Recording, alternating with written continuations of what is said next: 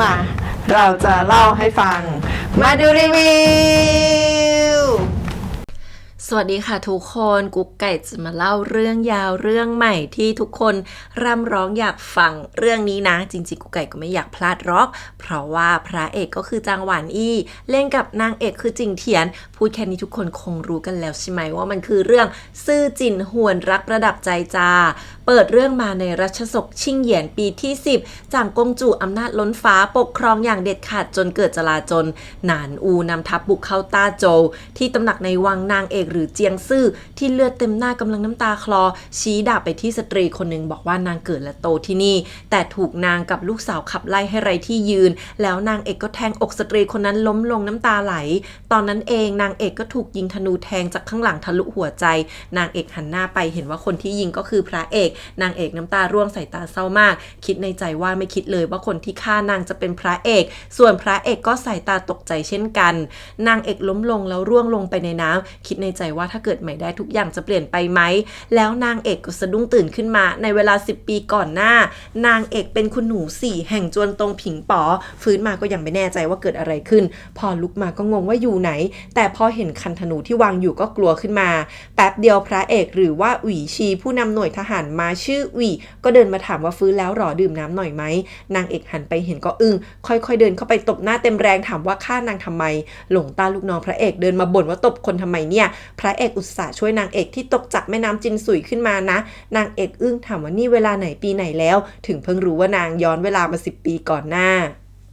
ในอดีตช่วงเวลานี้นางเอกจับได้ว่าจีฉงอีคู่มั่นมีผู้หญิงคนอื่นแล้วก็แอบนัดพบกันพอนางเอกตามไปเจอมันก็ผลักนางเอกตกแม่น้ำไปเลยนางเอกนึกได้ว่าถ้างั้นครอบครัวนางก็ยังไม่ตายสินะพระเอกเดินมาถามว่าให้เชิญหมอมาดูไหมนางเอกตอบอย่างเย็นชาว่าไม่ต้องแล้วก็ขอบคุณก่อนกลับไปเองไม่ยอมให้พระเอกไปส่งพระเอกถามชื่อนางเอกก็ไม่ตอบสายตาไม่อยากยุ่งกับพระเอกไปมากกว่านี้แต่พระเอกกลับมองตามเหมือนมีความหมายหลงต้านถามพระเอกว่าพานางเอกกลับมาทำไมพระเอกก็บอกว่าเพื่อให้นางจำพระเอกได้นะสิตอนที่นางเอกร่วงลงน้ำพระเอกเป็นคนลงไปช่วยแล้วก็เห็นลายเปลวไฟหนานอูที่หลังคอพระเอกสงสัยว่านางเอกอาจจะเป็นสายลับของหนานอูก็ได้ส่วนนางเอกเดินใจลอยกลับบ้านระหว่างทางเห็นภาพพี่ชายในตลาดแล้วก็หลอนเห็นว่าพี่กลายเป็นศพร่วงตกน้ำเห็นภาพพ่อถูกทหารจับล่ามโซ่แต่สั่งให้นางรีบกลับบ้านนางเอกวิ่งกลับมาที่จวนตรงผิงป๋อเห็นคนกำลังแขวนผ้าขาวเส้นไหวก็น่าซีดคิดว่าพ่อกับพี่ชายไม่รอดจริงหรอ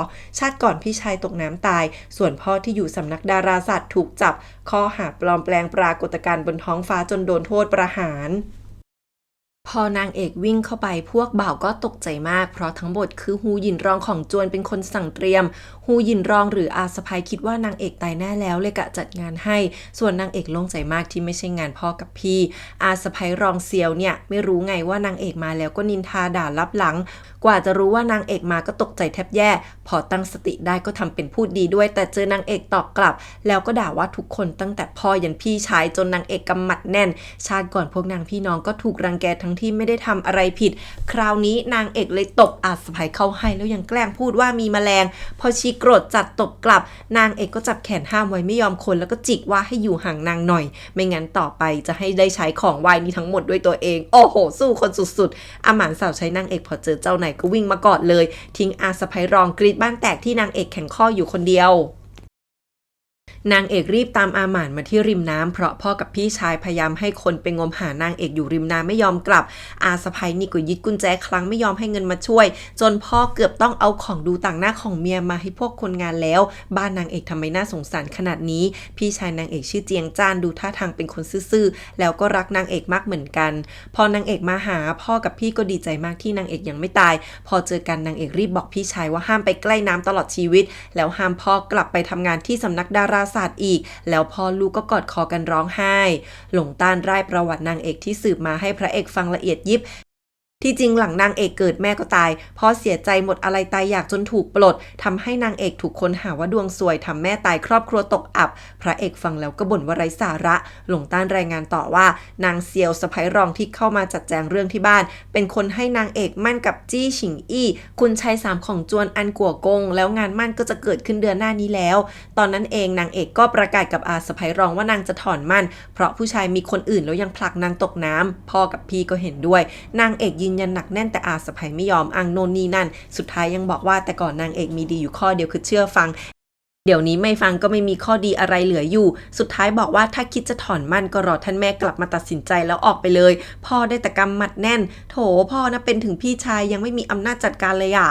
นางเอกเดินอยู่ในเรือนไหถังของนางในจวนแล้วเหม่อเห็นภาพอดีตที่นี่ในอดีตนางเอกดูเป็นคนอ่อนน้อมเชื่อฟังจริงๆนางเอกคิดได้ว่าชาติที่แล้วชีวิตนางเริ่มเจอกับหายนะตั้งแต่แต่งงานกับจี้ชงอี้ดังนั้นชาตินี้นางต้องเปลี่ยนเรื่องราวให้ได้ตกค่ำ3 คนพ่อลูกมาฉลองที่นางเอกรอดเคราะห์ร้ายเจียงจ้านถามว่าใครช่วยนางเอกก็ตอบปัดๆไปแล้วยังบอกว่าไม่ได้ถามชื่อพ่อกับพี่สนับสนุนเรื่องที่นางเอกจะถอนมั่นพ่อยังบอกว่าจะไปถอนมั่นด้วยตัวเองพรุ่งนี้ในขณะที่อาสะใภ้รองพาแม่นมหลี่กับลูกสาวหรือเจียงเพ่ยที่มีศักดิ์เป็นน้องห้าเข้ามาดูสินสอดที่ถูกส่งมาแหมแต่ละคนตาวาวกับของและเงินทองทั้งนั้นอาสะใภ้บอกว่าไม่ว่าใครแต่งเข้าไปของพวกนี้ก็ต้องเป็นของนางแหมกะฮุบของเขา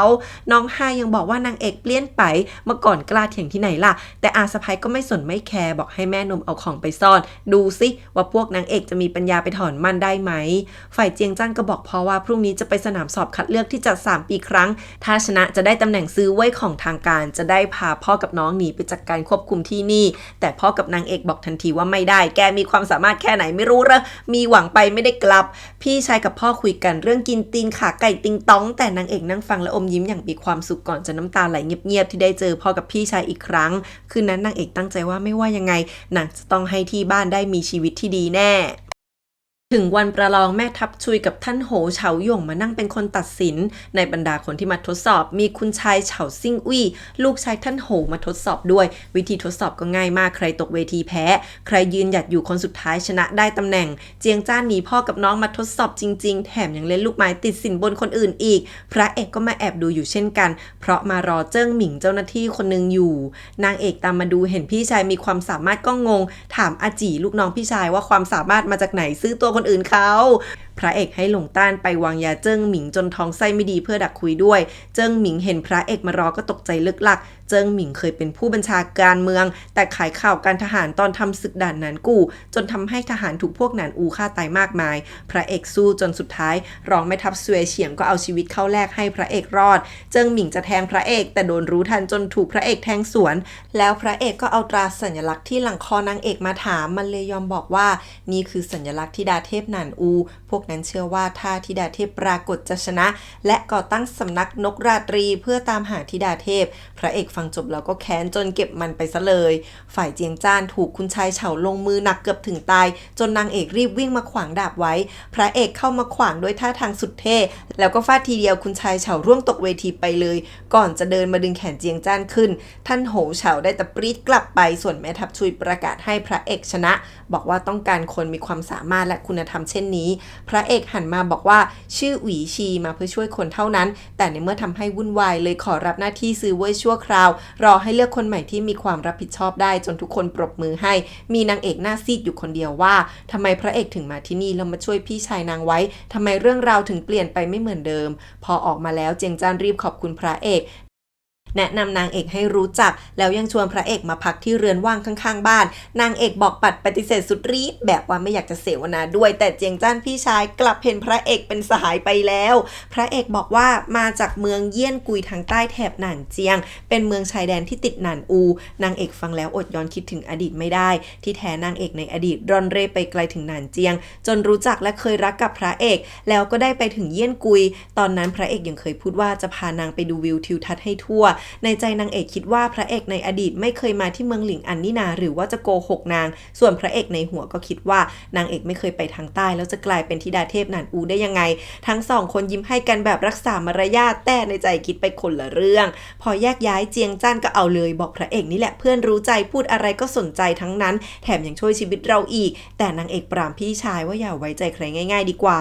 พระเอกบอกหลงต้านให้ลงหลักปักฐานที่นี่จนหลงต้านรีบเตือนว่าเราแอบหนีทัพมาพี่น้องกองทัพยังรออยู่นะกลับก่อนดีกว่าไหมแต่ตอนที่ฆ่าเจิ้งหมิงพระเอกกับหลงต้านได้เบาะแสใหม่เป็นป้ายอะไรสักอย่างรูปดอกไม้แถมยังมีสัญลักษณ์ธิดาเทพอีกพระเอกก็เลยไม่ยอมปล่อยไปง่ายๆ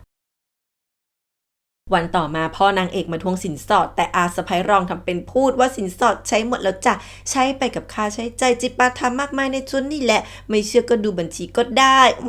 พร้อมเชียวเตรียมมาพร้อมเชียวพ่อโมโหว่าเอาสินสอดไปใช้ได้ยังไงชีก็บอกว่างั้นเอารายการสินสอดไปเตรียมซื้อคืนเอาเองละกันก่อนจะเดินบ่นออกไปว่าดูแลจนมันยากแค่ไหนรู้บ้างไหมพอสุดแล้วกลับมาหน้าเศร้าขอโทษลูกสาวแต่นางเอกคิดว่าอาสะใภ้ต้องเอาไปซ่อนแน่นอนนางจะหามาคืนเองเพียงแต่ต้องยืมสินเดิมแม่มาใช้ก่อนว่าแล้วนางเอกก็เอาปิ่นมาปักผมอลังการมานั่งดักรอน้องห้าที่จะออกไปเจอสตรีลูกคุณทั้งหลายแน่นอนว่าน้องห้าติดเบ็ดรีบเข้ามาดูนางเอกก็เอาเลยบอกว่าของที่น้องห้าใส่อยู่ธรรมดาไปนิดสงสัยไม่มีของดีก็เลยไม่ใส่มาละสิน้องห้าปรี๊ดตาโตวิ่งกลับไปส่วนนางเอกก็ให้อาหมานแอบตามไปอีกทีนึงน้องห้าไปที่ห้องเก็บสินสอดที่ซ่อนไว้แล้วก็ไปเลือกเอาของดีๆปิ่นสวยๆมาใช้กะว่าจิกไปแป๊บเดียวเดี๋ยวมาคืนอาหมานเองก็รีบวิ่งมารายงานนางเอกดังนั้นนางเอกก็เลยส่งคนไปขนสินสอดกลับมาจนหมดโอ๊ยสะใจอาสะใภ้รองมาดักรอแล้วก็จิกด่าแต่นางเอกสวนกลับว่านี่มันสินสอดของเรือนใหญ่ชีก็หาว่าเป็นของโจรต่างหากนางเอกเลยถามว่าแล้วที่บอกว่าเอาสินสอดนางใช้หมดไปแล้วคืออะไรไฟกันซะจนพ่อนางเอกออกหน้ามาด่าซ้ำว่านางจะฮุบสินสอดจะไม่เอาเรื่องแต่อย่าหาเรื่องไปมากกว่านี้จนเจียงอันหมงในท่านรองได้ยินเขาก็รีบมาห้ามเมียว่าให้บ้านใหญ่ถอนมันไปเสร็จแต่ก็พยายามจะขู่เรื่องถอนมันอยู่ดีจนพ่อนางเอกเสียงสูงว่ารอดูไปก็แล้วกันพระเอกมารับตำแหน่งกับเจิ้นเหิงผู้พิพากษาที่ว่าการเมืองตำแหน่งพระเอกก็ฟีลอารมณ์เจ้ากรมป้องกันดินแดนเจิ้นเหิงขีดเส้นชัดเจนว่าหน้าที่พระเอกคืออะไรบ้างควักเอาข้อควรระวังเล่มยาวมาให้อ่านไม่พอยังร่ายกฎการเข้างานอย่างละเอียดยิบพอนางเอกกลับบ้านมาตอนเย็นดันเจอสินสอดที่เอาไปคืนจวนอันกัวกงถูกหามกลับมาสะใภ้รองเยาะเย้ยเลยว่าทางนั้นคงจะรักมากจนไม่อยากถอนมันสินะในท่านรองก็ยังเอาเรื่องเกียรติของสกุลมาพูดอีกจนพ่อนางเอกได้แต่หงุดหงิดพระเอกมาดูบ้านที่ตรอกเจ้าสู่ติดบ้านนางเอกแล้วก็จูงน้องหมาชื่อหนิวมาด้วยเป็นน่ารักน้องเป็นหมาประจำกองทัพนะคะมีค่ามากพระเอกถูกใจที่นี่มากแล้วตามกฎก็ต้องถามเพื่อนบ้านรอบๆก่อนว่าโอเคไหมพอนางเอกรู้ข่าวก็แถเลยว่าเรากำลังจะซื้อไงพี่จนพระเอกบอกว่างั้นเสนอราคามาเลยว่าเอาเท่าไหร่ถึงจะยอมขายส่วนนางเอกพอเห็นหนิวก็อึ้งไปอีกเพราะชาติที่แล้วหนิวก็วนเวียนอยู่รอบๆเวลาพระเอกนางเอกอยู่ด้วยกันเสมอแป๊บเดียวเจียงจันก็น่าซีดเพราะว่าจีฉงอีบุกมาจีฉงอีพาแม่หรือฮูหยินเว่ยมาด้วยมาขอโทษถึงที่นี่พอนางเอกไม่รับไมตรีบอกให้คนสินสอดกลับไปฮูหยินเว่ยก็แรงไม่แพ้กันบอกว่าลูกชายจะถูกลงโทษแน่แต่ขอให้บ้านนางเอกยกโทษให้จีฉงอีปั้นน้ำเป็นตัวโกหกว่านางเอกพลาดตกน้ำเองตัวเองไม่ได้ผลักเล่นละครเป็นเรื่องเป็นราวแต่นางเอกสวนทุกเม็ดว่าทำเป็นห่วงนางที่จริงกลัวนางไม่ตายมากกว่าละมั้งฮูหยินเว่ยทำเป็นพูดว่าจะเอ็นดูนางเอกแน่นอนไม่ต้องห่วงนะว่าจะถูกลูกชายทำร้ายจิตใจจนนางเอกคิดถึงในอดีตที่ฮูหยินเว่ยเนี่ยเป็นแม่ผัวใจร้ายในชาติก่อนทั้งด่าทั้งดูถูกหาเรื่องนางไม่เว้นแต่ละวันยังจะกล้าพูดให้มากำหนดเลิกแต่งนางเอกลุกขึ้นมาประกาศว่าจะถอนมันบอกแน่จริงก็ไปเจอกันที่ศาลแล้วมาดูกันซิว่าจีฉงอี้จะเอาอะไรมาแก้ตัวนางเอกเดินออกมาคุยกับเจียงจ้านเรื่องจะหาพยานมาจากไหนพระเอกก็มายืนหน้าเป็นแลนรออยู่เพราะว่าตัวเองจะมารอดิวเรื่องบ้านพระเอกรีบพูดเรื่องที่เป็นคนช่วยนางเอกตอนตกน้ำจนเจียงจ้านแทบจะเข้าไปคำนับขอบคุณพระเอกเนียนบอกว่าไม่เห็นตอนนางเอกถูกผลักแต่อาจจะช่วยหาพยานได้จนนางเอกกัดฟันบอกว่าจะยอมคุยด้วยก็ได้เรื่องบ้านกลางดึกนางเอกนั่งจุดกำยานสงบจิตท่ามกลางฝนตกแล้วก็คิดถึงสตรีที่จี้ฉงอี้แอบนัดมาเจออาหมานรองน้ำฝนมาให้นางเอกหยุดทุกอย่างบอกนางจะออกไปหาเพื่อนคนหนึ่งที่เรือนเฉียวเซียงนางเอกกางร่มฝ่าฝนมาหาเฉียวเนียงเท่าแก่ร้านเฉียวเนียงรู้ว่านางเอกจะมาหาเพราะว่านางก็คือคนที่จี้ฉงอี้แอบนัดพบพอนางเอกถามเฉียวเนียงก็ยอมรับทันทีนางเอกใส่ตาเศร้าเพราะที่ผ่านมานางเอกเอากำยานที่ทำเองมาฝากเฉียวเนียงขายที่ร้านจนพอทำเงินได้บ้างที่จริงนางเอกฝีมือดีมากจนเป็นที่เรื่องลือและทำให้ร้านเฉียวเนียงมีชื่ออีกครั้งทั้งสองคนคือเพื่อนรักเฉียวเนียงเลยเล่าว่าจี้ฉงอี้ไม่ใช่คนดีอะไรที่มาหานางก็เพราะหวังเงินส่วนนางก็รู้ดีแต่เข้าใกล้จี้ฉงอี้เพื่อเข้าใกล้คนมีอำนาจเพราะพ่อนางไร้อำนาจถูกทำร้ายเลยไม่ต้องการเป็นแค่แม่ค้าทั่วไปคิดจะอาศัยจี้ฉงอี้เข้าจวนอันกัวกงเพื่อยกระดับตัวเองนางก็รู้ว่าพวกบัณฑิตที่พูดดีด้วยใช่ว่าจะทำดีกับนางไปตลอดชีวิตเฉียวเนียงแค่ต้องการสถานะอันมั่นคงสำหรับลูกนางเท่านั้นนางเอกถึงเพิ่งรู้ว่าเฉียวเนียงท้องแล้วเฉียวเนียงคิดไปถึงว่าลูกนางต้องเป็นผู้ชาย ายเท่านั้นถ้าได้ผู้หญิงนางก็เตรียมเด็กแฝดรอไว้เฉียวเหนียงขอโทษนางเอกแต่ทั้งหมดนางก็ทำเพื่ออนาคตของลูกในที่สุดธัญญาก็กลับมาแล้วพอรู้เรื่องนางเอกก็ขึ้นเลยเพราะอาสะใภ้รองใส่ไฟมีน้องห้าคอยเอาใจอยู่ไม่ห่างแต่นางเอกที่ถูกเรียกแล้วก็ไม่ยอมมาหาบอกไม่สบายสะใภ้รองรีบบอกว่านางเอกเปลี่ยนไปตั้งแต่ตกน้ำจนธัญญาบุกมาหานางเอกถึงเรือนแต่มาถึงแล้วอาหม่านก็ขวางไว้จนน้องห้าจะบุกเข้าไปดูก็เลยเจอนางเอกเอาน้ำขิงที่เพิ่งแช่เท้าสาดใส่ออกมาโอ้โหเด็ดธัญญาเห็นก็สั่งนางเอกคุกเข่าเดี๋ยวนี้จนนางเอกบ่นในใจธัญญาดุเรื่องที่แต่งกับสกุลดีๆจะได้หาผู้ชายดีๆแต่งได้ดีขึ้นเรื่อยๆนางเอกเล่นละครเชื่อฟังแต่ธัญญาก็ยังสั่งให้นางคุกเข่าต่อไปนางเอกคิดถึงอดีตตอนนั้นทุกคนในสกุลก็บีบให้นางแต่งเข้าจนอันกัวกงไปซะเพื่อชื่อเสียงของตระกูลพ่อกับพี่ห้ามยังไงก็ไม่มีใครสนเจียงจันปกป้องรับโทษโบยแทนน้องจนนางเอกร้องไห้ยอมแต่งไปจนได้เมื่อชาติที่แล้วที่แท้นางเอกกะแอบไปขึ้นศาลไม่ให้ธัญญารู้ก่อนแล้วนางเอกก็ไปร้องเรียนกับเจิงเหิงที่ศาลจนเลือกวันไต่สวนคดีได้คืนนั้นพระเอกเดินคุยกับนางเอกในตลาดแล้วถามตรงๆว่าที่ผ่านมาช่วยนางเอกไปตั้งเยอะไม่เคยล่วงเกินทำไมต้องคัดค้านที่ตัวเองจะมาเป็นเพื่อนบ้านด้วยนางเอกเลยถามกลับว่าแล้วทำไมพระเอกต้องมาซื้อเรือนติดกันให้ได้พระเอกบอกว่าก็จะได้อยู่ใกล้ไงเจียงจานพี่ชายนางเอกมีวาสนาจะได้เป็นเพื่อนกันแบบว่าชื่นชมคนจริงใจอย่างพี่ชายมากๆนางเอกหมดความอดทนถามว่ารู้แน่ใช่เปล่าว่าใครคือพยานไม่งั้นนางไม่คุยด้วยแล้วนะที่จริงพระเอกทำเป็นชวนเดินเล่นแต่พามาเจอพวกคนเปิดแผงขายอาหารฝั่งตรงข้ามเพราะวันนั้นทุกคนต้องเห็นแน่ขากลับนางเอกเดินอยู่คนเดียวคิดว่าถ้าถอนมันได้ชีวิตนางก็จะเปลี่ยนไปแล้วใช่ไหมแล้วก็มองเมืองทั้งเมืองอย่างมีความหวัง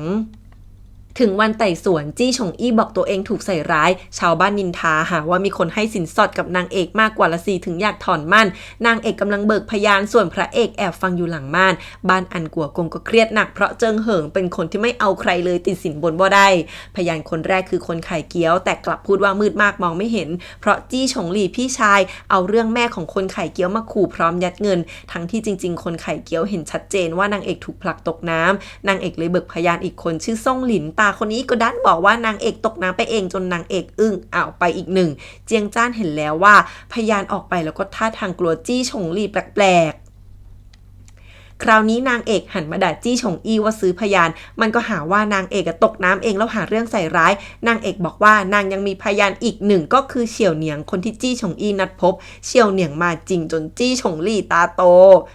ที่แท้ก่อนหน้านี้นางเอกพูดกับเฉียวเหนียงว่าถ้านางแต่งไปก็เป็นได้แค่อนุแต่ถ้าอยากเป็นฮูหยินเอกต้องให้ความช่วยเหลือแล้วนางเอกจะดันเฉียวเหนียงเองจนเฉียวเหนียงพูดเลยว่าจี้ฉงอี้เป็นคนผลักนางเอกตกน้ำพระเอกดื่มชาไปก็คิดไปว่านางเอกเก่งมากเปลี่ยนศัตรูมาเป็นมิตรจนในที่สุดเจินเหิงก็สั่งโบยจี้ฉงอี้10 ทีโทษฐานโกหกตลบตะแลงไปมาจี้ฉงหลี่ทนไม่ได้รีบวิ่งเข้าศาลจะมาช่วยน้องชายอีกคนคราวนี้เฉียวเหนียงที่ยืนอยู่ก็เป็นลมไปเลย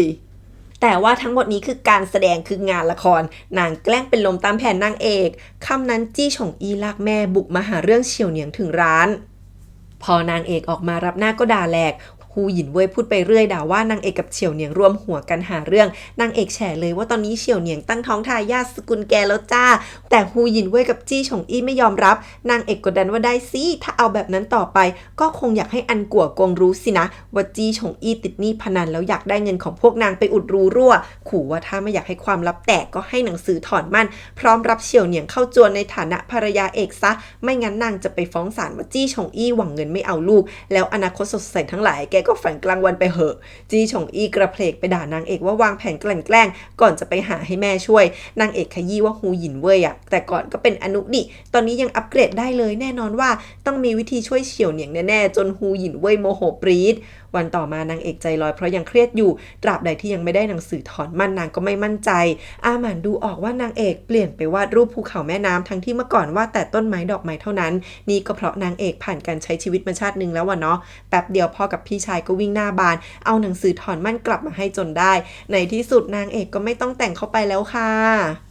วันต่อมานางเอกมาถอนฟ้องเพราะได้หนังสือถอนมันเรียบร้อยแล้วเจิ้นเหิงยังถอนหายใจบอกว่าเห็นนางเอกบุคลิกไม่เหมือนสตรีทั่วไปทำไมวันนี้ถึงถอยแล้วล่ะนางเอกอมยิ้มบอกนางก็เป็นแค่คนธรรมดาไม่อยากแต่งงานผิดพลาดตอนนี้นางก็บรรลุเป้าหมายแล้วเจิ้นเหิงถึงก็บอกว่า ถ้าเฉียวเหนียงพูดถูกทั้งหมดถ้างั้นเจินเหิงจะตัดสินโทษตายให้จี้ฉงอี้แล้วด้วยซ้ำแล้วถามว่าพวกนั้นซื้อตัวพยานอย่างเฉียวเหนียงหรือเปล่านางเอกเลยบอกว่าไม่ใช่จริงๆจี้ฉงอี้แค่พลั้งมือทำร้ายนางเท่านั้นเองจนเจินเหิงถอนหายใจนางเอกกลับมาพ่อก็เล่าให้ฟังว่าจวนอันกัวกงยอมให้หนังสือถอนมั่นมาอย่างมีมารยาทแค่ทัญญาสั่งให้พ่อต้องคุกเข่าแต่พ่อก็บอกมันคุ้มเจียงจานตะโกนว่าให้นางเอกเก็บกวาดหน่อยเพราะพระเอกจะมากินข้าวที่บ้านนางเอกเดินมาแต่งตัวจนอาหม่านสังเกตเห็นสัญลักษณ์ปานธิดาเทพโผล่มาพอนางเอกรู้ก็ตกใจว่าปานนี้มาจากไหนชาติก่อนนางเอกเคยใช้ชีวิตอยู่แถวชายแดนต้าโจวหนานอูวันหนึ่งตอนอยู่ในป่าก็เจอกับชายหนุ่มชาวหนานอูชื่อตู่ที่ถูกทำร้ายนางเอกให้น้ำแล้วยังใส่ยาห้ามเลือดให้ด้วยก่อนจากไปหลังจากนั้นหลายเดือนนางเอกก็ตกหน้าผาเกือบตายแต่ได้ตู่ที่เคยช่วยไว้มาเจอพากลับไปรักษาที่หนานอูตอนนั้นนางเอกถูกบีบให้โดดหน้าผาจนได้แม่เฒ่าแห่งหนานอูรับเป็นศิษย์อย่างไม่รังเกียจแต่นี่ก็เพราะนางช่วยเหลือตู่แต่หลังจากนี้นางเอกห้ามติดต่อกับชาวต้าโจวอีกแล้วตอนนั้นนางเอกไร้ที่ไปก็เลยยินยอมอยู่ที่นั่นนางเอกคิดถึงอดีตแล้วก็น่าเครียดเจียงจ้านพาทั้งพระเอกทั้งเจินเหิงมากินข้าวที่บ้านพ่อนางเอกออกมาขอบคุณแต่เจินเหิงกับพระเอกรีบบอกว่าทำตามหน้าที่นางเอกเชิญไปกินขนมน้ำชาพระเอกก็ตอบรับทันทีหลังจากหันไปเห็นรูปวาดภูเขาแม่น้ำของนางเอกเข้าแล้วพอตกดึกพระเอกก็ย่องเข้ามาเอาภาพนี้ไปซึ่งภาพนี้ก็คือภาพเข้าเสินเจี้ยงของหนานอูหลงต้านงงว่านางเอกไม่เคยไปแล้วรู้ได้ยังไงในรูปมีนางเอกด้วยหลงต้านงงว่ารูปเล็กแค่นี้พระเอกยังดูออกแต่ก็ยังมโนต่อว่าในรูปมีม้า2แต่คนแค่1เองนะตอนเช้านางเอกเพิ่งรู้ว่าภาพวาดนางหายไปก็จำได้ว่าเมื่อวานเห็นพระเอกปลายตามองภาพนี้นางเอกเริ่มสงสัยว่าพระเอกเข้ามาใกล้เพื่อมาสืบฐานะธิดาเทพของนางหรือเปล่าแล้วก็เรียกอาหม่านมาเป็นลูกมือช่วยนางลงมือทำน้ำยาที่ลบลายธิดาเทพหายไปได้เจียงจ้านโวกเวกมาแต่ไกลชวนนางเอกไปหาพระเอกที่เพิ่งย้ายบ้านมาด้วยกันแต่นางเอกไม่สนใจไม่เอาด้วยจนพี่ชายสงสัยว่าพระเอกเคยรังแกนางเอกใช่ไหมถึงได้รังเกียจขนาดนี้สุดท้ายนางเอกยอมไปด้วยแถมยังเอาดอกไห่ถังที่เลี้ยงมาตั้งนานยกให้เป็นของขวัญไปก่อนอาหม่านถึงกับหน้าบูดยกมาก็ยังร่ายยาวว่านางเอกตั้งใจดูแลดิบดีจนนางเอกต้องบอกว่าให้วางไว้ซะแล้วกลับกันก่อน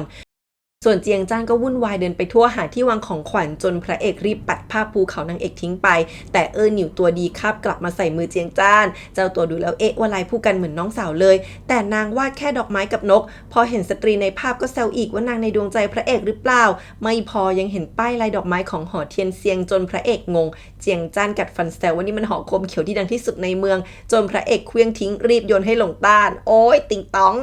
เช้าวันต่อมาทัญญาเรียกนางเอกไปหาแต่เช้านางเอกรู้ว่าทัญญากำลังเดือดแต่ถ้านางไม่ไปก็มีเรื่องแน่นางเอกไม่อยากให้พ่อที่เริ่มผมงอกต้องมาถูกลงโทษคุกเข่าเพราะนางเดินมาไม่ทันถึงก็ได้ยินเสียงพี่รองเจียงเชียนที่แต่งกับคุณชายเฉาซื่อจื่อจวนฉางชิงโหกำลังกลับมาเยี่ยมบ้านซึ่งนางเอกเข้ามาเห็นหน้าพี่รองแล้วก็สะเทือนใจคิดถึงอดีตขึ้นมาอีกชาติที่แล้วนางเอกรักพี่รองมากแต่ถูกนางหลอกให้ไปหาที่จวนโหบอกว่านางป่วยที่จริงหลอกไปให้คุณชายเฉาสามีพี่รองทำไม่ดีไม่ร้ายเพราะมันเลี้ยงนางเอกมานานแล้วโอ้โหโรคจิตโคตรนางเอกพยายามหนีแต่พี่รองเป็นคนปิดประตูขังนางไว้ด้วยตัวเองนางเอกคิดถึงอดีตแล้วก็ใส่ตาแข็งกร้าวไม่เข้าใจว่าพี่สาวช่วยสามีทำร้ายย่ำยีนางลงคอได้ยังไงพอนั่งลงนางเอกก็เย็นชาจนทัญญาหาเรื่องดุพี่รองพูดจาไม่กี่คำก็ขอตัวกลับตอนที่นางเอกเดินไปส่งยังพยายามหาเรื่องชวนนางเอกไปพักผ่อนที่จวนพร้อมน้องๆคนอื่นจนนางเอกหันมามองหน้าปฏิเสธไม่ไปเป็นแขกเด็ดขาดพร้อมส่งนางกลับ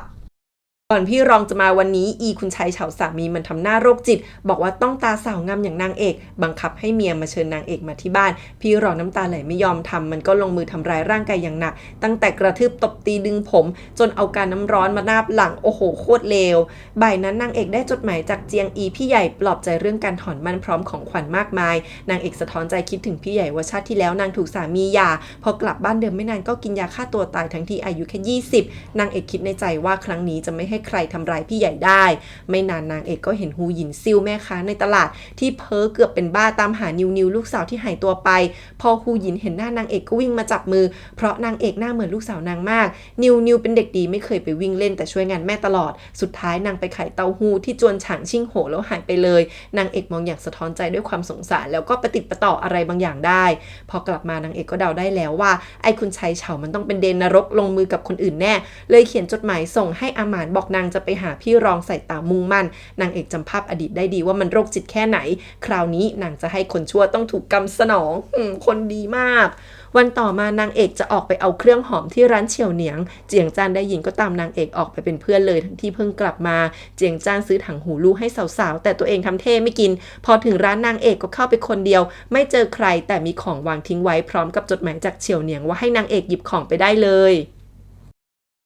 นางเอกมองไปรอบๆคิดถึงอดีตที่เคยเป็นเพื่อนรักกับเฉียวเหนียงท่าทางเศร้าส่วนเจียงจ้านพี่ชายหลบแวบมาซื้อถังหูลูกเคี้ยวตุยๆรับหลังน้องสาวน่ารักนะแต่แป๊บเดียวพี่แกก็โดนพวกคุณชายลูกคุณมาหาเรื่องพี่แกก็ทำเท่ทำเป็นชวนไปต่อยกันข้างนอกก่อนสบจังหวะใส่เกียร์หลวงพ่อโกยเปิดหนีแนบโอ้โหสุดแสบ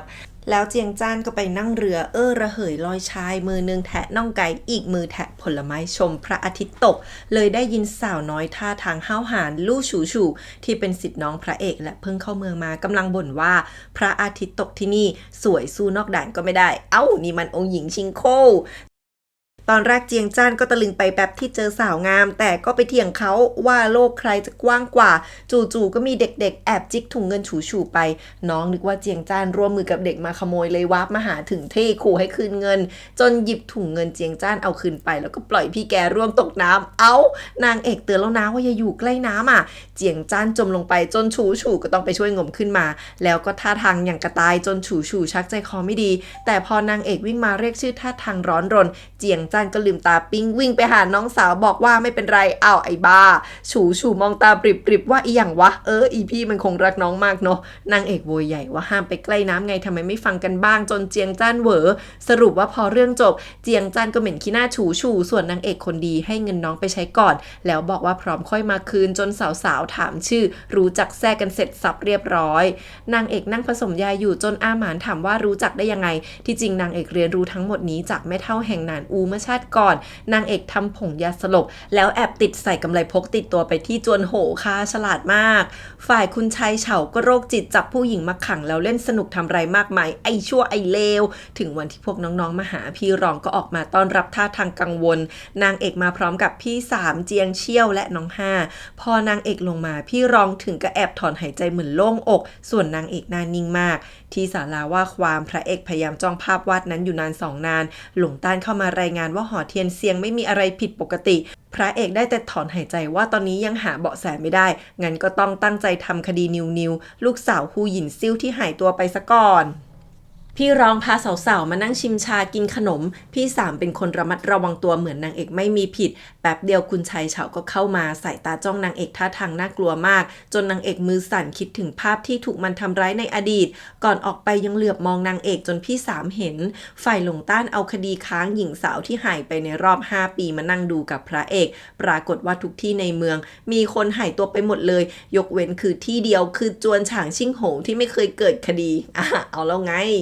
ฝ่ายพระเอกกับหลงต้านก็พาเจ้าหนิวมาหาพยานที่ถูกซื้อตัววันก่อน2 คนนั้นรีบบอกว่าผิดไปแล้วปลกแต่หลงต้านเอารูปสาวๆที่หายตัวไปมาให้ดู2 คนนี้หวาดกลัวมากแต่พระเอกกับหลงต้านเอาคดีมาขู่จนพวกนั้นยอมบอกว่าเคยเห็นคุณชายเฉาพาสตรีเหล่านี้มาด้วยแล้วก็ท่าทางโหดร้ายน่ากลัวมากพี่รองพาสาวๆเดินผ่านดงดอกเสาเหย้าที่งดงามแต่พี่รองอึกอักบอกว่าไม่ชอบกลิ่นจนพี่สามกับนางเอกลงไปเดินดูกันเอง2 คนนางเอกได้กลิ่นเหม็นเหมือนศพก็เริ่มเอะใจแล้วบอกพี่สามว่าอย่าไปแตะต้องดอกไม้พวกนี้เพราะมีกลิ่นพี่สามเก็บปิ่นที่ทำจากทองแดงได้ทั้งที่สาวใช้ในจวนนี้ไม่มีใครใช้นางเอกคิดได้ว่าอาจเป็นของเหยื่อเลยรีบดึงมาเก็บไว้คุณชายเฉาเห็นนางเอกแต่ไกลเสยยิ้มเดินมาทักแต่พี่สามขวางไว้ไม่ให้เข้าใกล้น้องห้ามองอยู่แล้วก็เดินมาใส่ไฟพี่รองว่านางเอกสวยเลิศที่สุดในเมืองระวังอย่าให้พี่เขยมาใกล้นางเอกล่ะแหมนี่ก็เธอทูลพี่เขยแค่เพราะภายนอกฝ่ายพี่รองก็ได้แต่คิดในใจว่านางไร้ทางเลือกนางก็ไม่ผิดว้ายพอสาวๆกลับมาพักกันหมดพี่รองก็จัดแจงให้นางเอกพักลำพังคนเดียวซึ่งที่จริงนางเอกก็คิดว่าดีเหมือนกันพี่สามจะได้ไม่ต้องมาติดร่างแห่ไปด้วยแต่พี่สามไม่ยอมให้นางเอกแยกไปตามลำพังที่แท้ชาติที่แล้วหลังนางเอกถูกล่อลวงไปพ่อกับพี่ก็จะไปแจ้งความแต่ทัญญาประกาศว่างั้นให้นางตายก่อนถึงจะออกไปได้เพราะทัญญาเป็นห่วงชื่อเสียงหน้าตาของตระกูลทั้งที่จริงๆแล้วว่านางเอกยังไม่ถูกทำร้ายแต่ถ้าลือออกไปมีแต่จะเสียหายพ่อออกไปหาพยานมากมายแต่ไม่มีใครกล้าออกหน้าเพราะ ะกลัวตระกูลขุนนางคืนนั้นนางเอกนั่งคิดอะไรเพลินๆก็หลอนเห็นคุณชัยเฉาโผล่มาที่จริงเป็นพี่สามที่พักเรือนเดียวกันยังไม่พอยังมาขอนอนด้วยโมเมบังคับให้นางเอกนอนข้างในเตียงนางเอกเริ่มแปลกใจเพราะปกติพี่สามไม่ใช่คนดื้อรั้นขนาดนี้แล้วก็กลัวเป็นห่วงกลัวพี่สามจะติดร่างแหไปด้วยตกดึกคุณชัยเฉามันย่องเข้าห้องมาจริงๆนางเอกหลับตาตัวสั่นแต่ก็เตรียมหยิบลูกกลอนไว้รอแล้วพอมันเห็นว่าพี่สามอยู่ด้วยก็หลบออกไปตอนนั้นเองพี่สามลุกมาตะโกนสั่งให้สาวใช้จุดตะเกียงนางเอกถึงเพิ่งเห็นว่าในมือพี่สามมีปิ่นอยู่ที่แท้พี่สามเดาออกเหมือนกันแล้วบอกให้เรารีบกลับบ้านดีกว่านางเอกพูดเงียบๆว่าพี่รองไม่ให้เรากลับง่ายๆแน่พี่สามเพิ่งรู้ว่าพี่รองก็รู้เห็นแล้วคืนนั้นนางเอกก็แอบย่องมาที่แปลงดอกไม้ตั้งใจขุดหาหลักฐานจนเจอมือที่ถูกฝังปรากฏว่ามีบ่าว2 คนแบกศพหญิงสาวมาฝังเพราะคุณชัยเฉามันหงุดหงิดเลยไปลงมือทำร้ายสตรีที่ขังไว้จนตายโหนางเอกแกล้งหลอกผีจน2 คนนั้นหนีในที่สุดนางเอกก็เห็นศพหญิงสาวที่เพิ่งตายจนร้องไห้พวกบ่าว2 คนเข้ามารัดคอนางเอกแต่พระเอกบุกมาช่วยไว้ได้นางเอกหันมาเจอก็ตกใจเลยพระเอกรีบลากมือนางเอกออกมากว่าจะปล่อยมือแบบไม่ค่อยอยากเท่าไหร่พระเอกมาสืบคดีคนหายแล้วก็ห่วงนางเอกมากฝ่ายหลงต้านไปดักบ่าว2 คนว่าแกไม่รู้เรื่องคืนนี้เข้าใจไหมก่อนจะฟาดคอให้สลบไป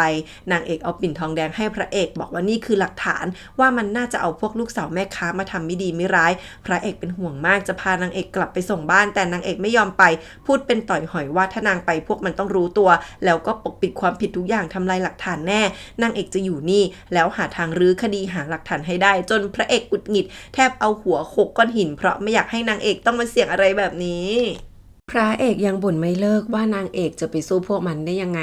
นางเอกก็เลยเสนอให้ร่วมมือกันเพราะนางเอกต้องการแก้แค้นให้สาวๆเหล่านั้นแล้วถามพระเอกว่าเชื่อใจนางไหมพระเอกยอมรับว่าเชื่อบอกให้นางเอกปกป้องตัวเองให้ดีรอพระเอกกลับมาจนนางเอกดีใจเหมือนกันถึงพระเอกจะเข้าใกล้นางเพราะมีวัตถุประสงค์แต่นางเอกก็เชื่อว่าพระเอกเป็นขุนนางน้ำดีและคืนนั้นหลงต้านก็แอบอารักขานางเอกเงียบๆตามที่พระเอกสั่งเช้าวันต่อมาโหฮูหยินเอ็นดูพวกสาวๆมากโดยเฉพาะนางเอกที่พูดจารู้ความเข้าใจความเป็นไปโลกจนโหฮูหยินเอ่ยปากอยากให้สาวๆพักที่นี่ต่อจนนางเอกกับพี่สามแอบแลกสายตากันคุณชายเฉาเข้ามาทำเป็นพูดดีทักทายแม่และสาวๆแต่สายตาที่มองนางเอกหื่นโคตรเหมือนอยากล่าเหยื่อ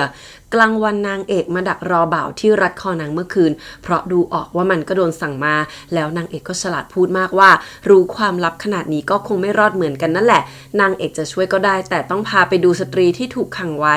ฝ่ายพระเอกก็เอาปิ่นไปยืนยันกับฮูหยินซิ่วแม่นิวว่านี่คือของลูกสาวจริงๆส่วนนางเอกปลอมตัวใส่ชุดบ่าวเข้าไปในห้องลับพอเห็นอุปกรณ์ทรมานทั้งหลายไม่ว่าจะเทียนโซ่แซ่อะไรนางเอกที่ใจกล้าก็ยังเดินตัวสั่น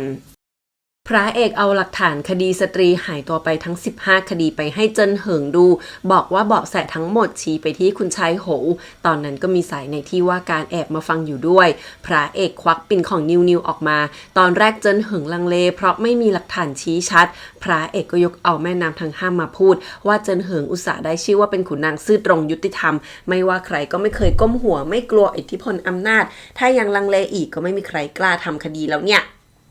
เจิ้นเหิงเบรกพระเอกขอถามคำเดียวว่าไม่กลัวจะล่วงเกินฉางชิ่งโหที่คุมทหารและเคยมีความชอบตอนเราถูกนานอูบุกเหรอพระเอกโมโหขนแทบตั้งบอกว่าองค์ชายทำผิดก็ต้องรับโทษเหมือนกันเว้ยมีอะไรต้องกลัวแค่นี้เจิ้นเหิงก็บอกดีในที่สุดตำแหน่งนี้ก็มีคนใช้กันได้ปะไปกันเดี๋ยวนี้เลยฝ่ายนางเอกก็เจอคุณหนูฉือที่ถูกขังอยู่ในกรงก็เลยพยายามช่วยนางออกมาพระเอกกับหลงต้านเรียกรวมพลแล้วจ้าพระเอกท่าทางรีบมากแต่ก็ยังรอเจิ้นเหิงเดินออกมาก่อนเจิ้นเหิงนึกว่ารอตัวเองให้โอวาทแต่พอโผล่มาปุ๊บพระเอกก็สั่งเดินทางทันทีเขาแค่รอจะพาพี่ไปด้วยกันจ้าหลงต้านก็เรียกเจ้าหนิวไปด้วยนะ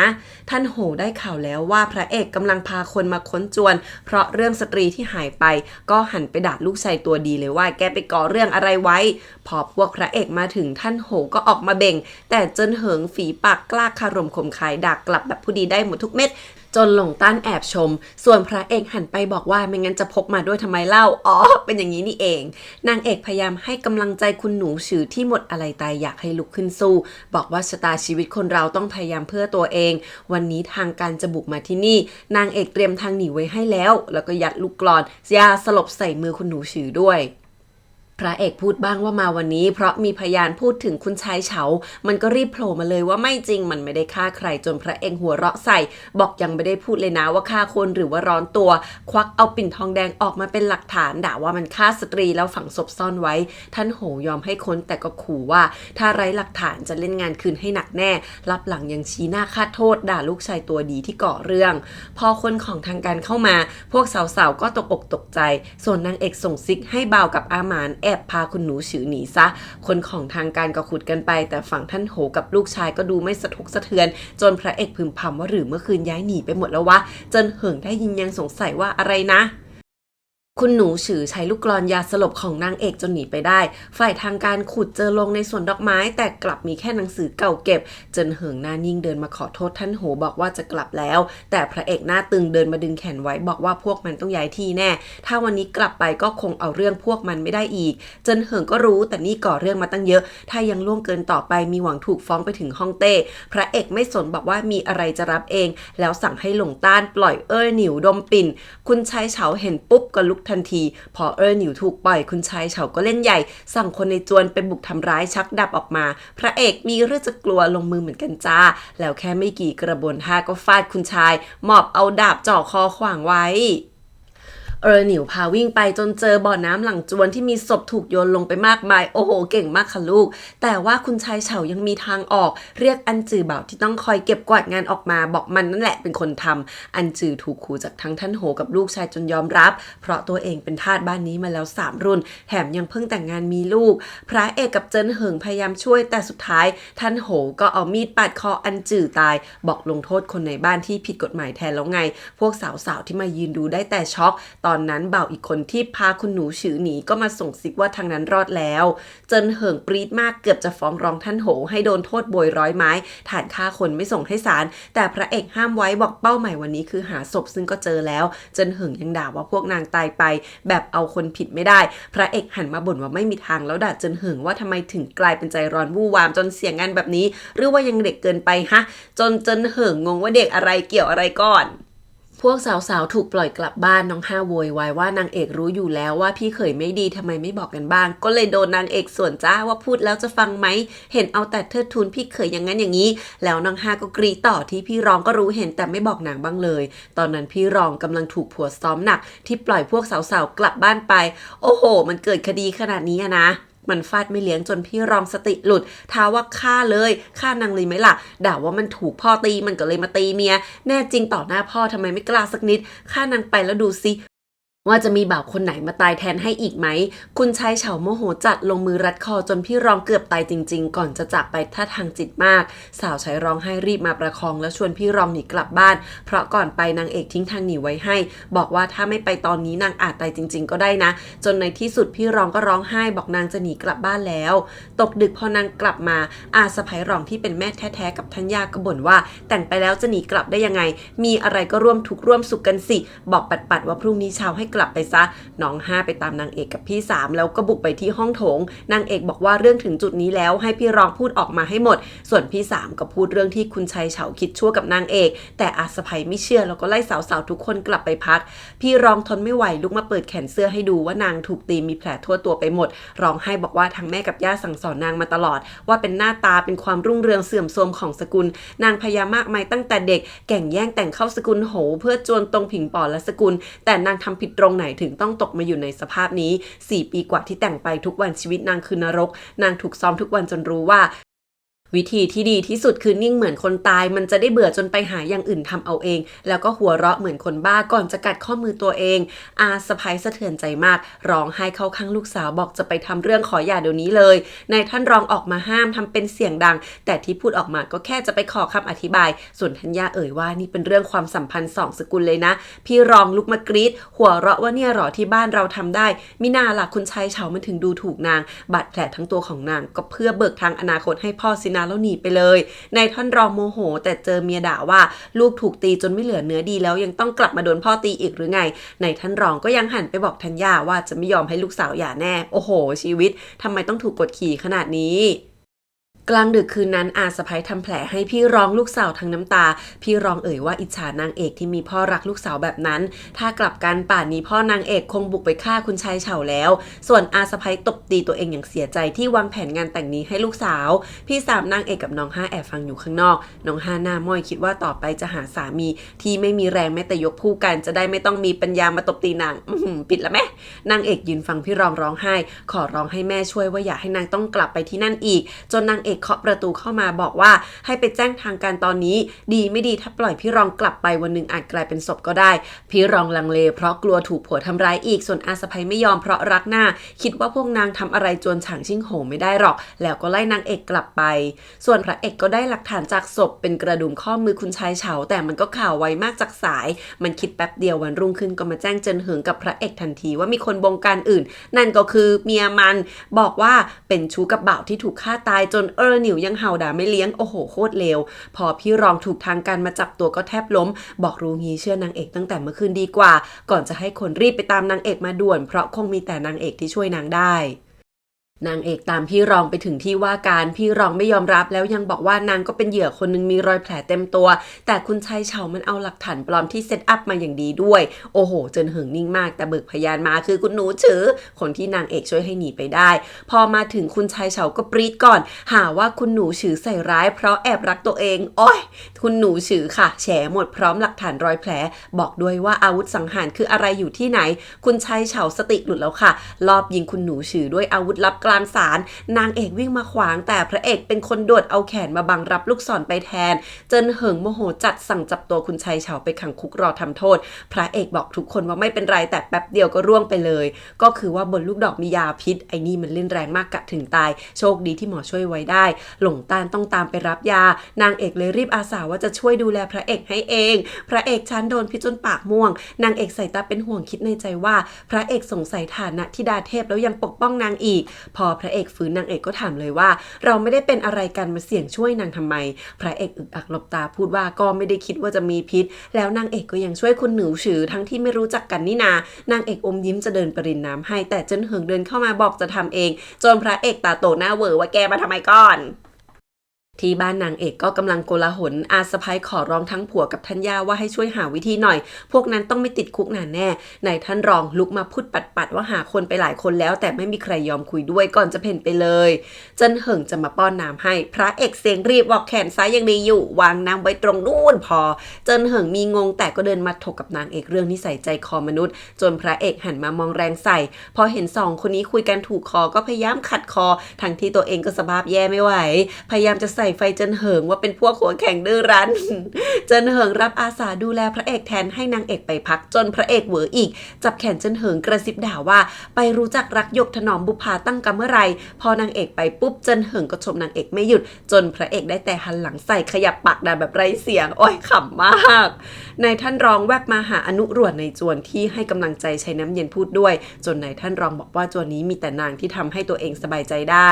ส่วนนางเอกกลับมานั่งคิดคนเดียวคิดถึงอดีตน้ำตาไหลที่แท้จางกงจูกับลูกสาวบีบให้นางเอกโดดหน้าผาฆ่าตัวตายเพราะลูกสาวไปถูกใจพระเอกเข้าจางกงจูเอาชีวิตพระเอกมาบังคับให้นางเอกเขียนจดหมายตัดขาดแล้วโดดหน้าผาตายไปซะนางเอกเสียใจมากแต่ไม่อยากให้พระเอกถูกทำร้ายเลยเขียนจดหมายจากลาทั้งน้ำตาว่าแค่เคยเร่ร่อนพึ่งพิงเลยอยู่ด้วยแต่ไม่มีใจแล้วนางเอกก็โดดหน้าผาลงมาจนได้ตู่มาช่วยไว้นั่นเองนางเอกคิดว่าถ้าเรื่องราวเปลี่ยนแปลงได้งั้นระหว่างนางกับพระเอกก็อาจไม่ต้องจากกันไม่ต้องจบลงสภาพนั้นแล้วใช่ไหม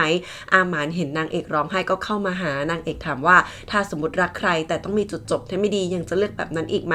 อาหมานบอกว่าขอแค่ใจตรงกันกับนางก็ไม่ห่วงอะไรอีกแล้วเพราะโลกนี้กว่าจะเจอคนที่ใจตรงกับเรามันยากมากจนนางเอกฟังแล้วก็ยิ้มเศร้า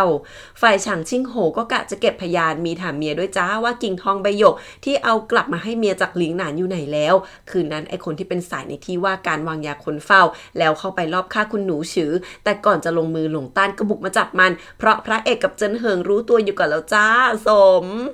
วันต่อมานางเอกลุกมาต้มน้ำแกงปลาไปให้พระเอกแต่เช้าเจียงจ้านมาเจอก็แถตามไปทันทีทั้งที่ตัวเองก็เพิ่งไปเยี่ยมพระเอกมาเพราะว่าไม่อยากให้น้องสาวอยู่กับผู้ชาย2 ต่อ 2และที่สำคัญกลิ่นน้ำแกงปลาในมือนางเอกมันหอมมาก EP ก็มาขายขำในทุก EP เนาะพอมาถึงนางเอกตักน้ำแกงให้แต่ทั้งเจียงจ้านกับหนิวน้ำลายไหลไม่ต่างกันเลยโอ้ยดีนะที่นางเอกเตรียมถ้วยมาเผื่อพระเอกดื่มเสร็จก็บอกนางเอกใส่ใจมากพระเอกไม่มีอะไรจะตอบแทนเลยนอกจากเจียงจ้านดักคอทันทีว่าถ้าจะใช้ร่างกายก็ไม่ต้องคนจะเกิดก็มาถูกกำเนิดนะเนาะนางเอกขำส่วนพระเอกก็บอกว่าต้องใช้อาหารที่อร่อยกว่านี้มาตอบแทนนางเอกยิ้มมองพระเอกดื่มน้ำแกงปลาแล้วก็คิดถึงอดีตที่เคยบอกพระเอกว่าจะทำอาหารอร่อยให้กินเริ่มต้นด้วยน้ำแกงปลาทอดจานนี้นี่เองนางเอกเหม่อจนพระเอกถามว่าเป็นไรไหมในอดีตทั้ง2 คนดูรักกันมากพระเอกไปรบกลับมาหานางเอกก็รีบวิ่งมาจูบตอนบ่ายเจียงจ้านไปเดินเล่นในตลาดเห็นฉูกำลังจะถูกพ่อค้าของเก่าหลอกเอาก็เข้าไปเซฟสาวไว้ทำเหมือนจะแย่งซื้อ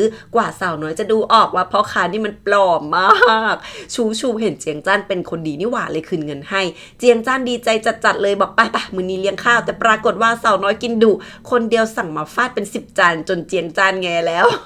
ที่หอนี้เองก็มีนักเล่าเรื่องออกมาเล่านิทานเรื่ององค์ชาย7ที่เกิดมาเมื่อ20 ปีก่อนแล้วพวกสำนักดาราศาสตร์ทำนายว่าเป็นตัวกาลกินีจนเต้ทำอะไรไม่ได้ต้องส่งออกไปนอกวังไปอยู่กองทัพที่ห่างไกลแล้วหลังจากนั้นต้าโจก็ไม่เคยชนะศึกอีกเลยจนเขตแดนถอยร่นแล้วร่นอีกว่ากันว่าเป็นเพราะองค์ชายตัวซวยนี่แหละอยู่ในกองทัพ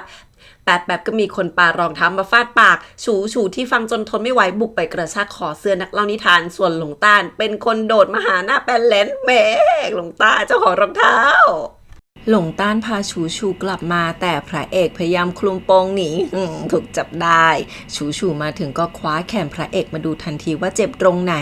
พระเอกเจ็บจี๊ดหันมากัดฟันถามว่าเมื่อไหร่จะทำตัวเป็นผู้หญิงดีๆกับเขามั่งฉูบ่นทันทีว่าเป็นผู้หญิงดีตรงไหนพระเอกก็เลยรู้ว่าฉูหนีมาเพราะจะถูกบังคับแต่งงานแน่ๆนางเอกมาเยี่ยมพระเอกแล้วเจอฉูเลยรู้ว่าทั้ง2 คนรู้จักกันฉูเล่าว่าโตมากับพระเอกแต่เล็กในกองทัพอาจารย์ก็คนเดียวกันจนพระเอกแยกไปตั้งกองทัพม้านางเอกอมยิ้มคิดในใจว่าฉูตรงไปตรงมาโคตรในอดีตพระเอกปิดบังตัวตนของกองทัพม้ามาตลอดแต่ฉูพูดออกมาหมดเลยทีเดียวแล้วฉูก็ลากมือมาเยี่ยมพระเอกที่รีบหลบแวบขึ้นไปแกล้งป่วยบนเตียงทันทีนางเอกเอาน้ำแกงตุ๋นนกพิราบมาให้ยังไม่ทันเข้าปากพระเอกก็ถูกฉูแย่งไปเพราะรู้ทันกินอีกแล้วฉูยังบอกว่าจะอยู่นี่อีกสักพักจนพระเอกต้องกัดฟันบอกว่าได้พยายามไล่ให้ฉูไปดูซิว่ายามาหรือยังนางเอกรับถ้วยน้ำแกงมาจะป้อนให้พระเอกก็ทำท่าจะกินเองแต่มืออ่อนเปลี้ยไปหมดจนนางเอกช่วยป้อนให้พระเอกท่าทางมีความสุขสายตามีความหมายมากส่วนนางเอกก็อมยิ้มบอกว่านางได้ชดเชยดูแลพระเอกก็ถือว่าสมควรแล้วบรรยากาศน่ารักที่จวนจ่างกงจู่หลงหยางชีมีลูกสาวชื่อหมิงเย่ทั้ง2 คนใช้ชีวิตหรูหราหมาเห่าแต่งตัวสวยงามมากมายแล้ว2 แม่ลูกก็คุยกันเรื่องจวนฉางชิงโหที่ตอนแรกคิดจะสู่ขอนางไปด้วยนะหมิงเย่ไม่พอใจแต่จ่างกงจู่ปรามว่าท่านโหมีบุญคุณกับนางตั้งแต่ตอนออกรบหมิงเย่คิดออกทันทีว่าจะหาทางช่วยท่านโหยังไงบ้างถึงจะรอดไปได้จ่างกงจู่อารมณ์ดีคิดว่าจะหาผู้ชายดีๆมาแต่งกับลูกสาวแน่ไม่นานท่านโหงก็หอบกิ่งทองใบหยกอันแสนล้ำค่าจากหลิงหนานมาขอให้จ่างกงจู่ช่วยลูกชายด้วยบีบน้ำตาทำเป็นน่าสงสารแต่จ่างกงจู่จิกกลับอย่างรู้ทันเช่นกันว่ามันแกล้งทำพระเอกกลับมาทำงานแล้วแต่มือเหมือนยังไม่หายดีเท่าไหร่หลงต้านวิ่งเอายามาวางให้บอกว่าคนเจอในห้องลับของคุณชายเฉาเป็นยาชื่อท่องแดนเซียนที่มันต้องกินก่อนทรมานผู้อื่นพระเอกดมแล้วแทบแหวะหลงต้านมากระซิบบอกว่านี่คือยาเสริมพลังหยางแต่ทำจากพืชที่มีในหนานอูเท่านั้นทุกวันนี้เป็นพืชต้องห้ามพระเอกหัวเราะหึทันทีพวกนี้มันต้องทำเรื่องใหญ่อื่นๆอีกแน่แต่แล้วก็มีองครักษ์พหลวายุบุกมาจนเหิงแล้วว่าพวกนี้มีหน้าที่ตรวจตราเหล่าขุนนางฟังคำสั่งฮ่องเต้เท่านั้นและที่สำคัญตำแหน่งสูงกว่าพวกเราจ้ะผู้บัญชาการหารหรานมาด้วยตัวเองอีกต่างหากฝ่ายท่านโหก็มีคนของจ่างกงจู่มาแจ้งว่ารับรู้เรื่องที่เกิดขึ้นแล้วยังไงคุณชายเฉาก็ต้องออกนอกเมืองท่านโหรีตาบอกว่าจะให้ลูกชายออกไปจากเมืองหลวงแสนไกลแน่นอน ฝ่ายใต้เท้าหานประกาศชัดเจนว่าจะมาพาตัวคุณชายเฉาไปเป็นคดีลับของราชสำนักมีหนังสือมาด้วยพระเอกคนจริงไม่ยอมปล่อยคนง่ายๆบอกว่ายังไงก็ต้องนับตามมาก่อนหลังต้องให้ที่ว่าการตัดสินคดีให้เสร็จก่อนแล้วค่อยเอาตัวคนไปได้โอ้โหเลิศนางเอกมาขอบคุณพระเอกเรื่องใต้เท้าหลานเมื่อบ่ายพระเอกเหลบไปมองหลงต้านที่ทำไม่รู้ไม่ชี้แต่แกล้งชี้นิ้วไปที่อาหม่านที่เดินด้วยกันข้างหลังอาหม่านก็ทำท่าแบบหนูไม่รู้ชอบ energy ลูกน้องทั้งสองมากแล้วพระเอกก็ให้นางเอกไปเจอคุณหนูฉือส่วนตัวเองไปทำงานเรื่องเอกสารของใต้เท้าหานด้วยตัวเองต่อเพราะหลงต้านกวนประสาท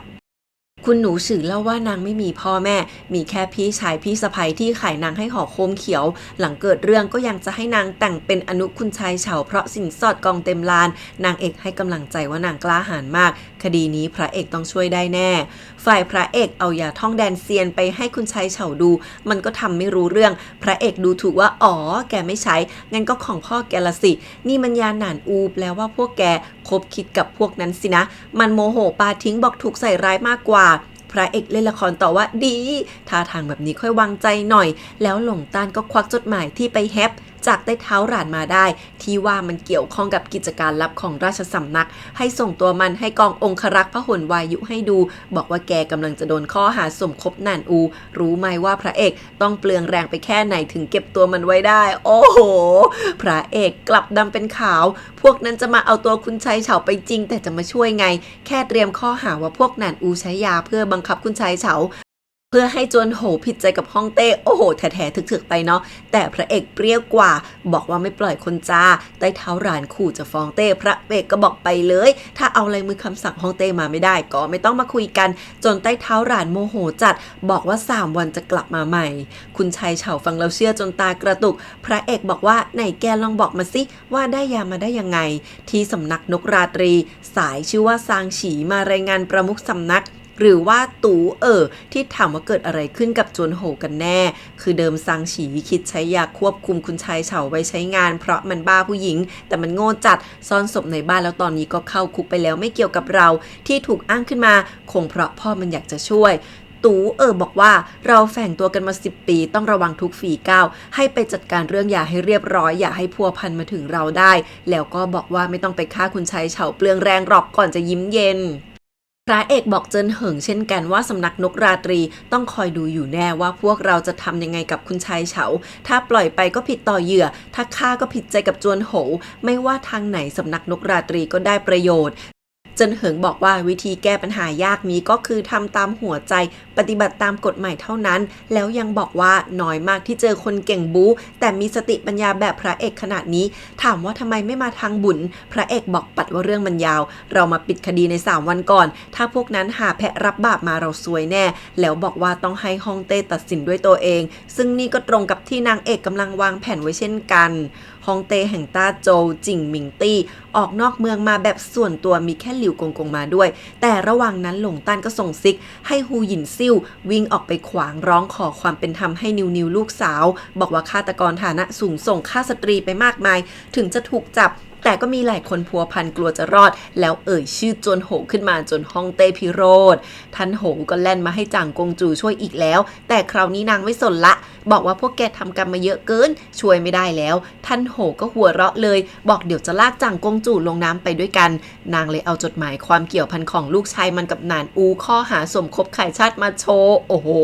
แล้วก็ยังเอาของมีค่ามาคืนให้อีกตัดขาดทุกการติดต่อในที่สุดฮ่องเต้ก็ตัดสินโทษประหารคุณชายเฉาฮูหยินโหพยายามร้องขอชีวิตลูกชายบอกว่าเป็นเพราะนางอ่อนแอ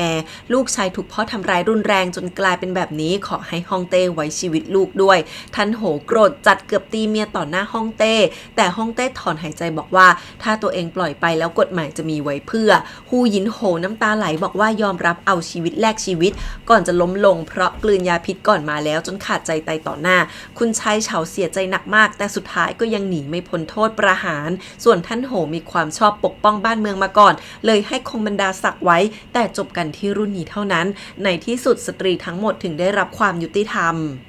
ฮองเต้เรียกเจินเหิงมาด่าเพราะฮูหยินซิ่วจะรู้ได้ยังไงว่าเกี้ยวไหนเป็นของเต้ถึงได้เจาะจงมาร้องความเป็นธรรมถูกต้องเบอร์นั้นเจินเหิงคารมเป็นเลิศยอมรับผิดทุกอย่างรู้ว่าท่านโหเคยร่วมกับเต้ปกป้องบ้านเมืองแต่เพราะชีวิตประชาชน10 กว่าคนนั้นก็สำคัญก็เลยได้แต่เลือกทางนี้ให้เต้ตัดสินคดีเองส่วนนางเอกกลับมานั่งคิดว่าเรื่องราวเปลี่ยนแปลงไปมากมายนางยังต้องการปกป้องพี่ชายกับพ่อให้มีอายุยืนยาวจู่ๆพระเอกก็โผล่มานั่งข้างๆมาขอน้ำชานางเอกดื่มแล้วก็เล่าเรื่องราวที่เกิดขึ้นให้นางเอกฟังว่าฮูหยินโหฆ่าตัวตายในวังไปแล้วถึงจะน่าสงสารแต่นางดูแลทั้งจวนจะไม่รู้หรือไงว่าในบ้านลูกชายเกิดอะไรขึ้นนางเอกน่าเศร้าบอกว่ายังไงแม่ก็รักลูกที่สุดเหมือนนิวและอาสะใภ้นางนั่นแหละฮ่องเต้ใจเย็นลงบอกว่าวิธีร้องเรียนแบบนี้เจินเหิงคิดเองไม่ได้แน่บอกมาสิว่าเป็นใครในที่สุดเจินเหิงก็เลยเล่าเรื่องพระเอกให้ฟังบอกว่าเป็นสหายสนิทที่เพิ่งรับตำแหน่งซื้อเว่ยไม่นานมานี้พระเอกฟังนางเอกพูดแล้วก็บอกว่าใต้ล่านี้อาจมีแม่ที่ไม่รักลูกก็ได้พระเอกถูกแม่ทิ้งมาหลายปีไม่เคยใส่ใจพระเอกก็แค่คิดว่าไม่มีแม่เท่านั้นนางเอกยังถามว่าเคยไปตามหาไหมแม่อาจจะมีความจำเป็นก็ได้นะแต่พระเอกหัวเราะใส่ตาเศร้าบอกว่าตอนเกิดมาก็ถูกทำนายว่าดวงอับประมงคลแม่กลัวจะเดือดร้อนไม่เป็นที่รักเลยคิดหาวิธีให้พ่อส่งพระเอกไปอยู่ไกลๆก็แค่นี้นางเอกคิดถึงอดีตว่าตอนนั้นพระเอกไม่อยากพูดถึงชาติกำเนิดเท่าไหร่รู้แต่ว่าไม่เป็นที่ต้อนรับของตระกูลที่แท้พระเอกก็ไม่ต่างกับนางที่ต้องแบกรับคำว่าอับประมงคลมาตั้งแต่เกิดองค์ชาย7ก็คือพระเอกนี่เองละสินางเอกยังบอกว่าถ้าเป็นนางจะไม่ยอมรับง่ายๆถ้าโดนใส่ร้ายนางจะให้คนที่ทำต้องชดใช้ถามว่าพระเอกไม่อยากรู้ความจริงบ้างหรอฝ่ายฮ่องเต้ก็ถามเจินเหิงว่าแล้วใครเป็นคนร้องเรียนคุณชายเฉา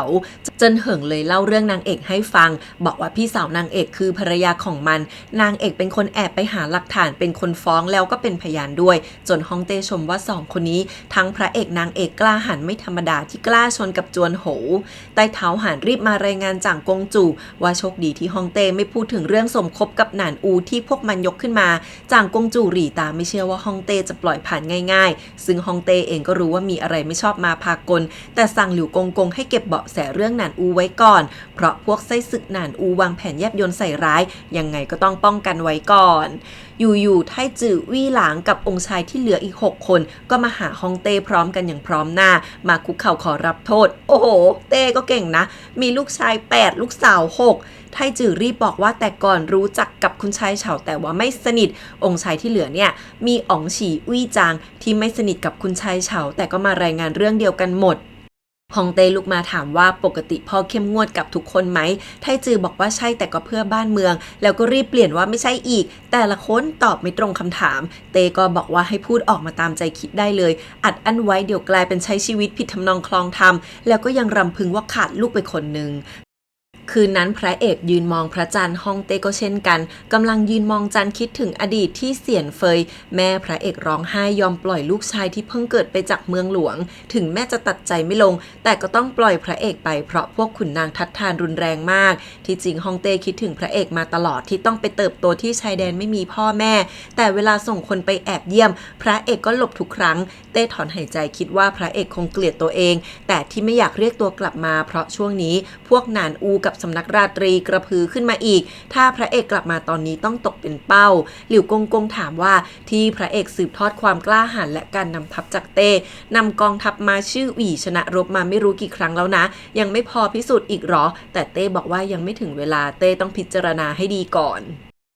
หลงต้านมาหาพระเอกที่บอกให้ไปสืบเรื่องสำนักดาราศาสตร์ตอนนี้พระเอกเปลี่ยนใจอยากรู้แล้วว่าเมื่อตอนนั้นใครที่เป็นคนใส่ร้ายนางเอกกับคุณหนูฉือมาดูทำเลเปิดร้านด้วยกันคุณหนูฉือคิดจะกลับบ้านเกิดเปิดสำนักศึกษาเล็กๆสอนเด็กให้มีสติปัญญาเหมือนนางเอกบ้างในที่สุดนางก็จากไปพร้อมกับบ่าวที่ช่วยนางออกไปด้วยกันพร้อมกับความกล้าหาญที่นางเอกมอบให้นางเอกกลับมาเจอพ่อเอาตำราออกมาตากหมดบ้านเพราะพ่อได้ยินจากเจียงจ้านว่านางเอกกำลังจะเช่าร้านพ่อทำท่าดีใจเอาหนังสือที่เก็บสะสมออกมาเพื่อขายให้นางเอกไปซื้อร้านบอกว่าไม่ต้องเช่าแล้วนางเอกไม่ยอมจะให้พ่อเก็บหนังสือไว้แล้วเอาสินเดิมแม่มาทยอยเช่าร้านไปก่อนแต่พ่อบอกว่าไม่ได้เงินทองต้องเก็บไว้พ่อแค่ซื้อร้านให้ลูกสาวผิดตรงไหนแถมยังบอกว่าของพวกเนี่ยเก็บมาหลายปีพ่อไม่ชอบแล้วพี่ชายยังบอกว่าตอนแรกก็ชอบแหละ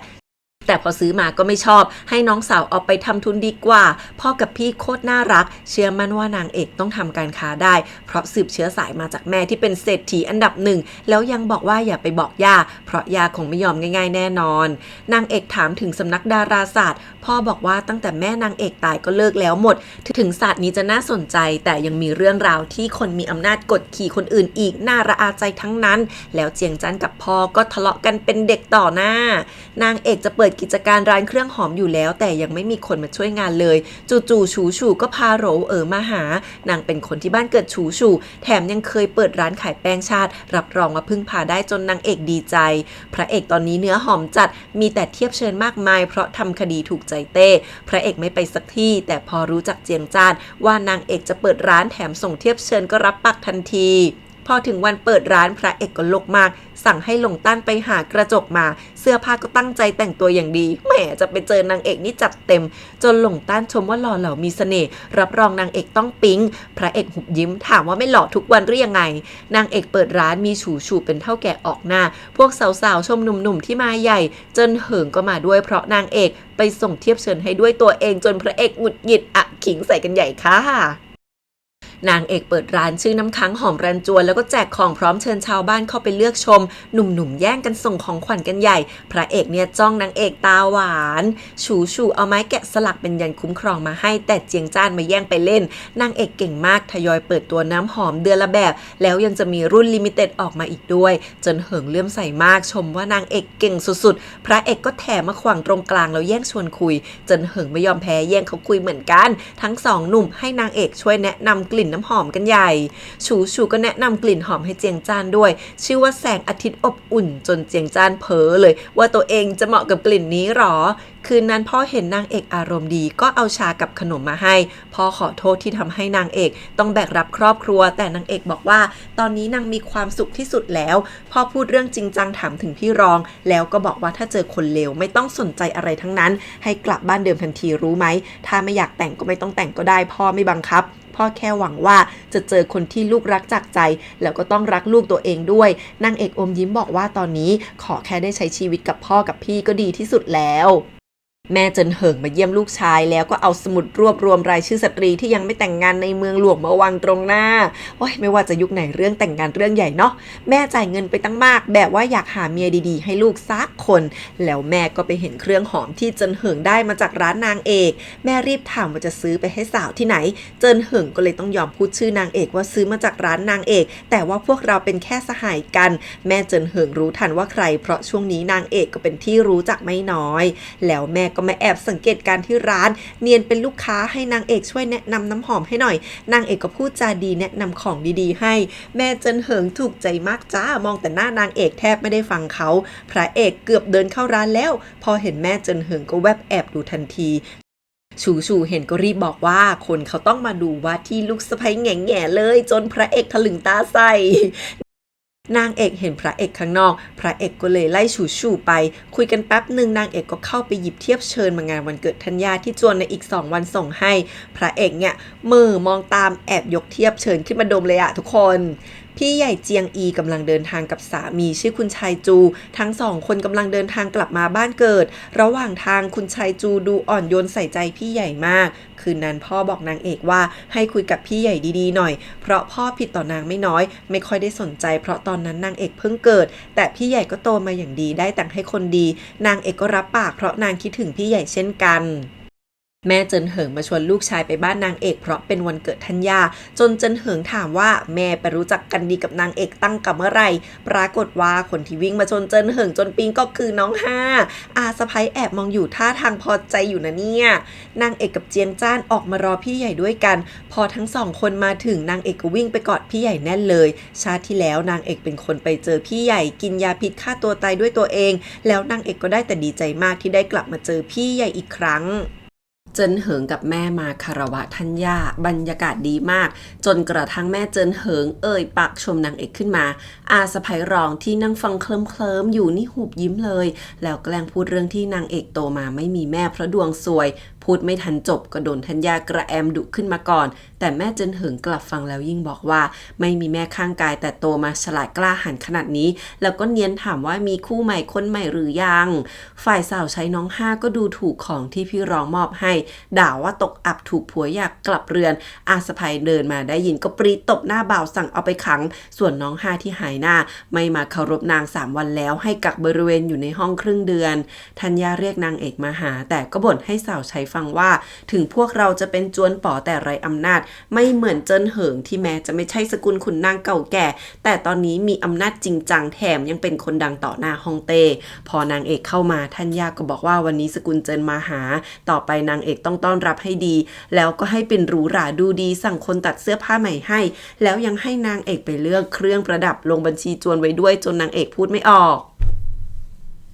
อาสะพ้ายเข้ามาดูพี่ร้องลูกสาวที่ยังกินเหล้าดีใจไม่เลิกที่ได้จดหมายปลดภรรยาจากคุณชายเฉาแปลว่านับแต่นี้พวกนางไม่เกี่ยวข้องกันอีกแล้วเพราะหลังฤดูใบไม้ร่วงมันก็จะโดนประหารพี่ร้องหัวเราะแล้วก็ร้องไห้ถึงนางจะรอดตายแต่ทุกคนดูถูกเพราะถูกผัวหย่าไร้อนาคตแต่อาสะพ้ายรองปลอบว่าแค่แต่งงานผิดครั้งเดียวต่อไปนางจะช่วยวางแผนให้ลูกสาวมีอนาคตที่ดีกว่านางเอกซะอีกเอาไปอิจฉาอะไรเขาก่อนจนพี่รองต้องบอกว่าให้เลิกอคติกับนางเอกถ้าไม่ได้นางเอกช่วยป่านนี้นางคงยังไม่รอดด้วยซ้ำหลายวันนี้นางเอกก็มาหานางเอกนิสัยดีกว่าน้องห้าที่เอาแต่ซ้ำเติมตั้งเยอะแต่อาสะพ้ายก็ยังไม่ชอบอยู่ดีหาว่านางเอกเหลี่ยมจัดทำเป็นซื่อทั้งที่มีสติปัญญาอย่างน้องห้าคิดอะไรก็ดูง่ายดูออกฝ่ายนางเอกกำลังทำกำยันนอนหลับให้พี่รองเพราะรู้ว่านางนอนไม่ดีบอกอาหมานว่าพี่รองก็แค่คนน่าสงสารที่เลือกทางเดินเองไม่ได้เท่านั้นนางเอกเป็นคนดีมากอาสะพ้ายใส่ไฟนางเอกกับพี่รองไม่เลิก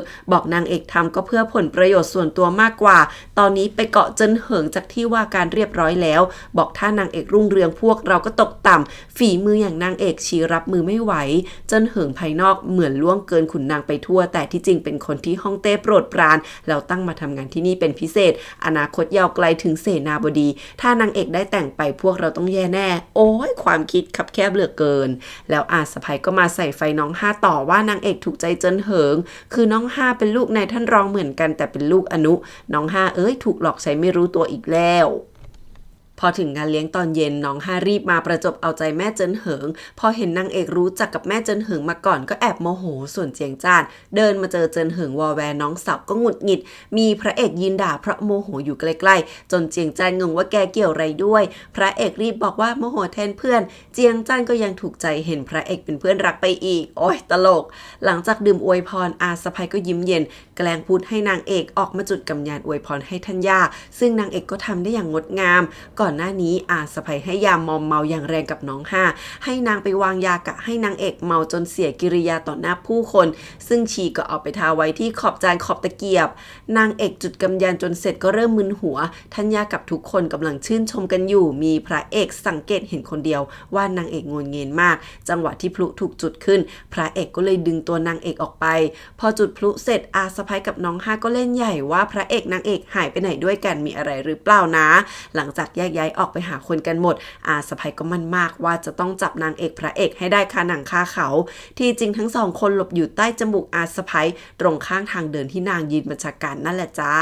พอทุกคนไปแล้วพระเอกก็พานางเอกมาหลบหลังเรือนนางเอกเพ้อเรียกพระเอกว่าท่านพี่เหมือนชาติที่แล้ววอแวร์มานั่งใกล้ๆเอาแขนไปโอบบอกว่าคิดถึงไหนว่าจะมาอยู่ต้าโจกับนางไงนางชอบอยู่กับพระเอกที่สุดพระเอกตาโตตกใจพยายามหลบแต่นางเอกดึงพระเอกมาจูบเลยโอ้ยพระเอกอึ้งมากส่วนนางเอกยังเพ้อต่อว่าต้องโทษนางต่อให้เราได้อยู่ด้วยกันก็คงไม่มีจุดจบที่ดีใช่ไหมไม่ว่ายังไงก็ต้องจากกันใช่หรือเปล่าแล้วนางเอกก็บ่นว่าร้อนทำท่าจะถอดเสื้อตัวเองแล้วก็รุกพระเอกอีกแล้วจนพระเอกทนไม่ไหวกัดนิ้วก้อยนางเอกเลือดไหลพอนางเอกได้สติก็ด่าพระเอกว่าทำอะไรนางเนี่ยพระเอกรีบลุกมาบอกว่านางเอกโดนพิษจนเป็นอย่างนี้ส่วนนางเอกก็โวยว่านางจะอธิบายตัวเองยังไงพระเอกลงมานั่งใกล้ๆกระเถิบมาจ้องตาบอกว่าก็มีอยู่วิธีนึงคือมาแต่งงานกันนี่นางเอกอึ้งคิดถึงชาติที่แล้วพระเอกก็ขอนางแต่งงานตอนนั้นนางกลัวนางเป็นตัวซวยทำให้คนใกล้ชิดทยอยจากไปพระเอกกลับจับมือไว้บอกตัวเองก็ไม่ต่างพระเอกเสียดายแค่เจอนางเอกช้าไปเลยช่วยบังลมฝนภัยพิบัติทั้งหมดให้ไม่ได้ต่อไปจะอยู่เคียงข้างเผชิญทุกอย่างไปด้วยกันนางเอกอมยิ้มน้ำตาคลอบอกว่าไม่เชื่อโชคชะตาแต่เชื่อพระเอกเท่านั้นแล้วสองคนนี้ก็จูบกันอย่างลึกซึ้ง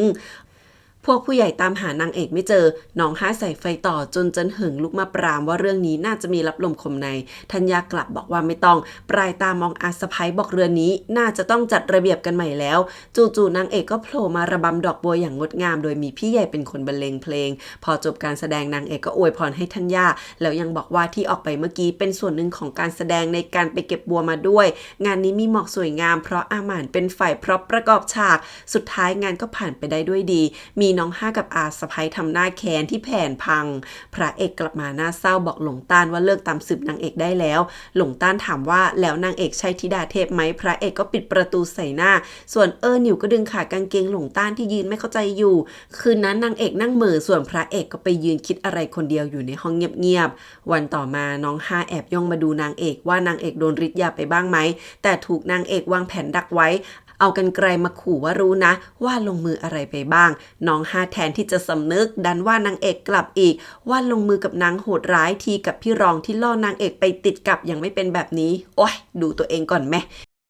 นางเอกส่วนว่าพี่รองถูกทำร้ายก็เลยจนใจแต่น้องห้าสิชั่วร้ายกว่าพี่รองเยอะชีก็ปรี๊ดว่าทุกคนดูถูกที่นางเป็นแค่ลูกอนุนางทำดีแทบตายไม่มีอะไรสู้พี่รองที่เป็นลูกเมียเอกได้เลยนางเอกก็ไม่ต่างกันจนนางเอกบอก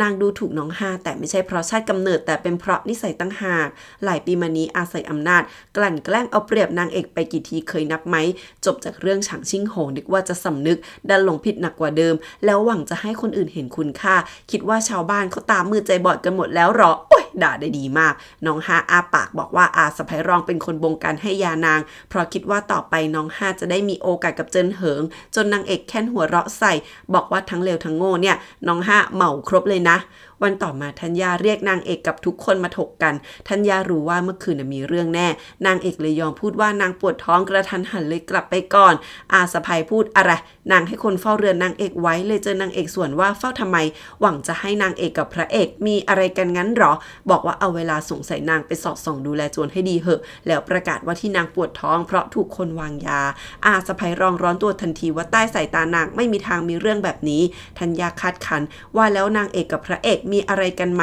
นางเอกก็ตอบฉัดฉานว่าไม่มีกำลังจะจบเรื่องแล้วเชียวจู่ๆอาสะใภ้รองก็ล้มลงลุกมาเพ้อถอดเสื้อบุกจะไปปล้ำสามี นางเอกซ้อนแผนวางยาชีกลับซะเลยทุกคนตีกันวุ่นวายไปหมดกว่าจะลากชีไปเก็บได้ธัญญาโบกมือว่าไม่ไหวแล้วต้องหาคนอื่นมาดูแลบ้านนี้นางเอกเลยเสนอว่าให้ยกตำแหน่งนี้ให้กับพี่รองธัญญามองหน้าแล้วคิดในใจว่าทำหน้าอมทุกทั้งปีก็ไม่ดีมองหน้าพี่สามแล้วคิดว่าลูกอนุก็ไม่ได้ก่อนจะหันไปมองหน้านางเอกพี่สามรู้ทันรีบเสนอชื่อนางเอกทันทีนายท่านรองรีบค้านแต่ธัญญาโบกมือว่าเอาตามนี้แหละอ้าว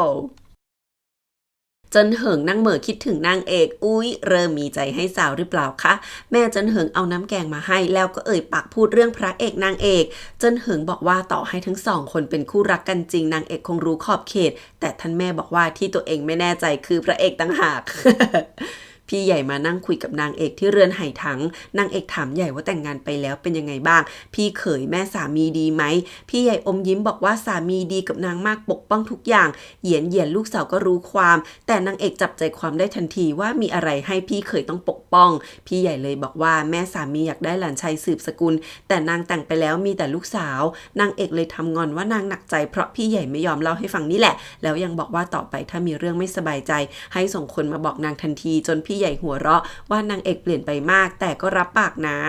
ฝ่ายพระเอกกับหลงต้านไปดักรอคนขายยาที่ตลาดมืดซึ่งคนที่มาก็คือซางฉีแต่แป๊บเดียวมันก็รู้ตัวว่าถูกตามเลยหายตัวไปพระเอกสั่งหลงต้านว่าคราวหน้ามาต้องเตรียมตัวจับคนขายยาให้ได้อาสะใภ้ไม่อยากส่งมอบธุระการดูแลโจรให้นางเอกเลยแต่นางเอกก็มายึดไปอยู่ดีเพราะตอนนี้ชีถูกธัญญากักบริเวณห้ามออกจากโจรแล้วจ้าชียังคิดอยู่ว่าต้องเป็นน้องห้าที่เปิดโปงชีส่วนพี่รองก็ไปขอร้องแทนแม่กับธัญญาจนธัญญาที่เดิมก็ไม่ค่อยอยากสนใจพี่รองเพราะอยากกลับบ้านเดิมพูดว่าบางคนมีอำนาจดูแลจวนนานเขาก็หลงผิดแล้วเรื่องที่เกิดขึ้นมายังไม่สอนให้พี่รองมองเห็นจิตใจคนได้ชัดเจนอีกหรอจนนางอึ้งจะว่าไปธัญญาฉลาดมากแต่แค่หัวโบราณเท่านั้นในที่สุดพี่ใหญ่กับพี่เขยก็เตรียมเดินทางกลับหลิงซุยนางเอกบอกลาน้ำตาคลอแล้วฝากฝังให้พี่เขยดูแลพี่สาวนางให้ดีด้วย ส่วนพี่รองเดินเหม่อคิดถึงสิ่งที่ท่านย่าพูดว่าเรื่องที่เกิดขึ้นกับนางเอกในงานเลี้ยงที่จริงย่าไม่ให้เจินเหิงเข้ามายุ่งเพราะอะไรแล้วบอกว่าสิ่งที่อาสะใภ้รองคิดว่าสำคัญที่สุดไม่ใช่จวนป๋อแต่เป็นสถานะในตระกูลของบ้านพวกนางต่างหากอาสะใภ้รองทำได้ทุกอย่างเพื่อเรื่องนี้พี่รองเลยถามว่าแล้วท่านย่าเชื่อใจนางเอกหรอท่านย่าตอบทันทีว่าให้นางเอกทำงานสำคัญเพื่อจวนป๋อบ้างมีชีวิตที่ราบรื่นบ้างไม่ดีหรอบางคนอยู่มาทั้งชีวิตเอาแต่อารมณ์โดยไม่รู้ด้วยซ้ำว่าสิ่งที่สำคัญที่สุดคืออะไรคนแบบนี้ทำงานใหญ่ไม่ได้หรอกพี่รองเลยเริ่มคิดว่าทั้งชีวิตนางฟังแต่แม่สั่งแต่ที่จริงแล้วนางต้องการอะไรกันแน่นะพวกในครัวก่อกบฏต่อต้านไม่ยอมทำกับข้าวจนอาหม่านโมโหมาถามนางเอกว่าทำไมต้องตื่นเช้านอนดึกรับภาระแบบนี้ด้วยนางเอกเลยชี้ให้เห็นว่าการดูแลจวนทำให้คนที่นี่ไม่กล้าหือลงมือทำอะไรนางอาหม่านเลยถามต่อว่าแล้วนางเอกมีใจให้เจินเหิงไหมเพราะดูออกว่าผู้ชายชอบแน่นางเอกอมยิ้มบอกว่าชื่นชมที่มีความสามารถแต่ไม่มีอะไรมากกว่านั้นอาหม่านก็ดันสบายใจบอกว่าพระเอกช่วยเหลือนางเอกได้มากกว่าเป็นจอมยุทธผู้กล้าเหมือนในนิยายอาหม่านลงเรือพระเอกเนาะมือชงมือพายว่าแล้วก็ถามว่านางเอกมีใจให้พระเอกบ้างไหมนางเอกตอบเสียงสูงว่าไม่มีนางไม่ว่างต้องดูแลจวนกับร้านค้ามากมายแต่พออาหม่านออกไปนางเอกก็คิดถึงพระเอกอีกแล้วคิดถึงตอนพระเอกพูดเรื่องแต่งงานแล้วถามตัวเองว่าเมื่อไหร่นางจะเลิกหวั่นไหวแล้วที่พระเอกหายไปหลายวันคงเพราะเลิกสืบเรื่องธิดาเทพแล้วใช่ไหมแต่ก็ดีเหมือนกันนางจะได้ใช้ชีวิตสงบบ้างคืนนั้นพระเอกก็กำลังมองจันทร์คิดถึงนางเอกอยู่เหมือนกันเช้ามาอาหารวันนี้มีแต่แป้งกับผักจืดชืดแถมจกยังมีกลิ่นในท่านรองที่เพิ่งลื่นล้มตอนเช้าจิกด่านางเอกกลางโต๊ะหาว่าดูแลบ้านไม่เรียบร้อยแปลว่าหลังบ้านมีปัญหาพ่อนางเอกตบโต๊ะด่าว่าอินกับงานราชการไปปะอยู่บ้านยังต้องโยนความผิดไปทั่วพ่อชอบในท่านรองโมโหจะลุกเลยโดนท่านย่าดุให้นั่งลงเดี๋ยวนี้ส่วนนางเอกก็บอกว่าเรื่องแบบวันนี้จะไม่เกิดขึ้นอีกนางขอเวลา3 วันถ้าทำไม่ได้จะส่งมอบกุญแจและการดูแลจวนคืนในท่านรองดูถูกว่าวันเดียวก็ไม่รอดแล้วส่วนอาสะใภ้ที่มาแอบฟังก็แค่หัวเราะดังฮึนางเอกมาบุกถึงครัวแล้วก็ยิ้มพูดจาดีๆกับแม่ครัวว่าถ้าเหนื่อยก็ไม่ต้องทำงานแล้วไปพักสบายๆให้เงินเดือนฟรีพร้อมกับหาคนใหม่มาทำแทนพวกที่รู้ตัวรีบลุกมาทำงานทันทีจ้า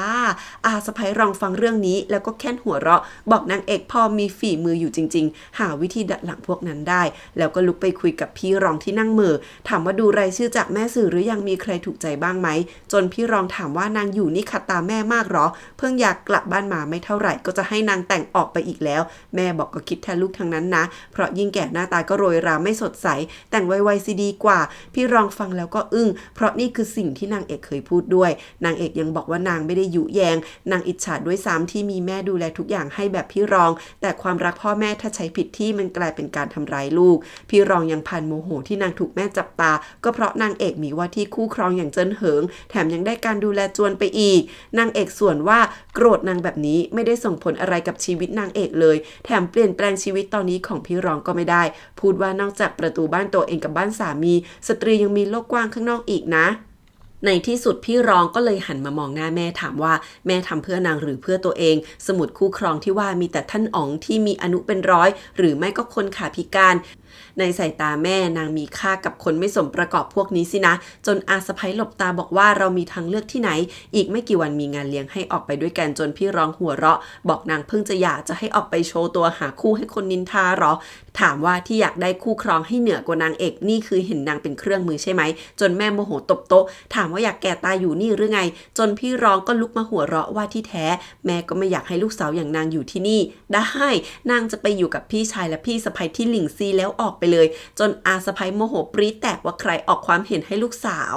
นางเอกเอาเบี้ยรายเดือนมาให้อนุรวนแถมยังมากกว่าปกติเพราะเอาส่วนของตัวเองออกให้แล้วถามถึงน้องห้าเพราะได้ข่าวว่าอาสะใภ้รองยื่นมือยาวมาหาคู่ให้น้องห้าแล้วอนุรวนพูดเลยว่านางรู้ดีว่าถ้าคุณชายบ้านไหนมาชอบคุณหนูตกอับบ้านเราต้องมีปัญหาแน่อุ๊ยอย่างกระหลอกด่านางเอกเรื่องเก่าจนอาหม่านเกือบขึ้นอนุรวนรีบแก้ตัวว่าไม่ได้หมายถึงนางเอกจนนางเอกหัวเราะว่าอนุรวนมีสติขนาดนี้เลย นางเลยบอกว่าไม่ใช่ที่ผ่านมาเป็นเพราะน้อง5ถูกอาสะใภ้จูงจมูกไปตั้งหากนางเอกก็เลยบอกว่าที่จริงนางมีตัวเลือกคู่ครองดีๆมาแนะนำให้เป็นเพื่อนร่วมเรียนของเจิ้นเหิงคนนี้แม่เจิ้นเหิงช่วยดูให้ด้วยนะอนุรวนรู้งานทันทีว่าจะไม่พูดว่านางเอกเป็นคนแนะนำมาที่นางเชื่อใจนางเอกมากก็เพราะไม่อยากให้น้อง5เป็นหมากอาสะใภ้รองอีกแล้วพออนุรวนกลับไป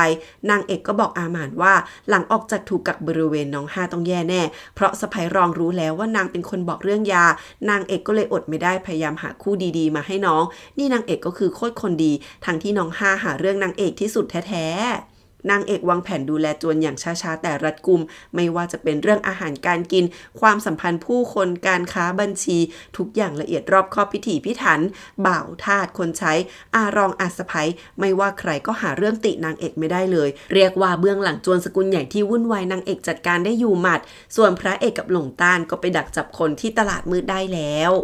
พระเอกกับหลงต้านไปดักจับคนที่ตลาดมืดได้แล้วซางฉีไม่ยอมรับว่าทำอะไรผิดพระเอกสั่งหลงต้านให้ซ้อมมันก็ยังไม่ยอมบอกว่าที่ตั้งสำนักนกราตรีอยู่ไหนแล้วพระเอกก็เปลี่ยนไปยิงธนูส่งนกราตรีไปให้นางเอกพอเห็นปุ๊บนางเอกก็คิดเลยว่ามีพระเอกคนเดียวที่รู้เรื่องสัญลักษณ์ธิดาเทพนี่อาจเป็นพระเอกที่กำลังวางเหยื่อล่อแล้วก็คิดว่าสิทธิพี่หลิวเคยแฝงตัวอยู่ที่หอเทียนเซียงบางทีสิทธิพี่อาจช่วยนางได้ซึ่งคืนนั้นพระเอกบอกหลงต้านว่าที่ส่งสัญลักษณ์ไปให้นางเอกถ้านางเอกเป็นสายก็จะพาไปเจอจริงๆแต่ถ้าไม่ใช่ก็ลดความน่าสงสัยไปได้ส่วนหนึ่ง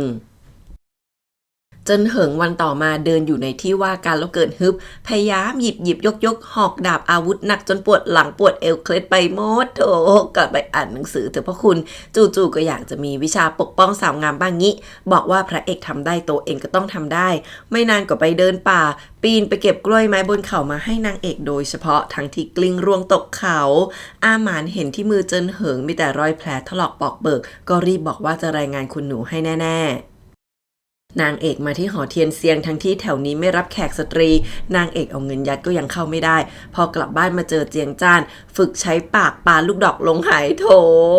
พี่ชายงอแงเลยว่าหาตัวนางเอกยากเหลือเกินนางเอกถามเรื่องหอเทียนเซียงจนพี่ชายแทบสำลักบอกไม่รู้ไม่มีไม่เคยไปพี่รุษจัดนางเอกบ่นว่าอยากหาคนช่วยซะหน่อยพี่รีบบอกไม่พี่นี่แหละจำนานเส้นทางที่สุดแล้วนางเอกก็เลยบอกว่าอยากเจอหลิวเยี่ยนนางงามอันดับ1ที่นั่นเพราะนางเชี่ยวชาญการปรุงเครื่องหอมพี่ชายถูกตกอย่างง่ายดายพานางเอกแต่งตัวเป็นชายเข้ามาที่หอเทียนเซียงเท่าแก่จำนางเอกได้ทันทีถึงจะยอมปล่อยผ่านแต่ก็ไม่ยอมให้เจอแม่นางหลิวง่ายๆพระเอกเดินตามมาโยนเงินให้คราวนี้เท่าแก่รีบประจบเอาใจยอมเลยนางเอกยิ่งมั่นใจว่าพระเอกนี่แหละที่กะทดสอบนางแล้วพระเอกนี่คือหล่อรวยใส่เปย์ที่สุดพอนางเอกมาเจอแม่นางหลิวก็ถามเรื่องตำรับเครื่องหอมที่เป็นสูตรลับเฉพาะจนแม่นางหลิวเชิญนางเอกเข้าไปคุยส่วนตัวระหว่างที่พี่ชายกับพระเอกรออยู่ห้องข้างนางเอกก็แอบเอาตรานกราตรีให้ดูแป๊บเดียวหนุ่มๆก็สลบเพราะควันแม่นางหลิวคือศิษย์พี่3ที่นางเอกเจอที่บ้านแม่เฒ่าเมื่อชาติที่แล้วซึ่งนางก็ทั้งสอนทั้งดูแลนางเอกอย่างดีตัดมาปัจจุบันนางเอกโมเมบอกแม่นางหลิวว่าเป็นทูตพิเศษของสำนักนกราตรีแดนเหนือชื่อเจ้าอีแต่เจอปัญหาคือพวกสตรีที่มีสัญลักษณ์ธิดาเทพแต่นางไม่เคยเกี่ยวข้องกับหนานอูและไม่เคยออกจากต้าโจวแต่นางไม่ไปรายงานเพราะกลัวไม่ใช่ธิดาเทพตัวจริงก็เลยมาขอให้แม่นางหลิวช่วยถามว่ามีสัญลักษณ์อื่นที่ช่วยคอนเฟิร์มได้ไหมแม่นางหลิวบอกว่าธิดาเทพจะทำนายอนาคตได้เชื่อว่าจะนำความรุ่งเรืองมาสู่หนานอูที่จริงทั้งหมดนี้พระเอกแกล้งสลบแอบฟังฝ่ายนางเอกได้ยินแล้วก็น่าเครียดเพราะนางเอกในตอนนี้ย่อมรู้อนาคตนางเลยกลายเป็นธิดาเทพอย่างไม่ตั้งใจไปแล้วออกจากร้านมาพระเอกก็อาสาจะไปซื้อขนมมาให้เพราะเจียงจ้านบ่นปวดหัวมากแป๊บเดียวท่านหญิงหมิงเย่ก็บังคับมากลางถนนแบบไล่ฟาดคนขวางทางไปหมดเจียงจ้านคนดีเข้าไปขวางค่ะนางเอกเห็นหน้าชีแล้วก็อึ้งว่าชาตินี้ทำไมมาเจอชีไวปานนี้ชาติที่แล้วเจียงจ้านก็เข้าไปขวางแล้วมีเรื่องกันจนสุดท้ายหมิงเย่เป็นคนทำให้เจียงจ้านตกน้ำตายนางเอกคิดแล้วไม่ยอมให้พี่ชายต้องตายเด็ดขาดก็เลยรีบเข้าไปขอโทษแล้วก็อวยท่านหญิงเป็นชุดหมิงเย่ยังได้คืบจะเอาศอกสั่งให้นางเอกคุกเข่าคำนับเจียงจ้านปรีดมากแต่นางเอกทำตามทันทีเพราะกลัวมีเรื่องปรากฏ ชาวบ้านยิ่งนินทาหมิงเย่โกรธจัดว่านางสู้นางเอกไม่ได้เลยหันม้ากลับมาพุ่งใส่นางเอกปรากฏพระเอกทั้งดึงม้าแล้วยังลากชีลงมาบนพื้นด่าว่าก่อกวนความสงบจับนางกลับไปเลยในฐานะซื่อเว่ยจนชาวบ้านปรบมือให้สรุปว่าแม่ทัพชุยพ่อหมิงเย่ต้องมาขอโทษแล้วรับตัวนางกลับจากที่ว่าการแล้วก็ดุหมิงเย่อีกว่าดื้อด้านหมิงเย่ชักสงสัยแล้วว่านางเอกเป็นใครฝ่ายนางเอกบอกอาหม่านว่านับจากวันนี้อาหารของพี่ต้องให้นางเช็คก่อนแล้วให้อาหม่านเอาของไปส่งให้ด้วยตัวเองเท่านั้นนางเอกระแวงจัดกลัวจะมีคนลอบทำร้ายพี่ชายส่วนพระเอกบอกหลงต้านว่านางเอกไม่ใช่ธิดาเทพไม่ใช่คนสำนักนกราตรีแล้วก็ไม่รู้ด้วยว่าสัญลักษณ์นั้นมาได้ยังไงพระเอกเชื่อใจนางเอกแต่ให้หลงต้านไปจับตาดูแม่นางหลิวซึ่งนางก็ใช่ว่าจะไม่รู้ตัวแม่นางหลิวแต่งตัวเป็นผู้ชายออกมาข้างนอกหลอกล่อจนคล้ายกับหลงต้านแล้วไปสืบเรื่องนางเอกจนตามไปถึงร้านเครื่องหอมแม่นางหลิวยิ่งงงเพราะวิชาเครื่องหอมนางเอกแทบจะพอๆกับนางหลายสูตรยังเป็นสูตรลับแม่นางหลิวฉลาดมากรู้ว่าคนที่นางเอกเอ่ยถึงคือตัวเองแต่ก็ไม่รู้ทำไมไม่ยอมเปิดเผยตัวตนแม่นางหลิวกะหาทางสืบตัวตนนางเอกไปก่อนจางกงจูได้ข่าวลับแล้วว่าพระเอกคือองค์ชาย7แต่เต้ยังไม่รู้ว่าพระเอกกลับมาแล้วที่แอบกลับมานี่ก็กลายเป็นไพ่ลับในมือให้นางอีกหมิงเย่ก็มาแอบได้ยินไม่นานแม่ทัพชุยก็กลับมาบ่นเรื่องนิสัยดูถูกคนไม่สนใครของลูกสาวจางกงจูไม่แคร์ให้ถ่ายสปอยลูกไปอีกจางกงจูด่าว่าในใจแม่ทัพชุยเคยสนนางหรือไงไม่ใช่ว่ามีแค่จวนติงผิงป๋อหรอกเหรอจนทั้งคู่ทะเลาะกันใหญ่หมิงเย่ลากแม่นมสุยมาถามว่าผู้หญิงในใจพ่อเป็นใครสงสัยจะเป็นแม่นางเอกปะเนี่ยเจียงจ้านถูกนางเอกทั้งขู่ทั้งปลอบสุดท้ายคือบังคับห้ามออกนอกจวนเดือนหนึ่งเพราะนางเอกระแวงมากกลัวพี่ชายถูกคนวางยาตายเจียงจ้านแทบกรี๊ดแต่ก็กัดฟันจะยอมเชื่อฟังสุดท้ายนางเอกก็ยังสั่งอาหมานขังล็อกห้องไว้ด้วยกว่าเจียงจ้านจะหลุดออกจากห้องมาได้ก็เจออาจารย์ฉินมารออยู่เพราะว่านางเอกไปขอร้องให้อาจารย์ฉินมาลากคอเจียงจ้านไปฝึกหยุดทุกวันตั้งแต่เช้าตรู่โถเจียงจ้านเพ่นแนบแต่อาจารย์ฉินก็บอกว่าแกไม่รอดแน่น้องฮาได้เจอกับหลินจ่างซือสหายร่วมชั้นของเจิ้นเหิงผ่านการจับคู่แล้วทั้งสองคนก็ดูมีใจเหมาะสมกันมากทั้งหมดนี้นางเอกเป็นคนขอให้แม่เจิ้นเหิงช่วยออกหน้าบอกว่าเดิมน้องสาวนางไม่ใช่คนไม่ดีแต่ถูกคนรอบข้างชักจูงพอสบจังหวะแม่เจิ้นเหิงก็จงลูกชายตัวเองมั่งเปิดโอกาสให้หนุ่มสาวได้อยู่กัน2คนแหมเจิ้นเหิงนี่อย่างเกรงน้องฮานั่งเรือกลับกับแม่ก็บอกผู้ชายก็ดูโอเคแต่ตำแหน่งเล็กไปหน่อยว่าแม่ไม่มองการไกลอนุรวนเลยสอนลูกว่าอย่ามัวแต่ไม่พอใจในสิ่งที่ตัวเองมีถ้าพลาดโอกาสนี้แล้วอาจจะพลาดเลยนะให้ดูแม่ใหญ่หรืออาสะใภ้รองเอาแต่วาดหวังอนาคตให้ลูกสาวแต่งเข้าสกุลสูงศักดิ์แล้วเป็นยังไงในที่สุดน้องฮาก็ยอมฟังแม่หลงต้านบอกพระเอกว่าแม่นางหลิวไม่รับแขกแต่ออกไปตลอนตามตลาดธรรมดาดูปกติมากจนนางต้องมีอะไรผิดปกติแน่พระเอกเพิ่งบอกว่าให้ตามห่างๆเดี๋ยวนางจะรู้ตัวก็พอดี2คนนี้มาเจอนางเอกกำลังดื่มชากับเจิ้นเหิงเพิ่งบอกให้นางเอกเลิกเรียกแบบทางการดีกว่านางเอกก็เลยอมยิ้มเรียกว่าพี่เจิ้นพระเอกรีบพุ่งมาเลยจ้าที่จริงนางเอกเหมือนกำลังพยายามจะบอกว่านางไม่ได้คิดอะไรแต่พระเอกโผล่มาหน้าตึงถามว่าทำอะไรกันโยแม่เจิ้นเหิงกลับมาพอดีก็เลยเข้ามาคุยด้วยเจิ้นเหิงแนะนำพระเอกให้แม่รู้จักแม่เจิ้นเหิงก็รีบเชิญนางเอกไปเป็นเพื่อนนางกับลูกชายเดินเล่นข้างนอกพระเอกรีบบอกว่าคงไม่ได้เพราะมีงานด่วนต้องพาเจิ้นเหิงกลับไปทำงานไม้เบื่อไม้เมา2คนนี้เลยต้องออกไปทำงานด้วยกันเฉยตอนนี้น้องฮาก็ใกล้จะจัดงานแต่งแล้วทั้งแม่ทั้งพี่สาวมาช่วยดีใจกันใหญ่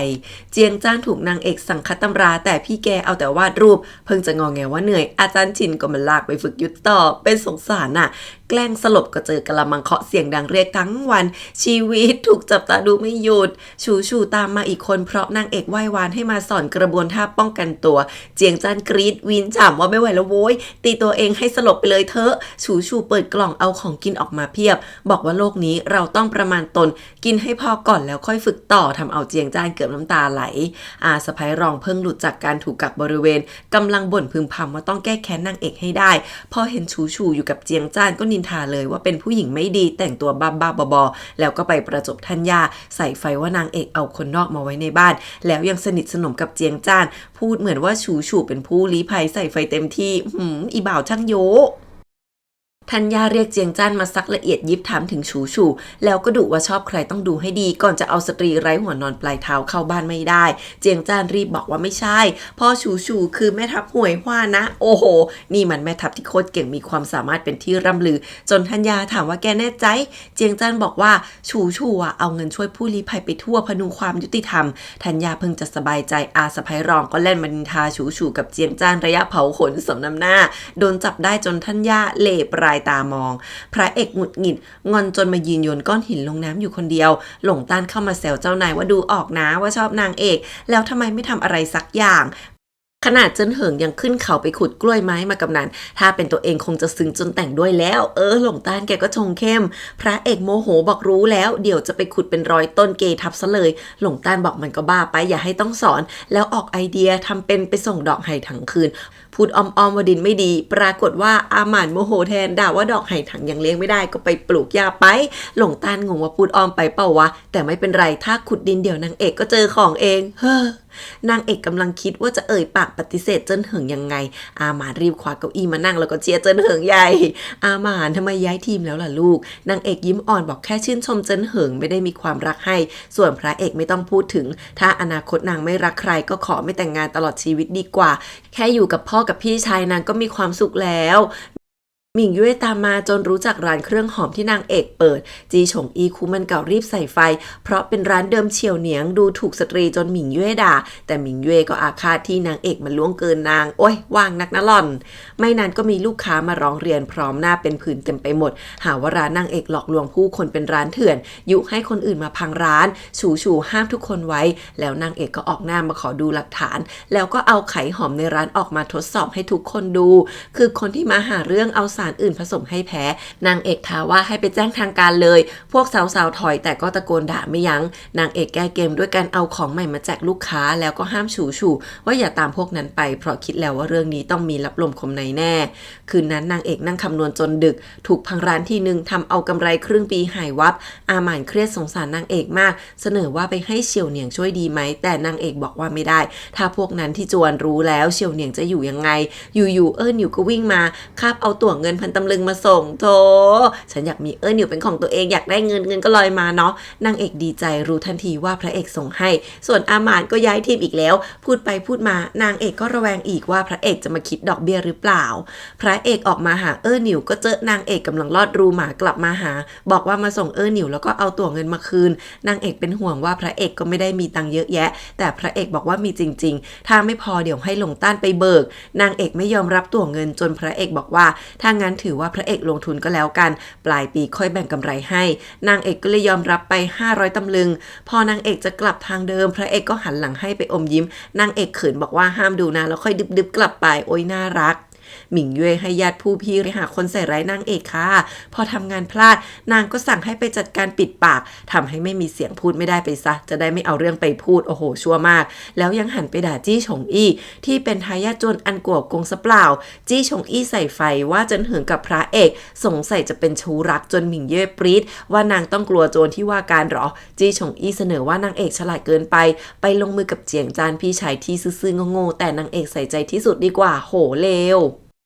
ไม่นานเจียงจ้านก็หายตัวไปจนนางเอกเครียดมากพ่อบอกโอ้ยมันก็หนีไปทุก 3-4 วันอยู่แล้วแต่นางเอกบอกว่าคราวนี้ไม่เหมือนกันพี่ชายอาจมีอันตรายจริงๆก็ได้พอรู้ว่าทุกที่หาไม่เจอนางเอกก็รีบไปดูริมน้ำอาหม่านวิ่งไปแจ้งที่ว่าการเจิ้นเหิงบอกโอ้ยแค่ครึ่งวันปกติออกแต่พระเอกฟังแล้วรีบพาคนออกไปช่วยตามหาทันทีเจิ้นเหิงปรามก็ไม่สน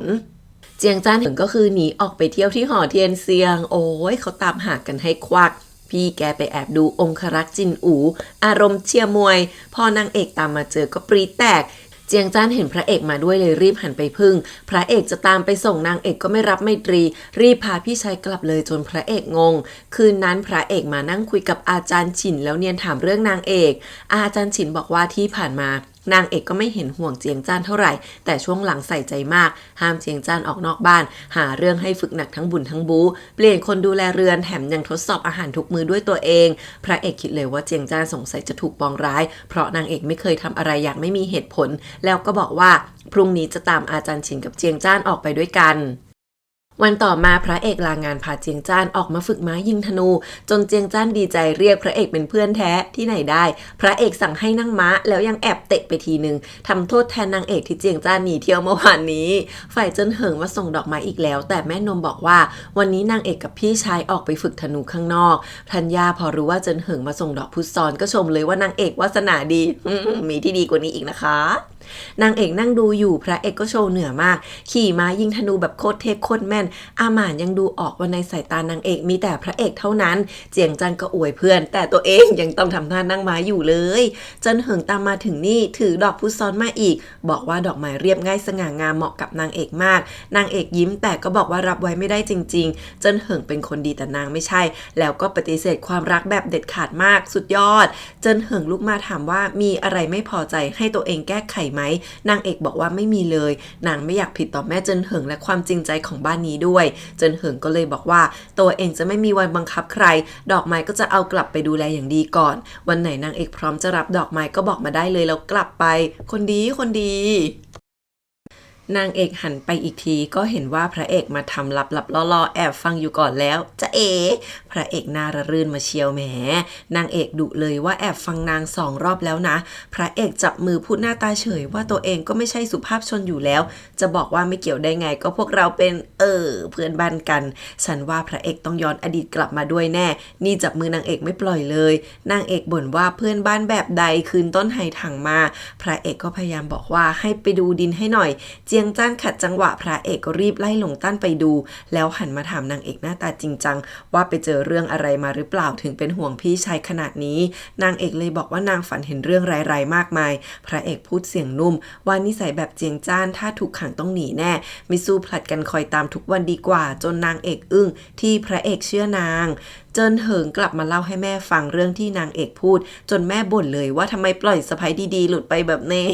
แต่แล้วแม่ก็โทษตัวเองว่ารีบร้อนไปหน่อยเพราะเห็นนางเอกถูกกดขี่อยู่ในบ้านก็เลยอยากช่วยนางออกมาที่จริงตอนนี้ก็ไม่ควรไปกดดันนางอีกแม่ดีมากส่วนเจิ้นเหิงก็บอกแม่ว่าตราบใดที่นางเอกยังไม่แต่งก็จะไม่ยอมแพ้เช่นกันโอ้ยพระคุณพระคนดีคนดูยังว่างนะมาทางนี้จ้า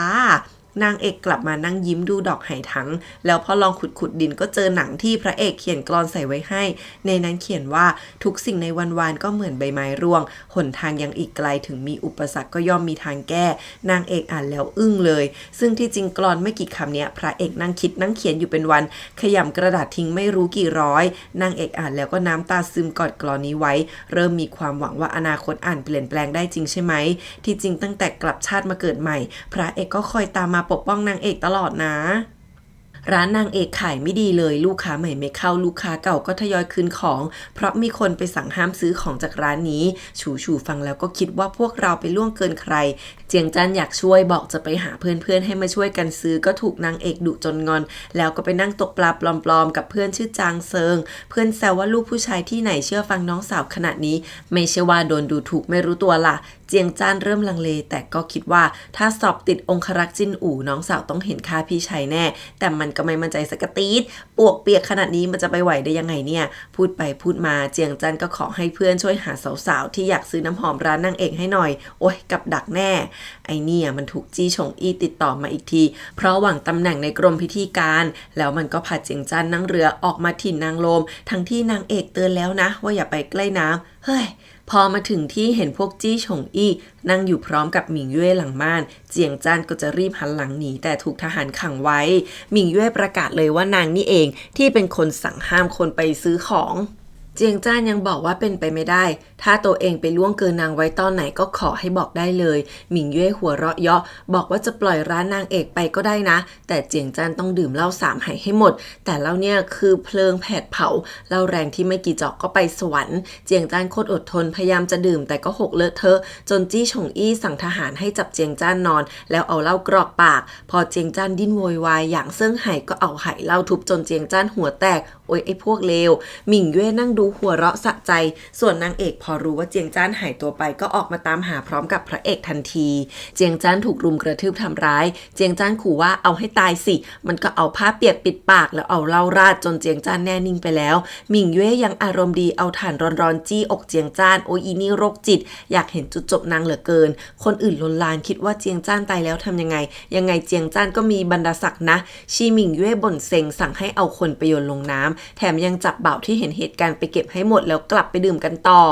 ตอนนั้นพระเอกนางเอกมาถึงริมน้ำเข้าพอดีเห็นแล้วว่ามีคนตกน้ำพระเอกรีบโดดลงไปงมเลยนางเอกเห็นเรือนรับรองเลยเดินมาแอบฟังจนได้ยินเรื่องราวทั้งหมดหมิงเย่เห็นคนเป็นเหมือนแมลงธรรมดาไร้ค่าก็แค่ให้ตายแล้วยังบ่นว่าจะเอานางเอกให้ถึงชีวิตนางเอกตัวสั่นน้ำตาไหลคิดถึงพี่ชายแล้วตั้งใจว่าเรื่องนี้ต้องใช้เลือดล้างเลือดไม่นานที่เลี้ยงรับรองก็ไฟไหม้ท่วมทุกคนหนีตายจนหมิงเย่ตกน้ำพระเอกตามมาเห็นนางเอกร้องไห้อยู่ริมน้ำพร้อมกับเรือนรับรองไฟไหม้เละเทะนางเอกเล่าให้ฟังว่าใครทำอะไรไว้ทรมานพี่ชายนางแล้วโยนลงน้ำยังไงพระเอกหันไปมองแล้วก็กอดนางเอกบอกว่าคืนนี้นางเอกอยู่กับตัวเองตลอดจำไว้ให้ดีโอ้โหนางเอกวางเพลิงคนเดียวจริงอะเก่งเกินส่วนเจียงจ้านก็ยังหาร่างไม่เจอเลยหมิงเย่เป็นแผลที่หลังจนต้องทายาแม่ทัพชุยเข้ามาโวยเรื่องที่นางก่อทำให้ชุยอี้ญาติผู้พี่ตายไปสรุปว่าเมื่อคืนมีคนตาย2พิการ1แถมยังหายสับสูญอีกพ่อรู้ดีว่าปกติชีเป็นคนชี้นิ้วสั่งคนอื่นมีแต่ทำตามปลกจ่างกงจูปกป้องลูกสาวเต็มที่จนแม่ทัพชุยโมโหมากบอกว่าให้ทายกันแบบนี้ต้องมีสักวันที่หมิงเย่ถูกทำลายแน่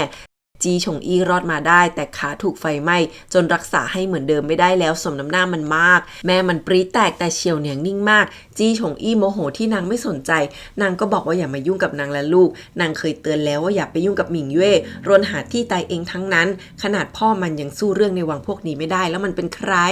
มันก็ยังไม่ยอมจะไปพึ่งจ่างกงจู่ให้หาหมอรักษาขาให้อีกเฉียวเหนียงลุกมาห้ามไปเด็ดขาดบอกว่านี่เพราะนางลงเรือลำเดียวกับโจรนี้หรอกนะเรื่องเมื่อคืนคนที่ตายเป็นลูกผู้ตรวจการกับหลานแม่ทัพชุยส่วนที่หายตัวไปคือหลานเจ้ากรมพิธีการซุนแต่ละคนไม่ใช่ธรรมดาจะหาเรื่องได้แล้วทำไมมีแค่หมิงเย่กับจี้ฉงอี้ที่รอดมาบอกแม่ผัวว่าเลิกหลอกตัวเองเหอะที่นี่มีแค่บรรดาศักดิ์ถ้ายังไปวุ่นวายอีกมีหวังยศถาอะไรก็ไม่เหลือแล้วพวกที่ลูกหลานตายต้องไม่ยอมให้คนตายไปเปล่าๆถามแม่ผัวว่าจ่างกงจู่จะให้ใครเป็นแพะคิดสิคิดในที่สุดแม่ผัวมันก็ยอมเชื่อเฉียวเหนียงหันมาบอกจี้ฉงอี้ว่านางทำเพื่อลูกในท้องแล้วถามว่าเมื่อคืนเกิดอะไรขึ้นกันแน่จี้ฉงอี้ถึงยอมพูดว่าเรื่องเมื่อคืนยังมีเจียงจ้านอีกคน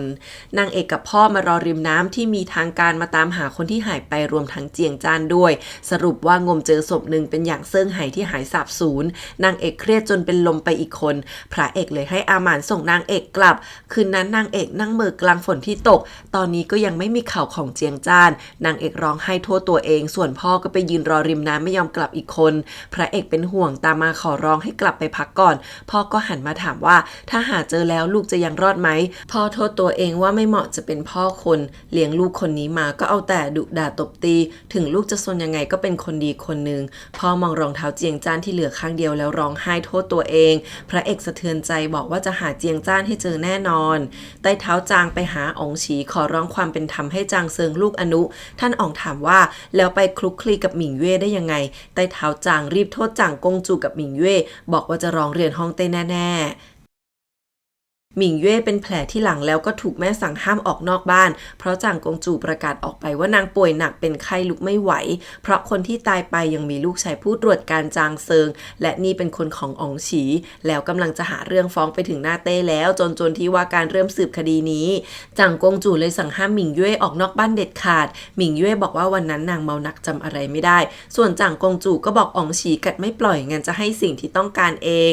กลางดึกจี้ฉงอี้ถูกซื้อจิ๋วองครักษ์เหล็กของจ่างกงจูบุกมาพาตัวไปโหฮูหยินโวยวายแต่เฉียวเหนียงนิ่งมากคนที่ปล่อยไปง่ายๆคืออันกัวกงโหฮูหยินร้องไห้โวยวายแต่โดนผัวด่าว่านั่นจ่างกงจูที่มีไทจือหนุนหลังเราจะไปทำอะไรได้ต้องโทษลูกชายที่ก่อกรรมทำเข็นเองเรื่องถึงขนาดนี้จะเอาลูกชายคนเดียวไปแลกทั้งจวนกับหลานชายทายาทสกุลไม่ได้แล้วจ่างกงจูก็มาดีลกับจี้ฉงอี้ให้รับผิดไปซะเพราะสกุลจางไม่ยอมเลิกราจะเอาเรื่องหมิงเย่ให้ได้จี้ฉงอี้ กลัวตายบอกว่าไฟไหม้เป็นอุบัติเหตุจริงๆจางกงจูบอกว่ายังไงก็ได้ลูกนางต้องไม่เกี่ยวจี้ฉงอี้กลัวจัดเลยชื่อเจียงจันขึ้นมาจนจางกงจูสั่งให้สื่อจิ๋วไปเช็คเดี๋ยวนี้เลวคิดฆ่าเขาแล้วยังโยนความผิดให้อีกที่บ้านนางเอกอาสะใภ้พูดให้ธัญญาจัดงานศพจนนางเอกปรีแตกว่ายังหาคนไม่เจอแต่นี่มัน7 วันแล้วนะที่เจียงจ้านหายตัวไป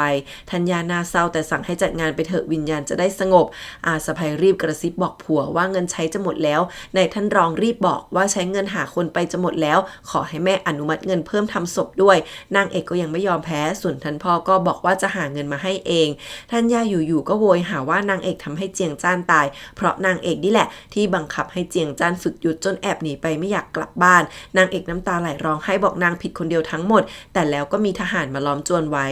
ธัญญาพาทุกคนออกมาก็เจอสื่อจิ๋วที่รับคำสั่งจางกงจูมาปิดล้อมจวนเพราะสงสัยเจียงจ้านนางเอกเถียงแต่พวกทหารไม่ฟังใดๆควักดาบมาขู่พระเอกเป็นคนมาขวางจ้าสื่อจิ๋วหน้านิ่งบอกทำตามคำสั่งพระเอกก็บอกว่าพรุ่งนี้จะเปิดศาลพิจารณาแล้วส่วนเจียงจ้านจะจับตาดูให้แถมยังฝากคำกลับไปบอกจางกงจูด้วยว่าอย่าล้ำเส้นโอ้โหเปรี้ยวมากเท่สุดที่จริงพระเอกได้ข่าวแล้วเลยรีบมาช่วยแล้วพระเอกก็ถามนางเอกว่าเรื่องที่นางเอกพูดให้ฟังก่อนหน้านี้คงไม่ใช่แค่ฝันสินะนางเอกน่าเศร้าแต่ก็ฮึบบอกจางกงจูคงคิดโยนความผิดมาให้ทั้งที่คืนนั้นนางอยู่นั่นแต่พระเอกตัดบทบอกให้จำไว้ให้ดีว่าคืนนั้นนางเอกไม่ได้ไปไหน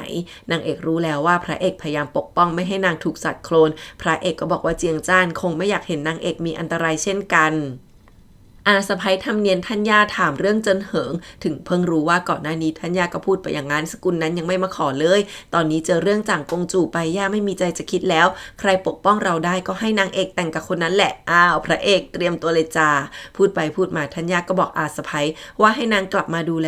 จนชีดีใจใหญ่โอ้ยเลอะเลือนไปหมดแล้วเนี่ยจางกงจูนี่คือเป็นคนโหดร้ายมากแค่เสาใช้ทำผลไม้ร่วงก็สั่งโบยตั้ง20 ทีสื่อจิ๋วมารายงานว่าทุกอย่างเป็นไปตามแผนจางกงจูก็ดูท่าทางพอใจบอกว่าพวกนางเอกต้องได้รับกรรมแล้วใครไปทำอะไรชีก่อนเนี่ยนางเอกให้อาหม่านไปเชิญเฉียวเหนียงมาเจอสายตาเด็ดขาดมากพอเจอกันนางเอกก็ให้อาหม่านไปเฝ้าข้างนอกเฉียวเหนียงสะท้อนใจที่นางเอกยังเรียกนางว่าพี่ส่วนนางเอกก็ดีใจที่บ้านนางมีเรื่องขนาดนี้เฉียวเหนียงยังยอมมาหาเฉียวเหนียงด่าจี้ฉงอี้ว่ามันน่าจะตายไปซะเพราะมันนี่แหละที่เป็นคนเลวแล้วพูดเรื่องเจียงจ้านก่อนจะเล่าทุกอย่างที่นางรู้จากผัวทั้งหมดโอ้ยพูดดังๆหน่อยไม่ได้ยินนางเอกฟังแล้วแค้นมากว่าทำไมไฟไหม้ไม่ทำคนตายไปหมดทั้งที่หมิงเย่เป็นตัวการใหญ่แท้ๆนางเอกไม่เข้าใจว่าทำไมหมิงเย่ต้องพุ่งเป้ามาที่บ้านนางด้วยเฉียวเหนียงเลยบอกว่าก็แค่เพราะวันนั้นทะเลาะกันแล้วนางถูกพระเอกจับไปเกือบถูกโบยจนอับอายโอ้โหแค่เนี้ยบ้าบอที่สุดเฉียวเหนียงด่าว่าจางกงจูนี่แหละบ้าอำนาจแต่ไม่มีใครกล้าทำอะไรทุกคนเลยโยนมาให้เจียงจ้านทั้งหมดนางเอกกำหมัดแน่นบอกนางรู้แล้วว่าควรทำไง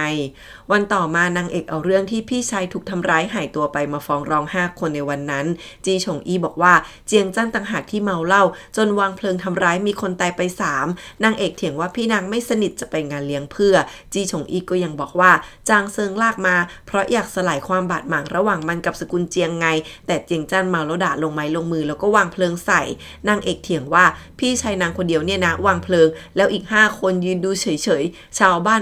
เห็นด้วยจีฉงอี้เลยเปลี่ยนใหม่บอกว่าเจียงจ้านออกไปแล้วแอบกลับมาวางเพลิงเงียบๆนางเอกเถียงว่าไหนแกว่าเมาแล้วไม่เห็นอะไรตรงนั้นมันก็บอกว่าพอดีออกไปฉี่เลยเห็นเจียงจ้านมาแอบจุดไฟแล้วโดดลงน้ำเปลี่ยนไปเรื่อยจี้ฉงอี้พูดต่อว่าตัวเองบาดเจ็บแต่เจียงจ้านป่านนี้ยังไม่เจอตัวสงสัยจะหนีไปแล้วเจิ้นเหิงบอกว่าหลักฐานไม่พอจับต้องหาเจียงจ้านให้เจอก่อนนางเอกบอกว่าคุยกับพี่ชายหมดแล้วด้วยกันมาเข้าฝันแล้วฟ้าก็พากลางวันแสกๆจนชาวบ้านเชื่อนางเอกประกาศว่าพี่ชายถูกล่อไปทำร้ายทรมานให้ตายทั้งเป็นจี้ฉงอี้เหงื่อแตกพลักเกือบหลุดแต่ก็หาว่านางเอกพูดจาไร้สาระนางเอกยังบอกว่าให้เจ้าหน้าที่ไปดูเลยว่ามีเตากำยานรูปเป็ดไหมซึ่งก็มีจริงจ้านี่แหละอันที่หมิงเย่ใช้ทรมานเจียงจ้านนางเอกด่ายับว่ามันนั่นแหละทรมานแล้วฆ่าเจียงจ้านมันต้องชดใช้ด้วยชีวิตจีฉงอี้สติแตกบอกมันไม่เกี่ยวมันแค่เตะ2 ทีคนที่สั่งคือหมิงเย่ต่างหากสื่อจิ๋วที่ยืนฟังอยู่รีบด่าว่าใส่ร้ายท่านหญิงหมิงเย่ แต่นางเอกหันมาสวนว่าใส่ไฟหรือว่าพวกแกเป็นเชื้อพระวงศ์เห็นชีวิตคนเป็นผักปลาทำลายผู้บริสุทธิ์กันแน่ชาวบ้านชี้หน้าด่าสื่อจิ๋วจนเจินเหิงต้องสั่งให้เงียบแล้วถามว่าถ้างั้นในฝันมีเรื่องไฟไหมพระเอกรีบส่งซิกห้ามนางเอกพูดนางเอกก็บอกว่าเชิงเทียนล้มเพราะลมพัดเป็นอุบัติเหตุแต่พวกนั้นเมาจัดนึกว่าภาพลวงตาต่อมาหมิงเว่ยกระโดดหน้าต่างหนีก่อนจางเซิงชุยอี้ถูกคันทับ2 ขาอย่างเซิ่งไห่หนีลงน้ำแต่ว่ายน้ำไม่เป็นจนจมน้ำตายจีฉงอี้ไม่สนใจเพื่อน2 คนโดดน้ำหนีเอาตัวรอดหมอชันสูตรยืนยันว่าทั้ง3 คนตายแบบนั้นจริงจนชาวบ้านบอกสงสัยวิญญาณอาฆาตเข้าฝันทุกอย่างสื่อจิ๋วดูถูกว่าไร้หลักฐานไปเชิญแม่หมอมาเลยจีฉงอี้ตั้งสติได้บอกว่าไม่จริงเจิ้นเหิงเลยบอกว่าแล้วเมื่อกี้แกพูดออกมาเองคือใครมันก็หาว่าถูกนางเอกครอบงำพูดจาเลวไหลชั่วขณะเจิ้นเหิงด่าว่านิสานจ้าคำพูดแกถูกบันทึกไว้หมดแล้วจู่ๆเจียงจันก็โผล่มาแบบเปียกไปทั้งตัวบอกข้านี่แหละหลักฐานมาพร้อมกับฝนตกฟ้าร้องเลือดไหลเต็มหน้าจนจีฉงอี้ล้มจนกลัวบอกผีมันรีบบอกว่าเปล่าจริงๆหมิงเว่ยต่างหากที่เป็นคนทำลนลานกลัวตายจนสลบสื่อจิ๋วรีบกลับไปรายงานส่วนนางเอกร้องไห้ไปดูเจียงจันที่สภาพหน้าเหมือนผีถามว่าพี่ชายกลับมาแล้วหรอแล้วนางเอกก็ประคองเจียงจ้านกลับมาหาพ่อที่นั่งซึมอยู่บ้านโอยน้ำตาจะไหลเจียงจ้านคุกเข่าคำนับพ่อเลยส่วนพ่อก็ดีใจมากวิ่งมากอดลูกสงสารพ่อนะลูกเกือบตาย2 รอบแล้วกลับมาได้เจียงจ้านก็บอกทุกคนว่าร่างกายแข็งแรงไม่ต้องเรียกหมอไม่กี่วันก็ปกติแล้วพ่อด่าว่าไอ้ปากแข็งแล้วถามว่าตกลงรอดมาได้ยังไงเจียงจ้านบอกว่าก็แกล้งตายหนีมาโอ้ยเจียงจ้านฉลาดตอนกำลังจมน้ำเกือบตายได้ยินเสียงนางเอกเรียกก็เลยพยายามตะกายขึ้นมาจนเกือบหมดลมคนที่มาช่วยไว้จากปลายน้ำก็คือฉูชูพระเอกเดาเก่งมากสั่งฉูชูให้ไปดูที่ปลายน้ำจนหลงต้านเสียงสูงว่าไอ้ยะเจ้านายเก่งโคตรที่จริงเจียงจ้านก็อยากรีบกลับมาแต่ว่าสภาพไม่ไหวตอนฟื้นมาก็บาดเจ็บไปทั้งตัวแถมยังมีแผลที่ถูกหมิงเย่เอาถ่านมานาบอีกฉูชูนี่แหละเป็นคนช่วยพาขึ้นมาบดยาประคบให้อีพี่จะตายยังร้องเจ็บฉูชูบอกแปลว่าไม่ตายแล้วแหละเจียงจ้างบ่นว่าแม่นางน้อยแบบนี้ทำไมแรงเยอะจัดแต่ก็ไม่กล้าจับมือสาวจนฉูชูต้องเอามือมาจับให้เจียงจ้านประคบยาเองบอกจับดีๆอย่าให้ร่วงฉูชูทั้งช่วยคนทำแผลก่อไฟจับปลามาย่างให้โอ้โหเก่งรอบด้านนี่แหละค่ะสาวที่จะปกป้องเจียงจ้านได้พี่แกนี่ได้เมียสวยทุกเรื่องช็อตป้อนปลาย่างนี่อีพี่ซึ้งแล้วตอนเช้ายังมีอารมณ์แกะไม้สลักเป็นรูปม้าน้อยส่งให้เจียงจ้านก็มีฝีมืออยู่นะแกสลักคืนเดียวได้เลยแล้วเจียงจ้านก็ขอบคุณอย่างจริงใจพอกลับเข้าเมืองเจียงจ้านก็ได้ยินเรื่องการพิจารณาคดีดังไปทั่วฉูชูหัวไวมากให้เจียงจ้านทำผีหลอกเข้ามาเลยอีพี่คิดถึงสาวแล้วส่วนฉูชูถูกใจจนแอบมองม้าน้อยตัวนี้ตลอดจู่ๆหลงต้านก็เพิ่งนึกได้ว่าท่านย่าเชิญไปหาพระเอกที่กินอยู่สะดุ้งสุดตัวตาเหลือกวิ่งไปแต่งตัวทันทีแถมยังเรียกฉูชูให้ไปเตรียมตัวบัดเดี๋ยวนี้พี่จางหวันอี้เขาไม่ได้มาเป็นพระเอกหรอกเขามาสร้างมีมทำหน้าตลกได้ทุกตอนคืนนั้นท่านย่าจัดงานเลี้ยงที่เจียงจ้านรอดปลอดภัยกลับมา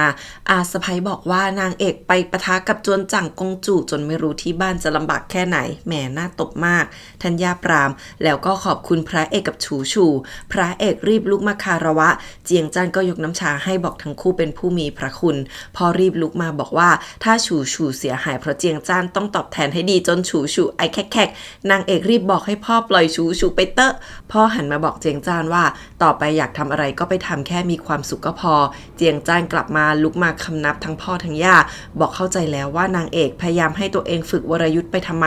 ก็เพราะตัวเองอ่อนแอถึงถูกรังแก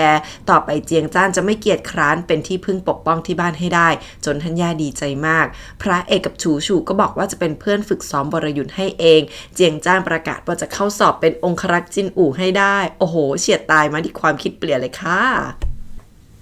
นางเอกปรุงกำยานเครื่องหอมพิเศษมาให้ฉูชูแล้วก็คำนับขอบคุณที่ช่วยชีวิตเจียงจ้านไว้ฉูชูบอกว่าทั้งหมดนี้พระเอกเป็นคนทำไม่หลับไม่นอนพาคนออกตามหาแล้วสั่งฉูชูไปรอปลายน้ำแล้วก็ยังวางแผนไม่พากลับมาก่อนเพราะกลัวถูกจั่งกงจู่ฆ่าปิดปากแต่ก็ไม่บอกนางเอกสักนิดปิดทองหลังพระมากจ้ะพ่อคุณนางเอกได้แต่ยิ้มขอบคุณเบาๆแล้วเจียงจ้านก็ฝึกหนักทั้งกลางวันกลางคืนไม่ว่าจะขี่ม้ายิงธนูวิชาดาบมีพระเอกคอยมาเป็นคู่ซ้อมให้กลายเป็นได้ร่างทองเก่งเฉยโอ้โหขนลุกพี่เขาโคตรฮึบแต่ซ้อมกับพระเอกทีไรก็เกือบพลาดท่าทุกทีพระเอกหล่อเท่ตลอดฉูชูไปนั่งฟังนักเล่านิทานเรื่องคดีนี้ให้ชาวบ้านฟังว่า คือเรื่องที่นางทำมากมายแล้วยังแกล้งป่วยเต้รู้แล้วนางถูกลดตำแหน่งแล้วก็ให้ย้ายไปสำนึกผิดที่หลิงซุยจีฉงอีโดนโทษห้ามเข้าสอบรับราชการส่วนพ่ออันกัวกงถูกหักเบี้ยหวัด3 ปีโทษฐานไม่ดูแลลูกแหมหมิงเย่โทษน้อยจริงๆส่วนเจียงจานได้เลื่อนขั้นเป็นองครักษ์จินอู่เป็นกรณีพิเศษโอ้โหสุดยอดแล้วยังได้รับสืบทอดตำแหน่งตงผิงป๋อไปอีก5 ชั่วอายุคนเจียงจานแบบว่าช็อกว่าพยายามมาตั้งนานไม่ต้องไปสอบแล้วงั้นธัญญาชมว่านี่คือทุกขลาภนะนางเอกหันกลับมาบอกว่านี่เรียกตบหัวแล้วลูบหลังที่ทำก็เพื่อเอาใจไม่ให้เราไปหาเรื่องก็ยังปกป้องหมิงเย่อยู่จนธัญญาปรามว่าห้ามพูดแต่ธัญญาก็ดีใจที่ตำแหน่งนี้เจียงจ้านช่วยสืบทอดอีก2 รุ่นจนเจียงจ้านถามว่าในใจย่าที่ตัวเองถูกทำร้ายคือคุ้มค่าแล้วใช่ไหมแล้วก็ยัดพระราชโองการใส่มือย่าเดินออกไปเลยเจียงจ้านมานั่งเซ็งอยู่ริมน้ำฉูมาตามหาบอกว่าที่บ้านห่วงจะแย่แล้วแม่ฉูก็ตามมาถูกนะเพราะนี่คือที่ทั้งคู่เจอกันครั้งแรกฉูนั่งลงเป็นเพื่อนเจียงจ้านเซ็งเล่าว่าแค่เรื่องนี้ก็เอามาปิดปากกันได้แล้วตัวเองเกิดมาตั้งนานเพื่อรู้ว่าทำคุณให้ที่บ้านได้เพราะถูกโบยฉูเล่าว่านางอ่านนิยายอยากเป็นจอมยุทธตั้งแต่เล็กแต่ก็ได้แต่อยู่ในบ้านแต่ดูสิวันนี้นางกลับมานั่งนี่แล้วไงเพื่อบอกเจียงจานว่าแค่เราฝันให้ไกลสักวันต้องไปถึงแน่น้องคิดดีอ่ะหมิงเย่มาวอแวกับแม่ว่าไม่อยากไปหลิงซุยจางกงจูปลายตาบอกว่านี่คือให้นางไปหลบขี้ปากคนกว่าแม่จะขอเรื่องนี้มาได้ยากขนาดไหนหมิงเย่ต้องไปอยู่จนกว่าจะสำนึกผิดได้จากใจชีก็หน้าม้อยบอกว่าจะทำตัวดีๆจางกงจูอดห่วงไม่ได้กำชับมากมายส่งพ่อครัวไปดูแลแต่ดูหน้าค่ะสลดที่ไหนพอแม่ไปชีก็บอกว่าที่ผิดก็คือชียังโหดไม่พอไม่ได้ฆ่าเจียงจ้านให้ตายคามือโอ้โหเลวจัดที่จริงวันนั้นพระเอกเป็นคนช่วยหมิงเย่ขึ้นมาจากน้ำแต่พระเอกไม่บอกว่าอยากได้อะไรสักคำแล้วหมิงเย่ก็สั่งให้บ่าวไปเชิญพระเอกมาเจอก่อนออกจากเมืองเอาสกุลนางเอกมาขู่ก่อนจะยิ้มเจ้าเล่ห์ส่วนนางเอกก็เชิญเจียงจ้านกับฉูไปเที่ยวเล่นด้วยกัน 2-3 วันเจียงจ้านรีบบอกว่าไปหลิงซุยดีกว่าจะได้ไปเยี่ยมพี่ใหญ่ด้วยแล้วนางเอกก็พาเจียงจ้านไปขอถอนฟ้องกับเจินเหิงเอารอบ2ค่ะเจินเหิงตรงจัดถามว่าแค่ได้บรรณศักดิ์ก็พอใจหรอหมิงเย่ยังไม่ได้รับบทลงโทษเลยจ้องตาพูดว่าถ้าเป็นตัวเองจะไม่ยอมลดละเอาความให้ถึงที่สุดไม่ตายไม่เลิกลาแต่พอเห็นนางเอกหน้าเครียดก็เดินเข้าไปหาบอกว่าถ้าทั้งคู่เต็มใจก็พร้อมเอาตำแหน่งไปเสี่ยงยอมเถียงกับเต้ต่อหน้าด้วยนางเอกขอบคุณบอกว่าเชื่อใจเจินเหิงถึงพวกนางส่วนตัวไม่พอใจแต่ที่บ้านคงรับไม่ได้ถ้าดึงดันต่อขอให้เจินเหิงเอาเวลาไปทำคดีเพื่อชาวบ้านคนอื่นดีกว่าเจินเหิงตามออกมาขอคุยกับนางเอก2 คนนางเอกรีบบอกว่าต่อไปไม่ต้องเสียเวลากับนางหรอกที่จริงนางเอกเข้าใจเจินเหิงทุกอย่างนางก็แค่หวังว่าพี่ชายกับครอบครัวจะได้ใช้ชีวิตสงบสุขเท่านั้นคนที่เจินเหิงพอใจที่กล้าหาญเข้มแข็งไม่ใช่ตัวนางทั้งหมดนางก็มีมุมกลัวอ่อนแอและช่างผลประโยชน์นางไม่ได้ดีแบบที่เจินเหิงคิดนางก็มีข้อเสียในศาลนางเคยโกหกนอกศาลนางก็เคยเล่นไม่ซื่อแต่โลกของเจินเหิงมีแค่ขาวกับดำดังนั้นเรา2 คนไม่เหมาะกันเลยเจินเหิงไม่ยอมแพ้ตื้อมากถามว่าในใจนางเอกมีคนอื่นใช่ไหมนางเอกปฏิเสธเหมือนเดิมว่าที่นางพูดก็เพราะเรา2 คนไม่เหมาะกันจริงๆไม่เกี่ยวกับคนอื่นเจินเหิงอดไม่ได้ถามคำถามสุดท้ายว่าแล้วพระเอกเห็นด้านมืดรู้ทุกเรื่องของนางไหมนางเอกหันมาตอบแค่ว่าพระเอกรู้โอ้โหเจ็บไหมล่ะคะพี่เจินเหิงพี่เป็นคนดีเกินไปมาค่ะมาซบอกพวกเราทางนี้ค่ะเดี๋ยวอีฉันปรับใจเอง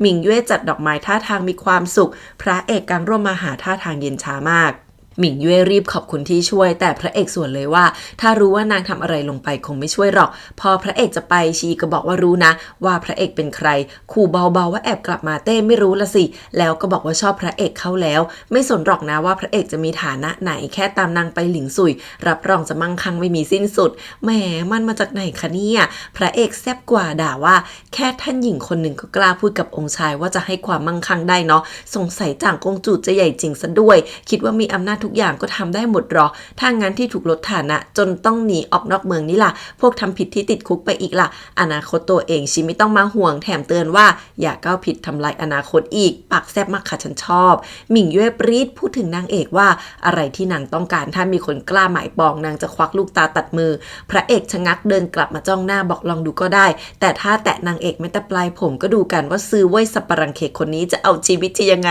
โอ้โหถ้าเอามีดกรีดได้คงทำไปแล้วเนาะหมิง มิงเย่ปรีดจัดเพราะไม่เคยถูกปฏิเสธมาก่อนโมโหว่าวันหนึ่งจะให้พระเอกมาสู่ขอนางให้ได้ชูชูเจออาหมานที่ออกมาซื้อขนมให้เจียงจ้านกบ่นให้ฟังใหญ่ว่าเจียงจ้านเบื่ออาหารส่วนมิงเย่ก็ออกจากเมืองท่าทางยังกับไปพักร้อนด้วยความโมโหชูชูฟังแล้วรีบส่งห่อผ้าให้อาหมานบอกไปตำนัดช้าหน่อยนะชูชูคือแสบสุดๆขี่มาล่วงหน้าออกมานอกเมืองเพื่อผลักป้ายบอกทางไปอีกทิศโอ้ยสรุปขบวนของมิงเย่ก็ไปผิดทางด้วยความงงทั้งขบวนมึนๆเดินตามป้ายเป็นวงกลมวนไปเรื่อยๆฉันขำแต่พวกทหารกับมิงเย่ก็ดันเห็นฉูฉูที่แอบอยู่ซะแล้วฉูฉูหนีจนแขนเจ็บด้วยนะ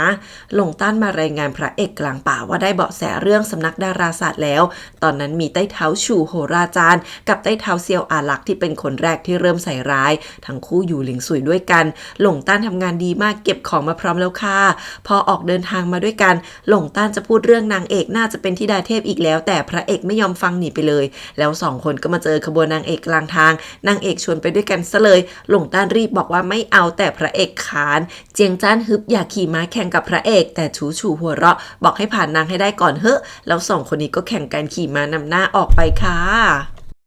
นางเอกมองตามแล้วเหม่อคิดถึงอดีตชาติก่อนนางเอกคิดถึงบ้านพระเอกก็จูงมือปลอบใจจนนางเอกพูดว่าแค่มีพระเอกก็พอแล้วพระเอกอดแอบมองนางเอกไม่ได้ระหว่างทางนางเอกก็ขอบคุณที่ช่วยเรื่องพี่ชายพระเอกบอกว่าเพื่อนบ้านกันมีอะไรก็ช่วยเหลืออามานี่ก็มือชงเนาะพระเอกถามว่านางเอกฝันเรื่องอื่นอีกไหมนางเอกชะงักแล้วบอกว่าไม่มีเจียงจ้านกับฉูฉูขี่ม้ากลับมาชวนทั้งคณะไปพักผ่อนที่ลำธารข้างหน้ากันหลงต้านลงไปจับปลาแบบโคตรเก่งเจียงจ้านบอกจะไปจับตัวใหญ่กว่าให้แต่พอเห็นน้ำก็ชะงักไม่กล้าลงพระเอกเนี่ยนั่งมองนางเอกตาหวานพอนางเอกรู้ตัวก็ลุกหนีไปก่อนจนพระเอกลุกตามฉูฉูลงไปจับปลาแล้วเกิดพลาดลื่นล้มเจียงจ้านกัดฟันสู้ความกลัวน้ำลงไปช่วยแบกฉูฉูขึ้นมาบนฝั่งพอฟ้าคำรามเพราะฝนจะตกก็ยังเอามือปิดหูให้น้องโอยโอยโอยพี่เขาก็มีมุมอบอุ่น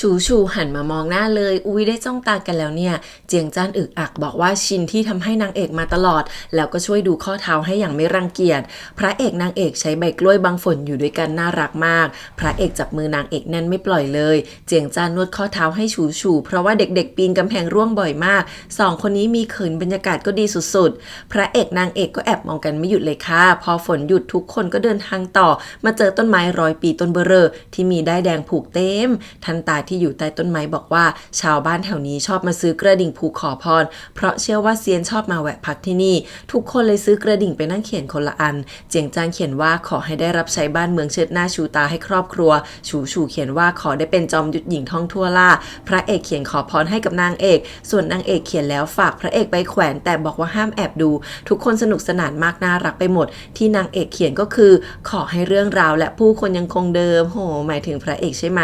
ส่วนที่พระเอกเขียนคือขอให้นางเอกได้ความรักที่ต้องการที่จริงพระเอกแอบเมมป้ายที่นางเอกเขียนเก็บไว้กับตัวแล้วอมยิ้มอยู่คนเดียวค่ะหลงตั้นจับได้ก็รีบเก็บเลยนะ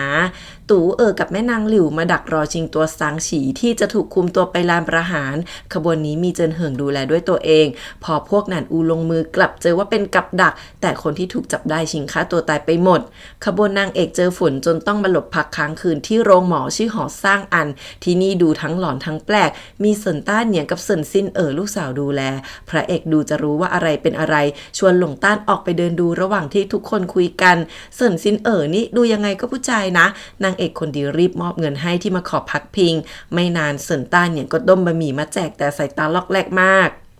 กลางดึกนางเอกนอนอยู่เซินซินก็มาลูบมือนางเอกใส่ตาประหลาดเสร็จแล้วก็เดินเหมือนจะไปแตะฉูฉูแต่นางพลิกตัวมาซะก่อนตอนเช้าพวกหนุ่มๆตื่นแล้วแต่นางเอกไข้ขึ้นเซินต้านอย่างรีบบอกว่านางจะรักษาให้เองเพราะเป็นหมอแล้วเรียกลูกสาวเข้าไปดูนางก็บอกนางเอกเดิมสุขภาพไม่แข็งแรงเลยป่วยฉูฉูบอกว่าเมื่อคืนเหมือนนางเห็นของไม่สะอาดเซินต้านอย่างรีบว่าใช่แล้วบอกจะฝังเข็มให้เองพระเอกรอนานจนเกือบบุกเข้าไปแล้วแต่เซินต้านออกมาหลอกให้ไปซื้อน้ำแข็งแล้วให้คนอื่นไปซื้อยาเหลือหลงต้านรอเฝ้าอยู่คนเดียวไม่นานเซินต้านก็เอาน้ำมาให้หลงต้านดื่มไปแป๊บเดียวก็ท้องไม่ดีโดนวางยาสรุปว่าคนหายไปกันหมดไม่เหลือใครเซินซินทำเป็นเอายาเข้ามาให้พ พอเห็นนางเอกหลับก็เข้าไปจับมือนางเอกมาดมท่าทางโรคจิตสุดๆนางเอกตื่นมาเจอก็กรี๊ดเลยไม่ยอมกินยาเซินซินเข้าใกล้จนนางเอกเห็นแล้วว่ามันเป็นผู้ชายนางเอกร้องให้คนช่วยแต่เซินต้าเหนียงเข้ามาพ่นยาสลบใส่บอกนี่มันของดีครั้งนี้ให้อดไว้ก่อนหลงต้านกลับมาไม่นานก็มีหนุ่มชาวบ้านบุกมาทำร้ายแล้วจับนางเอกมัดตัวไปพระเอกกลับมาอีกทีหลงต้านก็บอกว่านางเอกถูกโจรลักพาตัวไปแล้วเซินต้าเหนียงกับลูกสาวเล่นละครกันใหญ่แต่พระเอกโมโหจัดสั่งไปตีกลองแจ้งความกลางดึกนายอำเภอก็ลุกมาแบบไม่ช่วยใดๆทั้งนั้นบอกรอให้หายตัวครบ2 วันก่อนค่อยกลับมาแจ้งความโอ๊ยพอพระเอกออกไปนายอำเภอก็สั่งให้ลูกน้องรีบไปบอกแม่ลูกคู่นั้นให้รีบปล่อยของเซินต้าเหนียงจะเอานางเอกไปขายราคา100 ตำลึงไอ้ลูกชายก็บอกตัวเองก็ชอบนะขอเอาไว้ไม่ได้หรอแต่แม่บอกไม่ได้นี่มันของดีมีราคาพระเอกกับเจียงจ้านวิ่งออกมาไม่นานก็เจออาจารย์ฉินสภาพผมเผ้ากระเซิงอาจารย์ฉินได้ข่าวว่าเมียไม่สบายไปหาหมอที่หอซ่านอันแต่ก็หายตัวไปนายอำเภอก็ไม่รับแจ้งความพระเอกรู้แล้วว่า2 แม่ลูกนั้นมีปัญหาตอนนั้นนางเอกก็เพิ่งถูกพาไปขังที่มีสตรีถูกจับมัดรวมกันไปหมดพระเอกกับทุกคนกลับมาคนที่หอซ่านอันก็เจอยาสลบอามานเห็นน้ำหอมที่นางเอกทิ้งไว้ทุกคนเลยรีบตามเบาะแสไปด้วยนางเอกถูกขังไว้ในกระท่อมโสมๆห้องเดียวกับอาหลงเมียอาจารย์ฉินนางยังถูกขังที่นี่เพราะเฒ่าแก่ไม่มีใครเอาเพราะนางเคยแต่งงานมาแล้ว2 แม่ลูกนั้นจ้างคนมาเฝ้าอาหลงเคยหนีแต่ถูกจับกลับมาทุบตีทุกครั้งนางเอกรีบบอกว่าอย่ายอมแพ้แล้วนางเอกก็จัดการฟาดหัวคนส่งข้าวสลบเหมือดค่อยๆพาอาหลงย่องหนีพวกนั้นหันมาพอดีอาหลงก็ช่วยให้นางเอกหนีไปก่อนบอกให้พาคนมาช่วยสุดท้ายนางเอกถูกจับกลับมาเซินซินยังบอกว่าอาหลงท้องลูกตัวเองได้เดือนหนึ่งแล้วเดี๋ยวมันจะเอาไปปล่อยขายให้หอคณิกาถูกๆอาหลงยอมฆ่าตัวตายคิดถึงอดีตที่เคยอยู่กับอาจารย์ฉินสามีอย่างมีความสุขบอกนางเอกว่าอย่าห่วงนางเซินซินยังถูกใจนางเอกแต่โดนแม่ด่าในที่สุดพวกพระเอกก็ตามมาจนเจอที่ซ่อนสาวๆแม่แล้วมันสมคบกับนายอำเภอนี่เองพระเอกให้ทุกคนเฝ้าข้างนอกก่อนแอบไปดูสถานการณ์แล้วส่งหลงต้านม้าเร็วไปแจ้งเจินเหิงแป๊บเดียวพระเอกก็เข้ามาช่วยนางเอกมาถึงก็กอดนางเอกเลยบอกว่าจะพานางเอกไปนางเอกบอกว่าไม่ได้ถ้าหนีไปตอนนี้พวกนั้นต้องทำลายหลักฐานหมดแน่พระเอกก็เลยยอมอารักขาอยู่ข้างนอกพอเซินซินเข้ามานางเอกก็หลอกล่อด่าว่ามันเอาแต่ตามแม่อยู่ได้ตอนนี้นางเอกไม่มีทางเลือกงั้นก็หนีไปด้วยกันกับนางสิเซินซินรีบตกลงนางเอกยังยุว่าให้ไปหาของที่เป็นจุดอ่อนแม่มาซะเราจะได้หอบเงินหนีไปได้เซินซินเข้าไปเอาสมุดบัญชีมาให้ก็ถูกพวกพระเอกจับมัดตัวไว้แทนก่อนจะพากันหนีออกมาอาจารย์ฉินรีบถามถึงอาหลงนางเอกน้ำตาไหลเล่าให้ฟังเรื่องที่อาหลงฆ่าตัวตายไปแล้วอาจารย์ฉินเสียใจมากจะบุกไปฆ่าพวกนั้นส่วนนางเอกเห็นพระเอกมีแผลก็รีบทำแผลให้เจียงจานรีบมาห้ามอาจารย์ฉินว่าอย่าไปสู้ตายกับพวกนั้นไม่งั้นใครจะแก้แค้นให้อาหลงจนอาจารย์ฉินยอมฟังแล้วพวกพระเอกก็บุกมาหาเรื่องในอำเภอที่กำลังมีความสุขพระเอกเอาตรามาเบ่งในอำเภอมันถึงลุกขึ้นมาคุยด้วยพอพระเอกพูดเรื่อง2 แม่ลูกคดีค้ามนุษย์มันก็ปัดตกทำเนียนทุกอย่างในที่สุดเจินเหิงก็โผล่มาพร้อมหลักฐานแล้วช่วยสาวๆออกไปได้อาจารย์ฉินหมดใจอยากไปหาอารามปฏิบัติธรรมเจียงจานบอกว่าจะไปส่งอาจารย์ฉินแล้วกลับไปรายงานตัวที่เมืองหลวงเลยให้นางเอกไปหลิงซุยต่อนางเอกหันมาขอบคุณเจินเหิงที่มาช่วยพร้อมกับเสียใจไปด้วยที่ช่วยสาวๆเหล่านี้ออกมาแต่หลายคนกลับถูกครอบครัวหรือสามีบีบบังคับจนต้องฆ่าตัวตายเพราะมีมนทินนางเอกไม่แน่ใจว่าที่ทำลงไปผิดไหมเจินเหิงตอบเลยว่าผิดแต่ที่พีคกว่าคือพระเอกยืนแอบฟังหน้าตึงอยู่นะเจินเหิงบอกว่านางเอกกำลังรู้สึกผิดในการทำสิ่งที่ถูกต้องหลงต้านเดินมาบ่นเจ้านายที่ตัวเองตามช่วยนางเอกไปตลอดทางแต่กลับไม่ออกหน้าดันไปเชิญเจินเหิงมารับหน้าอีกพระเอกทำถึงขนาดให้หลงต้านขี่ม้าออกไปซื้อบวยไกลเป็น10 ลี้มาเอาใจพระเอกคว้าบวยแล้วเดินไปขัดจังหวะ2 คนนั้นยื่นบวยให้เจินเหิงรีบบอกว่าไม่ชอบกินของหวานพูดไม่ทันจบพระเอกก็หันไปส่งให้นางเอกทันทีที่จริงก็คือไม่ได้เอามาฝากเจินเหิงนั่นแหละจ้านางเอกกินแล้วก็ชอบมากบรรยากาศดีจัดจนเจินเหิงเหมือนเป็นส่วนเกินพอพยายามจะแทรกตัวเข้าไปพระเอกก็ปัดทันทีบอกว่าต้องรีบพานางเอกไปส่งบ้านเพราะเจียงจ้านฝากไว้แล้วก็ไม่ยอมให้เจินเหิงกินบวยด้วยทำตัวเป็นเด็กมากแต่น่ารักโคตรวันต่อมาระหว่างทางนางเอกชวนพระเอกขึ้นเขาไปวัดดังบนยอดเขาแถวนี้เพราะว่าพี่ใหญ่มาบ่อยมากนางเอกอยากแวะไปคิดว่าได้เจอพี่สาวแน่นอนพี่ใหญ่ก็กำลังไหว้พระขึ้นเขาอยู่จริงๆแต่นางต้องค่อยๆไหว้คำนับไปทีละขั้นทีละขั้นหมอบกราบจนหน้าผากแดงไปหมดแล้วฮูหยินจูแม่สามีบ่นว่าเยอะเกินจนพี่เขยที่มองตามน้ำตาคลอบอกว่านี่นางก็อดข้าวมาเพื่อบูชาวันนี้ ทั้งหมดที่ทำไปก็เพื่อทายาทสกุลที่แม่อยากได้ไม่ใช่หรือไงแม่สามีก็ยังจิกด่าว่าเพราะนางแต่งมา7 ปีแล้วมีลูกสาวคนเดียวเป็นบ้านอื่นคงไล่นางไปแล้วโอ้โหสงสารพี่ใหญ่สุดๆจะเป็นลมแล้วเนี่ยชาวบ้านก็มองกันใหญ่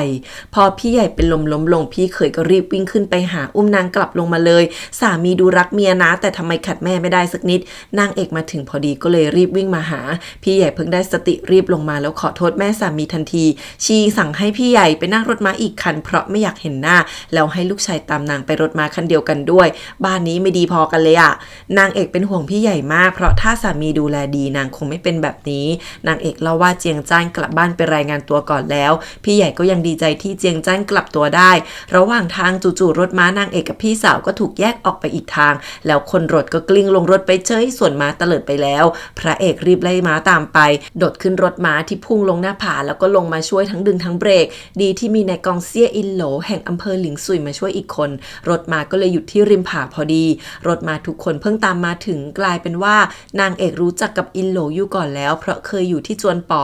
นางเอกรีบขอบคุณพี่ใหญ่ก็เช่นกันอินโหลหันมาชมว่าพระเอกกล้าหาญมากที่ลงมาช่วยคนอย่างไม่ลังเล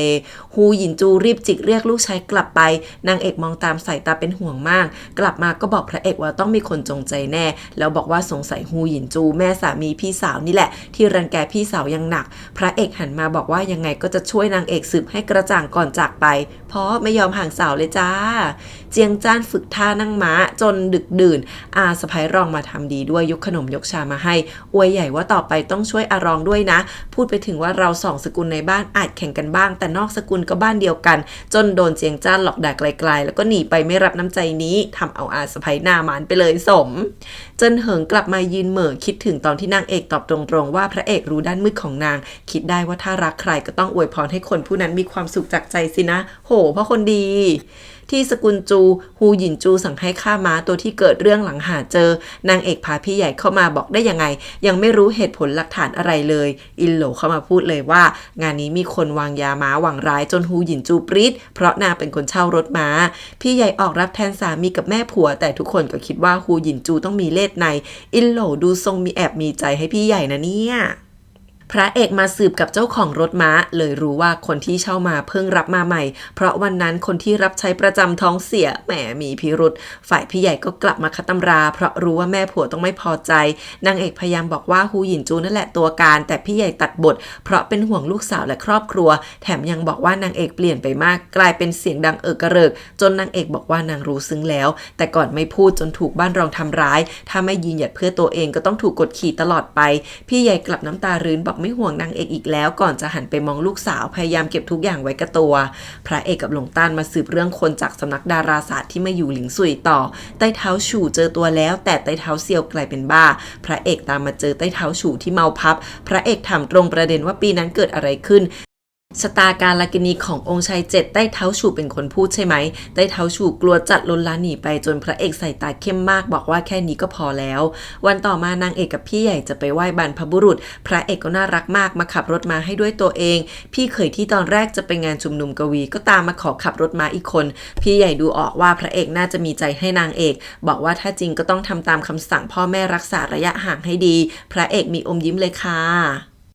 ระหว่างทางทั้งหมดเจอฉิงที่เพิ่งขายตัวทำศพพ่อแต่พวกนั้นผู้ชาย3คนจะขืนใจนางพี่ใหญ่เกือบออกปากรับนางมาแล้วแต่นางเอกเอาตัวเงินไปขอแลกสัญญาขายตัวจนพวกนั้นอึกอักมีพิรุษนางเอกแลกสัญญาขายตัวมาให้แต่แล้วฉิงก็ยังขอร้องให้รับนางไปด้วยนางไม่มีที่ไปจนพี่ใหญ่รีบบอกว่าให้ตามกลับไปที่จวนสกุลจูวันพรุ่งนี้นางเอกห้ามว่าแปลกพี่สาวก็ปรามส่วนพระเอกก็ให้หลงต้านไปสืบมาเดี๋ยวนี้พอขึ้นรถนางเอกก็บอกพี่สาวเลยว่าเรื่องนี้มันแปลกเกินไปเรื่องคนรถก็ยังไม่กระจ่างชิงก็โผล่มาอีกพี่ใหญ่คิดว่าก็แค่ช่วยสตรีน่าสงสารเท่านั้นนางเอกถามว่าแน่ใจได้ไงว่านางไม่โกหกตอนนี้นางเอกยังไม่มีหลักฐานก็ไม่อยากจะพูดมากแต่บอกให้พี่ใหญ่คอยระวังผู้อื่นไว้เสมอนางเอกรู้ดีว่าพี่ใหญ่เป็นคนใจอ่อนเลยตั้งใจจะปกป้องพี่สาวให้ได้ไม่กี่วันถัดมาพระเอกก็มาเล่าว่าเรื่องราวของชิงดูปกติทุกอย่างพูดตรงกันหมดแม้แต่เรื่องพวกอันธพาลแต่นางเอกก็ยังบอกว่าชิงกับพี่เขยน่าจะมีอะไรกัน ที่นางเข้ามาคงไม่ได้หวังแค่อยากเป็นอนุแน่ๆไม่นานพี่เขยก็มาถามเมียว่าเมื่อไหร่นางเอกจะกลับทำเป็นบอกว่ากลัวคนนินทาที่นางเอกไปไหนมาไหนกับพระเอกแล้วยังชงอินโหลกับนางเอกด้วยเพราะอินโหลเลยเวลาอายุแต่งงานคนลือกันว่ามาถูกใจสาวบ้านนี้จนพี่ใหญ่ปรามสุดท้ายยังบอกว่านางแต่งมาตั้งนานน้องสาวเพิ่งจะมาเยี่ยมครั้งแรกจะให้ตัดใจไล่น้องกลับไปได้ไงอีกไม่กี่วันจะถึงเทศกาลบวงสรวงน้ำเทศกาลใหญ่ของที่นี่ซึ่งสกุลจูเป็นแม่งานและพี่ใหญ่เป็นคนจัดเตรียมทุกอย่างแล้วตอนนั้นนางเอกจะได้ออกไปสนุกด้วยถึงวันงานเฟยหวินหัวหน้าคณะนางรำก็ออกมาไร่รำอ่อนช้อยเรียกเสียงปรบมือทั้งหมดนี้พี่ใหญ่ไปเชิญมาเป็นพิเศษล่วงหน้าด้วยนะแล้วก็ยังพยายามดูแลนางเอกอย่างดีพอพระเอกเห็นนางเอกน่าเครียดก็เข้ามาหานางเอกบอกว่าทุกอย่างปกติมากจนเริ่มไม่แน่ใจว่าตัวเองระแวงพี่เขยกับฉิงมากไปไหมพระเอกยิ้มอบอุ่นบอกว่าให้นางเอกผ่อนคลายเที่ยวเล่นให้สบายใจเหอะวันนี้พระเอกจะคอยช่วยจับตาให้เองจนนางเอกอมยิ้มพี่ใหญ่ถูกแม่สามีเรียกมาด่าหาว่าเลือกการแสดงวันนี้เพื่อหลอกด่านางว่าพรากลูกกับสะใภ้หาเรื่องสุดๆทั้งที่พี่ใหญ่ไม่ได้ทำพี่เคยเข้ามาปกป้องว่าเป็นคนเลือกเรื่องนี้เองแต่แล้วจู่ๆคณะนางรำก็เกิดเรื่องตบตีกันซะงั้นเย็นเหนียงสาวงามประจำคณะอีกคนอยู่ๆก็แพ้รอบปากบวมแดงไปหมดทั้งที่นางต้องขึ้นเวทีเร็วๆนี้ที่จริงเฟยหวินกับเย็นเหนียงตีกันมานานแล้วเพราะแย่งกันโดดเด่นเย็นเหนียงลุดด่าเฟยหวินว่าเป็นลูกพันทางหนานอูจนนางเอกต้องเข้ามาเบรกพระเอกนั่งฟังใส่ตาคมกริบเลยในที่สุดนางเอกก็ออกไอเดียให้พระเอกกับนางเอกแสดงคู่กันแล้วก็ใส่ชุดแดงยังก็ชุดแต่งงานเลยนะแหมนางเอกใส่ผ้าปิดหน้าแบบสวยมากมีเย็นเหนียงเป็นคนร้องเพลงดีดผีผาใส่ผ้าปิดหน้าอยู่หลังเรือพระเอกนางเอกแสดงเป็นคู่รักเหมือนคำนับพิธีแต่งงานอยู่บนเรือคนละลำแล้วก็ถูกพาแยกจากกันไปโอ้โหสวยงามโคตรพระเอกใส่หน้ากากโคตรหล่องานไปได้ด้วยดีแต่จู่ๆเย็นลูกสาวพี่ใหญ่ก็หายไปอีพี่เคยดูมีพิรุธมากระหว่างทางอินโหลมาเจอเข้าก็ออกไปช่วยตามหาด้วยนางเอกแสดงจบแล้วก็ขึ้นมาหาพระเอกที่ท่าทางโลกจัดแซวว่าคนที่แสดงเป็นเจ้าบ่าวตะกี้เหมือนพระเอกจังเลยนะแล้วก็จับได้จากชุดแดงที่พระเอกยังไม่ทันเปลี่ยนอ้าวพระเอกแท้ๆเถือกๆไปเรื่อยจนถูกนางเอกบังคับพูดออกมาจนได้ว่าไม่อยากให้นางเอกแต่งกับคนอื่นไงปลอมๆก็ไม่ได้โอ้ยน่ารักอมยิ้มแก้มป่องแล้วค่ะนางเอกไม่นานเฟยหวินก็ขาแพลงทั้งที่กำลังจะถึงพิธีบวงสรวงฮูหยินจูปรีดเข้ามาด่าแล้วหาว่าพี่ใหญ่ตั้งใจหลบหน้าทั้งที่งานนี้สำคัญสุดๆแต่ตอนนั้นพี่ใหญ่กำลังไปตามหาลูกสาวอยู่สรุปฉิงก็ดันร่ายรำเป็นอีกนางเอกรู้ทันว่าทั้งหมดนี้เป็นละครเอาหน้าของฉิงแล้วนางเอกก็ตั้งใจไปตามหาพี่สาวก่อนฝากพระเอกจับตาฉิงกลายเป็นว่าเย็นไม่ได้วิ่งหายไปแต่ถูกคนจงใจอุ้มไปอินโหลเป็นคนตามเจอแล้วอุ้มน้องกลับมาส่งนางเอกรู้ทันว่าพี่สาวนางถูกล่อออกไปแน่ๆอยู่ๆก็มีคนทำชาหกใส่เสื้อฮูหยินจูจนพี่เขยลุกพาแม่ไปเปลี่ยนชุดฝ่ายพี่ใหญ่ถูกล่อให้ไปที่ลับตาคนแล้วรมควันยาสลบนางเกือบถูกทำไม่ดีไม่ร้ายแล้วแต่โชคดีนางเอกมาทันเอาแก้วฟาดหัวผู้ชายทิ้งพี่เขยพาแม่มาเจอพอดีนางเอกก็บอกว่าพี่ใหญ่หอบหืดกำเริบแต่แล้วสาวใช้ก็เจอผู้ชายที่ถูกฟาดหัวสลบอยู่ในห้องฮูหยินจูหาเรื่องทันทีว่ามีชู้อีสามีตัวดีก็เอาด้วยนางเอกออกมาเถียงว่ามันก็หาว่างั้นนางเอกสินะที่เป็นชู้แต่แล้วเฟยหวินก็ออกมารับเองบอกนางต่างหากที่ลักลอบพบกันแต่ถูกสาวๆมาเจอเลยขอร้องให้ช่วยปิดให้ผู้ชายคนนี้ก็คือเมืองหนานที่อยู่ในคณะละครพี่เคยทำตัวดีทำมาเป็นจับมือพี่ใหญ่แต่พูดว่าเอาไว้เมืองหนานตื่นจะต้องถามความจริงแน่ๆจนพี่ใหญ่ไม่อยากเชื่อว่าสามีจะไม่เชื่อใจนางฝ่ายพระเอกกับหลงต้านก็ดักฉิงที่พยายามหนีได้แล้วพอเมืองหนานฟื้นมาก็บอกเลยว่าพี่ใหญ่ให้ฉิงนัดมันมาพี่ใหญ่รู้แล้วว่าทั้งหมดคือแผนฉิงพอฉิงมาก็ใส่ร้ายทำเหมือนพี่ใหญ่เป็นคนทำโอ้โหพี่ใหญ่พูดยังไงก็ไม่มีใครเชื่อฮูหยินจูกับลูกชายผลักความเลวร้ายใส่พี่ใหญ่ทั้งหมดนางเอกออกปากพูดแทนพี่สาวทุกอย่างบอกว่าจะไปฟ้องทางการอีพี่เคยรีบบอกว่าอย่าทำเป็นเรื่องใหญ่ดีกว่าเดี๋ยวเสียเกียรติในเมื่อฉิงยืนรำอยู่กลางแท่นแล้วจะมาล่อลวงพี่ใหญ่มาถึงนี่ได้ไงแต่แล้วพระเอกก็ถีบประตูเข้ามาพร้อมกับอุ๋ยที่หน้าเหมือนฉิงยังกระแกะโอ้โหใช้แผนฝาแฝดอำมหิตที่สุดนางเอกตะโกนให้พระเอกเอา2พี่น้องไปส่งทางการเดี๋ยวนี้ตอนนี้พี่ใหญ่เข้าใจทุกอย่างได้แต่น้ำตาไหลเมืองหนานรีบเปลี่ยนคำพูดว่าไม่ใช่พี่ใหญ่ที่นัดแต่เป็นฉิงตั้งหากตัวเองไม่เกี่ยวพี่เคยทำพูดดีบอกฉิงว่าระหว่างเราไม่มีอนาคตอย่ามายุแยงผัวเมียอีกเลยพระเอกเดินไปดูเห็นทูบยาสลบก็เข้าใจแล้วเมืองหนานถูกทั้งเฟยหวินและเย็นเหนียงไล่ออกมาจากคณะเฟยหวินเอาจดหมายประหลาดที่เขียนสถานที่เวลาและชื่อพี่ใหญ่ไว้มาให้นางเอกดู บอกนางคิดดูดีๆแล้วตัวเองคือเป้าหมายที่แท้มีคนบงการเมืองนานมาอีกทีเฟยหวินใส่ใจกับชื่อเสียงคณะละครมากถ้าปล่อยคนชั่วทำแบบนี้จนพี่สาวนางเอกไม่รอดพวกนางก็เสียหายหมดหนทางทำมาหากินไปด้วยโอ้ยคนดีผีคุ้มนางเอกเดินมาหาพี่สาวที่ยืนคิดอะไรกลางดึกอยู่คนเดียวเพราะเป็นห่วงถามว่าจะยอมความเพื่อเย็นๆใช่ไหมแล้วถามว่าเรื่องนี้ชิงคนเดียวจะวางแผนได้หรอนอกจากฮูหยินจูแล้วก็ยังมีพี่เขยตัวดีนี่แหละที่ทุกคำพูดสุ่มไฟทั้งนั้นที่จริงในใจพี่ใหญ่ก็รู้แต่ไม่อยากยอมรับไม่รู้ว่าต่อไปจะเอาเย็นๆมาขู่ไหมพี่ใหญ่น้ำตาไหลร้องไห้ไม่อยากเชื่อว่าสามีจะทำแบบนี้นางทำอะไรผิดกันแน่นางเอกปลอบเลยว่านี่ไม่เกี่ยวกับพี่ใหญ่คนจะเลวมันก็เลวเองทั้งนั้นเรื่องคืนนี้เราต้องสืบให้ถึงที่สุดพี่ใหญ่จะได้รู้ว่าตัวเองแต่งงานกับคนแบบไหนไม่นานหลงด้านก็มาเล่าว่าสืบเจอเรื่องที่พี่เคยแอบนัดพบสตรีสูงศักดิ์แค่สาวใช้ข้างกายยังแต่งตัวดีกว่าคุณหนูลูกผู้ดีซะอีกคนที่ปรีจัดคืออินโหลด่ากราดฟาดช้าหกกระจายว่าหนอยคิดจะหาเรื่องให้พี่ใหญ่จะได้ขยับตำแหน่งให้เมียใหม่คนนี้สินะพอได้ข่าวว่าเมืองนั้นปล่อยข่าวหรือว่ามีสัมพันธ์ลับกับพี่ใหญ่ก็เกรี้ยวกราดออกไปหาเรื่องทันทีพระเอกคุ้นเหมือนตัวเองตอนถึงไมล่าแต่ก็ยังหันไปบอกนางเอกนะว่าไม่ต้องห่วงเรื่องนี้ไม่ยากเอาดาบพาดคอเดี๋ยวได้ความจริงเองแหละจนนางเอกบอกเป็นเจ้าหน้าที่แท้ๆพูดจาเหลวไหลได้หรอพระเอกหันมายิ้มหล่อบอกตอนนี้เป็นแค่องครักษ์เฝ้าบ้านนางเอกเท่านั้นสั่งมาเลยอะไรก็ทำหมดนางเอกขำแต่ก็ยังหงุดหงิดถามว่าจะล่องูพิษที่อยู่ในที่ลับกับที่แจ้งออกมาพร้อมกันได้ไหมพระเอกบอกว่าเมืองนานใช้ไม่ได้แน่แล้วทั้งสองคนก็คิดว่าต้องมีคนคอยส่งข่าวให้สาวคนนั้นแน่นอนไม่นานนางเอกก็มาหาชิงที่ถูกมัดทรมานอยู่ในห้องเก็บฟืนชิงปากแข็งไม่พูดอะไรแต่นางเอกเอาสัญญาขายตัวของนางกับพี่สาวมาล่อที่แท้พี่เคยเอาชีวิตพี่สาวมาบังคับพวกนางแยกจากกันมาหลายปีเพิ่งกลับมาเจอกันเดือนก่อนและนี่คือญาติคนเดียวบนโลกที่เหลืออยู่พี่เขยมันเพิ่งซื้อตัวหวีมาไม่นานนางเอกพยายามพูดทุกอย่างว่าชิงก็ไม่รอดหรอกแต่ข้างนอกมีคนมาแอบฟังแล้วเอาไปบอกพี่เขยมันก็ใส่ตาโหดเลยบอกว่าเก็บชิงไว้ไม่ได้วันนี้ไม่พูดวันหน้าก็ไม่แน่มีคนบุกไปฆ่าชิงแต่แล้วฮูหยินจูก็เรียกพี่สาวมาด่าว่าปล่อยให้ชิงหนีไปด่าสะใภ้ว่าทำเรื่องงามหน้าแล้วยังลามไปด่าว่านางเอกบ้าระห่ำไล่นางกลับพี่ใหญ่เถียงว่านางเอกไม่เกี่ยวที่รังเกียจนางเอกแบบนี้ก็เพราะนางเอกมาช่วยพี่ใหญ่เอาไว้เลยขวางให้ลูกชายแม่ผัวแต่งใหม่ไม่ได้ดังใจไม่มีทายาทสืบสกุลละสิถ้าคิดจะไล่นางออกจากบ้านงั้นก็เชิญเขียนหนังสือหย่าแต่นางไม่ได้ทำผิดกฎ7ประการใดๆทั้งสิ้นถามว่าจะเอาข้อไหนมาหย่าพี่ใหญ่อ่อนนอกแข็งในที่ผ่านมานางทนได้ทุกอย่างเพราะเป็นสะใภ้แต่มาด่านางเอกพี่ใหญ่ไม่ยอมง่ายๆวันนี้คือแตกหักแล้วนางเอกพูดบ้างว่าอย่าภรรยาที่ไม่มีความผิดต้องถูกจำคุกปีครึ่งถ้าสกุลจูกล้าทำรับรองว่าจนตรงผิงเป่าก็กล้าฟ้องร้องแน่แล้วมาดูกันว่าลูกชายคนดีจะยังมีอนาคตทางราชการอยู่ไหมฮูหยินจูสู้ไม่ได้เลยต้องไล่2คนนี้ออกไปก่อนทั้งหมดนี้พี่เขยมันยืนแอบฟังอยู่พี่ใหญ่บอกนางเอกว่าเพิ่งรู้เหมือนกันว่าไม่ทนก็มีความสุขนะเนี่ยที่แท้ความอดทนของพี่ใหญ่ก็คือนางเอกกับเย็นนี่เองพี่เขยมาเรียบๆเคียงๆคุยกับแม่ว่าอย่าเมียดีไหมแต่ถูกแม่ปรามว่าอะไรก็พูดไปเท่านั้นนอกจากไม่มีลูกชายพี่ใหญ่ก็ไม่ได้ทำอะไรผิดจะว่าไปแล้วสะใภ้แบบนี้หายากมากจนลูกชายงงว่าแล้วแม่หาเรื่องเมียมาตลอดทำไมแม่ก็บอกว่าแม่นั่นก็ขออวดบารมีแม่ผัวมั่งไม่ได้ไงแต่อีลูกชายนี่ใส่ตาแข็งกร้าวแล้วฮูหยินโจซักถามว่าลูกชายเป็นอะไรปกติปกป้องเมียจะตายจู่ๆมาถามเรื่องหย่ามันก็แกล้งพูดว่าเป็นห่วงเมียเท่านั้นแล้วก็พูดเรื่องที่นางเอกไม่ยอมกลับบ้านสักที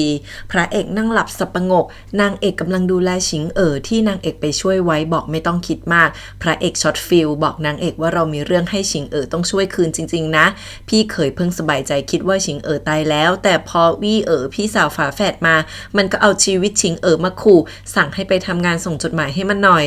วีถูกหลงต้านมาดักรอก็เกือบหนีแต่ที่จริงชิงกับนางเอกมารอนางอยู่ชิงแฉเลยว่าพี่เคยนางเอกจะฆ่านางแล้วจ้าโชคดีที่พวกนางเอกมาช่วยไว้นางเอกรู้ทันว่าวีกำลังจะไปส่งจดหมายให้มันสินะวีเลยยอมเอาจดหมายให้นางเอกดูในนั้นเขียนว่าแผนการเปลี่ยนแปลงให้รอข่าวดีนางเอกอ่านแล้วก็ฉีกจดหมายทิ้งบอกนางมีแผนแล้วสองสาวพี่น้องฝาแฝดก็ลงรถมาสลับตัวที่แท้ชูก็คือหมิงเย่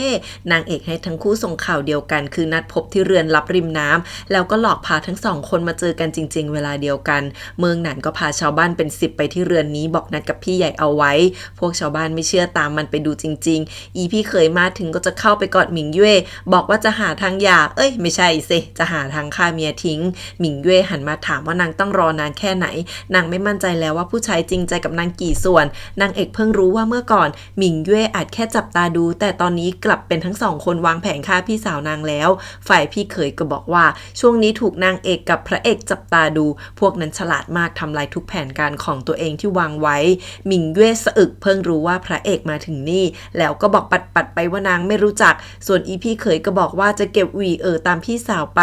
เมืองหนานนี่ก็หมิงเย่เป็นคนหลอกใช้สองคนนี้มั่นมากว่ายังไงก็รอดแป๊บเดียวพวกนางก็ถูกชาวบ้านที่เมืองหนานพามารุมหมิงเย่ใส่หมวกปิดหน้ามีพี่เขยปกป้องเรียกนางว่าฮูหยินแหม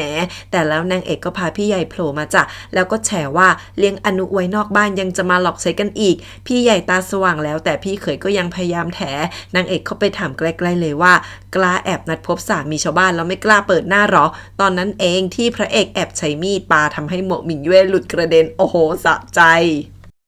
นางเอกประกาศเลยว่าชีเป็นใครแล้วก็แฉเรื่องที่ชีพยายามฆ่าเจียงจันพี่ชายจนถูกลดตำแหน่งมาอยู่ที่นี่คงเพราะเครียดแค้นพวกนางสินะถามพี่เขยว่าแกเป็นใครคิดหรอว่าลูกสาวคนเดียวของจ่างกงจู่จะมาชอบแกจริงๆโอ้โหพี่เขยอึ้งแต่ยังจับมือนางต่อหน้าเมียบอกว่าเราสองคนพึงใจกันแล้วงั้นไม่หย่ากันด้วยดีเหอะจู่ๆซื้อจิ๋วก็พาจ่างกงจู่มาพร้อมทหารแหมใหญ่ครับองค์จริงๆค่ะมาอีกแหละนางเอกเห็นแล้วก็ตัวสั่นเลยพี่เขยรีบบอกว่าพวกเราพึงใจกันแต่หมิงเย่วิ่งไปฟ้องแม่ว่าถูกไอ้นี่ล่อลวงด้วยความหวานตามตื้อไม่เลิกจ่างกงจู่ด่าว่าถ้ายังตื้ออีกจะเอาชีวิตมันแล้วจะพาลูกสาวจากไปนางเอกกล้ามากถามเลยว่านี่จะช่วยลูกสาวก่อกรรมทำชั่วหรอโอ้โหบอกว่านี่เป็นกับดักของพวกนางที่อยากทำร้ายพี่สาวเพื่อความสะใจมากกว่ามั้งจ่างกงจู่ปรี๊ดสั่งทหารลงมือแต่พระเอกออกมาขวางแล้วก็จิกไม่ยั้งว่ามือจ่างกงจู่นี่ยาวจริงทำเหมือนไม่เห็นกฎหมายในสายตาจ่างกงจู่บอกว่าคดีริมน้ำเต้ตัดสินแล้วเรื่องวันนี้ถ้าทุกคนปิดปากสนิทชีจะไม่เอาเรื่องแล้วทุกคนก็จากไปพี่เขยหันมาง้อเมียแต่พี่ใหญ่น้ำตาไหลใส่ตาเด็ดขาดบอกว่าไม่อยากกันด้วยดีอย่างที่มันต้องการก็แล้วกันพอกลับบ้านนายท่านจูก็สั่งลงโทษลูกชายตามกฎตระกูลบอกว่าจะคืนความเป็นธรรมให้แต่พี่ใหญ่คุกเข่าบอกว่าขออย่าเท่านั้นนางเอกหันมาบอกว่าจะพาเย็นๆกลับไปด้วยนี่เพราะเห็นแก่หลานถึงไม่ไปที่ว่าการหรอกนะแม่ผัวก็มาทำพูดดีเตือนสตรีเรื่องหย่าบอกให้ลูกชายคุกเข่าให้เมียเหอะนางเอกด่ายับแฉเรื่องที่ม้าถูกทำร้ายก่อนหน้านี้ว่าคนที่อยู่เบื้องหลังก็คือพี่เขยถ้าไม่อย่างนั้นไปเจอกันในศาลในที่สุดพี่เขยก็ลุกขึ้นมาพูดอยากหย่าก็เอาเลยเย็นก็แค่ลูกสาวถึงยังไงแต่งออกไปก็ออกเรือนอยู่ดีแม่ชอบพูดว่าอยากหย่านี่นะถ้าเรื่องถึงศาลอนาคตมันจบเลยนะโอ้โหอย่างเลวเห็นท่าแท้ไหมพระเอกที่ยืนฟังอยู่ข้างนอกมาตลอดพอถึงตรงนี้ถึงได้ยอมเดินจากไปในที่สุดมันก็เขียนหนังสือหย่าจบเรื่องให้พี่ใหญ่น้ำตาไหลใส่ตาเจ็บปวดมีนางเอกปลอบใจอยู่ข้างๆพอจบเรื่องฟ้าก็สว่างในที่สุดนางเอกก็พลิกชะตาให้พี่สาวได้แล้วคืนนั้นพระเอกให้หลงต้านมาคลุมกระสอบเอาตัวอดีตพี่เขยมาอัดยกนึงแลกเอาสัญญาขายตัวของวีไปด้วยหน้าตาเฉยมากพระเอกพอรอดไปได้มันก็ถูกคนลักพาตัวไปอีกพวกสาวๆดีใจที่ได้นางเอกช่วยส่วนพี่เขยยังละเมอเพ้อพกถามหาความจริงใจจากหมิงเย่แต่นางเตะกลับไม่ยั้งแม่โดนหลอกใส่เพิ่งรู้ตัวชีเซ็งจัดแต่ก็ยังสะใจที่ทำร้ายพี่สาวนางเอกให้เสียใจได้แล้วชีก็เอาครอบครัวมันมาขู่เอาหนังสืออะไรสักอย่างออกมาเผาพระเอกช่วยเลี้ยงเย็นแบบน่ารักอบอุ่นแล้วยังให้เด็กเรียกว่าท่านอาเหมือนเรียกนางเอกอีกเสร็จแล้วก็เอาแต่มองหน้านางเอกจนเย็นยังแซวใส่ตาคือหวานละลายพี่ใหญ่ดูออกว่าพระเอกใส่ใจนางเอกสุดๆก่อนออกจากเมืองนางเอกพาพี่น้องฝาแฝดมาฝากกับเฟยหวินนางเลยมอบภาพหนึ่งให้แล้วบอกว่าที่จริงนางเคยได้ซูเคอแม่ของนางเอกกับพี่ใหญ่ช่วยชีวิตเอาไว้นางเคยถูกรังแกแล้วหนีไปจนเจอในหน้าค้ามนุษย์แต่ได้แม่นางเอกรับตัวไปอยู่ด้วยปีนึงตอนนั้นแม่ทับชุยก็อยู่กับแม่นางเอกด้วยนะแม่นางเอกคือคนดีมากรับนางไว้ทั้งที่เป็นนางงิ้วแล้วก็ปกป้องนางมาตลอดนางเอกน้ำตาคลอเพราะไม่เคยเจอแม่เลยอินโหลมาแอบดูบ้านนางเอกที่กำลังจะจากไปพระเอกเห็นเลยเข้ามาหาถามว่าวันที่เกิดเรื่องอินโหลมาแอบดูแลอยู่ห่างๆใช่ไหมอินโหลไม่ยอมรับแต่ที่จริงคือคงแอบปกป้องพี่ใหญ่อยู่ตลอดธัญญาเห็นพี่ใหญ่พาเย็นๆกลับมาก็เครียดด่าว่านางเอกไปก่อเรื่องใหญ่ไม่บอกพ่อกับพี่ชายแล้วพาพี่ใหญ่กลับมาเองเลยได้ยังไงพี่ใหญ่ออกรับส่วนพ่อก็บอกว่านางเอกพาพี่สาวรอดชีวิตมาได้ก็ดีแค่ไหนแล้วธัญญาหงุดหงิดว่าคนหนึ่งก็หย่าคนหนึ่งก็ถอนมั่นเจียงจ้านออกหน้าปกป้องแต่นางเอกสั่งให้เย็นๆไปอ้อนธัญญาคนแก่ก็ถูกหลั่นง้อจนอารมณ์ดีขึ้นมายอมปล่อยบ้านใหญ่ไป นางเอกกลับมานั่งเหม่อคิดถึงอดีตหลังจากที่มาอยู่หนานอูก็ได้ข่าวจากตู่ว่าจางกงจู่ฆ่าพระเอกโยนโทษเรื่องที่แพ้ศึกมาตลอดให้กองทัพลงโทษตัดหัวไปแล้วนางเอกช็อกเสียใจมากแล้วหันไปบอกแม่เฒ่าว่าครอบครัวนางก็ถูกจางกงจู่ฆ่านางเอกขอร่วมมือกับทุกคนแก้แค้นให้ครอบครัวและพระเอกด้วยแล้วในที่สุดนางเอกก็เดินมาถึงหน้าจางกงจู่ในวังคนล้มตายไปมากมายนางเอกก็เลือดเต็มตัวแต่ในที่สุดก็เป็นคนใช้กระบี่ฟาดจางกงจู่เพื่อครอบครัวและเพื่อพระเอกที่ถูกนางฆ่ากระบี่สุดท้ายที่แทงจางกงจู่ไปนางเอกก็น้ำตาไหลไม่หยุดเช่นกันทั้งที่ล้างแค้นได้แล้วตัดมาปัจจุบันนางเอกคิดว่าตอนนี้ทุกคนรวมทั้งพระเอกปลอดภัยดีนางคงไม่ใช่ตัวหายนะอีกต่อไปแล้วใช่ไหมแล้วเรื่องระหว่างเราจะเปลี่ยนไปได้หรือเปล่าพี่ใหญ่สีหน้าดีขึ้นมากแต่ก็บอกมองย้อนไปไม่อยากเชื่อเลยว่าจะมองคนผิดนางเอกปลอบใจว่าที่ผ่านมาพวกเราโดนหลอกแต่พี่ใหญ่ก็บอกว่านางไม่เสียใจเพราะพวกนางเคยรักกันมากตอนนี้นางเห็นความจริงทุกอย่างแล้วแต่นางก็ยังเคยมีความทรงจำที่ดีที่สุดบางเรื่องเราจะมองแค่จุดจบไม่ได้นางเอกถามว่าถึงแม้ชะตาลิขิตให้ไรวาสนาก็ยังคุ้มหรอพี่ใหญ่รู้เลยว่านางเอกคิดถึงพระเอกอยู่เพราะดูออกว่านางเอกหวั่นไหวแล้วพระเอกอาจจะใส่ใจนางเอกมากกว่านางเอกด้วยซ้ำเขาดูออกกันทั้งเรื่องแล้วค่ะใส่ใจกันขนาดนี้เจียงจ้านกับหนุ่มๆมารายงานตัวกับแม่ทัพชุยที่องครักษ์จินอูแม่ทัพชุยให้โอวาทส่วนเจียงจ้านก็ใส่ตามมุ่งมั่นน้องห้าที่แต่งงานออกไปแล้วกลับมาเยี่ยมบ้านนายท่านรองดีใจสุดๆน้องห้าแต่งออกไปแล้วก็รู้ความเป็นผู้ใหญ่ขึ้นไม่น้อยแล้วสามีนางก็ดีด้วยนะแล้วก็ยังหน้าที่การงานดีด้วยจู่ๆร้านนางเอกก็เจออันธพาลมาเรียกเก็บค่าคุ้มครองแล้วดันมาเจอกับฉูฉูไปอีกแต่ฉูฉูตบไปฉาดเดียวก็เจอเจียงจ้านที่ใส่ชุดองครักษ์จินอูมาเอาเรื่องแหมหล่อเท่แต่ทำไมฉันขำทุกทีที่เห็นหน้าพี่เขาพอคนไปก็เดินทำเท่โชว์สาวอวดเกราะทองอวดดาบไม่หยุดฉูฉูดูออกวันนี้ตั้งใจมาอวดโดยเฉพาะพอถูกจับได้พี่แกก็รีบแถกลับบ้านเสร็จแล้วก็ใส่ชุดเต็มยศมาคารวะท่านย่าที่ดีใจสุดๆท่านย่าบอกไม่อยากเชื่อว่าคนที่เรียนห่วยที่สุดเอาแต่เล่นจะเป็นหน้าเป็นตาให้ที่บ้านได้มากสุดขนาดนี้พ่อก็หน้าบานมีบ้านร้องนั่งเซ็งอยู่ไม่ไกลเจียงจันยังบอกว่าตัวเองเป็นคนเดียวที่แม่ทัพชุยเลือกให้ไปทำหน้าที่ในการล่าสัตว์ฤดูศาสตร์ด้วยได้หน้าซะจนท่านย่าไม่ฟังพวกบ้านรองจะหาเรื่องสักนิด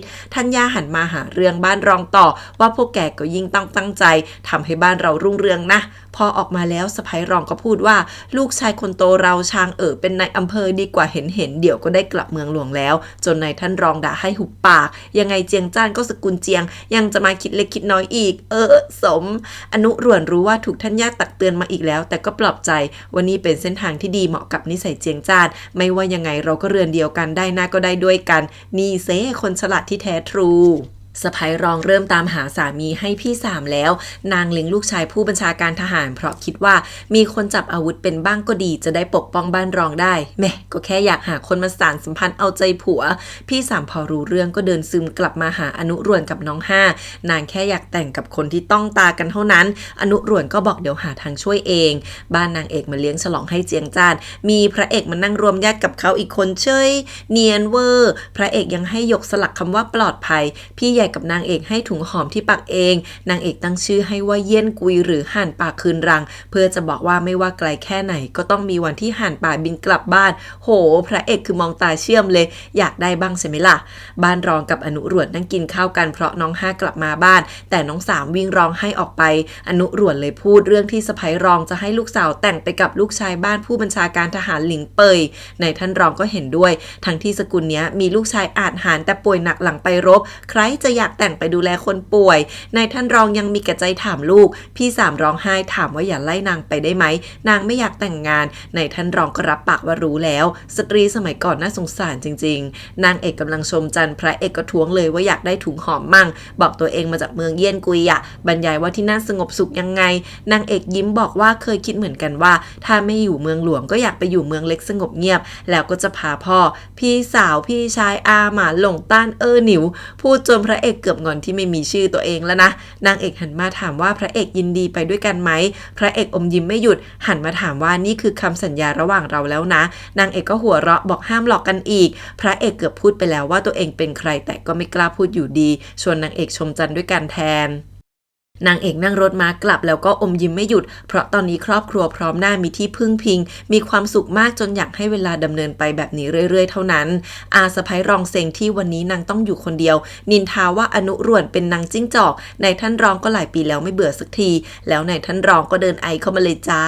ชีรีบรับรองเอาเหล้ามาเทให้นายท่านรองเหล่ไล่สาวใช้ออกไปแล้วบอกว่าไม่ต้องยุ่งเรื่องงานแต่งของน้องสามอีกชีบ่นเลยว่าถูกอนุร่วนเป่าหูมานี่เองแล้วก็ไม่ยอมหยุดบอกนางจะยุ่งเรื่องนี้ในฐานะเมียหลวงนางมีสิทธิ์จัดการนายท่านรองด่าว่าอนุร่วนก็หาลูกเขยดีๆให้น้องห้าได้นี่ชีรีบเอาหน้าว่าตอนแรกอยากให้แต่งกับเจินเหิงแต่ถูกชิงตัดหน้าหรอกแถมยังหาว่าพี่สามอายุเยอะแล้วแต่งยากนายท่านรองถามว่าถ้างั้นในฐานะแม่อยากให้ลูกสาวแต่งกับคนป่วยหรือไงที่ทำนี่คงเพราะแก้แค้นอนุร่วนสินะจะเอาไปลงกับเด็กมันได้หรอพูดจนทะเลาะกันแล้วค่ะนายท่านรองด่าแหลกว่าถึงตัวเองเลวยังไงก็ไม่เอาลูกสาวมาพัวพันที่พี่รองหนีไปก็เพราะถูกนางบีบคั้นละสิคราวนี้ชีเลยบอกว่าสายไปแล้วอย่าเพราะว่านางตอบรับพร้อมส่งจดหมายลงตราประทับจวนเราออกไปแล้วบอกทัญญาก็รับรู้ขู่ว่าแน่จริงก็ทำแบบพ่อนางเอกบุกไปทำลายจดหมายซะเลยสิจนนายท่านรองโกรธจัดกลับไปเลย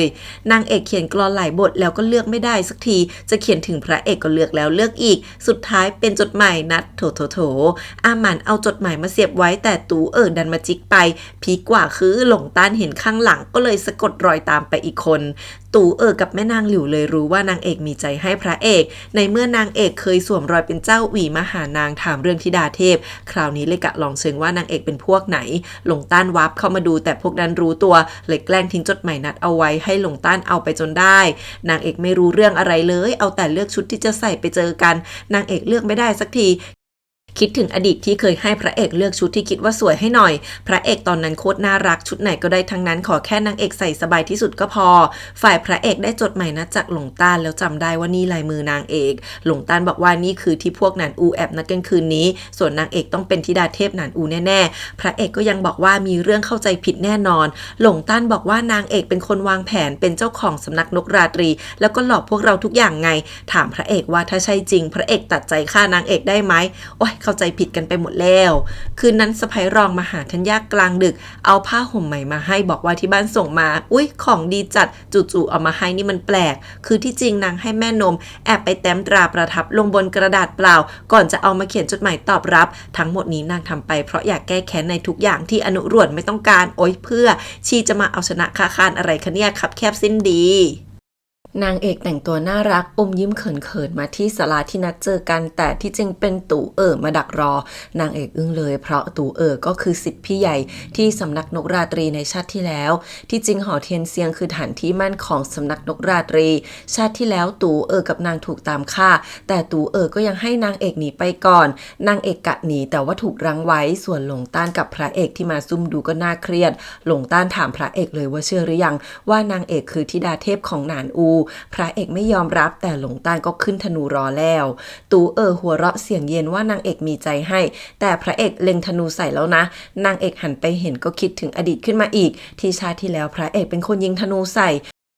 พระเอกเคลื่องลูกธนูทิ้งพูดเลยว่าที่หลงต้านถามว่าตัดใจฆ่านางเอกได้ไหมวันนี้จะตอบให้ว่าไม่มีวันตู่อุ้มตัวนางเอกพาดบ่าลักพาตัวไป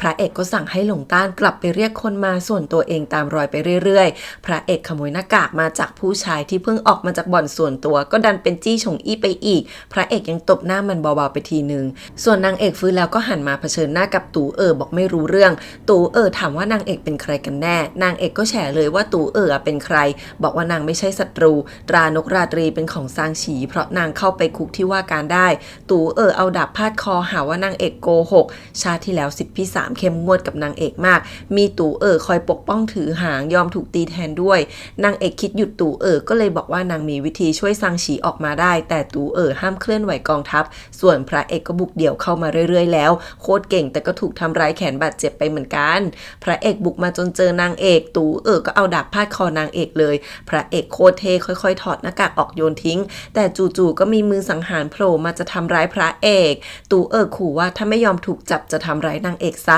ก่อนจะเอาหน้าไม้ขึ้นมาเล็งนางเอกใช้ปิ่นผลักตู่จนระยะหน้าไม้พลาดแต่ก็หันมาขู่ตู่ให้ออกไปทางลับแล้วไปเจอกันที่อารามร้างนอกเมืองไปรอสังฉีแล้วผลักตู่ทิ้ง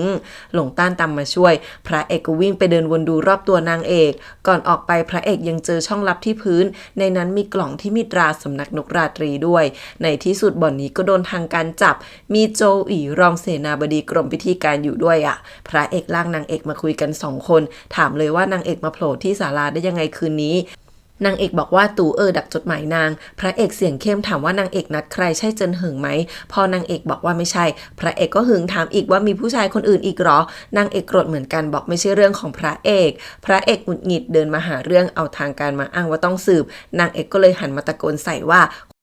คนนั้นพระเอกรู้จักดีแต่คืนนี้มะเร็งธนูใส่พระเอกชะงักรู้แล้วว่าเป็นตัวเองรีบวางของทำหน้าเจียมเจียมบอกไม่ใช่เขาหลงตั้งต่างหากนางเอกถามว่าเห็นนางอยู่กับตู่ก็ระแวงแล้วสิพระเอกรีบบอกไม่ใช่กับผมไม่มีทางทำร้ายนางเอกแน่นางเอกเลยถามว่าถ้างั้นส่งตรานกราตรีมาให้นางทำไมพระเอกหน่อยจ้าบอกว่าแค่อย่างเชิงนางเอกถามว่าแล้วถ้านางเป็นธิดาเทพจริงล่ะพระเอกก็บอกว่าในใจพระเอกนางคือคุณหนูสี่ที่ไม่มีวันทำร้ายต้าโจ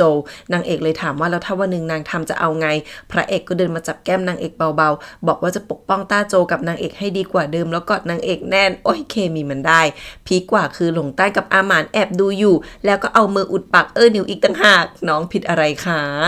ปีนี้การล่าสัตว์จะให้โอกาสขุนนางระดับ7ได้เข้าร่วมพระเอกฟังแล้วก็หน้านิ่งเลยอุ๊ยใกล้จะได้เจอหน้าพ่อแล้วใช่ไหมในที่สุดในท่านรองก็บอกว่าพี่3ต้องไปเจอกับคุณชายเซียวแต่พ่อกับอนุร่วนจะไปด้วยพี่3น้ำตาคลอจนพ่อต้องบอกว่าเพราะสะใภ้รองส่งจดหมายประทับตราตอบรับไปแล้วในท่านรองก็ไม่กล้าไปต่อก่อนกับบ้านนั้นพี่3ซึมน้ำตาไหลโหยน่าสงสารสะใภ้รองได้ข่าวเรื่องบ้านนั้นเศร้ากันหมดกลับดีใจตีปีกแล้วก็สั่งให้ไปตามน้อง5มาถึงอาสะใภ้ก็ทำเป็นพูดว่าเอ็นดูนางอย่างงู้นอย่างนี้ไม่เห็นหน้าก็คิดถึงแกล้งพูดเรื่องคุณชัยเซียวว่าให้ไปกล่อมพี่3หน่อยพี่3เห็นน้อง5เดินกลับมาพร้อมถูกแม่นมหลีบ้านนั้นคอยเดินตามก็ระแวงน้อง5กลับมารินชาให้พี่3แล้วก็พูดว่าบางเรื่องก็ปลงๆเหอะนะพี่3ฟังแล้วก็เดินหนีนางเอกเรียกพระเอกมาคุยเรื่องกล่องสำนักนกราตรีตอนแรกพระเอกก็เปิดไม่ได้รอกทำหน้าทำตาตลกอีกแล้วแต่สุดท้ายก็หาวิธีเปิดกลไกจนได้ในนั้นมีหนังสือสัญญาที่ลงนามกับเฒ่าแก่ตู้พวกนี้ติดหนี้พนันก้อนโตต้องแลกด้วยการทำงานให้อย่างหนึ่งพระเอกหัวเราะหึเลยว่าจะจับพวกนั้นมาถามทีละคนในนั้นยังมีจดหมายภาษาหนานอูนางเอกทักว่าอ่านออกได้ไงพระเอกก็ส่วนว่านางเอกก็เหมือนกันแหละดูถ้าพวกหนานอูจะลงมือในงานล่าสัตว์นี้นางเอกจำได้ว่าเต้ป่วยตายกระทันหันในปีนี้เมื่อชาติก่อนที่แปลกคือจดหมายพูดถึงยามอู่3 คือนางเอกคิดได้ว่าชาติที่แล้วมีสุริยุปราคาแล้วก็เผลอพูดออกมาจนพระเอกถามว่ารู้ได้ไงนางเอกแถว่านางรู้อนาคตเพราะเป็นธิดาเทพแล้วก็บอกว่าพวกนั้นต้องอาศัยจังหวะนี้ลงมือลอบฆ่าเต้แน่ๆถามว่าพระเอกไปงานนี้ไหมพระเอกบอกว่าต้องไปแล้วก็ถามนางเอกกลับว่าเต็มใจช่วยหรือเปล่าพี่3ลงมือเขียนจดหมายลาฝ่ายพระเอกกลับมาถามเจินเหิงที่สอบสวนนักพนันทั้งวันทั้งคืนว่าได้อะไรบ้างไหมเจินเหิงบอกว่าก็ไม่ได้อะไรเท่าไหร่แต่บ่อนใต้ดินเปิดมาหลายปีแล้วพระเอกทำเนียนแล้วขอจดหมายสั่งจับกุมตัวโจอีให้หน่อยเจินเหิงบอกไม่ต้องนี่ก็อยู่ในพวกนักพนันแหละพระเอกเลยเรียกให้นางเอกเข้ามาพร้อมหนังสือสัญญาที่เจอเจินเหิงอ่านแล้วก็ขึ้นเพราะพวกขุนนางทั้งหลายต่างก็มีชื่อในนี้ถ้าล้ำลึกไปกระบ่อนทำความลับราชการรั่วไหลไปไม่รู้เท่าไหร่นางเอกพูดต่อว่านี่อาจเกี่ยวข้องกับสำนักนกราตรีจนเจินเหิงยิ่งโมโหกลางดึกพี่3แอบเดินมาดูแม่แล้วก็บอกขอโทษที่กตัญญูกับแม่ไม่ได้แล้วพี่3คิดหนีแล้วค่ะแต่น้อง5รู้ว่าพี่3แปลกๆก็เลยมาห้ามเป็นห่วงว่าไปอยู่ข้างนอกแล้วจะใช้ชีวิตยังไงแบบเดียวแม่นมหลีก็ตามมาแล้วจับตัวพี่3ไปหาทัญญาจนพวกผู้ใหญ่บ้านรองถูกปลุกมากันหมดแม่นมมาพร้อมหลักฐานห่อผ้าและจดหมายลาที่เขียนทิ้งไว้ในท่านรองถามว่าจะหนีจริงหรอพี่3ก็ยอมรับเลยว่าใช่นางขอไปเป็นตัวเองข้างนอกดีกว่าถูกกักขังในเมื่อความต้องการของนางสู้กระดาษตอบรับแผ่นเดียวไม่ได้นางก็จะหนีธัญญาเพิ่งนึกออกว่าอาสะใภ้รองต้องสบจังหวะแอบเอาตราประทับวันก่อนแน่ๆทางบ้านเริ่มทะเลาะกันใหญ่โตแต่แล้วธัญญาก็ไม่ช่วยเฉยสั่งให้นายท่านรองจัดการเองนายท่านเลยสั่งขังพี่3แล้วให้อนุร่วนคัดตำราท่าทางหงุดหงิดมากมีสะใภ้รองสะใจอยู่คนเดียวกลับมาอนุร่วนก็ไม่โทษพี่3เลยเพราะรู้ดีว่าในใจลูกสาวยังมีนางอยู่พี่3แทบร้องไห้บอกไม่รู้จะทำยังไงจริงๆทั้งที่นางก็รู้ว่าอนุร่วนอยู่ ในจวนอย่างยากลำบากแต่แม่ก็บอกไม่เป็นไรความสุขของลูกคือสิ่งที่แม่ห่วงที่สุดแล้วพี่สามก็ลุกไปช่วยแม่คัดตำราอนุรวนปัดน้ำตาแล้วมานั่งคัดกับลูก2 คนน้อง5ตามเข้ามาเอาขนมที่พี่สามชอบที่สุดมาให้พยายามเอาใจพี่สามใหญ่เลยแต่พี่สามโกรธที่นางไปเอาใจสะใภ้ใหญ่ถามว่าบ้านนั้นให้อะไรกันแน่เพราะนางแค่จะก้าวเท้าหนีบ้านนั้นก็ตามมาจับพี่สามคิดว่าน้อง5เป็นคนส่งข่าวให้บ้านนั้นเพราะแต่ก่อนนางก็เอาใจพวกนั้นมากกว่าจนน้อง5เสียใจกลับบ้านสามีไปเลยสะใภ้รองฟังแล้วก็ดีใจแต่ก็บ่นว่าทำไมลูกสาวบ้านนี้มีแต่ทำให้หนักใจละเนี่ยพระเอกกับเจินเหิงตั้งโต๊ะทำท่าจะเลี้ยงโจอีอย่างดีขอโทษที่ไปจับมาแล้วก็ทั้งอวยทั้งชมใหญ่แต่เจินเหิงก็ควักสัญญานี้ขึ้นมาส่วนพระเอกก็ถามว่าใช่โจอีจริงไหมโจอีตกหลุมตอบรับเต็มปากเต็มคำว่าใช่สิลงมือเองหมดส่วนพระเอกก็เข้าไปควักดาบมาทันทีหาเรื่องด่าว่าตัวเองรบทับจับศึกแทบตายแต่มันกลับมาขายชาติหรอแล้วตีกันเป็นเด็กๆขู่ให้โจอีบอกว่าปล่อยข้อมูลอะไรไปบ้างโจอีเล่าว่าพวกนั้นสั่งให้มันเปลี่ยนเทียนไขทั้งหมดก็พอนางเอกเข้ามาถามว่าเทียนพวกนั้นก็จะจุดไม่ติดละสิท่าโจอีรีบบอกว่าใช่แต่ยังไงฮ่องเต้ก็จะกลับก่อนมืดนี่ที่แท้พวกนั้นก็วางแผนเอาไว้ลงมือตอนสุริยุปราคาจริงๆเจินเหิงเดินมาขู่เบาๆว่าโจอีสมคบคิดไขชาติมีโทษประหารส่วนพระเอกก็หน้าโหดถือดาบถามว่าแกคิดดีๆว่ามีข้อมูลอะไรอีกนางเอกอมยิ้มบอกพูดดีๆพระเอกอาจยอมไว้ชีวิตนะแม่ทำงานกันเป็นทีมทั้งชงทั้งตบจนโจอีพูดชื่อนางกำนันคนหนึ่งชื่ออาหลิงบอกนางก็มาเอาเงินที่บ่อนไปไถ่ตัวพี่ชายอาจจะลงมือกับอาหารเตก็ได้เจินเหิงหันมาบอกว่าจะรีบเขียนดีกาเดี๋ยวนี้แต่พระเอกนางเอกพูดพร้อมกันเลยว่าไม่ได้แม่ใจตรงกันนางเอกบอกว่าถ้าพวกนั้นเปลี่ยนแผนเราจะป้องกันไม่ไหวส่วนพระเอกก็บอกว่าเราอยู่ในที่ลับใช้แผนล่อกระต่ายออกจากถ้ำดีกว่านี้เข้าขากันสุดๆค่ะพี่สามใช้แผนอาบน้ำแช่น้ำแข็งเย็นๆจนป่วยหนักลงทุนมากหมอมาตรวจบอกว่าโดนลมเย็นจนเป็นไข้ให้พัก 2-3 วันถึงจะหายอนุรวนวาวุ่นเรียกสาวใช้มาถามเลยสะใภ้รองโมโหว่าเจ้าบ่าวป่วยเจ้าสาวไม่สบายก็ไม่ดีนะสิแล้วสั่งให้เอาเสื้อผ้าเข้าของไปให้นางแต่งตัวสวยๆเพราะพรุ่งนี้จะเป็นวันดูตัวแล้วอนุรวนที่รู้แล้วว่านางพยายามจะป่วยเพื่อเลี่ยงวันพรุ่งนี้ก็มาดุลูกแต่ที่สำคัญกว่าคือเสียใจที่นางช่วยอะไรลูกไม่ได้พอถึงวันสะใภ้รองก็ส่งของมาให้มากมายบังคับให้พี่สามลุกมาดูตัวที่จริงน้อง5ไปพูดกับนางแล้วว่าอย่าบังคับใจพี่สามจนอนุรวนกับพี่สามเพิ่งรู้ว่าเข้าใจน้อง5ผิดไปก็เลยทำให้นางเสียใจไม่น้อยแต่พอถึงเวลาสกุลเซียวก็ไม่มาจริงๆค่ะนายท่านรองโมโหว่าสกุลเซียวนัดครั้งแรกก็ไม่มาต่อไปก็ไม่ต้องมาพูดถึงอีกแล้วจนพี่สามกับอนุรวนแอบดีใจกันใหญ่ที่แท้คนส่งจดหมายมาคือน้อง5ที่แกล้งทำเป็นกลับบ้านสามีไปก่อนแต่นางเขียนจดหมายให้ทางสามีที่มีเส้นสายกับสกุลเซียวไปดักรอจดหมายตอบกลับไว้สกุลเซียวไม่ได้รับจดหมายตอบกลับก็เลยคิดว่าทางนี้ไม่สนใจไม่ส่งคนมาแล้วโหยน้อง5น่ารักมากพี่สามขอโทษส่วนน้อง5ก็บอกว่านางคิดดูดีๆแล้วว่าแต่ก่อนก็นิสัยไม่ดีจริงๆแต่ที่บ้านก็ยังยอมรับแล้วน้อง5ก็รีบกลับเลยเพราะกลัวความแตกจับมือพี่กับแม่รวมกันแล้วพูดว่าถ้าใจเราอยู่ด้วยกันก็ไม่มีวันแตกแยกโอ้ยจบเรื่องบ้านรองไปได้จ้านางเอกอ่านจดหมายหนานอูแล้วคิดถึงอดีตตอนนั้นพระเอกที่อยู่ด้วยกันฝึกเรียนภาษาหนานอูส่วนนางเอกคิดว่าถ้าทุกคนเป็นเหมือนพระเอกได้ทั้งสองฝ่ายอาจจะไม่ต้องรบแต่อยู่กันอย่างสงบที่นางเอกสงสัยคือทำไมชาตินี้พระเอกถึงรู้จักภาษาหนานอูไวมากแต่ก็เขียนจดหมายภาษาหนานอูส่งไปเพราะถ้าเรื่องงานล่าสัตว์นี้จบลงหลังจากนี้ก็ได้เวลาจับกุมสำนักนกราตรีอย่างเต็มที่แล้วนางเอกยังอยากปกป้องพวกศิษย์พี่ด้วยวันต่อมานางเอกมาส่งพระเอกที่กำลังจะออกเดินทางเอาถุงหอมที่ปักเองมาให้ที่จริงนางเอกก็แอบทำให้พระเอกตั้งแต่ตอนทำให้เจียงจ้านแล้วก็แขวนให้พระเอกด้วยตัวเองโอ้ยหวานมากพระเอกคือยิ้มละลายก่อนจากไป2คนนี้ก็ยิ้มให้กันแบบน่ารักมากในที่สุดงานล่าสัตว์นี้ก็เริ่มต้นขึ้นทั้งแม่ทัพชุยแห่งองครักษ์จินอูและใต้เท้าหานแห่งองครักษ์พหลวายุต่างก็พาคนมาอารักขาฮ่องเต้เต็มที่แต่มีคำเป็นใส่กันนะพระเอกกับเจินเหิงเปลี่ยนเทียนไขกลับหมดแล้วตอนนี้ทั้งสองคนแยกย้ายกันไปตามหาอาหลิงฝ่ายนางเอกก็พาอาหมานกับหนิวมาสอบสวนซางฉีเอาป้ายประจำตัวพระเอกมาด้วยหนิวน่ารักรู้เรื่องมากนางเอกพูดอะไรก็เฮาตอบถูกพวกทหารเห็นนางเอกมีป้ายประจำตัวพระเอกก็เลยยอมปล่อยเข้าไป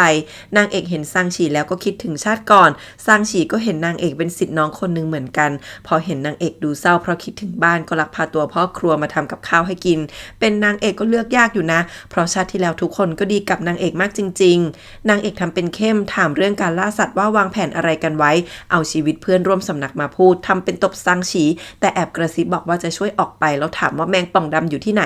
ซางฉีแอบส่งซิกบอกนางเอกก็เลยแกล้งเดินไปเตะกล่องจนแมงป่องหลุดออกมาได้แล้วนางเอกก็กลับไปเลยซางฉีงงส่วนนางเอกเดินออกมาแล้วก็หวังว่าที่นางช่วยวันนี้เพราะไม่อยากเดินบนเส้นทางเดิมแล้วก็หวังว่าสิทธิพี่รอดไปแล้วเราจะไม่เป็นศัตรูกันอีกพระเอกตามหานางกำนันอหลิงเจอแล้วแกล้งทำเป็นตอแยด้วยบอกว่าผ้าเช็ดหน้านางตกเจินเหิงตามมาช่วยถามแต่ผู้ดูแลก็มาเร่งว่าเราต้องรีบไปนะอหลิงยอมรับว่าเป็นของนางให้จบไปพระเอกเลยบอกว่าบนผ้านี้มียาพิษจนนางถูกค้นตัวเจอยาจริงๆจ้าอหลิงก้มลงคุกเข่าบอกนางถูกบังคับให้วางยาฮ่องเต้จนถูกพาตัวออกไปเจินเหิงหันมาหน้าตึงใส่พระเอกวันนี้เป็นครั้งแรกที่ละเมิดกฎตัวเองปรักปรำคนโดยไร้หลักฐานพระเอกรีบชมว่าทำถูกแล้วละแกโถคู่หูคู่กัดในที่สุดฮ่องเต้ก็เสด็จมาแล้วประกาศเริ่มงานฤดูล่าสัตว์ด้วยการยิงธนูประเดิมคนแรกนางเอกนั่งอยู่ที่บ้านมองฟ้าแล้วก็มองป้ายในมือในที่สุดก็เกิดสุริยุปราคาจริงๆทั้งที่เพิ่งผ่านยามอู่นางเอกเป็นห่วงพระเอกเลยเพราะช่วงเวลาผิดจากที่คิดจู่ๆลมก็พัดแรงมากองครักษ์ชักดาบกันใหญ่ขุนนางวิ่งหนีกันมากมายแต่แล้วก็มีมือสังหารบุกมาจากฆ่าเต้พระเอกเป็นคนไปรับแทนไว้จนบาดเจ็บใต้เท้าหานชี้ดาบใส่พระเอกแต่เจินเหิงรีบวิ่งตามมาปัดทิ้งโอ้ยชอบฮ่องเต้ถามว่าพระเอกเป็นใครพระเอกก็บอกว่าเป็นซือเว่ยชื่อว่าอุ๋ยชีทำเอาฮ่องเต้อึ้งแล้วก็เรียกหมอหลวงหมอเช็คแล้วบอกว่าพระเอกมีเกราะอ่อนแผลเลยไม่หนักแต่เพราะร่างกายพระเอกมีแผลเก่ามากมายก็เลยกระทบกับอาการบาดเจ็บภายในถ้าไม่รักษาให้ดีอาจจะไม่หายก็ได้ฮ่องเต้เข้ามาดูแล้วสั่งให้กงกงรอข้างนอกพระเอกจะลุกมาคำนับฮ่องเต้ก็บ่นว่าจะเรียกฝ่าบาทอะไรอยู่ทำไมพระเอกเลยหันหน้าหนีบอกทูลลาคราวนี้ฮ่องเต้เลยถามว่าคิดว่าตัวเองจะจำลูกชายไม่ได้หรอกงกงที่อยู่ข้างนอกอึ้งไปแล้วคะว่านี่คือองค์ชาย7โอ้ยรอเปิดตัวมานานแล้วเนี่ยพระเอกเองก็ชะงักที่แท้ฮ่องเต้ให้คนวาดภาพเหมือนพระเอกส่งมาในวังทุกปีในรูปมีแต่ท่าทางห้าวหันทั้งนั้นฮ่องเต้คิดถึงพระเอกมาตลอดแต่พระเอกใส่ตาเจ็บปวดแล้วก็ไม่ยอมให้พ่อแตะตัวเลยพอฮ่องเต้ออกมาองครักษ์ก็แย่งกันขอโทษยกใหญ่คนที่เข้ามาในงานนี้ได้ห้ามพกอาวุธเหล็กนอกจากองครักษ์จินอู่กับองครักษ์พหลวายุฮ่องเต้แค่หัวเราะดังหึบอกให้คนพวกนั้นเช็คกันเองคงทำไม่ได้เลยให้พระเอกรับหน้าที่นี้ไปพระเอกขอร้องให้เจินเหิงมาช่วยอีกคนเจินเหิงเลยสั่งให้ทุกคนเอาน้ำรดตัวแม่ทัพชุยกับแม่ทัพหานสั่งลูกน้องทำตามทันทีพระเอกถึงบอกว่าเมื่อกี้ตอนประมือพระเอกบีบเม็ดหอมซัดไปที่หน้าอกมันรอยนี้โดนน้ำแล้วจะแสดงออกมาเองบอกให้ทุกคนเช็คกันเองเหอะปรากฏว่าบนหน้าอกหวังเหิงหนึ่งในองครักษ์จินอู่มีรอยประหลาดมันเดินออกมาบอกว่าสกปรกเฉยๆแต่พระเอกสั่งเจียงจ้านคำเดียวก็เข้าไปซัดหวังเหิงหมอบคาพื้นกงกงออกมาประกาศบรรดาศักดิ์ให้พระเอกเป็นขุนนางพิทักษ์ราชันส่วนเจิ้นเหิงก็ได้บรรดาศักดิ์ขุนนางผู้ซื่อสัตย์และคุณธรรมที่สองคนนี้จับตัวคนร้ายได้หนึ่งในหลักฐานเกี่ยวข้องกับสำนักนกราตรีและหนานอูเต้ก็รู้ว่าหลายปีมานี้พวกนั้นแทรกซึมเข้ามานานแล้วสั่งให้เช็คต่อไปให้ดีพระเอกนอนมาในรถม้าพร้อมเจิ้นเหิงและเจียงจ้านอารมณ์ดีจัดเห็นพระเอกถือถุงหอมไม่ยอมปล่อยก็คิกคักว่าสงสัยเป็นของคนรู้ใจมอบให้ก็เลยแอบหยิบมาดูแล้วพี่แกก็หุบยิ้มเพราะนี่มันเหมือนกับที่นางเอกให้ตัวเองเป๊ะเจิ้นเหิงดูแล้วก็คอนเฟิร์มว่าฝีมือคนเดียวกันแน่นอนขยี้ว่าพระเอกคู่ควรกับถุงหอมนี้พระเอกเพิ่งรู้สึกตัวรีบหันหน้าไปพิงรถม้าเจียงจ้านรู้แล้วว่าอะไรเป็นอะไรแทบลุกไปฆ่าพระเอกบอกนั่นมันน้องสาวตัวเองนะโอ๊ยขำมากมีความห่วงน้อง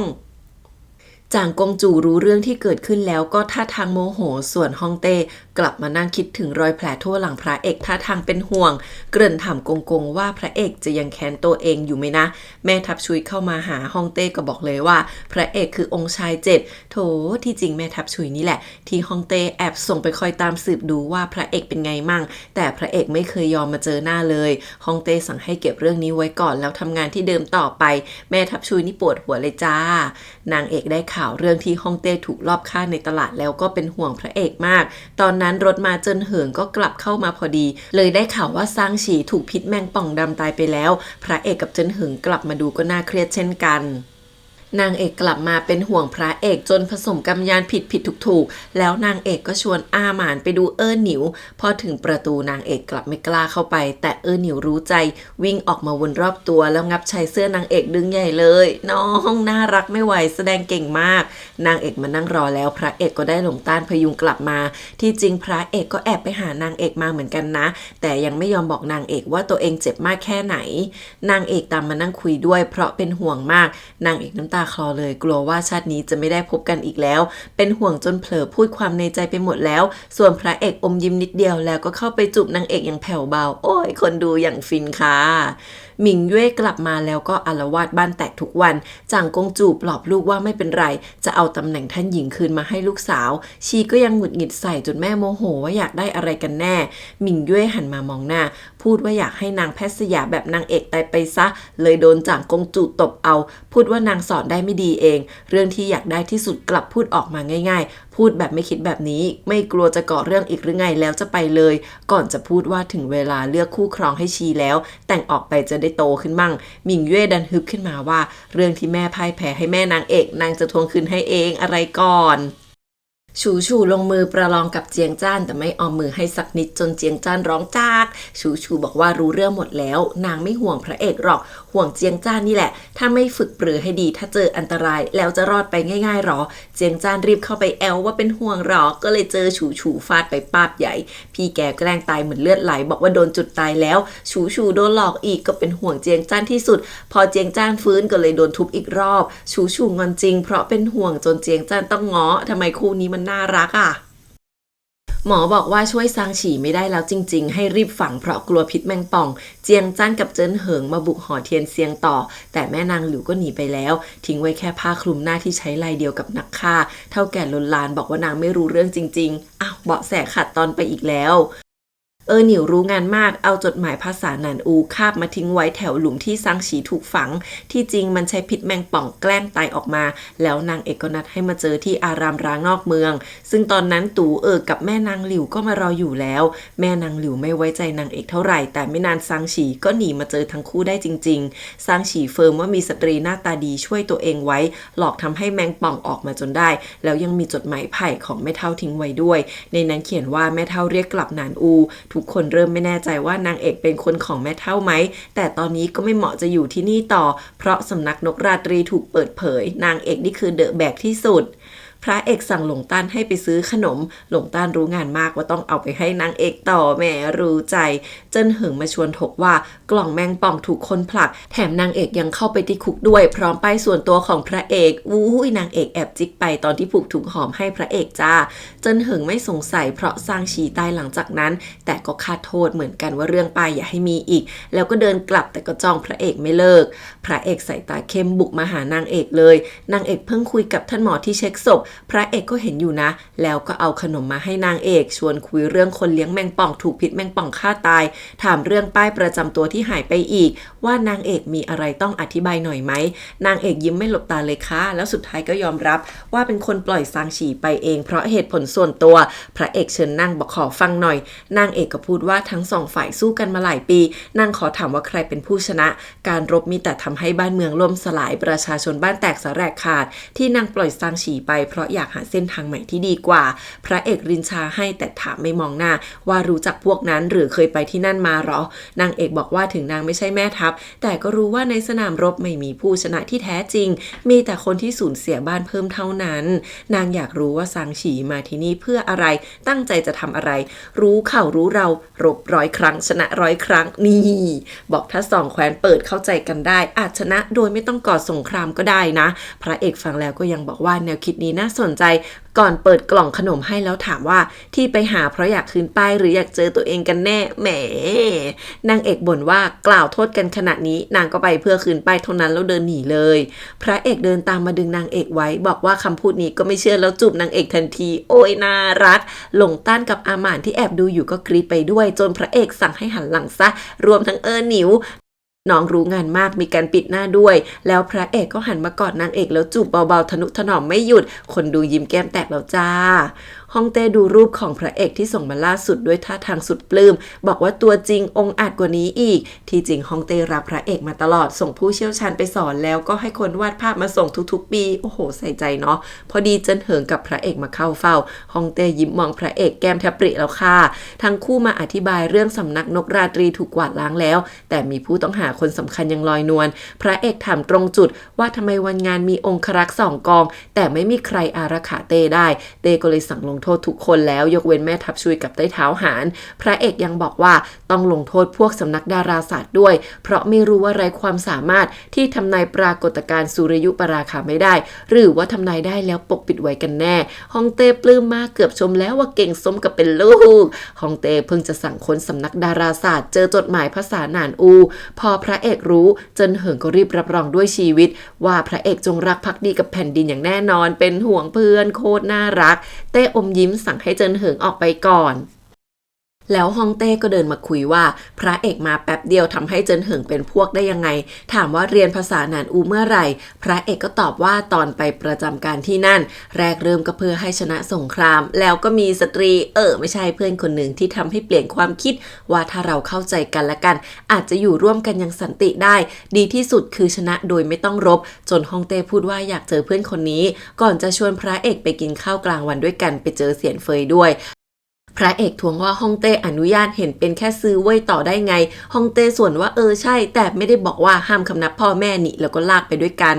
แม่เท่าหนานอูเห็นแม่นางหลิวกลับมาก็งงพอเห็นจดหมายลายมือนางเอกก็บอกว่านางไม่ได้เขียนแล้วถามว่าได้จดหมายนี้มาได้ไงแม่นางหลิวเลยเล่าเรื่องราวทั้งหมดของนางเอกให้ฟังแม่เท่าสงสัยว่านางเอกอาจเป็นธิดาเทพแล้วสั่งให้ทุกคนรอสถานการณ์สงบแล้วกลับไปต้าโจไปพานางเอกกลับมาให้ได้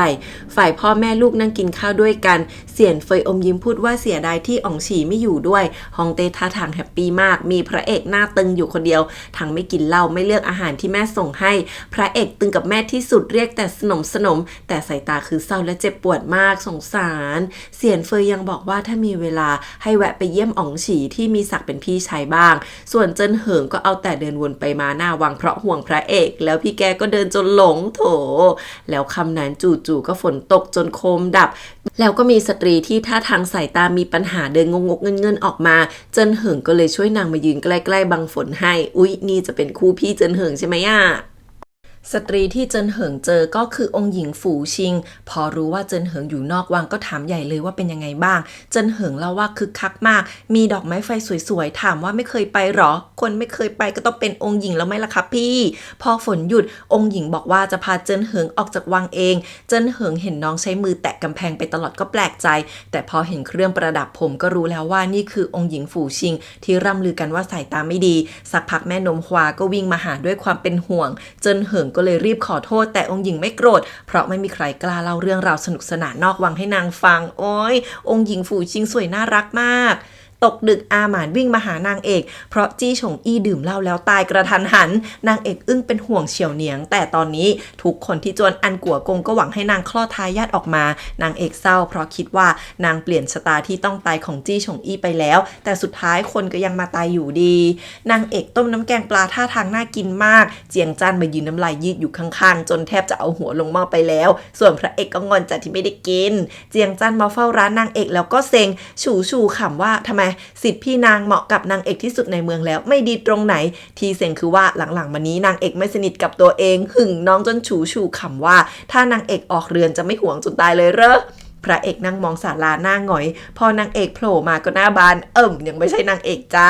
หมิงเย่มาแต่พระเอกเซ็งใส่เสียงเปลี่ยนทันทีหมิงเย่มาถามเรื่องที่เจอกับเต้แล้วเรียกพระเอกเป็นพี่ชายเต็มปากเต็มคำหนิวก็รู้งานจัดรีบมาแง้มใส่จนชีกรี๊ดพอหมิงเย่เห็นพระเอกไม่ยอมพูดดีด้วยก็เอาชื่อนางเอกมาขู่จนพระเอกเย็นชาใส่หมิงเย่ทำเป็นจะมาจับไม้จับมือคือรู้ว่าเขาไม่ชอบก็ยังอยากมาแย่งนางเอกเดินมาเห็นสองคนนี้อยู่ด้วยกันก็หันหลังจะเดินหนีแต่ดันได้ยินหมิงเย่พูดเรื่องที่พระเอกคือองค์ชายเจ็ดขึ้นมาแล้วโอ้ยนางเอกชะงักส่วนหมิงเย่ก็ชูคอพูดว่าระดับนางเอกไม่คู่ควรแล้วยังคิดยั่วยวนคนอื่นต่อให้ไม่มีนางเอกก็ไม่มีหวังจะได้อยู่ด้วยกันหรอกพอนางเอกเข้ามาพระเอกก็เลิกสนหมิงเย่วิ่งไปหานางเอกเลยจ้า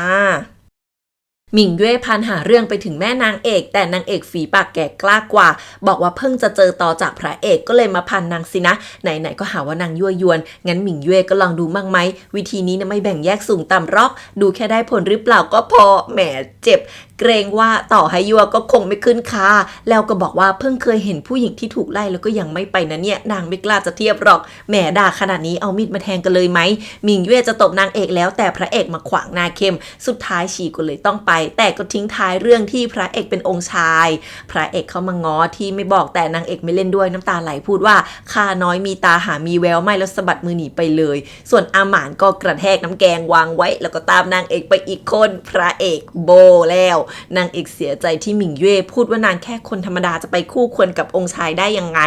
กลางดึกพระเอกไม่ยอมกินข้าวเย็นแต่งหงุดหงิดเอาแต่ผ่าฟืนไม่หยุดหนิวก็ไม่กินไปด้วยโถหลงต้านเข้ามาบอกว่าเดี๋ยวไปคุยกับนางเอกให้เองพระเอกหงุดหงิดมากสั่งหลงต้านให้ไปบอกนางเอกว่าถ้าโกรธก็มาระบายกับตัวเองนี่จนหลงต้านรีบเพ่น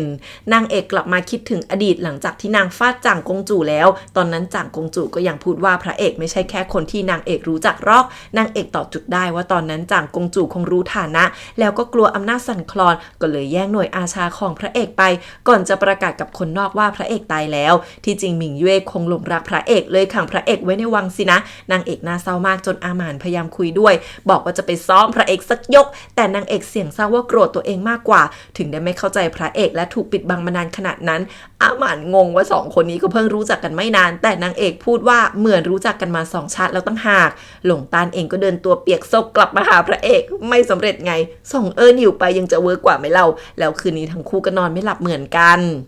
ที่จวนอ๋องฉีมีคนมารายงานว่าไทจือติดต่อกับจางกงจูอ๋องฉีท่าทางหัวใจย่อยโอยระแวงมากพี่แกเล่นร้ายทุกเรื่องคนของอ๋องฉีเผลอทำหน้ากากหลุดอ๋องฉีก็ฆ่าทิ้งทันทีทั้งที่อยู่กันมาตั้งหลายปีแล้วถึงจะเสียดายยังไงแต่ก็ไม่ยอมให้เหลือร่องรอยสักนิดชายาอ๋องฉีเตรียมของขวัญเพราะได้ยินเรื่องพระเอกกลับมาแล้วอ๋องฉียังไม่เข้าใจว่าทำไมถึงยังไม่ให้พระเอกเปิดเผยตัวตน2 คนนี้คุยกันว่าเต้น่าจะมีเรื่องให้พระเอกทำแน่ถึงยังปิดบังตัวตนอยู่ชายาอ๋องฉียังพูดว่าในเมื่อพระเอกมีบารมีในกองทัพแล้วก็เป็นลูกพ่อแม่เดียวกันกับอ๋องฉีในอนาคตต้องเป็นกำลังสำคัญให้แน่คือกะผูกมิตรกับพระเอกล่วงหน้าวางแผนจะจัดงานเลี้ยงแล้วเชิญสตรีสูงศักดิ์มาอ๋องฉีเอาด้วยทันทีจะได้อย่างเชิงว่าพระเอกเป็นพวกโลภมากหรือว่าบ้าตัณหากันแน่แม่เขาไม่ใช่สักอย่างแก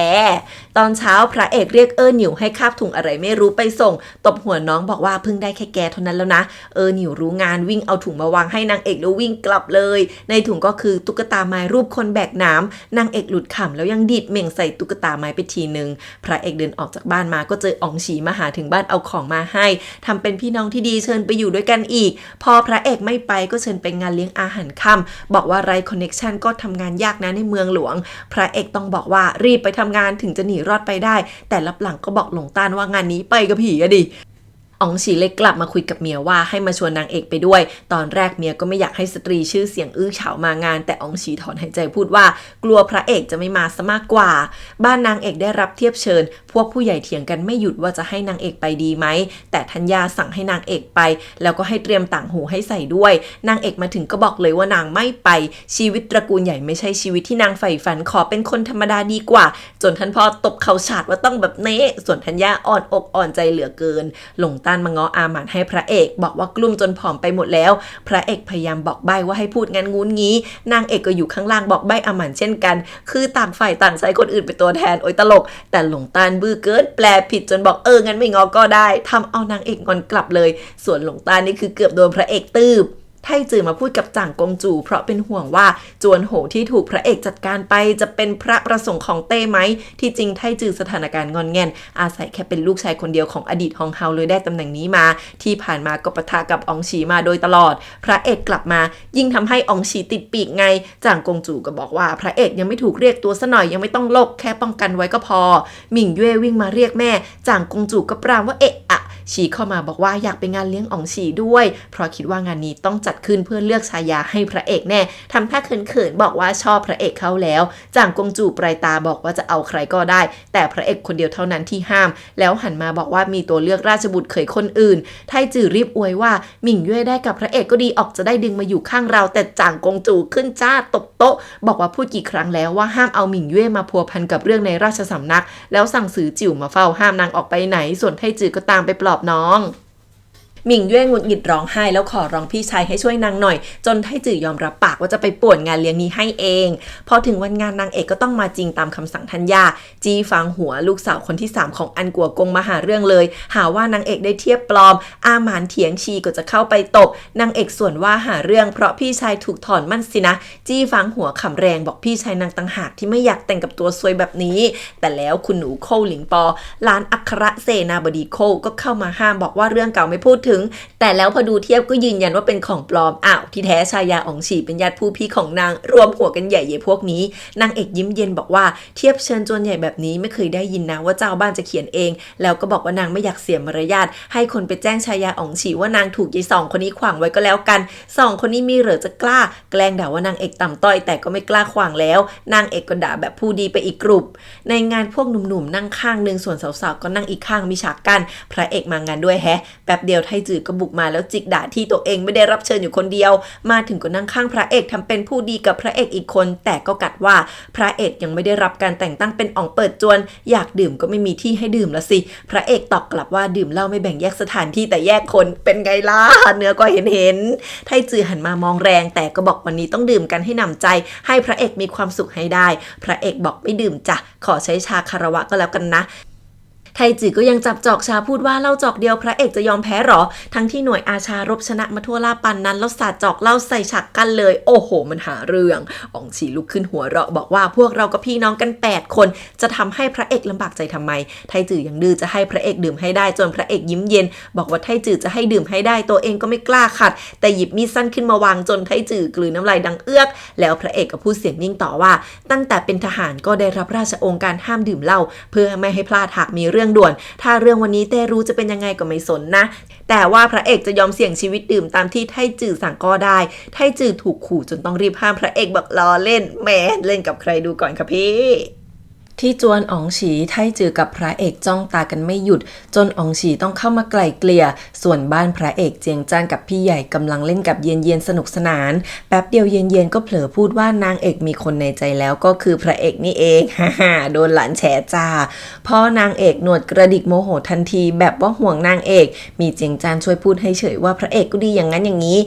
พ่อไม่ยอมปรี๊ดว่าผู้ชายคนไหนก็ไม่ดีพอทั้งนั้นแหละโถพ่อน่ารักที่งานเลี้ยงพวกสาวๆหาเรื่องนางเอกแต่อย่างนางเอกเริ่มจะยอมส่วนกลับจนไทจือเกิดสนใจเรียกนางเอกมาดูตัวพระเอกส่วนว่าไม่เหมาะมั้งแต่ไทจือดื้อจัดสุดท้ายสั่งให้เปิดม่านกั้นมาดูหน้าแล้วก็บอกว่านางเอกหน้าตาสะสวยก่อนจะมอบรางวัลเป็นผัดผักแต่หลอกด่าทำนองว่าสวยแต่รูปจูบไม่หอมนางเอกโคตรเก่งอมยิ้มมุมปากแล้วมอบรางวัลคืนเป็นขนมจานรวมแต่หลอกด่าเช่นกันว่าให้มีสมองให้มากหน่อยอย่าเอาแต่หาเรื่องพี่น้องอ๋องฉียังแอบขำนางเอกยังมอบเหล้าไว้ให้ส่องแทนกระจกไทจือจะได้เอาไปหัดดูตัวเองบ้างโอ้โหแซบไทจือปริจัดลุกมาจะเอาเรื่องแต่ถูกพระเอกคว้าเหล้ามาสาดใส่หน้าจ้องตาท้าทายทันทีแหมฉันรัก energy นี้แล้วไม่นานพวกองค์ชายก็ถูกเต้เรียกมาด่าสภาพไทจือคือหัวหูเละเทะตาก็บวมไปข้างโอ้ยเสียใจไม่ได้เห็นภาพตอนยำกันองค์ชายคนอื่นรีบบอกไม่เกี่ยวครับอ๋องฉีก็คำนับว่าตัวเองผิดจนเสียนเฟยแม่อ๋องฉีรีบอ้างว่านี่จัดงานเลี้ยงให้พระเอกนะพระเอกนี่คือหันไปปลายตามองแม่เลยอะไรวะไทจือฟ้องว่าพระเอกเริ่มก่อนส่วนพระเอกส่วนว่าไทจือไร้มารยาทเปิดฉากกันวิจารณ์สาวๆเป็นคนเสียมารยาทก่อนแล้วเถียงกันยับเต้ลุกมาด่าว่าราชวงศ์ถือเรื่องพี่น้องแตกคอกันที่สุดแล้วพวกเองก็จะไม่นับที่เป็นขุนนางกันด้วยหรือไงจนทุกคนคุกเข่ากันหมดเต้สั่งว่าจะลงโทษทุกคนตามกฎกงรีบบอกว่าพระเอกดื้อจัดทำอะไรไม่ได้กฎนี้ก็ตั้งขึ้นมาให้ราชวงศ์เท่านั้นแต่พระเอกไม่อยู่ในสาระบบไร้ตำแหน่งอ๋องแหมชงเก่งเต้ยิ่งปรี๊ดว่าจะลงโทษลูกตัวเองก็ไม่ได้หรอถ้างั้นแกก็ไปเป็นอ๋องเย็นซะจะได้ลงโทษได้เอาลงโทษแบบใดบรรณศักดิ์ก็มาเฉยเสียนเฟยจะค้านแต่เต้หันมาด่าว่าลูกทำผิดแม่ก็รับโทษด้วยแล้วให้ทุกคนออกไปพระเอกไม่ยอมกลับจ้องตาว่าเต้ผิดคำพูดที่จะให้ตัวเองเป็นแค่ขุนนางแบบเดิมเต้ถอนหายใจว่า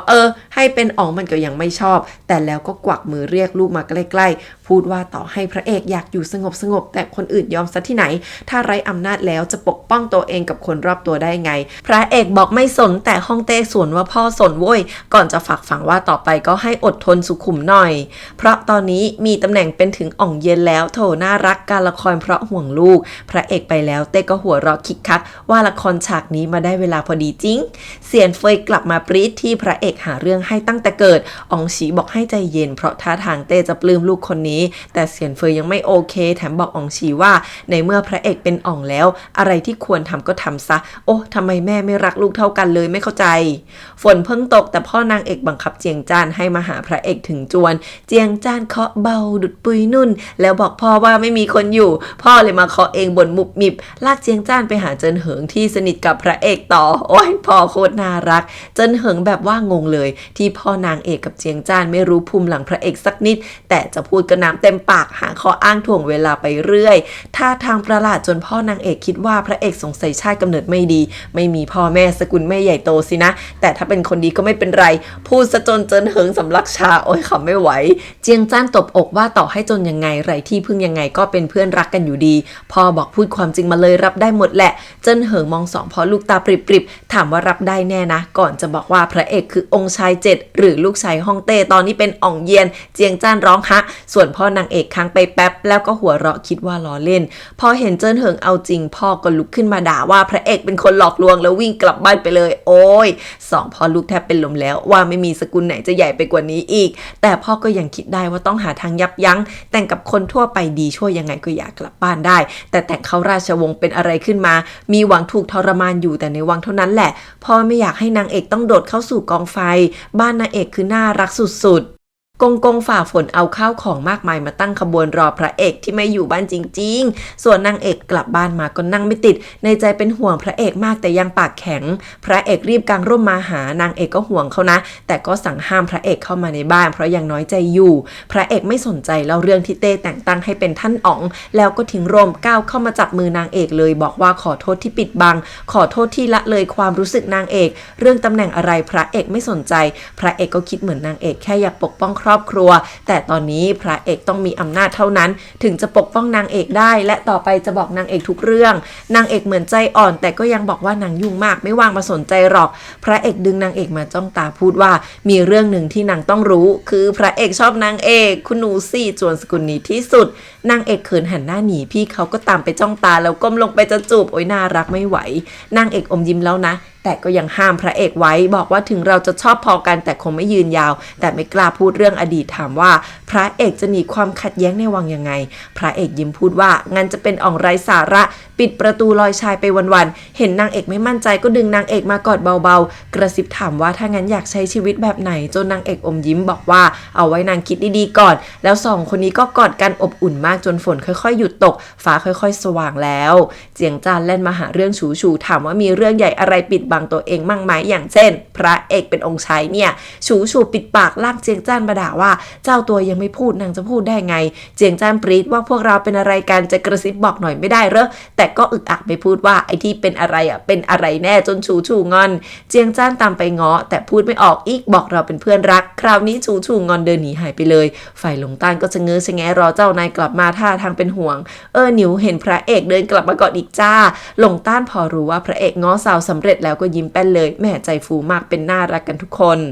มิงเย่หงุดหงิดสาวใช้ไปหมดที่ซื้อเสื้อผ้าไม่ถูกใจไม่ใช่ไรจะเรียนแบบการแต่งตัวของนางเอกไปเอาใจผู้ชายจากกงจู่เข้ามาดุว่าไร้สาระแถมยังยุให้ไทจื่อไปหาเรื่องที่จวนอ๋องฉีต่อให้พระเอกได้เป็นอ๋องก็ยังเป็นตัวซวยไร้อนาคตอยู่ดีอย่างมิงเย่ต้องแต่งกับไทจื่อเป็นหองเฮาเท่านั้นมิงเย่หัวเราะคิกคักบอกว่าดูแม่ทุกวันนี้สิอำนาจเยอะแค่ไหนนางจะแต่งกับคนที่ชอบเท่านั้นจางกงจูดับฝันทันทีเวลาผู้ชายเขาชอบแกกลับปะมิงเย่ยังบอกว่าพระเอกไม่เหมือนใครไม่คิดจะมาเกาะอำนาจเราบอกแม่ว่านางต้องได้พระเอกเท่านั้นโอ๊ยฉันละปวดหัวกับสองแม่ลูก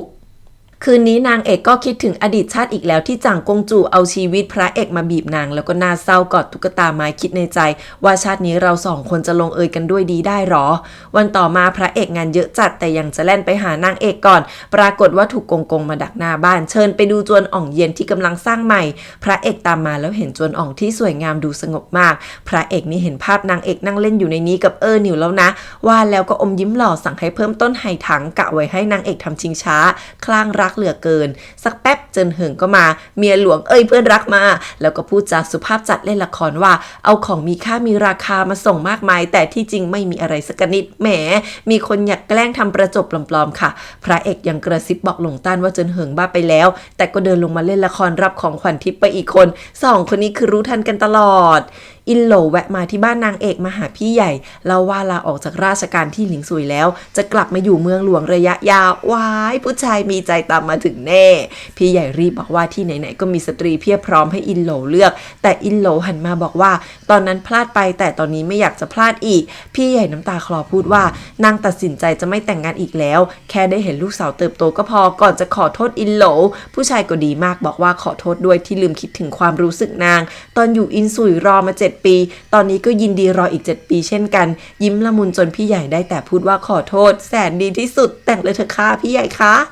เจินเหิงเดินอยู่ในวังเห็นดอกไม้ไผ่ตกอยู่เลยหยิบขึ้นมาปรากฏว่าเป็นขององค์หญิงฝูชิงที่ตาไม่ดีกงกงวิ่งมางองแงห้ามเล่นเพราะกลัวไปชนโน่นนี่แต่องค์หญิงมองไม่เห็นอยู่ดีไงเจินเหิงเลยบอกว่าครั้งหน้าจะเอาเหยี่ยวกระดาษที่พูดได้บินไปทางไหนเราก็รู้มาให้จนองค์หญิงฝูชิงท่าทางดีใจมากเจียงจ้านพาฉูฉูมาเลี้ยงบะหมี่แล้วก็พูดข้อเสียพระเอกเป็นชุดพยายามบอกว่าไปพูดกับพระเอกทีดิจนฉูฉูขำเพราะเพิ่งเคยเห็นคนฝากฝั่งแต่คำด่าฉูฉูกินไม่หยุดแล้วก็บอกว่ากว่าพระเอกจะหาสาวที่ชอบได้ยากจะตายนางไม่ไปพูดให้หรอกเจียงจ้านก็เลยแงว่าเดิมตัวเองก็สู้พระเอกไม่ได้อยู่แล้วนี่ยังเป็นท่านอ๋องอีกอนาคตถ้าเกิดทำร้ายนางเอกแล้วตัวเองจะทำยังไงล่ะโถพระเอกใช้ฐานะองค์ชายมาหานางเอกที่จวนพอนางเอกขวางไว้เนียนชมแล้วชมอีกแต่ก็พูดตรงแสกหน้าว่าจะไม่ฝากฝั่งนางเอกไว้กับพระเอกหรอกพระเอกรีบถามว่าผิดตรงไหนพ่อก็บอกว่าเป็นห่วงที่นางเอกต้องไปเจอเรื่องราวในวังพระเอกกับหลงต้านคำนับว่าจะปกป้องนางเอกให้ดีแน่แต่พ่อก็ยังบอกว่าพระเอกยังตัดสินใจหลายเรื่องด้วยตัวเองไม่ได้เลยคืนนั้นพี่ใหญ่มาถามนางเอกว่ามีใจให้พระเอกใช่ไหมปากเตือนว่าพระเอกเป็นถึงท่านอ๋องไม่รู้ว่าต่อไปจะเจอกับอะไรบ้างนางเอกก็ยิ้มรับบอกว่าจะระวังทุกเรื่องแน่ฉูฉูนั่งดูดาวเจียงจ้านก็เข้ามาหาถามว่าทำไมฉูฉูอยากเป็นจอมยุทธหญิงขนาดนั้นนางเลยเล่าว่าเมื่อก่อนก็อยู่ในกองทัพได้ฟังเรื่องราวมากมายเลยสงสัยว่าทำไมตัวเอกมีแต่ผู้ชายไปช่วยผู้หญิงนางอยากเปลี่ยนแปลงว่านางก็ทำได้เช่นกันเจียงจ้านอมยิ้มนั่งลงพูดว่าฉูฉูไม่เหมือนพวกนั้นเป็นคนกล้าคิดกล้าทำในใจมีฟ้าดินนางเอกก็เช่นกันจนฉูฉูจ้องตาอย่างจริงใจบอกขอบคุณที่ชมคืนนี้ดวงดาวเต็มฟ้าสวยงามมากพระเอกกับเจินเหิงไปหาม้วนคำทำนายของพวกสำนักดาราศาสตร์ที่จริงในนี้มีบันทึกว่าพวกนั้นพลิกคำทำนายแต่อย่างมากก็ทำได้แค่กล่าวหาว่าละทิ้งหน้าที่เท่านั้นเจินเหิงนั่งลงเขียนดีกาส่วนพระเอกก็มองหาคำทำนายในปีที่เกิดเช่นกันแต่บันทึกปีนั้นกลับหายไปเจินเหิงกับพระเอกมารายงานเต้ว่ามีขุนนางสำนักดาราศาสตร์มากมายที่เกี่ยวข้องแสดงว่าสำนักนกราตรีแทรกซึมมาลึกมากเต้สั่งปลดทุกคนทันทีจนพระเอกท้วงว่าถ้าจู่ๆมีตำแหน่งว่างมากขนาดนี้อาจมีคนพยายามฉวยโอกาสแทรกซึมเข้ามาอีกเจินเหิงบอกว่าตัวเองมีตัวเลือกแล้วก็คือพ่อนางเอกจ้าแล้วคืนนั้นเจินเหิงก็มานั่งวาดเหยี่ยวกระดาษด้วยตัวเองไม่ยอมซื้อพอพระเอกได้ยินว่าเพื่อนวาดให้แม่นางคนหนึ่งก็รีบเข้าไปกระแสะแหมต่อมเผือกทำงานกูนี่แล้วพระเอกก็เดินไปเดินมาเนียนๆบอกว่าอย่าให้บ้านนางเอกรู้นะเรื่องที่พูดกันวันนี้เป็นห่วงสาวไม่อยากให้พ่อนางเอกต้องเข้าไปพัวพันกับราชสำนักเจินเหิงก็รับปากว่าจะเหยียบให้มิดวันต่อมาองค์หญิงฝูชิงก็ได้รับว่าวเหยี่ยวกระดาษที่ติดขลุ่ยไม้ไผ่เอาไว้พอปล่อยออกไปก็เลยมีเสียงทำให้องค์หญิงดีใจมากโอ้โหพ่อคุ้นใส่ใจที่หนึ่ง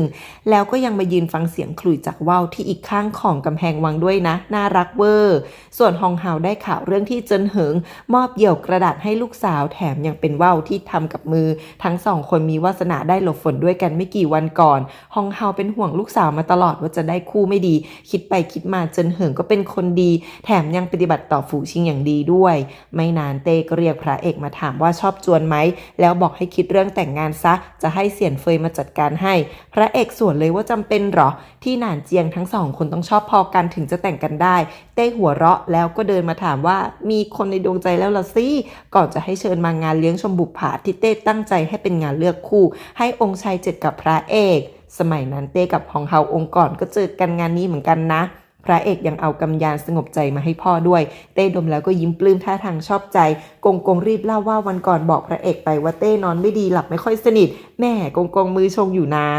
นางเอกเชิญพี่ใหญ่มาดูแลร้านค้าพี่ใหญ่จะได้มีอาชีพแล้วก็ยุ่งจนไม่ต้องกังวลกับเรื่องอื่นฝ่ายเต้ก็ทำงานดึกเพราะกำยานที่พระเอกให้มาใช้ดีมากจู่ๆหมอหลวงหานก็เอาน้ำแกงสงบใจมาให้แต่มันข่าวจนเต้ไม่ยอมดื่มหมอหลวงหานพูดว่าน้ำแกงนี้หมิงเย่ใช้เลือดเป็นตัวนำเต้ก็เลยรีบเดินมาดูเพราะเป็นห่วงหลานโอ้ยการละครแง่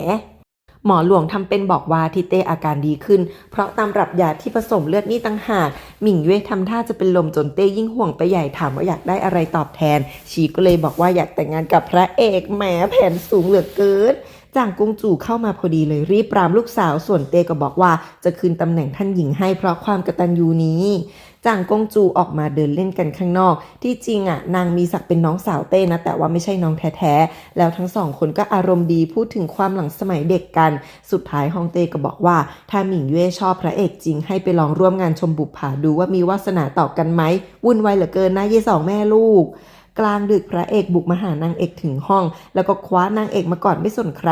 พูดว่าถ้ามีคนเห็นก็ดีสิจะได้รู้กันไปว่าพึงใจแค่นางเอกเท่านั้นแหมเอะก่อนนะแล้วพระเอกก็เล่าเรื่องงานชมบุปผาว่าจะให้นางเอกไปร่วมงานพระเอกจะบอกทุกคนอย่างเปิดเผยว่าจะแต่งกับนางเอกเท่านั้นแต่นางเอกงอนเพราะคิดว่าอยากให้นางไปสู้กับฝูงสตรีเพื่อพระเอกนางเป็นแค่สตรีตัวเล็กๆวังหลวงนางอยู่ไม่ไหวหรอกวันหนึ่งก็ต้องจากไปใช้ชีวิตที่ต้องการพระเอกหันมางอว่าอย่าเอาแต่พูดว่าจะทิ้งกันเสร็จไม่งั้นจะคิดจริงแล้วนะสายตาคือละลายมากจ่างกงจู่ก็กำลังสอนหมิงเย่ว่าเต้ก็เหมือนเสือต้องรู้จักดูสีหน้าถึงเต้จะทำเหมือนมีเมตตาแต่ที่จริงเจ้าเล่ห์มากอย่าคิดแต่จะเอาสิ่งที่ตัวเองต้องการหมิงเย่ก็บอกถ้านางไม่พูดแล้วพระเอกจะมาขอนางหรือไง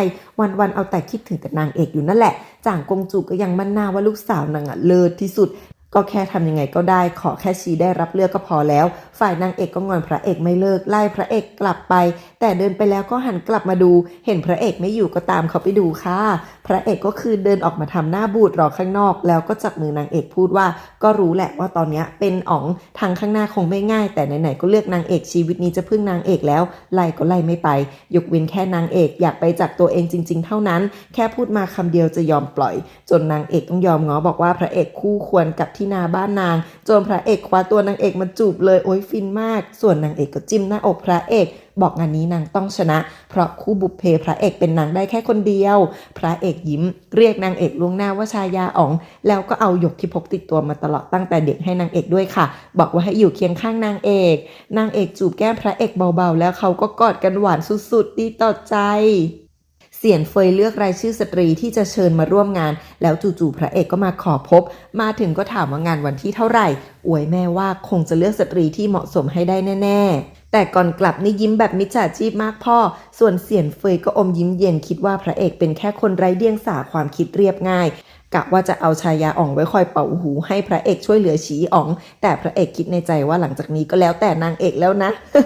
งานนี้แม่ไม่ทันลูกอย่างแน่นอนในที่สุดนางเอกก็ได้รับเทียบเชิญไปงานชมบุปผาธัญญาแฮปปี้มากส่วนนางเอกบอกไม่รู้เลยว่างานนี้จัดเมื่อไหร่ยังไงแล้วทำไมได้รับเชิญพ่อนางเอกวิ่งหน้าเริดมาพูดว่าไม่ให้ไปบอกว่าพระเอกคือองค์ชาย7ธัญญารีบอกว่ายังไงก็ต้องไปให้ได้ส่วนนางเอกก็บอกว่านางไม่ได้รับเลือกง่ายๆหรอกธัญญาตื่นเต้นจัดแล้วก็สอนนางเอกยกใหญ่ตบท้ายว่าห้ามไปก่อเรื่องส่วนจ่างกงจู่ก็ขนของมีค่ามากมายมากองที่จวนพระเอกบอกว่าถ้าเลือกหมิงเย่นางจะไม่ถือสาเรื่องในอดีตแล้วจะรับประกันอนาคตสดใสให้พระเอกได้เป็นไทจื่อเลยด้วยพระเอกทำเป็นตาโตเดินไปถามว่าจริงปะแต่น่าเสียดายที่พระเอกไม่สนใจตำแหน่งนี้สักนิดอยากเป็นแค่อ่องสบายชิวๆจ่างกงจู่หุบยิ้มเอาชะตาอัปมงคลของพระเอกมาขู่ว่าจะทำให้พวกขุนนางลืมไปได้จริงๆนะ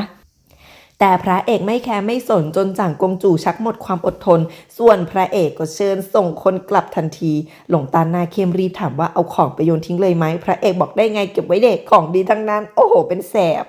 อาสะใภ้รองได้ข่าวเรื่องงานเลี้ยงก็ปรี๊ดว่านางเอกได้รับเชิญอยู่คนเดียวถ้านางเอกเกิดเป็นชายาอ๋องบ้านรองก็หมดอนาคตแล้วก่อนจะหงุดหงิดใหญ่โอ๊ยฉันละเบื่อบ้านนี้ถึงวันงานเจียงจ้านที่มาทำหน้าที่อารักขาแอบส่งลูกอมกุหลาบให้นางเอกบอกกินของหวานจะได้โชคดีแหมน่ารักวันนี้หมิงเย่ก็มางานแบบใส่ชุดเหมือนกับนางเอกเป๊ะโอ๊ยอย่ากอบเกรดเอ้ยพอชีเห็นก็เดินมากร่างสั่งนางเอกไปเปลี่ยนชุดแต่นางเอกยิ้มส่วนว่า ชุดนี้นางเป็นคนวาดแบบเลือกผ้าสั่งตัดด้วยตัวเองจากหอเทียนชิ่วไม่รู้ใครล่อใครกันแน่เนาะหมิงเย่หน้าเสียเลยแต่ก็สั่งสาวใช้ให้ลงมือฉีกชุดนางเอกทิ้งพอนางเอกไปหมิงเย่ก็บอกว่านางแค่อยากสั่งสอนแค่นั้นจ่างกงจูก็สั่งสอนลูกว่าถ้าเราจะทำร้ายใครต่อหน้าต้องพูดจาให้ดีที่สุดแล้วลงมือให้เลือดเย็นทีหลังคนอื่นเขาจะได้ไม่สงสัยมาถึงตัวได้แหมเลวในที่สุดเสี่ยนเฟยแม่พระเอกกับจวงเฟยแม่องค์ชายหกก็มาเป็นแม่งานเปิดงานพระเอกกับองค์ชายหกหรืออองสู่ก็เดินตามมาพระเอกหันไปเห็นนางเอกก็ยิ้มหวานให้เขาจนพวกสาวๆแถวหลังรวมทั้งหมิงเย่มโนว่าพระเอกยิ้มให้ผิดจ้ะเขายิ้มกัน2 คนนะพวกเธอ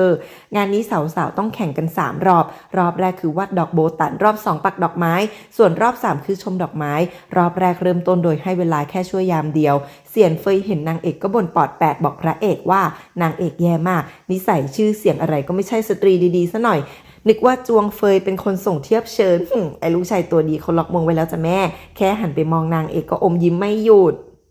ส่วนจวงเฟยกับซุบซิบกับลูกชายเหมือนกันว่าเสี่ยนเฟยเชิญนางเอกมาทำไมสงสัยอยากหาสตรีที่สถานะต่ำต้อยให้พระเอกที่บอกว่าแม่ไม่รักลูกสงสัยจะจริงอ้อยอ๋องสู่หันไปดูนางเอกแล้วก็เหม่อจ้าเพราะว่านางเอกสวยมากพระเอกได้ยินแม่พูดว่าสงสัยจวงเฟยคิดจะเลือกชายาร้องให้อ๋องสู่หรือเปล่าก็ชักจะหุบยิ้มเต้พูดถึงตัวเองสมัยก่อนว่าตอนงานชมบุปผามอบดอกไม้ให้สตรี6 คนแต่ที่จริงอยากมอบให้ชิงหลงหรืออดีตฮองเฮาคนเดียวเท่านั้นใต้เท้าหยางจากสำนักดาราศาสตร์มาขอพบเอาคำทำนายดวงสมพงษ์มาให้แล้วก็พูดเรื่องชะตาอัปมงคลของพระเอกต่อบอกว่าจะแต่งกับคนที่ชะตาโดดเดี่ยวไม่ได้เด็ดขาดเพราะจะกลายเป็นภัยพิบัติของครอบครัวเต้หน้าเปลี่ยนบอกว่าพระเอกช่วยชีวิตตัวเองไว้แกยังจะพูดเรื่องนี้อีกนะจ่างกงจู่รีบพูดตามแต่ใต้เท้าหยางก็ไม่ถอยง่ายๆเช่นกันสุดท้ายเต้เลยสั่งให้ไปเช็คพวกคุณหนูที่ได้รับดอกไม้อย่างละเอียดหลังงานจบอีกทีฉันระแวงว่าจะเป็นฝีมือยายแม่ลูกมหาภัยมากกว่าพอหมดเวลาพวกสาวๆก็เก็บม้วนภาพส่งจู่ๆนางเอกก็แอบแตะสีปากไว้ที่ขอบภาพคิดแค่ว่ากันไว้ก่อนมีทำสัญลักษณ์ค่ะฉลาดสุดเต้กับจ่างกงจูออกโรงมาแล้วก็นั่งรอดูภาพวาดสาวๆหมิงเย่ก็ทำได้ดีมากวาดภาพได้อย่างสูงส่งจนฮองเต้มอบของรางวัลให้ชีก็ถือมาข่มนางเอกนะบอกเห็นไหมว่าถ้าฉันอยากชนะฉันก็ทำได้ทั้งนั้นแหละพอถึงภาพนางเอกดันกลายเป็นกระดาษเปล่าจ่างกงจูอมยิ้มเย็นส่วนเต้เรียกนางเอกมาเจอถามว่ากล้าส่งกระดาษเปล่าหรอนางเอกยังบอกว่านางวาดอยู่ตลอดใต้เท้าซุนที่เดินตรวจก็เห็นใต้เท้าซุนด้านพูดว่านางเอกโกหกแหมนางเอกเช็คแล้วว่ามวลภาพมีรอยสีปากอยู่จริงก็น่าเครียดพระเอกโดดมาปกป้องเลยว่านางเอกจะมาหาเรื่องทำไมจ่างกงจู่กำลังจะลงโทษแล้วแต่นางเอกดมๆแล้วบอกว่านางวาดเองแต่นี้ไม่ใช่กระดาษเปล่าบนนี้มีกลิ่นหญ้าอยู่มันมีหญ้าไร้รอยที่ถ้าเอาไปผสมสีแล้วมันจะหายไปเชื่อว่ามีคนทำเรื่องกับสีที่นางใช้แน่ใต้เท้าซุนลึกลักแล้วหนึ่งพอนางเอกเอาน้ำราดก็ปรากฏรูปโบตันดำขึ้นมาจ่างกงจู่รีบหาเรื่องว่าดอกไม้ดำใช้ไว้ทุกจะสั่งลากนางเอกไปโบยแต่นางเอกพูดว่านางมีเจตนาอื่นนางเอกวาดโบตันดำนี้เพื่อชิงหลงฮองเฮาเพราะฮองเฮาชอบดอกโบตันมากใครๆก็รู้ว่าฮองเต้ปลูกโบตันเต็มวังก็เพราะอะไรถึงนางที่เป็นที่รักฮองเฮาก็เป็นสตรีเมตตาประหยัดอดออมอุปถัมภ์บัณฑิตยากจนจำนวนมากแถมยังมีโรงหมอการกุศลเป็นคนที่ชาวบ้านระลึกถึงและนางเอกก็เลื่อมใสสุดหัวใจโบตันดำนี้ก็หายากยิ่งเหมือนที่ในใจเต้มีฮองเฮาเป็นแค่1ไม่มี2โอ้โหเต้คือเกือบน้ำตาคลอปลื้มมากพระเอกอมยิ้มแบบเหนือแล้วพูดเลยว่ามีคนเล่นศพกับปรกกับหมึกใต้เท้าซุนรีบบอกว่าไม่รู้ไม่เห็นจนเต้สั่งให้เอาหมึกมาเช็คแต่ของทุกอย่างถูกเอาไปทำความสะอาดหมดแล้วพระเอกเชื่อว่าไม่ได้ทำคนเดียวแน่จะขอสอบสวนเองจ่างกงจู่รีบบอกว่านางเอกพระเอกสนิทกันคงไม่เหมาะให้เอาใต้เท้าซุนไปขังไว้ก่อนสรุปว่าใต้เท้าหลานรองหัวหน้าเลยได้เป็นคนดูแลจัดงานนี้ต่อคุ้นๆว่านี่คนของพระเอกที่เอาชื่อนางเอกไปใส่อยู่นะรอบ2คือจัดดอกไม้หมิงเย่ก็จิกกัดนางเอกว่าใช้กิ่งไม้ตายกับดอกไม้ตูมอะไรงานนี้หมิงเย่ก็มันมากเพราะจ่างกงจู่เป็นยอดฝีมือการจัดดอกไม้จ้าของสาวๆทุกคนเป็นดอกไม้สวยสดงดงามของนางเอกเป็นกิ่งไม้พร้อมดอกตูมเล็กๆนางเอกบอกว่านี่คือหมื่นไม้วสันต์เพราะอุทยานทั้งสวนมีแต่ดอกไม้บานแต่เจ้า2 ดอกของนางเนี่ยไม่ยอมรีบบานกับเขาสักทีแล้วนางเอกก็ทำมือไล่มนต์แตะที่ดอกไม้มันก็บานทันทีต่อหน้าโอ้โหเหนือแล้วก็บานออกมาได้สวยงามสุดๆจนเต้ยังตื่นเต้นอยากรู้กงรีบกระแอมให้เต้นิ่งไว้ก่อนนางเอกอมยิ้มบอกว่าใช้2 ดอกไม้นี้อวยพรให้พระสนมทั้ง2เยาว์วัยชั่วนิรันดร์พันศาสตร์ไม่ร่วงโรยพระเอกเนี่ยจ้องตานางเอกแล้วเขาก็แอบอมยิ้มให้กัน2 คนโอ้ยฉันเขิน รอบสุดท้ายสาวๆต้องเขียนชื่อคนที่ถูกใจแอบติดป้ายไปกับดอกไม้พอถึงตาอ๋องสู่ส่งดอกไม้บ้างเจ้าตัวก็ไปเลือกนางเอกคนแรกจนจวงเฟยแอบโมโหลูกพระเอกหันไปเห็นดอกไม้ในมือนางเอกก็หน้าหงิกแต่ก็ยิ้มปลอมๆให้อ๋องสู่บอกว่าเดินหลายรอบมันเหนื่อยนะเอาดอกไม้ไปส่งให้ครบคนทีเดียวไปเลยอ๋องสู่ก็เลยไปส่งให้สตรีที่เหลือซึ่งก็มีทั้งหมิงเย่และหลิงปอที่มาร่วมงานนี้ด้วยพอถึงตาพระเอกกลับถือไปทีละดอกจ้าหมิงเย่ยืดจัดคิดว่านางต้องได้ดอกไม้แต่พระเอกเดินตรงไปหานางเอกตั้งแต่รอบแรกแล้วก็แอบมองหน้ากันตาหวานพระเอกเดินกลับมาทีละรอบแต่ทุกรอบคือเอาดอกไม้ทั้งหมดไปใส่ให้นางเอกคนเดียวโอ้โหรักมันคงรักเดียวมันน่ารักมันฟินมันปลื้มไม่ไหวที่เหลือก็คืออิจฉาตาแตกสุดๆรอบสุดท้ายยังจะไปดึงดอกไม้ของอ๋องสู่ออกมาคืนให้พี่ชายก่อนส่งสายตาสุดหวานให้นางเอกคนเดียวพระเอกแสบมากจ่างกงจู่คือสุดจะโมโหแต่ว่าเต้ท่าทางปลื้มลูกชายตัวดีไม่น้อยเสี่ยนเฟยชี้หน้าด่าลูกชายตัวแสบว่าทำงี้ได้ยังไงส่วนเต้แกล้งถามว่ากะจะก่อเรื่องเหรอพระเอกบอกว่านี่ทำตัวอย่างระมัดระวังทั้งนั้นจ่างกงจู่หาว่าทำแบบนี้ไม่แฟร์กับสาวคนอื่นพระเอกก็บอกโลกนี้ไม่ยุติธรรมอยู่แล้วจ้าถ้าตัวเองอยากมอบดอกไม้ให้นางเอกคนเดียวแต่เอาไปให้คนอื่นสิเรียกว่ารังแกคนโอ้โหปากเก่งแล้วยังบอกแม่ว่าต้องการฉายาคนเดียวไม่ใช่6คนบอกเต้ว่าถูกใจนางเอกมากจ่างกงจู่เดินมาปรามว่าพระเอกก็คิดง่ายไปแต่งงานต้องคิดอะไรเยอะแยะใช่จะสมหวังพอใจแค่เห็นหน้าพระเอกหันไปส่วนว่าแต่ก็มีบางคนเห็นหน้าก็อึดอัดน่ากลัวไม่อยากจะเข้าใกล้ก่อนทวงว่าเต้กับเสียนเฟยรับปากแล้วเรื่องแต่งงานว่าจะให้เลือกได้สมใจหวังแหมมาเหนือเมฆเต้หัวเราะขำเพิ่งรู้ทันว่าถูกพระเอกขุดหลุมดักไว้นานแล้ว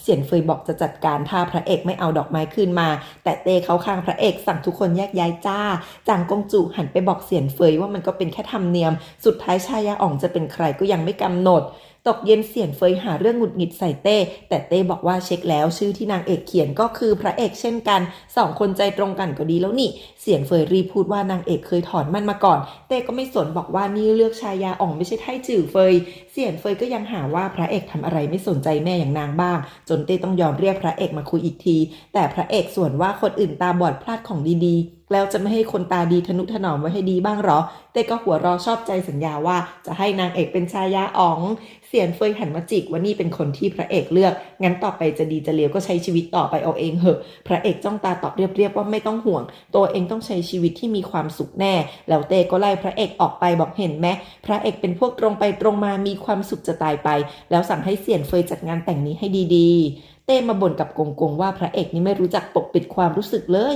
กงกงรีบอวยว่าพระเอกกำลังอยู่ในวัยหนุ่มเลือดร้อนแต่ที่จริงเต้ก็ดีใจที่พระเอกทำในสิ่งที่ตัวเองไม่กล้าทำเมื่อก่อนเหมือนกัน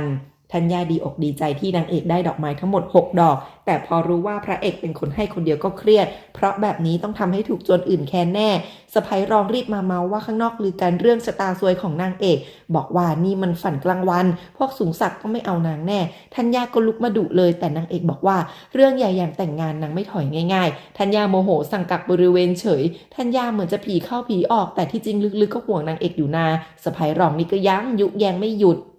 แม่ทัพชุยมาโวยวายให้จ่างกงจู่พอเรื่องหมิงเย่กับพระเอกแค่นี้นี่ยังไม่ชัดอีกหรอชีก็หันมาด่านางเอกว่าเป็นตัวหายนะเหมือนซูเคอแม่นางเอกไม่มีผิดแม่ทัพชุยส่วนว่าทำไมแต่ก่อนทำให้ตัวเองกับซูเคอแตกกันไม่พอยังจะให้ลูกสาวไปแย่งชิงความรักกับนางเอกอีกงั้นสิจ่างกงจู่ดูถูกว่าซูเคอกับแม่ทัพชุยเคยมีอะไรกันก่อนสินะแต่แม่ทัพชุยจ้องตาแบบหมดความอดทนบอกอย่าให้มันเกินไปทั้ง2คนบริสุทธิ์ใจแถมซูเคอก็ตายไปหลายปีแล้วยังจะหาเรื่องคนตายอีกจนจ่างกงจู่ตบแม่ทัพชุยด้วยความโมโห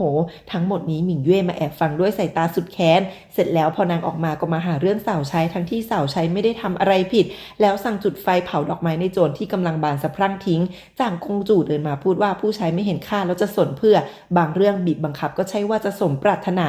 นางก็บอกว่าถ้าไม่แย่งมาให้สุดกำลังก็จะไม่ยอมแพ้บอกว่าเรื่องที่แม่ทำไม่ได้นางอาจจะทำได้ก็ได้นะที่แท้แต่ก่อนจ่างกงจู่ก็ประทับใจที่แม่ทัพชุยเคยช่วยชีวิตแล้วก็ไปให้เต้พระราชทานงานสมรสให้ตอนนั้นมั่นมากจ้าว่าจะได้ผู้ชายมาแต่แม่ทัพชุยตอบว่ามีสัญญามั่นใหม่แล้วในที่สุดจ่างกงจู่ก็บอกว่าจะช่วยลูกสาวชิงงานแต่งนี้มาให้ได้โอ้ย2แม่ลูกโคตรโรคจิตถ้าจุดจบไม่สายกระใจคนดูแล้วก็นะผู้กำกับที่บ้านนางเอกได้พระราชองค์การสมรสกับพระเอกจนได้ธัญญาแทบช็อกส่วนสะใภ้รองอิจฉาแรงมากทั้งพี่ใหญ่พี่สามอาหม่านทุกคนดีใจกับนางเอกทั้งนั้นธัญญาแทบร้องไห้ตอนนี้บอกว่านางเอกเป็นคนมีโชคที่สุดแล้วก็อวยพรให้ทั้ง2คนตื่นเต้นจะเตรียมสินเดิมกันยกใหญ่ ที่บ้านนางเอกทะเลาะกันใหญ่โตเพราะพ่อไม่ยอมให้นางเอกแต่งงานเข้าไปเถียงจนถูกธัญญาเรียกมาด่าว่านี่คือราชองค์การจักเต้แล้วพระเอกไม่ดีตรงไหนพ่อนางเอกโมโหที่ไม่มีใครฟังจนเดินหนีไปเลยหมิ่งเว่ยโกรธอาละวาดเอากับคนใช้พอจ่างกงจูเข้ามาก็ไม่ห่วงสาวใช้ที่ถูกน้ำร้อนลวกสักนิดแต่รีบมาเอาใจลูกสาวหมิ่งเว่ยร้องไห้ที่แม่ไม่ยอมทำตามที่รับปากแต่ว่าจ่างกงจูยิ้มเหี้ยมบอกเดี๋ยวนางเอกได้ตายไว้แน่เพราะนางเคยผิดสัญญากับลูกสาวเสมอไหร่เล่าแผนชั่วจะมาอีกแล้วพ่อมาขอโทษนางเอกที่ไม่หาคู่ไปก่อนหน้านี้จนตกมาถึงมือพระเอกได้แล้วยังจะไปคิดบัญชีจนนางเอกรีบห้ามโถพ่อเขารักกันพ่อพยายามบอกว่าพระเอกไม่ใช่คนซื่อตรงเพราะพวกเราถูกหลอกนางเอกก็ยังออกรับแทนบอกว่าที่จริงนางรู้มานานแล้วพระเอกนี่แหละคนที่จะพึ่งพาฝากชีวิตได้พ่อก็ยังบอกว่าเดี๋ยวให้นางเอกแกล้งป่วยแล้วส่งไปนอกเมืองให้เองโถนางเอกทั้งขู่ทั้งปลอบว่าไม่เป็นไรพ่อก็ยังถอนหายใจแบบเครียดหลงตานี่ก็ปัดกวาดเช็ดถูเรือนคนเดียวจนแงบอกให้พระเอกรับสาวใช้มาช่วยหน่อยพระเอกนี่คิดแต่จะให้นางเอกพอใจที่สุดสั่งงานหลงต้านมากมายแล้วก็มโนเพ้อพกอยู่คนเดียวว่าจะให้ลูกสาวลูกชายชื่ออะไรดีนะคลั่งรักมากฝันกลางวันอยู่คนเดียวจ้ะพอเอารูปแม่นางเอกออกมาดูแล้วก็สายตาเศร้าเล่าเรื่องที่พี่ใหญ่กลับมาบ้านแล้วใช้ชีวิตอย่างดีมากน้ำตาคลอพูดว่านางเอกก็กำลังจะแต่งงานแล้วนะในอดีตพ่อรักซูเคอแม่นางเอกมากขนาดแม่ป่วยกำลังจะตายพ่อก็ยังดูแลเอาใจใส่แม่ไม่เคยเสียใจที่แต่งกับพ่อแล้วก็ฝากฝังว่าอยากให้ลูกๆโตมาอย่างขับข้องใจก่อนจากไป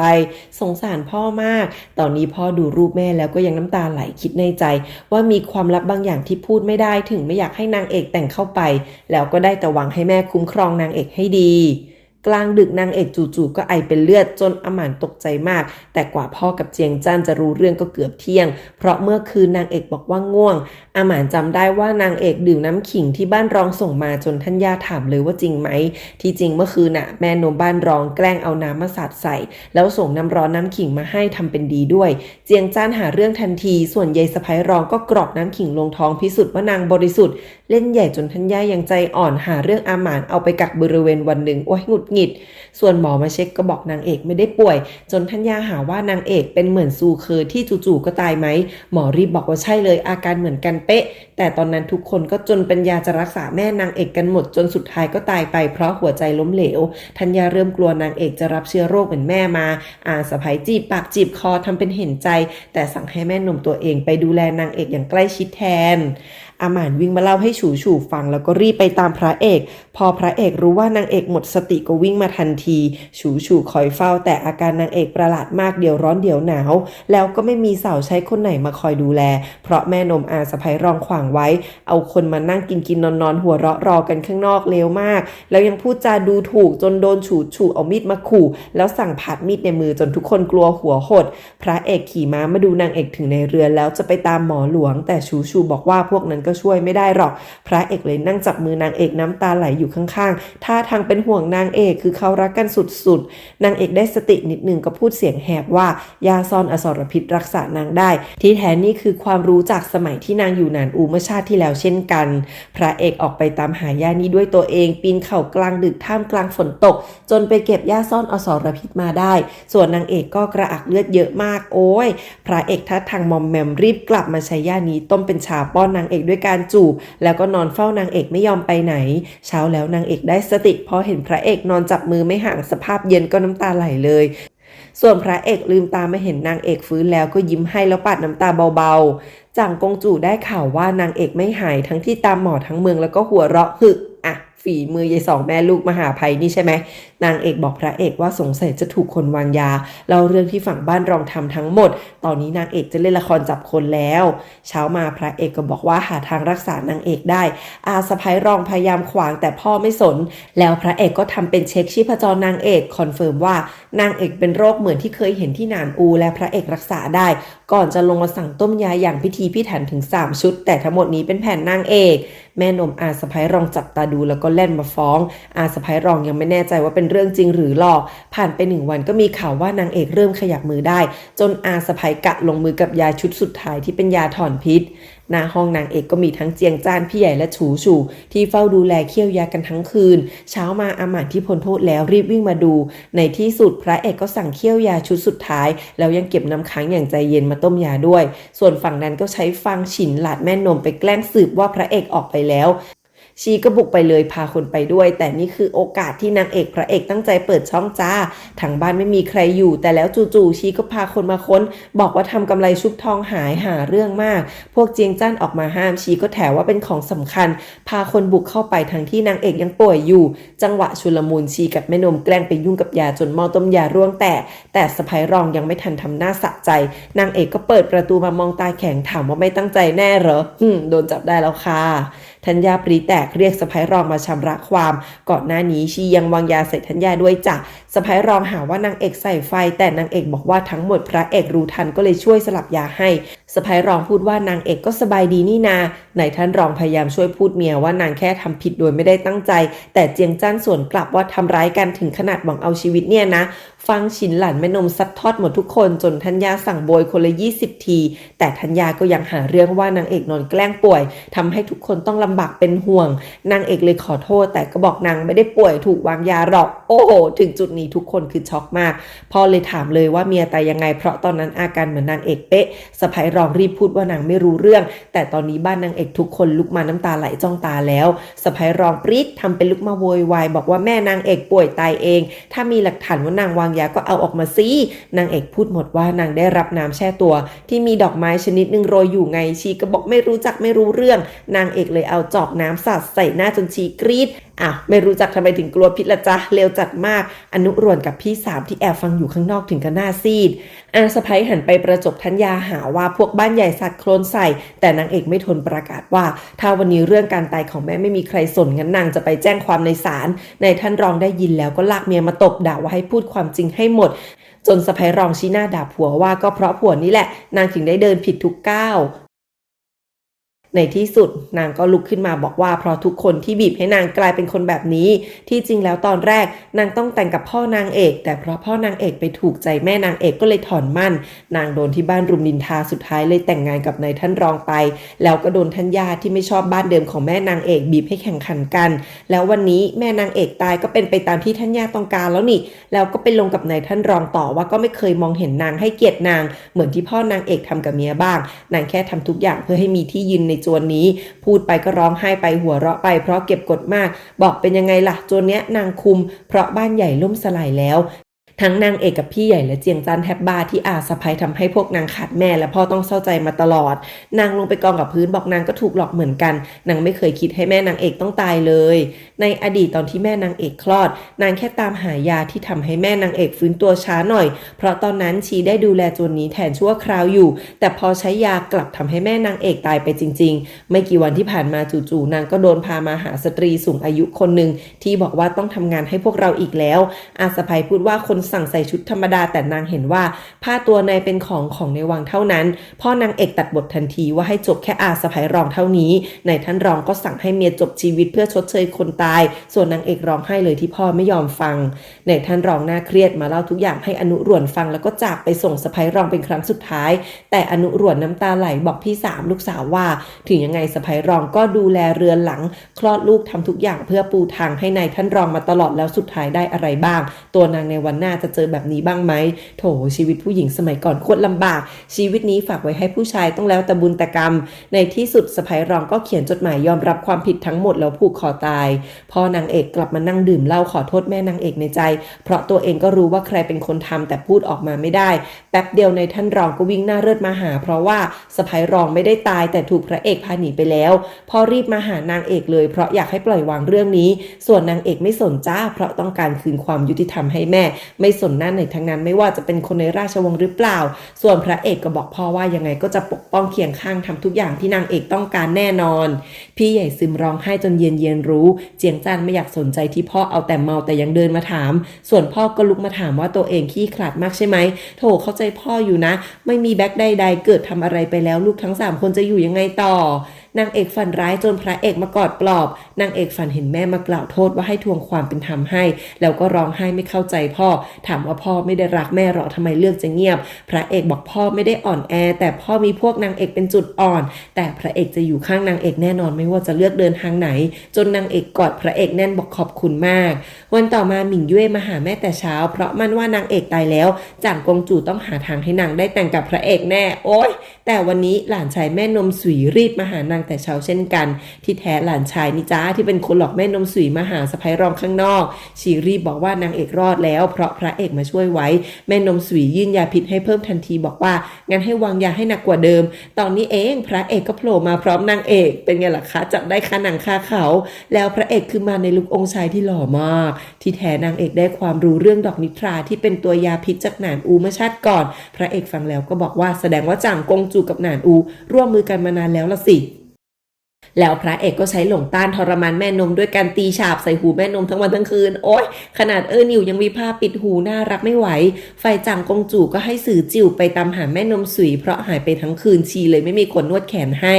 ในที่สุดแม่นมสุยก็บอกว่าคนที่ล่วงเกินจ่างกงจู่คือแม่นางเอกเล่าเรื่องเก่าของแม่ทัพชุยที่ไม่ยอมถอนมั่นจนชีเกลียดแม่นางเอกมากส่วนพ่อนางเอกก็เสียอนาคตการงานเพราะแม่หาว่าแม่นางเอกหลายใจอ่อยผู้ชายหลายคนจนนางเอกไม่ยอมเชื่อส่วนพระเอกถามเสียงเรียบว่าทำไมจ่างกงจู่ถึงมีดอกนิทราแม่นมก็บอกว่ามีสตรีจากหนานอูมาล่อลวงจ่างกงจู่ด้วยดอกไม้นี้แหละหลังแม่นางเอกตายสุดท้ายก็ยังทำให้แม่ทัพชุยกลับมาหานางไม่ได้อยู่ดีจนจ่างกงจู่ยิ่งปรี๊ดแต่ถึงยังไงสตรีคนนั้นก็ได้จ่างกงจู่แนะนำจนเข้าไปอยู่ตำหนักฮองเฮาแล้วแม่นมสุยเล่าหมดแล้วก็ยังมั่นว่าไม่มีใครทำอะไรนางหรือจ่างกงจู่ที่เป็นน้องสาวเต้ได้หรอกคดีไฟไหม้ตอนนั้นมีลูกคุณตายไปตั้ง3หมิงเย่ยังไม่โดนอะไรเลยนับประสาอะไรกับชีวิตลูกสาวพ่อค้าอย่างแม่นางเอกคราวนี้พระเอกขึ้นเลยด่าว่าโทษสมคบหนานอูเท่ากับก่อกบฏอย่าคิดเลยว่าจะรอดแต่แล้วจ่างกงจู่ที่ได้เข้าจากสื่อจิ๋วก็พาคนมากมายบุกมาแล้วจ้าพระเอกออกมารับหน้าจ่างกงจู่ก็หาว่าพระเอกมาจับแม่นมนางไปแล้วให้ซื้อจิ๋วไปพาตัวแม่นมกลับนางเอกสติหลุดวิ่งไปเอาปิ่นจ่อคอจ่างกงจู่นางก็ยุให้ฆ่านางซะเลยสิพอสะบัดนางเอกหลุดก็ชี้หน้าด่าว่าพระเอกบงการแล้วสั่งให้ทหารจับนางเอกไปโทษฐานลอบฆ่าเชื้อพระวงศ์ยังไม่ทันมีใครขยับจู่ๆก็มีพระราชโองการจากเต้คนที่เดินมาคนแรกคือแม่ทัพชุยที่หน้าตึงมากถามว่าจ่างกงจู่มาทำอะไรที่นี่ข่าวไว้ค่ะเขามาเพื่อช่วยนางเอกแล้วก็ประกาศว่าเต้เรียกพระเอกเข้าเฝ้าเดี๋ยวนี้นางเอกไม่ยอมแพ้บอกว่าแม่นมสุยจะกลับไปกับจ่างกงจู่ไม่ได้เพราะเพิ่งสารภาพเรื่องวางยาพิษแม่ตัวเองถ้ากลับไปตอนนี้ต้องถูกฆ่าปิดปากแน่นอนคราวนี้แม่ทัพชุยถึงกับช็อกเพราะคิดว่าแม่นางเอกป่วยตายมาตลอดหันไปตะคอกถามเอาความจริงแม่นมรีบก้มลงคำนับบอกถูกพวกนางเอกให้กินยาอะไรก็ไม่รู้เลยพูดจาเลอะเลือนโอ้โหแถไปได้นะแต่จ่างกงจู่ใช้จุดนี้แหละรอดตัวไปเพราะหลักฐานไม่พอเลยทำอะไรไม่ได้แม่ทัพชุยก็ยังหันมาถามนางเอกที่กำลังน้ำตาไหลน่าเครียดว่ามันเกิดอะไรขึ้นแม่ทัพชุยฟังแล้วโมโหมากกลับมาอาละวาดทำลายดอกไม้ที่จ่างกงจู่เลี้ยงไว้พังเละเทะในที่สุดจ่างกงจู่กับแม่ทัพชุยก็มานั่งกินข้าวกันอย่างสงบแต่ทุกคำจ่างกงจู่ก็ยังประชดประชันแม่นางเอกไม่หยุดแม่ทัพชุยแทบทนไม่ไหวบอกว่าแม่นางเอกเป็นคนดีและสูงส่งที่สุดในดวงใจจ่างกงจู่หัวเราะเย็นบอกว่านางก็เลยช่วยฆ่าคนให้ตายไงล่ะจะได้สูงส่งอยู่แบบนั้นแหละแล้วก็โทษว่าที่แม่นางเอกต้องตายก็เพราะแม่ทัพชุยทนไม่ไหวลุกมาตะคอกถามว่าเราก็แต่งงานกันแล้วทำไมยังต้องไปฆ่านางอีกจ่างกงจู่ปริด่าว่าตอนนั้นแม่นางเอกกับแม่ทัพชุยแอบลอบพบกันทั้งที่ทางนั้นก็แต่งงานไปแล้วแม่ทัพชุยแทบบ้าบอกว่าไม่เคยเจอกันอีกเลยตั้งแต่แต่งงานไปที่จริงวันนั้นทั้งสองคนแค่บังเอิญไปวัดเดียวกันไหว้พระจากคนละฝั่งแล้วก็ไม่ได้เห็นหน้ากันด้วยแม่ทัพชุยไปเพื่อตัดขาดอดีตแล้วก็ด่าว่าจ่างกงจู่นั่นแหละที่ไม่เคยเชื่อใจตัวเองเลยถามจ่างกงจู่ว่าคิดว่าที่ผ่านมาเราเป็นแบบนี้ก็เพราะแม่นางเอกหรอนางก็ยังไม่ยอมรับน้ำตาไหลแม่รุ่นใหญ่เขาเล่นถึงเล่นดีมากในที่สุดแม่ทัพชุยก็รินเหล้าใส่จอกบอกจ่างกงจู่ดื่มเหล้าจอกนี้แล้วก็ปลดปล่อยทั้งคู่ให้เป็นอิสระได้แล้วเราอายุปูนนี้ไม่ต้องหย่าแต่มาจบเรื่องในอดีตซะแล้วก็เลิกทรมานกันสักทีจ่างกงจู่เกือบจะดื่มแต่แม่ทัพชุยปัดมือออกโอ้โหแม่ทัพชุยกะวางยานางแล้วฆ่าตัวตายจ่างกงจู่กับรีดอีกหาว่าแม่ทัพชุยจะเอาชีวิตพวกเราเพื่อแม่นางเอกที่ตายไปแล้วงั้นหรอสุดท้ายก็หันไปบอกหมิงเย่ว่าวันนี้นางไม่มีพ่อแล้วสั่งห้ามแม่ทัพชุยกลับมาเหยียบที่นี่อีกแม่ทัพชุยเดินจากไปท่าทางแหลกสลายส่วนฉันสมน้ำหน้าจ่างกงจู่มากนางทำตัวเองทั้งนั้นค่ะ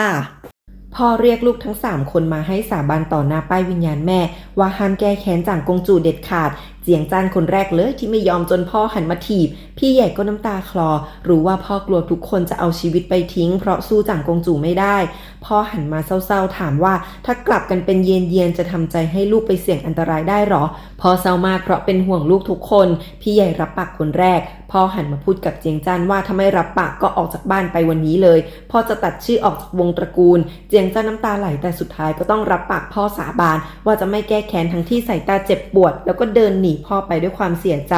พ่อหันมาถามนางเอกบ้างแต่นางเอกลุกขึ้นมาพูดว่าพ่อคิดหรอว่าทำเป็นเงียบแล้วจะจบ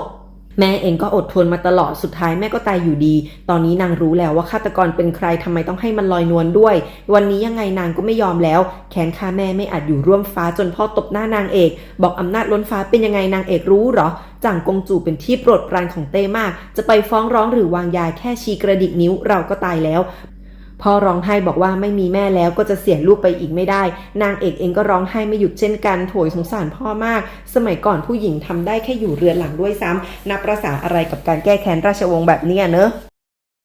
พระเอกเดินมาเจอเต้ชวนเล่นปาลูกดอกท่าทางอารมณ์ดีเต้พูดเรื่องใต้เท้าหยางหาเรื่องชะตาแต่งงานกับคนโดดเดี่ยวอีกแล้วที่จริงเต้ก็ไม่เชื่อแต่ไม่อยากให้พวกขุนนางต้องหาเรื่องพระเอกที่เป็นคนบริสุทธิ์แถมพวกนั้นยังทำนายว่าหมิงเว่ยดวงชะตาต้องกันกับพระเอกจะขจัดชะตาหักล้างกันหมดได้จ่างกงจูก็ยินดีให้แต่งเข้ามาทั้งคู่พระเอกส่วนเลยว่าไม่เอาเต้พยายามหว่านล้อมว่าฐานะหมิงเว่ยดีกว่านะแต่พระเอกไม่ยอมท่าเดียวบอกว่าใจมีแค่นางเอกเท่านั้นแล้วกลับเลยแมนมากค่ะชัดกว่านี้ไม่มีอีกแล้ว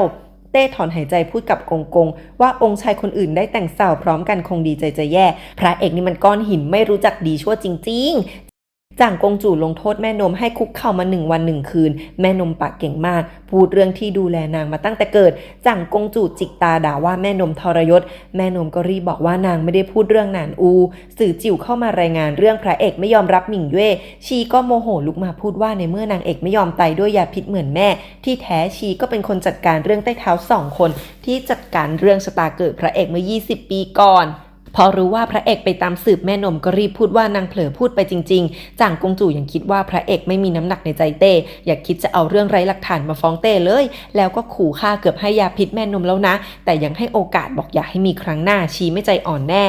หลงต้านรายงานเรื่องแม่นมเผลอพูดเรื่อง20 ปีก่อนพระเอกยิ่งมั่นใจว่าจ่างกงจู่รู้เห็นแล้วก็มีจดหมายด่วนมาบอกว่าเรื่องปีนั้นพ่อนางเอกที่ยังทำงานที่สำนักดาราศาสตร์ก็มีส่วนพระเอกนิสัยตาเปลี่ยนเลยอะคืนนั้นฝนตกจนพ่อนางเอกนอนไม่หลับยืนคิดเรื่องที่นางเอกพูดพระเอกมาหาพ่อด้วยตัวเองถึงจวนเพราะพ่อเรียกมาแล้วก็บอกเลยว่าเรื่องของทั้งคู่พ่อไม่เห็นด้วยเพราะไม่อยากให้นางเอกต้องถูกดึงเข้าไปพัวพันเรื่องนี้พระเอกก็รู้ดีพ่อเลยเอ่ยปากว่ายังมีอีกเรื่องคือ20 ปีก่อนพ่อเคยทำงานในสำนักดาราศาสตร์แล้วก็บอกเลยว่าพระเอกไม่ใช่ตัวกาลกินีที่จริงคืนนั้นน่ะเกิดท้องฟ้าบอกลางมหามงคลพ่อเป็นคนสังเกตปรากฏการณ์ด้วยตัวเองแต่แล้วจู่ๆก็มีเจ้าหน้าที่2 คนมาขอเข้าเวรแทนแล้วเปลี่ยนชะตาของพระเอกที่เพิ่งเกิดตามคำสั่งของจ่างกงจู่เพื่อหาเรื่องให้แม่ทัพชุยได้เลื่อนขั้นและสกัดกั้นไม่ให้เสี่ยนเฟยได้เลื่อนตำแหน่งเพราะความดีความชอบคลอดพระเอกออกมาทั้งหมดนี้พ่อนางเอกแอบได้ยินทั้งหมดพ่อขอโทษที่ตัวเองเก็บความลับนี้ไว้ไม่กล้าพูดเพราะกลัวจ่างกงจู่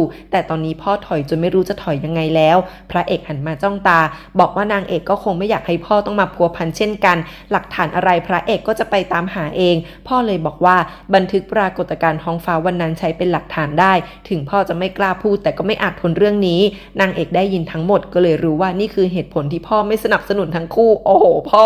MVP กุมความลับ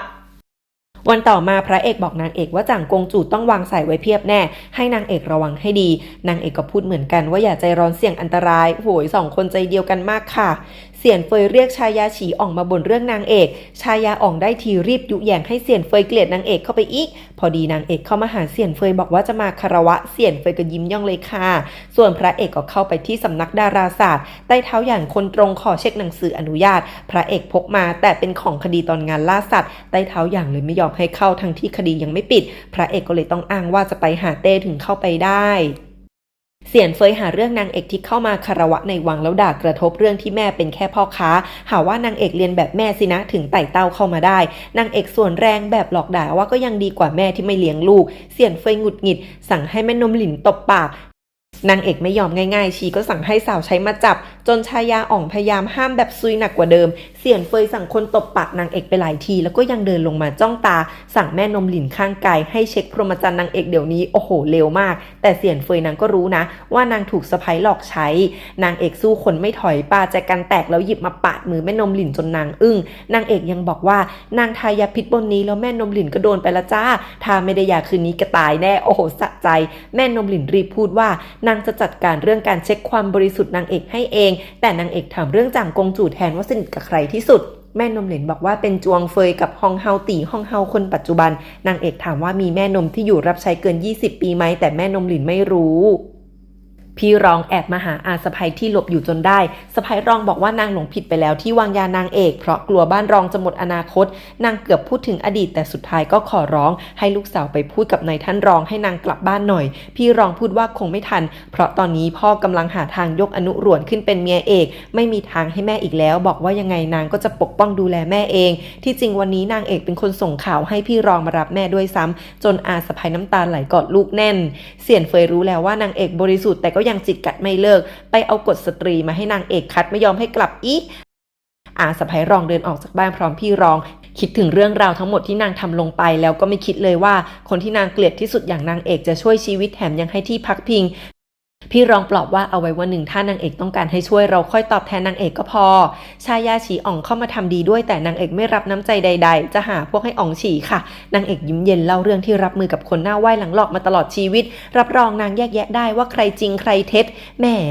ที่ชายาอ่องฉีมาทำดีด้วยก็แค่แกล้งทำเท่านั้นแล้วก็บอกว่าต่อไปถ้าเลิกใช้เล่ห์เหลี่ยมนางก็จะไม่ตอแยเสี่ยนเฟยได้ยินแล้วกลับชอบใจเพราะนางเอกพูดเรื่องที่นางอัดอั้นไว้ในใจตั้งมากมายหลายปีออกมาได้แต่พอแม่นมหลินพยายามจะบอกว่าให้ส่งนางเอกกลับเดี๋ยวมีปัญหากับพระเอกเสี่ยนเฟยก็ขึ้นอีกว่าทำไมนางต้องกลัวลูกชายตัวเองหรอนางกะจะใช้อำนาจแม่สามีแต่พระเอกมาถึงทันทีแบบไม่สนใครทั้งนั้นเพราะชายาอ่องฉีไปฟ้องพระเอกมาถึงก็ไม่สนที่แม่พยายามพูดดีด้วยถามแม่นมหลินว่าใช้มือข้างไหนทำร้ายนางเอกให้ทำโทษตัวเองซะจนแม่นมหลินต้องตบหน้าตัวเองไม่หยุดโอ้โหแสบสุดๆเสี่ยนเฟยหงุดหงิดบอกแม่สามีต้องอบรมสะใภ้ใหม่แบบที่นางเคยเจอนี่นางทำเพื่อพระเอกทั้งนั้นแต่พระเอกตะโกนส่วนเสียงดังมากจนชีตกใจพระเอกบอกว่าไม่ต้องมาพูดว่าทำเพื่อพระเอกที่ทอดทิ้งก็เพื่อตัวพระเอกเหมือนกันหรือไงสายตาพระเอกแข็งมากแต่เสี่ยนเฟยพูดไม่ออกไปแล้วค่ะพระเอกให้แม่นมหลินพามาหานางเอกแล้วก็ประคองหน้านางเอกเบาๆเพราะเป็นห่วงพอสั่งให้คนออกไปก็รีบกอดนางเอกเลยบอกว่าเป็นห่วงนางเอกจนปวดใจไปหมดบ่นว่าที่สับปะรังเคแบบนี้ไม่อยากจะอยู่ต่อนางเอกรีบเล่าเรื่องที่นางสืบมาได้ส่วนพระเอกก็เอาบันทึกท้องฟ้าปีนั้นกลับมาได้จริงๆหนังสือนี้ใช้กระดาษพิเศษที่ไม่สามารถลบล้างบันทึกได้นางเอกอยากเอาไปให้เต้แต่พระเอกบอกว่าไม่ได้ไม่งั้นคนแรกที่จ่างกงจูจะเล่นงานคือพ่อนางเอกแน่นอนนางเอกถอนหายใจคิดว่าต้องหาตัวไส้ศึกหนานอูข้างกายฮองเฮาออกมาพระเอกหันไปมองหน้านางเอกเสร็จแล้วก็ทิ้งหนังสือเข้าไปกอดอีกแล้วบอกว่านี่ไม่ใช่ตบหน้านางเอกนี่มันตบหัวใจตัวเองชัดๆจนนางเอกขำโอ๊ยหวานกันน่ารักไม่ไหวจ่างกงจู่ยังใจเย็นทั้งที่ได้ยินจากใต้เท้าหยางเรื่องที่พระเอกไปสำนักดาราศาสตร์อีกแล้วแต่ที่ประหลาดก็คือที่นั่นมีไหเหล้าซ่อนอยู่ดีไม่ดีอาจมีหลักฐานอื่นก็ได้แต่ในเมื่อไม่มีใครรู้เรื่องนี้อีกเพราะถูกเก็บไปหมดแล้วงั้นก็เหลือแค่นางกับใต้เท้าหยางเท่านั้นที่รู้ความลับเรื่องนี้ก่อนกลับนางเอกส่งยาแก้พิษให้แม่นมหลินแต่ที่จริงเป็นแผนนางเอกหลอกทั้งหมดพระเอกยิ้มปลื้มจูบมือนางเอกสองข้างว่าสตรีของตัวเองฉลาดที่สุดแหมเอะอะจูบเอะอะกอดองค์หญิงฝูชิงรออาจารย์คนใหม่และคนที่มาก็คือเจินเหิงที่เอาตำรามามากมายองค์หญิงท่าทางดีใจสุดๆเจียงจ้านมาพยายามทำเครื่องหอมแต่ฝีมือไม่ดีจนมือเป็นแผลหมดแล้วท่าทางหมดอะไรตายอยากฉูรู้ว่ามีเรื่องในใจแต่เจียงจ้านไม่ยอมพูดในที่สุดฉูเลยลากเจียงจ้านออกมานั่งปิกนิกริมน้ำบอกถึงเราจะเป็นพี่น้องที่ดีก็บอกนางได้เจียงจ้านซึ้งแล้วก็เล่าเรื่องราวทั้งหมดให้ฟังว่าตัวการเบื้องหลังที่ฆ่าแม่และปองร้ายนางเอกก็คือจ่างกงจูฉูรีบบอกว่านางจะช่วยทันทีแต่เจียงจ้านบอกว่าทำมาพอแล้วฉูเห็นพี่เขาหงอยก็เลยลากลงน้ำแล้วสองคนนี้ก็เล่นกันน่ารักมากฉันชอบโมเมนต์คู่นี้สุดๆ พระเอกนางเอกเข้ามาคารวะฮองเฮาตีในวังที่นั่นมีดอกไม้ของนางเอกที่แม่นมตีเอาเข้ามาให้เพราะฮองเฮาเองก็ชอบมากองค์หญิงฝูชิงเข้ามาคารวะพร้อมแม่นมฮวานางเอกเอากำยานส่งให้แต่แล้วก็เห็นดวงตาน้องแปลกๆจนอึ้งพระเอกก็รู้สึกเหมือนกันว่ามีอะไรแปลกๆฮองเฮาเล่าว่าองค์หญิงฝูชิงเคยตามเต้ไปดูงานโคมไฟตอนเด็กๆแต่หลังจากลอยโคมแล้ววันต่อมาก็มองไม่เห็นมาตลอดนางเอกหันไปขอร้องฮองเฮาว่าอยากมาเรียนมารยาทที่นี่ทั้งที่ผิดหลักเพราะควรได้เสี่ยนเฟยสอนนางเอกบอกตามตรงว่านางเพิ่งทะเลาะกับเสี่ยนเฟยมาขอมาเรียนรู้แค่3 วันก็พอองค์หญิงฟูชิงก็ยังเป็นห่วงกลัวเสี่ยนเฟยหาเรื่องฮองเฮาแต่สุดท้ายฮองเฮาเป็นคนออกปากอนุญาตถือว่าเป็นของขวัญแต่งงานให้พระเอกลากนางเอกออกมาคุยเลยว่าเกิดอะไรขึ้นกันแน่อยู่ๆถึงอยากมาอยู่ในวังนางเอกบอกว่าโรคตาของฝูชิงนางมั่นใจว่าเป็นวิชาหนอนคุณใสของนานอูแล้วนางก็สงสารน้องที่ยังเด็กแต่กลับมองไม่เห็นถ้านางรักษาได้ก็เป็นเรื่องดีแล้วก็ยังตามหาสายลับได้อีกด้วยจนพระเอกยอมบอกว่าอีก3 วันจะกลับมารับนางเอกอยู่ในวังแล้วก็ถามฮองเฮาเรื่องฝ่ายข้างตาของฝูชิงว่าเกิดหลังมีโรคตาแล้วค่อยๆเข้มขึ้นใช่ไหมฮองเฮาเริ่มนางเอกบอกว่านางเคยเห็นจากตำราโบราณนี่อาจเกิดจากแมลงกาฝากของแมลงวันมาก็ได้และแมลงนี้ต้องมีคนฟูมฟักฮองเฮาน้ำตาไหลช็อกเลยเพราะนางอยู่ในตำแหน่งนี้อย่างสมถะที่สุดทำไมยังมีคนคิดร้ายกับองค์หญิงคนหนึ่งแบบนี้ส่วนนางเอกก็บอกว่าต้องรีบหาคนทำเพื่อรักษาโรคตาก่อนเป็นอันดับแรกจ่างกงจู่รู้เรื่องนางเอกก็ด่าว่าเป็นจิ้งจกเปลี่ยนสีหาคนสนับสนุนแล้วสั่งสาวใช้ไปส่งข่าวให้สตรีหนานอูลงมือซะเอ้าชีก็จะเหมาร้ายมันทุกเรื่องที่เกิดขึ้นเลยเนาะนางเอกสงสัยคนที่ติดตามมานานแต่ฮองเฮาบอกว่าแม่นมฮวากับแม่นมตั๋วที่ตามนางมาไม่มีทางทรยศคนนึงก็รักฝูชิงมากอีกคนก็พักดีที่สุดองค์หญิงฝูชิงเล่นว่าวที่เจินเหิงให้แต่มันไปติดอยู่ที่ชายคาที่สูงที่สุดก็เลยร้อนใจนางเอกเดินออกมาเจอเลยช่วยเอาก้อนหินปาจนร่วงลงมาได้จริงๆแหมแม่นเวอร์เต้เรียกเจินเหิงจะให้มาดูตัวลูกสาวเจินเหิงก็ปากเปียกปากแฉะพูดแต่เรื่องงานเจินเหิงเห็นองค์หญิงฝูชิงก็ยิ้มกว้างไม่รู้ตัวพอฮ่องเต้ถามว่าเป็นอาจารย์นานแล้วรู้สึกยังไงบ้างเจินเหิงก็ชมองค์หญิงฝูชิงใหญ่ว่าเก่งอย่างง้นอย่างนี้เต้ชงยังไงก็ไม่เก็ตสักทีค่ะในที่สุดเต้ก็บอกว่าองค์หญิงฝูชิงเป็นแก้วตาดวงใจเพราะทั้งอ่อนโยนและจิตใจดีอยากหาคู่ที่ซื่อตรงไว้ใจได้ให้ลูกสาวมาตลอดเจินเหิงก็ยังบอกว่าคิดไม่ออกเลยว่าใครจะเหมาะจนเต้มองบนแล้วโอ้ยพี่เขาจะเลิกบื้อกี่โมงในที่สุดเต้ก็ต้องถามตรงๆว่าคิดยังไงกับองค์หญิงฝูชิง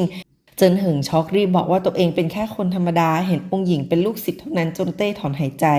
ไม่นานพวกสาวใช้ก็เมากันว่าเจินเหิงไม่ยอมรับองค์หญิงจนฝูชิงเดินมาได้ยินแม่นมตั๋วเดินมาตบพวกนางทันทีท่าทางโหดมากองค์หญิงฝูชิงกลับสงบกว่าที่คิดพอนางเอกปลอบองค์หญิงก็บอกไม่มีใครผิดเลยเจินเหิงก็เช่นกันใครจะมาชอบคนตาบอดได้ล่ะนางก็ไม่ได้อยากแต่งงานอยากอยู่เป็นเพื่อนแม่ไปตลอดนางเอกพูดว่าเจินเหิงอาจจะไม่ได้ใส่ใจเรื่องนี้แต่ฝูชิงต่างหากที่เห็นเรื่องนี้เป็นปมในใจไม่แน่วันหนึ่งอาจจะหายก็ได้นะฝูชิงบอกว่านางไม่เคยมองในดวงตาคนได้เลยนางไม่รู้หรอกว่าคนอื่นคิดยังไงแต่ว่านางจิตใจดีมากดีใจที่นางเอกมาพูดเรื่องในใจแบบนี้กับนางด้วยแล้ว2 สาวก็จับมือกัน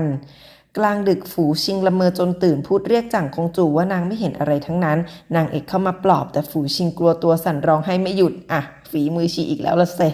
2 วันผ่านไปพระเอกก็เอาของกินมาเยี่ยมนางเอกเพียบนางเอกสังเกตว่าฮองเฮาไม่ได้สนิทกับจั่งกงจูแถมยังกลัวด้วยซ้ำจะว่าไปฮองเฮาตีไม่มีสกุลหนุนหลังไม่มีลูกชายไร้อำนาจจนเรียกได้ว่าแบบนี้สิถึงจะดีต่อจั่งกงจูถูกควบคุมได้ง่ายแล้วนางเอกก็เล่าเรื่องที่ฝูชิงละเมอขึ้นมาบอกเรื่องนี้ต้องหนักหนาเช่นกันดีไม่ดีสตรีหนานอูเนี่ยอาจคอยจับตาฝูชิงมาตลอดดังนั้นตอนนี้ยังต้องหาไส้ศึกคนนี้ออกมาให้ได้นางเอกยังสงสัยแม่นมตั๋วกับแม่นมควาพระเอกบอกว่าอยู่ในวังก็ใช้พิราบส่งข่าวได้นะนางเอกนึกได้แล้วว่าเห็นแผลที่นิ้วแม่นมควาเป็นรอยเล็บเท้าพิราบจริงๆด้วยพระเอกจ้องตาแล้วบอกว่าจะไปหาฮองเฮาเองพระเอกจัดการมาขอยืมตัวแม่นมฮวาไปบอกว่าจะให้ไปสอนมารยาทสัก 2-3 วันแม่นมฮวาทำท่าไม่อยากแต่ฮองเฮาสั่งแล้วฮองเฮาก็เดินมาถามว่าไว้ใจพระเอกได้ใช่ไหมเสียงสั่นพระเอกก็ตอบกลับอย่างมั่นคงว่าฮองเฮาเป็นคนเดียวในวังหลังที่ดีด้วยหลังตัวเองกลับมาฮองเฮายิ้มอย่างวางใจได้นิดนึงว่าพระเอกนางเอกเป็นเด็กดี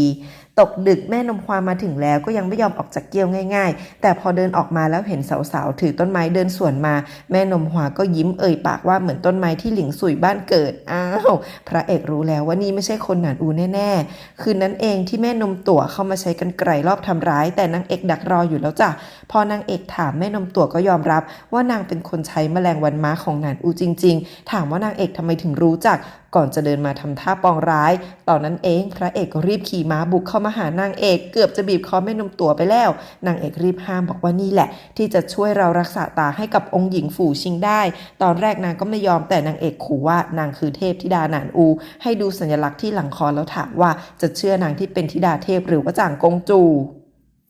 ในที่สุดแม่นมตั๋วก็ใช้ตำรับยาแล้วนางเอกก็ใช้ที่ประคบเนี่ยล่อเอาหนอนมาออกมาจนได้องค์หญิงฝูชิงเจ็บปวดมากเต้ที่มารอฟังยังปวดใจตามไปด้วยแถมยังหันมาถามพระเอกว่าสมัยอยู่ชายแดนก็ลำบากแบบนี้ใช่ไหมพระเอกยิ้มเงียบๆบอกว่าเป็นผู้ชายเรื่องแค่นี้ทนได้แต่เต้จับบ่าพระเอกขอโทษที่ทำให้ต้องเจ็บปวดแบบนั้นพระเอกนี่สายตาแบบอึ้งๆอ่ะในที่สุดนางเอกก็ช่วยถอดแมลงวันม้าออกมาได้จริงแต่ตกดึกแม่นมตั๋วก็แอบส่งพิราบไปบอกแม่เฒ่าว่านางเจอธิดาเทพแล้ววันรุ่งขึ้นนางเอกช่วยถอดผ้าปิดตาแล้วในที่สุดองค์หญิงฝูชิงก็มองเห็นอีกครั้งคนแรกที่ได้เห็นก็คือฮองเฮานั่นเองเต้ที่นั่งรอทั้งวันรีบเข้ามาดูพอฝูชิงถามว่าทำไมพ่อแก่ไปขนาดนี้เต้ก็เสียงนุ่มเลยบอกพ่อแก่แล้วพระเอกก็ปลื้มไปด้วยมีโอบบ่านางเอกเบาๆเรียกว่าหมอเทวดาด้วยนะเต้ดีใจมากหันมาถามนางเอกว่าจะเอารางวัลอะไรดีนางเอกรีบบอกว่านางเพิ่งเคยได้รางวัลครั้งแรกขออนุญาตคิดก่อนเต้ก็รับคำแล้วพระเอกนางเอกก็มองตากันด้วยความดีใจนางเอกถามแม่นมตั๋วว่าเป็นคนลงมือกับซูเคอแม่นางใช่ไหมแม่นมตั๋วเลยบอกว่าจ่างกงจูเป็นคนวางยาพิษแล้วก็ตามด้วยดอกนิทราของหนานอูโอ้โหแรงองค์หญิงฝูชิงเดินออกมาสัมผัสแดดแต่แม่นมขวาห้ามไว้ว่าอย่าเพิ่งถอดผ้าปิดตาออกเลยรออีก 2-3 วันดีกว่าส่วนนางเอกก็ถามแม่นมตั๋วต่อว่าทำไมจ่างกงจูต้องลงมือกับองค์หญิงฝูชิงแม่นมตั๋วเฟิร์มว่าองค์หญิงรู้ความลับของจ่างกงจูบางอย่างนางเอกน่าเศร้ารีบเดินมาพาองค์หญิงกลับไปพักบอกว่านางรักษาความกลัวในใจไม่ได้เรื่องเหล่านั้นองค์หญิงต้องเผชิญกับมันด้วยตัวเองจ่างกงจูเอาเรื่องที่แม่นมตั๋วเก็บนางเอกไม่ทันแม่นมตั๋วฉลาดมากพูดจาเอาตัวรอดไปได้แถมยังบอกว่าพวกนั้นไม่สงสัยนางด้วยในที่สุดองค์หญิงฝูชิงก็มาหาฮองเฮาแล้วบอกว่าตานางถูกคนทำร้ายเพราะนางไปเห็นบางอย่างเข้าปีนั้นนางเล่นซ่อนแอบแล้วหลบอยู่ในตู้ก็เลยบังเอิญได้ยินเรื่องที่จ่างกงจูวางแผนเก็บอดีตฮองเฮาชิงหลงเพราะฮองเฮาเป็นปฏิปักษ์กับนางแล้วก็อยากให้นางออกจากเมืองหลวงไปซะสั่งให้แม่นมตั๋วใช้ยาพิษแต่มันเหมือนกับอาการโรคเรื้อนตอนนั้นองค์หญิงฝูชิงถูกจับได้จ่างกงจูขู่ถามว่าได้ยินอะไรไหมน้องรีบบอกว่าไม่รู้ไม่เห็นจางกงจู่ลงมือในคืนที่ปล่อยโคมแถมยังพูดกับฝูชิงว่าเป็นเด็กดีแบบนี้จะให้แม่นางได้เป็นฮองเฮาตีได้ฟังแล้วก็ช็อกน้ำตาคลอนางไม่อยากได้ตำแหน่งนี้เลยแค่อยากให้ลูกสาวปลอดภัยพระเอกบอกว่าตัวเองก็เป็นเหยื่ออีกคนเช่นกันจนฮองเฮาตียิ่งโกรธที่จางกงจู่ลงมือกับทุกคนไม่เว้นแม้แต่องค์ชายจางกงจู่ชักคิดจะเก็บฮองเฮาตีกับลูกสาวแม่นมตั๋วพยายามพูดว่า2คนนี้นิสัยเมตตามากนะต่อให้รู้เรื่องก็ไม่กล้าปริปากจางกงจู่ยังตาแข็งบอกจะทำให้พวกนั้นรู้สึกตัวว่าเต้ไว้ใจและเชื่อใจนางที่สุดจะฮองเฮาองค์หญิงองค์ชายไม่นับเป็นตัวอะไรทั้งนั้นพวกพระเอกนางเอกฝูชิงกำลังขอร้องให้ฮองเฮาไปฟ้องเต้แต่ฮองเฮาน้ำตาคลอบอกว่าไม่ได้นางไม่อยากให้ฝูชิงต้องมีอันตรายขนาดอดีตฮองเฮามีอำนาจกว่านางมีไทจื่อสุดท้ายก็ยังแพ้ถูกฆ่าตายอนาถนางรู้ดีว่าจ่างกงจู่ในใจเต้มีน้ำหนักมากที่สุดไม่ใช่แค่โตมาด้วยกันแต่มีความดีความชอบปกป้องแคว้นเสี่ยงชีวิตช่วยเต้ตอนเจอกบฏฮองเฮารู้ดีว่าถ้าไม่ถึงแก่ชีวิตก็ให้ทนต่อไปอย่าไปสู้กับนางเลยนางเอกจะค้านแต่พระเอกตัดบทว่ารับรู้ความในใจของฮองเฮาแล้วพระเอกก็รู้ดีว่าไปสู้กับชีตรงๆไม่ได้แน่หมิงเย่วิ่งมาฟ้องแม่เรื่องที่สายตาฝูชิงหายดีแล้วนี่ก็กลัวจะไม่ได้แต่งกับพระเอกจนจ่างกงจู่ผลักลูกสาวทิ้งว่าเอาแต่พูดถึงผู้ชายยังจำได้ไหมว่านี่ใกล้วันเกิดนางหมิงเย่เลิกลากแล้วก็บอกว่ายังไงเต้ก็ฉลองวันเกิดให้แม่ทุกปีนี่นานางเอกพระเอกเดินจับมือคุยกันนางเอกเพิ่งรู้ว่าการโค่นล้มจ่างกงจู่ไม่ง่ายอย่างที่คิดแล้วตอนนี้นางดันเผยเรื่องธิดาเทพยิ่งทำให้ห่วงหน้าพะวงหลังพระเอกบอกว่านางเอกทำดีที่สุดแล้วอีกอย่างฮองเฮาก็พูดถูกอย่างหนึ่งคือเราจะเอาแต่จ้องเป็นศัตรูกับจ่างกงจู่ไม่ได้ชีวิตก็ยังต้องใช้แล้วพูดเรื่องแต่งงานขึ้นมาพระเอกรีบบอกให้นางเอกไปลองชุดแต่งงานแล้วหาเครื่องประดับเรือนนี่มันเรื่องสำคัญที่สุดตอนนี้นางเอกจับแก้มพระเอกอมยิ้มว่าที่สำคัญคือพระเอกจะเป็นเจ้าบ่าวของนางต่างหากแล้ว2คนนี้ก็จูบกันอีกแล้วโอ้ยให้มันสดแค่ฉันนี่แหละค่ะเบาหวานจะขึ้นตาแล้วค่ะ ไทจือเฟยช่วยเตรียมของขวัญให้จางกงจูแต่อะไรไทจือก็ไม่พอใจทั้งนั้นไทจือหงุดหงิดมากเพราะที่ผ่านมาจางกงจูอยู่ข้างเดียวกับตัวเองคอยช่วยสวนกลับเสียนเฟยกับฉีอ๋องให้ทำให้ตำแหน่งเนี้ยมั่นคงฉันว่านี่ก็โดนจางกงจูหลอกใช้อีกคนเหอะกงเข้ามาบอกว่าปีนี้จางกงจูจะไม่จัดงานฉลองแต่ไทจือยังบอกงานไม่จัดของยิ่งต้องสำคัญกว่าเดิมแล้วก็ออกไปหาด้วยตัวเองกะจะเอาใจซะจนลืมว่าแม่ตัวเองเกิดวันไหนไปแล้วอะพอถึงวันเกิดจ่างกงจูก็ใส่ชุดบุรุษดื่มเหล้าอยู่คนเดียวเต้มาหานางก็รีบอ้อนว่ามีแค่เต้ที่จำวันเกิดนางได้นางไม่เหลืออะไรสามีก็จากไปหมิงเย่ก็เสียคนเพราะผู้ชายคนเดียวท่าทางเรือนทดแหมสตรอเบอรี่มากค่ะชุดที่นางใส่ก็เป็นชุดที่ใช้ล่อกบฏตอนนั้นเต้ก็ยิ่งรู้สึกผิดว่าเพราะนางทำให้เต้ได้นั่งบัลลังก์นี้เป็นญาติที่สนิทกันที่สุดเป็นคนเดียวที่จริงใจกับเต้แหมปั่นจัดฮองเฮาแอบปกปิดเต้ส่งองค์หญิงฝูชิงกับแม่นมตั๋วมาเที่ยวเล่นนอกวังองค์หญิงตื่นตาตื่นใจมากเพราะไม่เคยเห็นของพวกนี้แม่นมตั๋วก็ดูแลนางสุดใกล้ชิดอะไรก็ไม่ให้กินไม่ให้ซื้อองค์หญิงเซ็งเพราะขนมยังต้องกินของที่พกมาจากในวังพอสบจังหวะนางก็เลยแอบหนีออกมาพอดีได้ยินเสียงเจินเหิงก็จำได้เลยหันไปเรียกไว้เจินเหิงแปลกใจที่องค์หญิงไม่อยู่นี่แถมยังมองเห็นแล้วด้วยองค์หญิงเล่าว่าได้นางเอกรักษาให้เจินเหิงเป็นห่วงที่นางอยู่ข้างนอกคนเดียวรีบบอกจะพากลับวัง น้องก็เลยหน้าตังงอนบอกอยากเที่ยวเล่นอีกสักหน่อยยังมีเจินเหิงอยู่ด้วยนี่นาจนเจินเหิงพานางไปเดินเล่นที่ริมศาลาโปรยอาหารให้ปลาบอกนี่คือสถานที่ลับของตัวเองเวลาอารมณ์ไม่ดีเจินเหิงถอนหายใจบอกว่าโลกนี้มีทั้งด้านที่งดงามและดำมืดถ้าวันไหนต้องเจอวันเวลาแบบนั้นก็อย่ากลัวถ้าตามหาความจริงก็จะแก้ปัญหาได้โอ้ฝูชิงอมยิ้มพูดว่านางเพิ่งเข้าใจที่คนชอบบ่นว่าเจินเหิงเป็นคนตรงจัดที่จริงเพราะเจินเหิงอยากแก้ไขปัญหาช่วยชาวบ้านให้เจอแสงสว่างถึงกลายเป็นคนแน่วแน่เช่นนี้สินะถึงจะต้านทานเงามืดได้เจินเหิงก็บอกว่าในใจตัวเองกฎหมายคือสิ่งนั้นฝูชิงคือมองอย่างเลื่อมใสแล้วทั้งคู่ก็อยู่ด้วยกันจนค่ำพอมีหิ่งห้อยออกมาฝูชิงก็ตื่นเต้นมากเจินเหิงยังจับหิ่งห้อยไว้ตัวนึงแล้วเอามาใส่มือน้องฉากสวยสุดๆทั้งคู่ดูหิ่งห้อยด้วยกันจนค่ำแม่นมตัวเป็นห่วงสุดๆเพราะประตูวังเกือบจะปิดแล้วเจินเหิงมาส่งแล้วก็มองตามจนเกือบปิดประตูวังองค์หญิงฝูชิงก็มีแอบหันมามองด้วยสองคนนี้เหมาะกันมากพระเอกนางเอกลองชุดแต่งงานแล้วก็ซ้อมแต่งงานแหมนี่คือเพื่อแอบเจอนางเอกก่อนใช่ไหมคะพิธีคือสวยงามไปหมดหนิวก็ยังผูกโบแดงกับเขาแต่ยังไม่ทันจะจบราชองค์การก็มาถึงที่คือฮ่องเต้สั่งให้พระเอกแต่งทั้งนางเอกกับหมิงเย่เข้ามาเป็นชายาเอกพร้อมกันโอ้โหจางกงจูขอร้องเต้สำเร็จจนได้เว้ยนางเอกช็อกมากส่วนพระเอกหันไปสั่งหลงต้านให้เตรียมม้าก่อนจะหันมาพูดกับนางเอกว่าชาตินี้จะแต่งกับนางเอกคนเดียวเท่านั้นไม่ต้องห่วงให้รอตัวเองกลับมาแล้วพระเอกก็ขี่ม้าเข้าประตูวังมาแบบไม่สนหน้าอินหน้าพรหมบุกมาจนถึงตำหนักทรงงานของเต้แน่มากมาถึงก็ตะโกนบอกให้เต้เอาพระราชองค์การคืนไปเลยกงตาเหลือกรีบห้ามแต่เต้เดินออกมาเองแล้วค่ะมาถึงก็ด่าว่าพระเอกจะทำอะไรนี่ประตูวังไม่ใช่ประตูบ้านบุกเข้ามาแบบนี้ใช้ได้ที่ไหนลืมฐานะตัวเองไปแล้วหรอว่าเป็นองค์ชายไม่ใช่คนธรรมดาเต้ท่าทางโกรธแต่พระเอกก็ตาแดงดื้อสุดๆเต้ดุด่าว่าพระเอกจะกบฏหรอแล้วสั่งให้กงประกาศว่าโทษบุกประตูวังคือประหาร9ชั่วโคตรเต้ก็ด่าอีกว่าจะเอาชีวิตเต้ด้วยหรือไงพระเอกยังพูดตาแดงว่าตัวเองแค่ร้อนใจเท่านั้นเต้สั่งว่าหลังจากนี้4 วันให้จัดงานแต่งตามกำหนดพระเอกไม่ยอมคว้าข้อเท้าเต้ไว้ขอร้องให้ยกเลิกองค์การนี้แล้วก็ถามว่าคิดจะบีบให้พระเอกจนมุมใช่ไหมถึงตายก็ไม่ยอมรับจนเต้บอกเดี๋ยวจะสนับสนุนเองแล้วเดินหนีไปเลยพระเอกเดินลงมาแบบถอดชุดทั้งหมดทิ้งคิดถึงที่นางเอกเคยพูดว่าฟ้าอาจไม่ตามใจคนให้พระเอกทำทุกอย่างที่ต้องการพระเอกก็คือถอดกวานโยนทิ้งแล้วก็นั่งคุกเข่าหน้าประตูวังโอ๊ยบทดราม่าแบบนี้จางหวานอี้เล่นดีมากๆนางเอกรู้เรื่องทั้งหมดแล้วจากหลงต้านพอรู้ว่าเต้ไม่ยอมก็เซฮองเฮาไม่ทันจะเอ่ยปากช่วยฮองเต้ก็รู้ทันไม่ยอมฟังพระเอกนั่งคุกเข่าไม่ไปไหนทั้งที่ฝนตกจางกงจู่เดินกลางร่มมาดูแล้วก็ปลายตาพูดว่าทำไมต้องลำบากขนาดนี้มิงเย่แต่งมามีแต่เสียหายเนี่ยนางก็ให้พระเอกนางเอกแต่งกันแล้วไงทำไมไม่ยอมแต่งด้วยดีๆพระเอกส่วนว่าแหมพูดยังกลับไปขอให้หมิงเย่มาแต่งด้วยอย่างนั้นแหละพระเอกจะแต่งกับใครจางกงจู่ไม่ต้องมายุ่งอีกนิดก็คือเดี๋ยวว่าเจือกแล้วจ้าจางกงจู่โมโหบอกเป็นราชวงศ์ไม่มีอิสระ นางยังทำตามใจไม่ได้นับประสาอะไรกับองค์ชายนี่แหละสิ่งที่ต้องแลกมากับการเสวยสุขอยู่ในเมืองหลวงพระเอกก็เลยถามว่าแล้วที่จ่างกงจูบิดเบือนชะตาฟ้าเนี่ยไปฟังคำสั่งใครมาทั้งวางยาฆ่าแม่นางเอกแล้วก็มีนางเอกอีกฟังคำสั่งเต้มาหรือไงชีหัวเราะเสียงเย็นจ้องตาถามว่าแล้วกล้าไปฟ้องเต้ปะล่ะดูซิว่าเต้จะเชื่อใครมากกว่าพระเอกก็หันไปยิ้มให้เหมือนกันจ้าบอกว่าคนชั่วก็ต้องพินาศไปเองตามวิถีสวรรค์เต้ก็ช่วยนางไม่ได้หรอกจ่างกงจูยังมั่นบอกพระเอกว่าดูแลตัวเองให้ดีก่อนเหอะนางเอกก็กางร่มมารอพระเอกอยู่หน้าประตูวังเป็นเพื่อนพระเอกอยู่ไกลๆสายตาสุดห่วงเขารักกันมากจริงนะวันต่อมาพระเอกคุกเข่าไม่กินไม่ดื่มมาทั้งวันจนเกือบไม่ไหว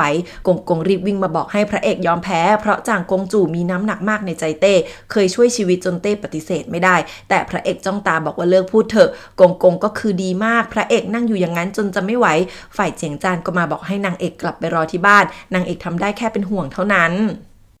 ในท้องพระโรงเจินเหิงเป็นคนออกมาคุกเข่าพูดกับเต้แต่แค่เอ่ยชื่อพระเอกเต้ก็สั่งเลิกประชุมกงถามเต้เหมือนกันว่าแบบนี้จะแต่งงานยังไงเต้บอกพระเอกอยากตายนี่งั้นก็ปล่อยนางคุกเข่าไปแบบนั้นแหละแล้วอีก 2-3 วันก็ส่งไปงานแต่งซะไทจือเดินออกมาแล้วผ่านไปเฉยส่วนฉีอ่องก้มลงบอกว่าเข้าใจแต่คำสั่งเต้นะขัดไม่ได้เจินเหิงเดินออกมามองหน้าพระเอกด้วยความเป็นห่วงแต่ก็ไม่พูดอะไรทำได้แค่เดินกลับไปเช่นกันนางเอกยืนรอจนแทบไม่ไหวไม่กินไม่นอนฉูเอาโจ๊กมาให้บอกว่าทั้งคู่ทำแบบนี้ไม่เท่ากับสมใจหมิงเย่หรือไงนางเอกน้ำตาไหลถามว่าวังนี้ไม่มีใครช่วยพระเอกได้เลยหรอแล้วนางต้องทำยังไงดีโหยน่าสงสารฝ่ายหมิงเย่ก็กำลังพออกพอใจกับชุดแต่งงานและเครื่องประดับที่ถูกจัดเตรียมพอรู้ว่านางเอกก็ได้แบบนี้เหมือนกันก็ปรี๊ดไปฟ้องแม่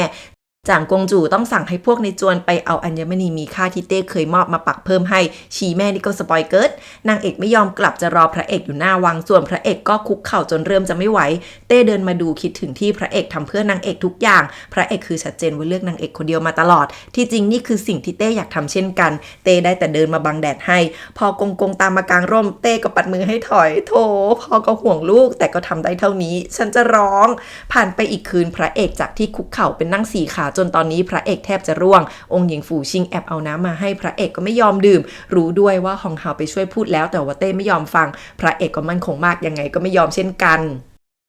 หมิงเย่ลองเครื่องประดับท่าทางปลื้มมากแล้วก็พูดว่าเข้าจวนไปแล้วเดี๋ยวนางจะเอาให้ตายนางไม่เชื่อหรอกว่าพระเอกจะปกป้องนางเอกได้ทุกวันส่วนจ่างกงจูก็ถอนหายใจพูดว่าหมิงเย่คิดง่ายเกินไปแล้วผ่านไปอีกวันเจินเหิงเดินมาเอ่ยปากเตือนให้นางเอกรักษาตัวด้วยเจินเหิงนับถือที่พระเอกตั้งมั่นไม่ถอยนางเอกก็เช่นกันรักของทั้งคู่มันหนักแน่นมากจริงๆฝูชิงคุยกับเจินเหิงว่าอยากให้พระเอกนางเอกได้เจอกันสักครั้งเจินเหิงก็เลยออกความคิดว่าใช้ว่าวดีไหม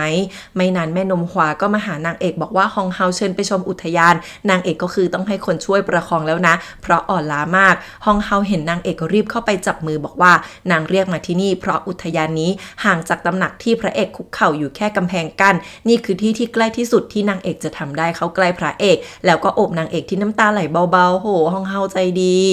ส่วนฝูชิงก็มาถามพระเอกว่าทำมา3 วัน 3 คืนแล้วยังจะดื้อต่ออีกหรอพระเอกยอมรับว่าใช่แล้วก็คิดในใจว่ารู้ดีทุกอย่างที่เต้ถอนองค์การไม่ได้เช่นกันแต่พระเอกรักนางเอกคนเดียวเท่านั้นฝูชิงถามว่าคิดถึงนางเอกใช่ไหมแล้วไม่นานก็มีว่าวลอยขึ้นมาตรงส่วนที่นางเอกอยู่ฝูชิงบอกให้พระเอกดูว่านางเอกอยู่ตรงนั้นทั้ง2 คนได้แต่มองว่าวแล้วก็คิดถึงกันทำได้แค่นี้จริงๆโอ๊ยสงสารมากน้ำตาจะร่วงพี่ใหญ่พาเย็นๆมาเดินตลาดแป๊บเดียวน้องก็หันไปเห็นพ่อที่กลายเป็นคนเร่ร่อนไปแล้วพี่ใหญ่รีบบอกว่าไม่ใช่แล้วพาลูกสาวกลับเลยสามีพี่ใหญ่ได้แต่ใส่ตาเศร้าเป็นไงล่ะแกเลือกผิดชีวิตเปลี่ยนกลางดึกพี่ใหญ่แอบเอาอาหารมาให้พวกคนเร่ร่อนก็มาแย่งไปเกือบหมดพอพี่ใหญ่เรียกชื่ออดีตสามีว่าจูจือวี่เจ้าตัวก็รีบปฏิเสธแต่พี่ใหญ่นั่งลงถามว่าทำไมเป็นแบบนี้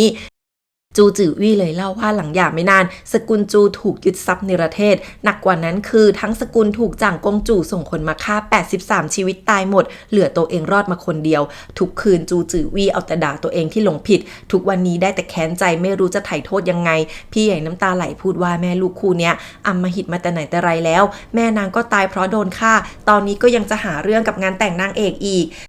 หมิงเย่ทำให้คนอื่นบ้านแตกสาแหรกขาดแต่กำลังจะกลายเป็นชายาอ๋องพี่ใหญ่เอาเงินใส่มือจูจิงวี่ถึงอยากกันแล้วก็ยังเป็นพ่อเย็นนางไม่กีดกันพ่อลูกแต่ไม่อยากให้ลูกต้องเห็นพ่อในสภาพนี้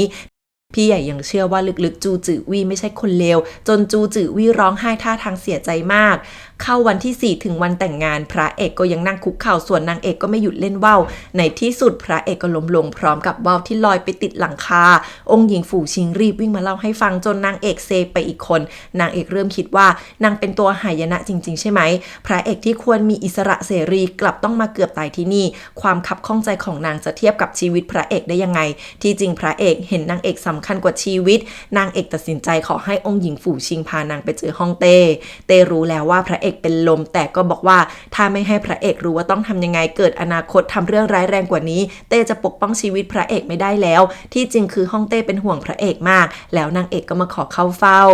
ด้านจูจือวีก็ลุกมาเปลี่ยนชุดโกนหนวดเคราแล้วมาหาพี่ใหญ่ถึงบ้านพร้อมของขวัญให้ลูกสาวพี่แกเป็นผู้เป็นคนแล้วนะถึงจะไม่เหมือนเดิมก็เหอะหองเฮารีบเข้าไปดูพระเอกที่หมดสติเล่าว่านางเอกตอบรับการแต่งงานนี้แล้วพระเอกไม่เชื่อแต่หองเฮาคอนเฟิร์มว่านางเอกไปขอร้องเต้เองว่าจะยอมแต่งงานพร้อมหมิงเย่ขอแค่ให้เต้ยกโทษเรื่องบุกวังพระเอกฟื้นมาก็พูดแต่ว่าไม่ยินยอมฮองเฮาบอกว่ายังไงพระเอกก็เป็นองค์ชายยังไงพระเอกก็ไม่ตายหรอกแต่นางเอกกับบ้านเดิมล่ะจนพระเอกนั่งจ้องตำหนักในสายตาเด็ดขาดมากนางเอกใส่ชุดแต่งงานนั่งรออยู่ในห้องพูดว่าตอนนี้ขึ้นกับจูจือวี่และหลักฐานในมือแล้วเท่านั้นโอ้ยนางเอกมีแผนแล้วส่วนพระเอกนั่งหมดอาลัยตายอยากท่าทางซีดเซียวอยู่เช่นกันพอคนเอาชุดแต่งงานมาให้พระเอกก็ใส่ตาคมกริบขึ้นมา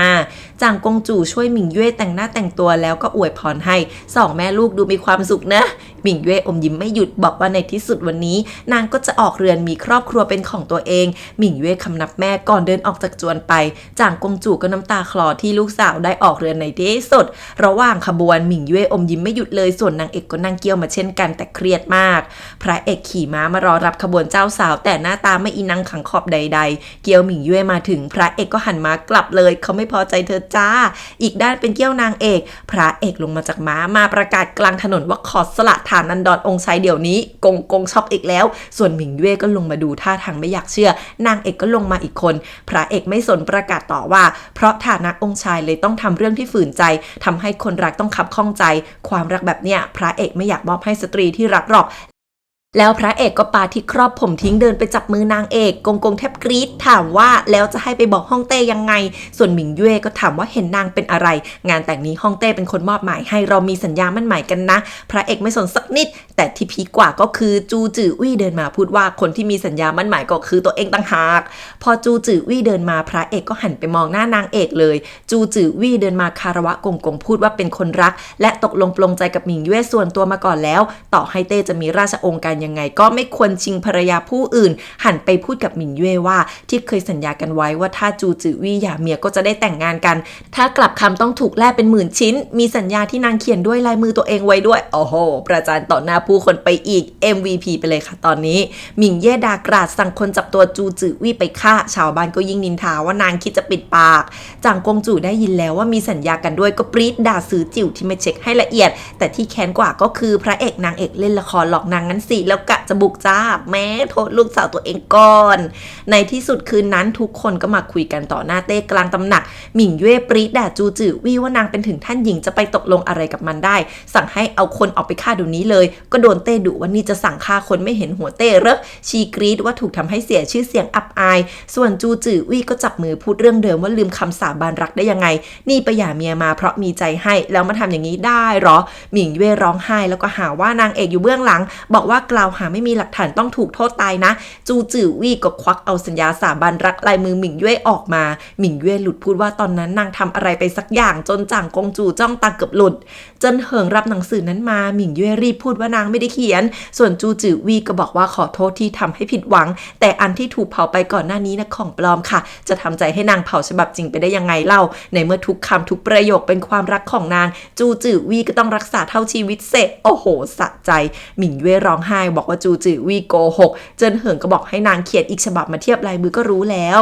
ในที่สุดหมิงเย่ก็ต้องเขียนหนังสือใหม่อีกรอบตามคำพูดที่เจิ้นเหิงอ่านเต้สั่งให้จ่างกงจู่ดูก่อนคนแรกนางอ่านแล้วก็อึกอักบอกคล้ายแต่เจิ้นเหิงตีแสกหน้าว่านี่มันลายมือคนเดียวกันชัดๆพอเต้ดูจ่างกงจู่ก็ยังพูดว่าหาคนมาลอกเลียนแบบง่ายจะตายไปแต่จูจือวี่โผล่มาตอนชิงตัวเจ้าสาวพอดีมันแปลกใครบงการมากันแน่จูจือวี่เลยคุกเข่าเล่าให้เต้ฟังว่าที่บ้านถูกคนใส่ร้าย ว่ารับสินบนจนถูกเนรเทศแต่ระหว่างทางถูกฆ่าตายหมดไม่เหลือทั้งหมดนี้พระเอกนางเอกยืนรอฟังอยู่หน้าประตูแม้ยังกับตัวประกอบจูจือวีพูดว่าตัวเองหมดหวังใกล้ตายแต่มีหนังสือสัญญามั่นหมายนี้หล่อเลี้ยงก็เลยมาเมืองหลวงจ่างกงจู่ด่าว่าบ้านแกประสบภัยมาเดือนกว่าแล้วทำไมเพิ่งมาคราวนี้เต้เลยถามว่าอ้าวแล้วจ่างกงจู่รู้ได้ยังไงโป๊ะค่ะคนมันมีความผิดนะ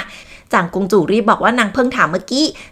เจิ้นเหิงหันมาบอกว่าตามกฎหมายหมิงเย่ต้องแต่งงานรักษาสัญญาหมิงเย่รีบคุกเข่าบอกไม่เอาไม่แต่งเต้กลับบอกว่าตัวเองก็เป็นเต้ยังทำอะไรนอกเหนือกฎหมายไม่ได้เลยจ่างกงจู่ได้แต่พูดว่าถ้างั้นให้แต่งกับจูจือวี่ชีรีบคลานมาขอร้องแม่ว่าจะแต่งกับพระเอกเท่านั้นแต่จ่างกงจู่รีบพูดว่าถ้านางรู้นะคงไม่ขอราชองค์การจากเต้มาให้หรอกเต้ถามกงว่าทุกคนยังทำพิธีกราบไหว้ทันไหมไหนวันนี้ก็เลิกดีนี่แล้วให้ทั้งสองคู่มาทำพิธีไหว้ฟ้าดินในวังเต้จะเป็นพยานซะเลยกงก็เลยมาเชิญพระเอกนางเอกบอกยินดีด้วยพระเอกหันหลังให้งอนจัดบอกว่าไม่ไปมายืนอดทนฟังอยู่ตรงนี้ได้ตั้งนานก็ดีแค่ไหนแล้วแต่นางเอกจับมือพระเอกชวนว่าเข้าไปกันเถอะแหมเมียพูดคำเดียวพี่ไปแน่นอนค่ะ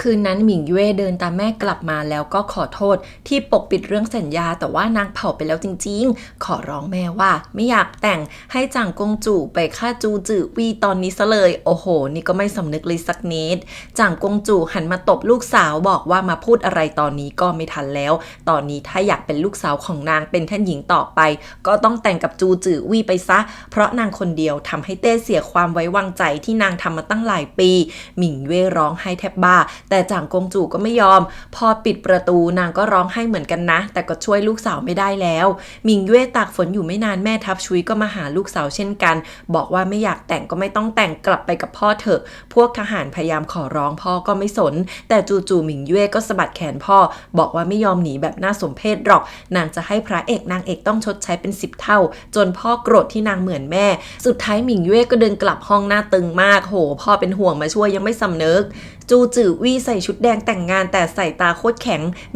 หมิงเย่ด่ากราดแถมยังดูถูกจูจือวีไม่หยุดบอกว่าจะทำให้ทรมานยิ่งกว่าตายพวกที่สกุลก็ตายเพราะจูจือวีทั้งนั้นแล้วนางก็จะทำให้พี่ใหญ่กับเย็นต้องชดใช้เช่นกันหมิงเย่หงุดหงิดไล่จูจือวีให้ไปพ้นจูจือวีหันหลังมาหยิบเชิงเทียนแล้วก็แทงท้องนางทันทีใส่ตานิ่งสุดๆจ่างกงจู่ก็เกิดใจเต้นแรงไม่มีเหตุผลเหมือนเป็นลางขึ้นมาจูจือวีแทงหมิงเย่จนนางสุดบอกว่าตัวเองไม่มีอะไรจะเหลือแล้วตาแดงน้ำตาคลอขอโทษพ่อแม่แล้วก็คิดถึงพี่ใหญ่กับเย็นพูดว่านี่คือสิ่งสุดท้ายที่จะทำให้นางได้ก่อนจะโยนเทียนลงไปบนเหล้าที่หกเต็มพื้นหมิงเย่ได้แต่กรีดร้องอยู่บนพื้นเท่านั้นโอ้โห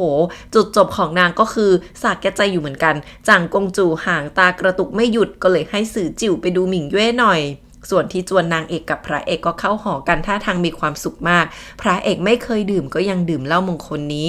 หนิวผูกโบแดงมานั่งกระดิกหางอีกแล้วน่ารักบ่าวสาวผูกผมแล้วแม่นมขวาก็ยังวางสำหรับขนมมงคลแล้วก็เตรียมจะอธิบายมากมายพระเอกรอไม่ไหวรีบส่งซิกให้ลงต้านกับอาหมานเชิญแม่นมออกไปจะได้อยู่กับนางเอก2 ต่อ 2สักทีแล้วพระเอกก็เขินแอบมองนางเอกแล้วค่อยหันมาจ้องตาหวานแล้วก็ค่อยๆก้มลงมาจูบโอ้ยกรี๊ดในที่สุดเขาก็ได้อุ่นเตียงเข้าหอกันค่ะกลางคืนนางเอกถามพระเอกว่ารู้แล้วใช่ไหมเรื่องที่นางคือธิดาเทพพระเอกบอกว่ารู้แต่หลังจากได้ใกล้ชิดกันทุกความรู้สึกของพระเอกคือความจริงใจทั้งนั้นนางเอกก็เลยเล่าว่าที่นางเคยพูดว่าฝันเรื่องพี่ชายที่จริงแล้วนางเคยผ่านเหตุการณ์เหล่านั้นมาด้วยตัวเองจนกลายเป็นธิดาเทพที่รู้เรื่องราวอนาคตพระเอกปลอบว่าไม่ว่ายังไงนางเอกก็จะเป็นแค่สตรีของตัวเองเท่านั้นพระเอกจะไม่มีวันเปลี่ยนแล้วทั้งคู่ก็จูบกันแบบหวานมากหลงต้านกับอาหม่าเล่นกับหนิวอยู่ข้างนอกหลงต้านเมาใหญ่ว่าถ้าพระเอกกินเหล้าแล้วจะเมากอดเก้าอี้ร้องไห้ที่จริงพระเอกต้องเจ็บปวดลำบากมากมายไปโตในกองทัพโดยไม่มีพ่อแม่เคียงข้างหลงต้านก็เคยหวังอยากให้พระเอกร้องไห้ให้มากกว่านี้เหมือนกันเช้ามาจ่างกงจู่แทบเดินไม่ไหวมาเจอสือจิ๋วที่รายงานท่าทางรู้สึกผิดว่าดับไฟไม่ทันหมิงเย่ตายแล้วจ่างกงจู่ไม่เชื่อแล้วก็ดื้อเข้าไปเปิดโลงดูศพลูกสาวน้ำตาไหลไม่ยอมรับว่าลูกสาวนางตายไปแล้วจ่างกงจู่ใจสลายสุดๆเกือบบ้าทั้งหมดก็เพราะนางที่เลี้ยงลูกมาเป็นแบบนี้ทั้งนั้นป่ะในขณะที่พระเอกนางเอกหวานกันแต่เช้าค่ะนางเอกบอกว่านางจะกลายเป็นชายาอ่องแล้วแต่พระเอกบอกว่าเป็นฮูหยินตัวเองไม่ต้องกดดันอะไรทั้งนั้นท ำตามที่นางเอกต้องการทุกอย่างได้เลยแหมสปอยเมียมากแต่พอนางเอกชวนไปเคารพเต้กับฮองเฮาพระเอกก็งอนเป็นเด็กบอกว่าไม่ไปนางเอกต้องงอให้ไปด้วยกันหอมแก้มพระเอกไปทีนึงถึงจะยอมพระเอกนี่ก็นะพอเมียอ่อนก็หันมาอมยิ้มเชื่อฟังทุกอย่างแล้วก็จูบนางเอกอีกละแหมอยู่ในโอวาทสุดๆพระเอกนางเอกมาคารวะฮองเฮาพอส่งซองแดงให้เสร็จฮองเฮาก็เล่าเรื่องที่หมิงเย่ตายแล้วถูกจูจือวีฆ่าส่วนเจ้าตัวก็จุดไฟเผาตัวเองตายพระเอกนางเอกอึ้งเลยเพราะตอนแรกไปหาเต้ก่อนแต่ว่าเต้ไม่อยู่ไปดูจ่างกงจูเพราะอย่างนี้นี่เองนางเอกไม่อยากเชื่อว่าจูจือวีจะเลือกทางเดินสุดโต่งขนาดนี้ส่วนพระเอกก็บอกว่านี่คงเป็นการปลดปล่อยอย่างหนึ่งสำหรับจูจือวีฮองเฮากับฝูชิงเป็นห่วงว่าจ่างกงจูจะหันมาลงกับพระเอกนางเอกเอาเสนอให้ทั้งคู่กลับไปทางใต้อย่างน้อยก็ยังมีกองทัพพระเอกอยู่แต่พระเอกนางเอกปฏิเสธเพราะจ่างกงจูคงไม่เลิกราขออยู่ตั้งรับที่นี่ดีกว่าแต่จะมาหาฮองเฮาให้น้อยลงเพื่อไม่ให้ฮองเฮาต้องโดนผลกระทบไปด้วยองค์หญิงฝูชิงเลยบอกว่าทั้งสองคนคุยกันแล้วว่าถ้าพระเอกนางเอกอยู่ต่อทั้งคู่ก็จะเข้าข้างเต็มที่ร่วมเป็นร่วมตายไปด้วยกันจะไม่ปกป้องตัวเองแบบที่ผ่านมาอีกแล้วโหฮองเฮาถึงขั้นเอ่ยปากว่าจะรับพระเอกเป็นลูกบุญธรรมแต่จู่ๆเสียนเฟยก็โผล่มาแบบไร้มารยาทมากนางได้ข่าวด่วนมาก็เลยรีบมาขวางพระเอกนี่ก็ไม่เรียกแม่สักคำเสียนเฟยเสียดสีฮองเฮาองค์หญิงฝูชิงก็ออกหน้ารับแทนแม่พระเอกทนไม่ได้ถามว่าเสียนเฟยมาขวางเพราะห่วงชี้อ่องมากกว่าละมั้งเสียนเฟยด่าว่าพระเอกเป็นลูกอกตัญญูจนฮองเฮาดุว่ารักแต่ชี้อ่องแล้วพูดกับพระเอกแบบนี้ได้ไงถามว่าพระเอกยินดีมาเป็นลูกชายนางไหม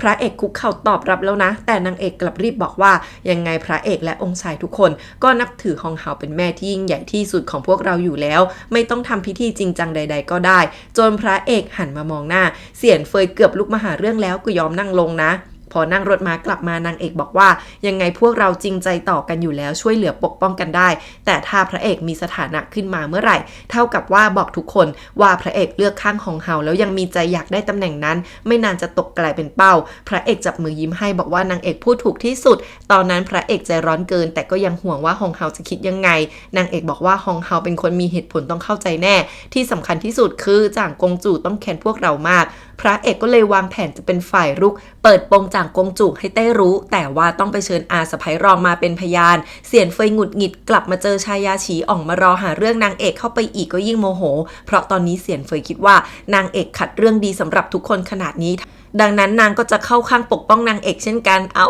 ป้าก็จู่ๆก็หักบุ้มเฉยเลย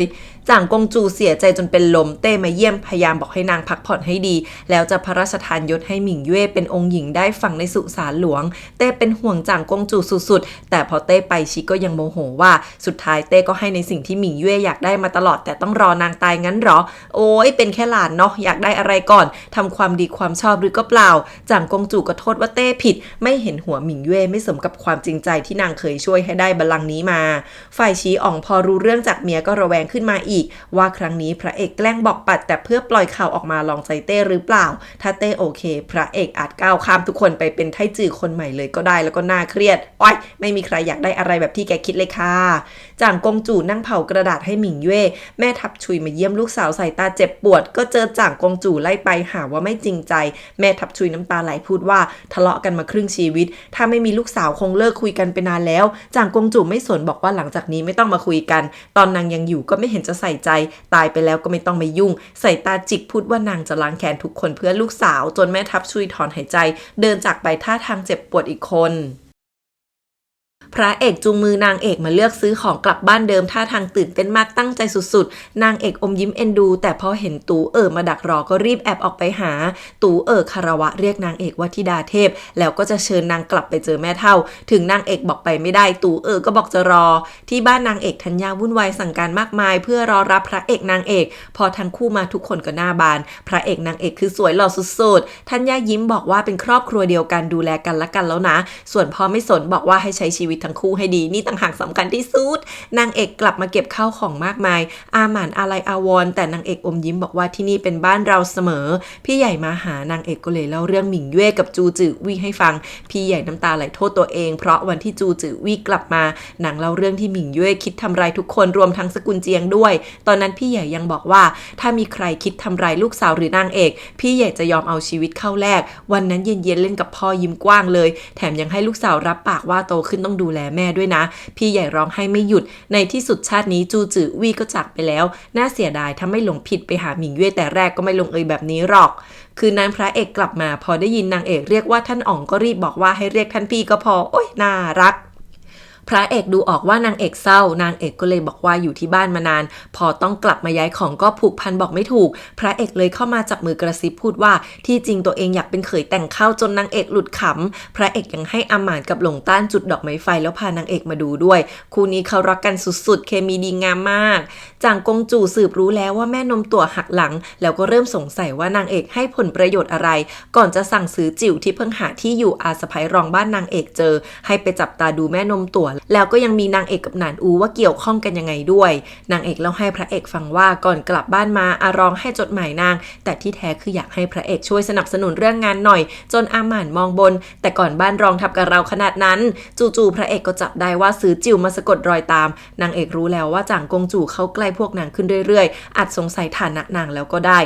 ตอนนี้แม่นมตั๋วกับอาสะใภ้รองอาจมีอันตรายพระเอกรีบสั่งกลับจนทันทีอาสะใภ้รองออกมาอยู่บ้านในชนบทกับแม่นมและพี่สามแป๊บเดียวทุกคนก็ถูกทหารตามเจออาสะใภ้รองปกป้องลูกสาวจนตัวเองถูกแทงอินโหลตามมาช่วยแต่ก็ไม่ทันแล้วสะใภ้รองบอกพี่สามว่านี่คือกรรมที่นางทำไว้ฝากไปบอกนางเอกว่าชาตินี้คงชดใช้ให้ไม่ได้แล้วก่อนจะฝากฝังให้อินโหลพาพี่สามกลับเมืองหลวงแล้วก็จากไปในที่สุดพี่สามกลับมาเจอนางเอกก็ร้องไห้วิ่งมากอดบอกว่าแม่ตายแล้วเพราะถูกฆ่าต่อหน้าต่อตานางอินโหลบอกว่าพวกที่ทำคือองครักษ์เหล็กจวนจ่างกงจู่ที่จริงนางเอกฝากให้อินโหลไปช่วยแต่ยังช้าไปก้าวนึงพี่สามไม่โทษนางเอกเลยแต่เสียใจที่แม่ตายเพราะปกป้องนางก่อนจะบอกว่าอาสะใภ้รองขอโทษนางเอกกับทุกๆอย่างส่วนนางเอกก็คิดว่าเรื่องมันชักจะใกล้ตัวมากขึ้นไม่นานฐานะนางต้องถูกเปิดเผยแน่นางเอกจะไม่ยอมให้ที่บ้านต้องมาเสี่ยงอันตรายด้วยแล้วนางเอกก็กลับบ้านไปหาท่านย่าท่านพ่อแล้วก็ให้ตามอารองมาเจอแต่พอคนมาปุ๊บนางเอกก็หาเรื่องจากจดหมายเรื่องงานที่ให้พระเอกช่วยไปมานางเอกก็ชวนทุกคนทะเลาะเป็นเรื่องเป็นราวใหญ่โตไม่ยอมฟังพ่อเถียงท่านย่าขุดเรื่องที่อาสะใภ้ทำให้แม่นางตายหาว่าท่านย่าลำเอียงรักอารองมากกว่าพ่อนางจนที่บ้านนางเอกต้องได้รับแต่ความลำเอียงท่านพ่อห้ามนางเอกก็ไม่ฟังส่วนท่านย่าปรี๊ดหนักมากถึงขั้นตัดขาดนางเอกออกจากตระกูลนางเอกบอกพ่อว่าให้แยกบ้านไปอยู่กับนางแต่พ่อจะทิ้งท่านย่าไปได้ไงนางเอกเลยกัดฟันบอกว่านางแต่งงานแล้วนางไม่อยากถูกที่นี่กดดันอีกต่อไปไม่อยากมีย่าแบบนี้มาตั้งนานแล้วจนท่านย่าเสียใจสั่งเขียนจดหมายตัดขาดกันจริงๆนางเอกได้แต่ขอโทษทั้งย่ากับพ่อบอกว่านางได้แต่เลือกทำแบบนี้เท่านั้นแม่นมตั๋วใช้โอกาสที่ออกจากวังมาไหว้พระให้ฮองเฮาแล้วมาเจอกับตู่ที่ไหว้พระอยู่ที่วัดเช่นกันแม่นมตั๋วบอกว่าพระเอกนางเอกรักกันแน่นแฟนไม่ยอมแยกกันแน่ตู่เลยพูดว่าถ้าชายแดนเกิดศึกพระเอกก็ต้องไปพอนางเอกตามไปด้วยก็พาไปหนานอูไม่ยากแล้วทั้งหมดนี้สื่อจิ๋วสะกดรอยตามแล้วก็วาดเปลวไฟธิดาเทพมาให้จ่างกงจู่ดูนางยิ่งสงสัยไปใหญ่แล้วสั่งให้คนไปจับตัวแม่นมตั๋วมาซะ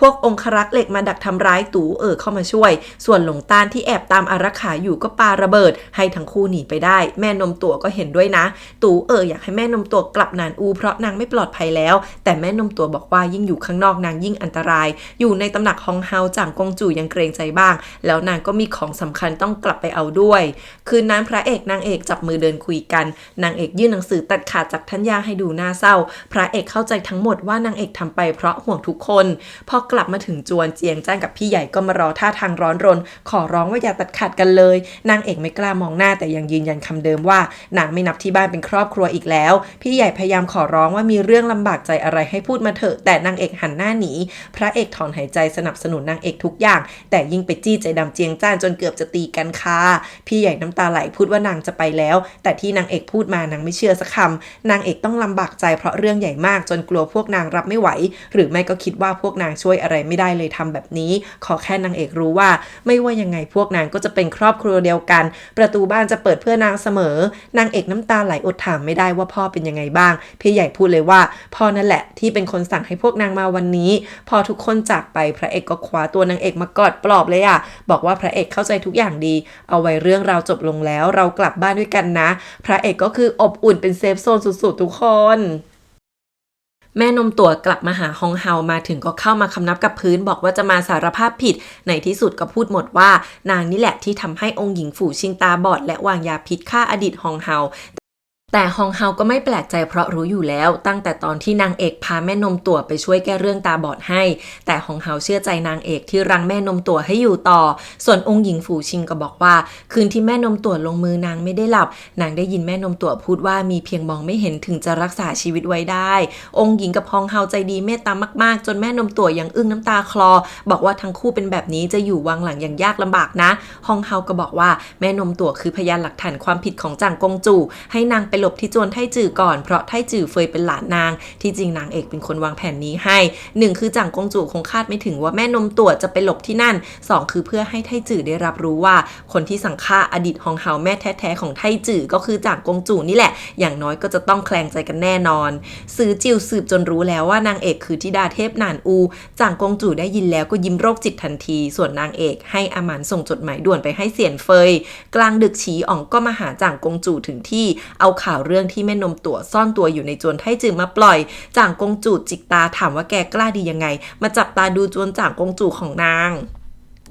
ชีอ่องพยายามจะพูดว่าตัวเองรู้จักจางกงจู่ดีรู้ด้วยว่าใต้เท้าหยางสนิทกันดีชีอ่องรู้ว่าเต้ให้ตัวเองมาแข่งขันกับไทจือแต่ต่อให้ไทจือถูกปลดตำแหน่งนั้นก็ไม่มาถึงหัวตัวเองหรอกเลยจะมาสวามิภักดิ์ให้จางกงจู่สนับสนุนตัวเองดีกว่าไทจือที่แปรพักแอบเก็บแม่นมตั๋วไว้จางกงจู่ยิ้มเย็นพูดว่าไทจือมีดีที่แม่ตายไปแล้วถามว่าชีอ่องกล้าฆ่าแม่ตัวเองไหมล่ะแล้วส่งสายตาแบบจิตมากๆพอชีอ่องไปจางกงจู่ก็ปรี๊ดที่ไทจือหักหลัง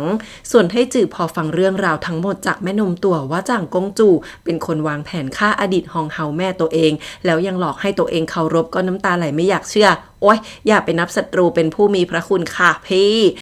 ในที่สุดไทจือก็เริ่มตีตัวออกห่างจางกงจู่เรียกก็ไม่ยอมมาหาชีเลยสั่งเรียกฉีอ่องมาเจอลับๆแล้วเปลี่ยนทำเป็นพูดดีว่าฉีอ่องเก่งกว่าไทจือเป็นไหนๆยื่นภาพเปลวไฟศักดิ์สิทธิ์ให้ฉีอ่องไปฟ้องเต้ว่านางเอกเป็นธิดาเทพหนานอูแต่ฉีอ่องไม่เอาด้วยเพราะนั่นก็กระทบพระเอกเช่นกันจางกงจู่เซ็งจิกกัดว่าฉีอ่องก็แค่วางแผนรบบนกระดาษแต่รับหน้าที่สำคัญอะไรไม่ได้หรอกส่วนนางเอกกำลังผสมน้ำสมุนไพรเพื่อลบรานี้ออกพระเอกก็น่ารักมากช่วยถาให้นางเอกแถมยังพูดว่าจะทำให้ทุกวันเลยวันต่อมาเสี่ยนเฟยเรียกฉีอ่องมาหาเพราะนางเอกส่งหลักฐานมาให้เรื่องที่จางกงจู่เป็นคนวางแผนเรื่องวันเวลาเกิดพระเอกเป็นกาลเกณีเสี่ยนเฟยปรี๊ดมากแต่ฉีอ่องก็บอกว่าถ้าคิดว่าโค่นล้มจางกงจู่ได้จริงทำไมส่งมาให้เราฉีอ่องก็รู้ว่าหลักฐานยังไม่พอจางกงจู่ก็จะหาเรื่องกลับพวกเราก็ยิ่งลำบากที่จริงฉีอ่องรอบคอบอยู่นะแต่เสี่ยนเฟยยิ่งโกรธบอกว่าลูกชายกลัวหัวโหดจนหมดหวังแล้วสู้พระเอกไม่ได้สักนิดฉีอ่องออกมาก็ยิ่งเก็บกด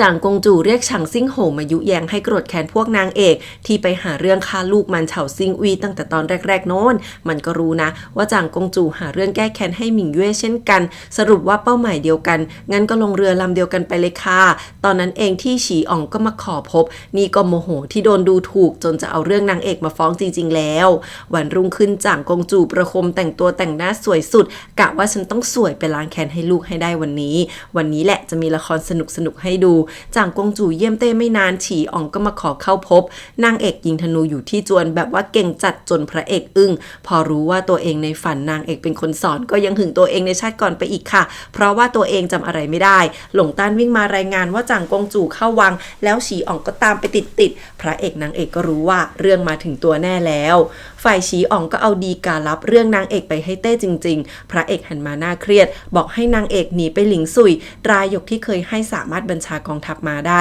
นางเอกไม่อยากไปเพราะไม่ต้องการให้พระเอกที่สู้รบเพื่อล้างชื่อเสียงมากมายต้องพังทลายเพราะนางแต่พระเอกไม่สนอะไรทั้งนั้นเป็นห่วงนางเอกที่สุดแล้วให้หลงต้านพานางเอกไปเลยในวังเต้ให้ฉางซิ่งโหมาเช็คสัญลักษณ์ธิดาเทพฉางซิ่งโหก็การละครยืนยันทันทีฉีอ่องรีบยุว่าให้นางเอกมายืนยันก็จบแล้วในที่สุดพระเอกก็มาหาเต้เพราะถูกเรียกตัวเต้ถามเลยว่านางเอกเป็นธิดาเทพหนานอูจริงใช่ไหมพระเอกบอกปัดทุกอย่างแต่แล้วนางเอกก็เดินมาอีกคนเพราะนางไม่ยอมหนีแต่ตั้งใจมายืนยันตัวเองที่นี่นางเอกบอกว่านางเกิดที่นี่โตที่นี่พร้อมรับการตรวจสอบซึ่งหลังคอนางก็ไม่มีรอยนั้นจริงทุกคนลึกลักแต่จางกงจู่ยืนขึ้นมาพูดว่าสัญลักษณ์นี้ถ้าโดนไฟจะปรากฏชัดเจนมากขึ้นพอเต้อนุญาตชีก็เอาเทียนมาจ่อหลังคอนางเอกจนรอยนั้นปรากฏขึ้นมาจริงๆโอ้ยสง สารนางเอกมากจางกงจู่รีบประกาศว่านางเอกคือธิดาเทพหนานอูฝูชิงก็มาแอบได้ยินที่นอกประตูอยู่เช่นกันเจิ้นเหิงถูกเรียกตัวมาอีกคนนางเอกยังขอพูดว่า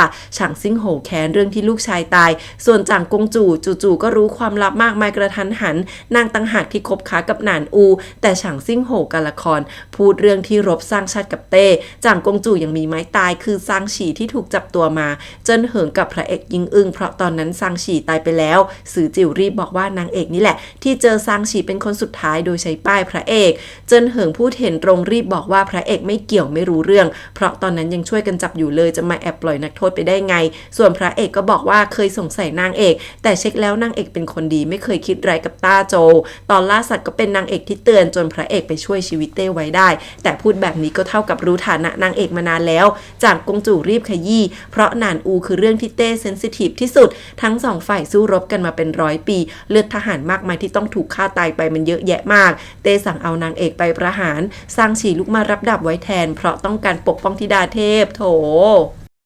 ฝูชิงวิ่งไปเล่าให้ฮองเฮาฟังแล้วบอกว่านางเชื่อมั่นในตัวนางเอกมากว่าไม่คิดร้ายกับต้าโจแน่พระเอกน้ำตาคลอพูดกับเต้ว่า20 ปีก่อนก็ไล่ตัวเองไปเพราะคำทำนายคำเดียวถ้าจะกำจัดภัยร้ายหนานอูพระเอกยกทัพไปก็ได้แต่จะมาฆ่าสตรีคนเดียวเพราะคำทำนายเนี่ยนะมันตลกเกินไปแล้วเต้กับพระเอกเริ่มทะเลาะกันแล้วค่ะจนนางเอกทนไม่ไหวเดินมายอมรับว่านางคือธิดาเทพหนานอูพูดว่าเข้าหาพระเอกเพื่อผลประโยชน์แล้วตัดรอนว่าไม่มีอะไรเกี่ยวข้องกันโอ๊ยนางเอกทำเพื่อไม่ให้พระเอกต้องมาผิดไปกับนางด้วยอีกต่อไปแต่ตอนนั้นก็มีข่าวด่วนจากชายแดนว่าหนานอูมันตั้งทัพเรียกร้องให้ส่งตัวธิดาเทพให้ไม่งั้นจะเปิดศึกเต้สั่งให้แม่ทัพชุยไปประจำการชายแดนทันทีฉางซิ่งโหพยายามยุให้ฆ่านางเอกไปซะเลยเจอนางเอกส่วนว่าถ้าธิดาเทพที่เป็นแรงศรัทธาของหนานอูตายจริงทุกคนต้องหลั่งเลือดสงครามก็จะหลีกเลี่ยงไม่ได้แกอยากให้เป็นงั้นหรือไงสุดท้ายเต้ก็เลยสั่งขังแล้วให้เจินเหิงทำคดีนี้จางกงจู่ยังลุกมาขอให้ฉางซิ่งโหเข้าร่วมด้วยอีกคนแล้วเต้ก็ให้ทุกคนไปหมดเหลือพระเอกอยู่ต่อ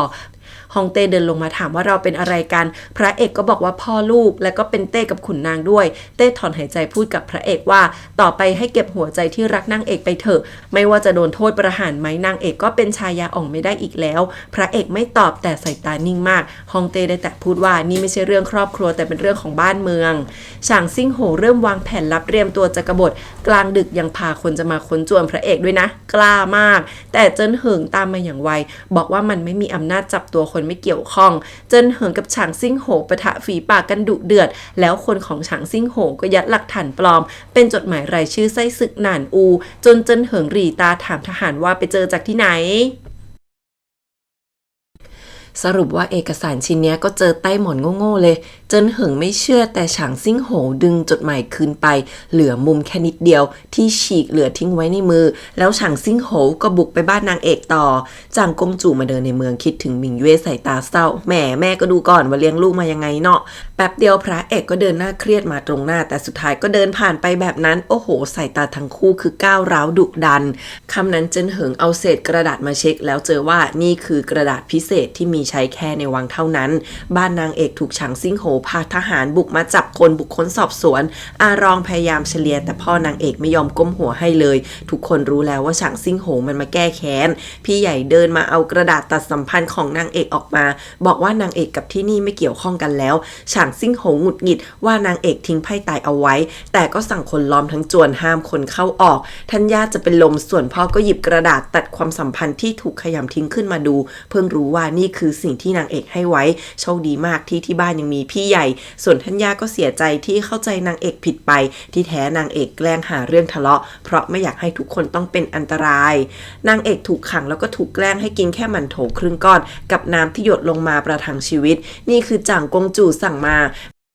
องค์หญิงฝูชิงกับฮองเฮาออกรับแทนนางเอกเรื่องรักษาตาให้บอกนางเอกรู้มาได้จังหวะพอดีฉางซิ่งโหจะแค่เดามั่วๆทำคดีไม่ได้ส่วนฮองเฮาก็พูดนิ่งว่านางเอกจิตใจดีมีเมตตาจู่ๆจะลงโทษนางเอกแค่เพราะสถานะไม่ได้แบบนี้ประชาชนไม่ยอมรับแน่ฉางซิ่งโหตาวาวลุกมาบอกว่ามีจดหมายหลักฐานแต่เจินเหิงจ้องหน้าขอลากลับฝูชิงก็ขอคุยกับเจินเหิง2 คนเต้มาเดินมากับเสียนเฟยนางก็ลงไปนั่งคุกเข่าทันทีจนเต้โยนหมากทิ้งบอกว่าถ้าจะ ขอร้องให้พระเอกนางเอกก็เลิกพูดแล้วลุกหนีแต่เซียนเฟยประกาศว่านางจะร้องเรียนจ่างกงจู่เรื่องที่จ่างกงจู่บิดเบือนชะตาของพระเอกถึงเรื่องนี้นางไม่มีหลักฐานแต่มีเรื่องอื่นอีกแล้วเอาคำให้การของแม่นมสวีมาให้เต้ดูบอกว่าจ่างกงจู่ชิงลงมือกับนางเอกเพราะว่าจ่างกงจู่นั่นแหละที่แอบติดต่อกับพวกหนานอูค่ะเซียนเฟยถึงก็บอกว่านางเอกแค่มีสัญลักษณ์นั้นแต่ว่านางเอกเป็นชาวต้าโจวแต่งงานกับองค์ชายจู่ๆจะเป็นบ้าหรือไงถึงต้องไปเข้ากับพวกนานอูอ่ะแม่พูดดีค่ะส่วนฟูชิงก็บอกว่าที่จริงแล้วนางเอกรู้วิชานานอูจริงๆแต่คนบงการตัวจริงคือจ่างกงจู่และสาเหตุก็คือองค์หญิงไปได้ยินเรื่องที่จ่างกงจู่เป็นคนวางแผนฆ่าอดีตของเฮาเข้าโอ้โหเจินเหิงคือมีอึ้งเต้อ่อนใจมากพยายามให้เซียนเฟยลุกขึ้นแต่นางก็ไม่ยอมบอกว่าทั้งวังนี้ไม่สิทั้งแผ่นดินเนี่ยสตรีที่อาจหาญที่สุดคือจ่างกงจู่เพราะนางหญิงพยองที่เคยช่วยฮ่องเต้เลยฆ่าคนเป็นผักปลาจนเต้โกรธว่าถ้าพลาดพิงอีกจะสั่งขังเดือนหนึ่งเซียนเฟยหัวเราะน้ำตาไหลบอกเดือนเดียวคงไม่พอกักบริเวณนางกับลูกตลอดชีวิตไปเลยเสะโอ้โหเข้มแข็งผิดปกติมากฟูชิงถามว่าเรื่องนี้นางควรพูดออกไปไหมแต่ก่อนนางแค่อยากปกป้องตัวเองแต่ตอนนี้ไม่แน่ใจแล้วเจินเหิงก็เลยบอกว่าที่ผ่านมาสิ่งที่ทำเข้าทางจ่างกงจู่หมดเลยแนะนำให้นางเล่าความจริงทั้งหมดให้เต้ฟังดีกว่าไม่ว่ายังไงความจริงก็ต้องโดนเปิดเผยแถมยังบอกว่าจะอยู่เคียงข้างจู่ๆฟูชิงก็ถามว่าทำไมเจินเหิงถึงปฏิเสธการแต่งงานกับนางจนเจินเหิงเงียบชีอ่องเดินโวยเข้ามาเพราะเคยห้ามไม่ให้แม่เอาดีการนั้นให้เต้มาก่อนแล้วแบบนี้พวกเราจะซวยไปหมดเสียนเฟยปรี๊ดลูกมาชี้หน้าด่าว่านางรู้นะว่าชีอ่องนี่แหละที่เอาเรื่องธิดาเทพไปฟ้องแล้วถามว่าร่วมมือกับจ่างกงจู่ทำร้ายคนในครอบครัวได้ยังไงชีอ่องก็ขึ้นเหมือนกันบอกว่าก็ต้องกำจัดภัยร้ายสิตอนนี้แม่ยอมรับพระเอกเป็นลูกแล้วหรอเซียนเฟยบอกว่าพี่น้องต้องช่วยเหลือกันขอแค่ใครคนหนึ่งขึ้นที่สูงได้ทุกคนก็สบายแล้วแต่ชีอ่องใส่ตาเศร้าบอกว่าที่แม่ใส่ใจไม่ใช่ลูกคนไหนแต่เป็นใครทำให้นางได้เป็นไทโฮมากกว่าจนเซียนเฟยร้องไห้ด้วยความหงุดหงิดเสียใจฉางซิ่งโหเอารายชื่อมาให้เต้ดูแต่เจินเหิงควักมุมกระดาษที่ฉีกออกมาบอกว่าเป็นกระดาษล้ำค่าเต้อึ้งเพราะขนาดตัวเองยังใช้อย่างประหยัดเจินเหิงก็ถามเลยว่าเคยมอบให้ใครไปบ้างถ้าจดหมายนี้ถูกปลอมแปลงแสดงว่าต้องมีคนอื่นอยู่เบื้องหลังฉางซิ่งโหรู้แล้วว่าจะถูกแฉก็หาเรื่องโวยใหญ่แต่ทำไงได้มันก็ไม่มีหลักฐานอื่นเจินเหิงบอกว่าพลิกกฎหมายแล้วไม่มีข้อไหนที่สั่งลงโทษคนจากสถานะนางเอกไม่ได้ทำผิดไม่ได้สมคบคิดกับศัตรูถึงเป็นธิดาเทพแต่นางเอกก็ไม่มีความผิด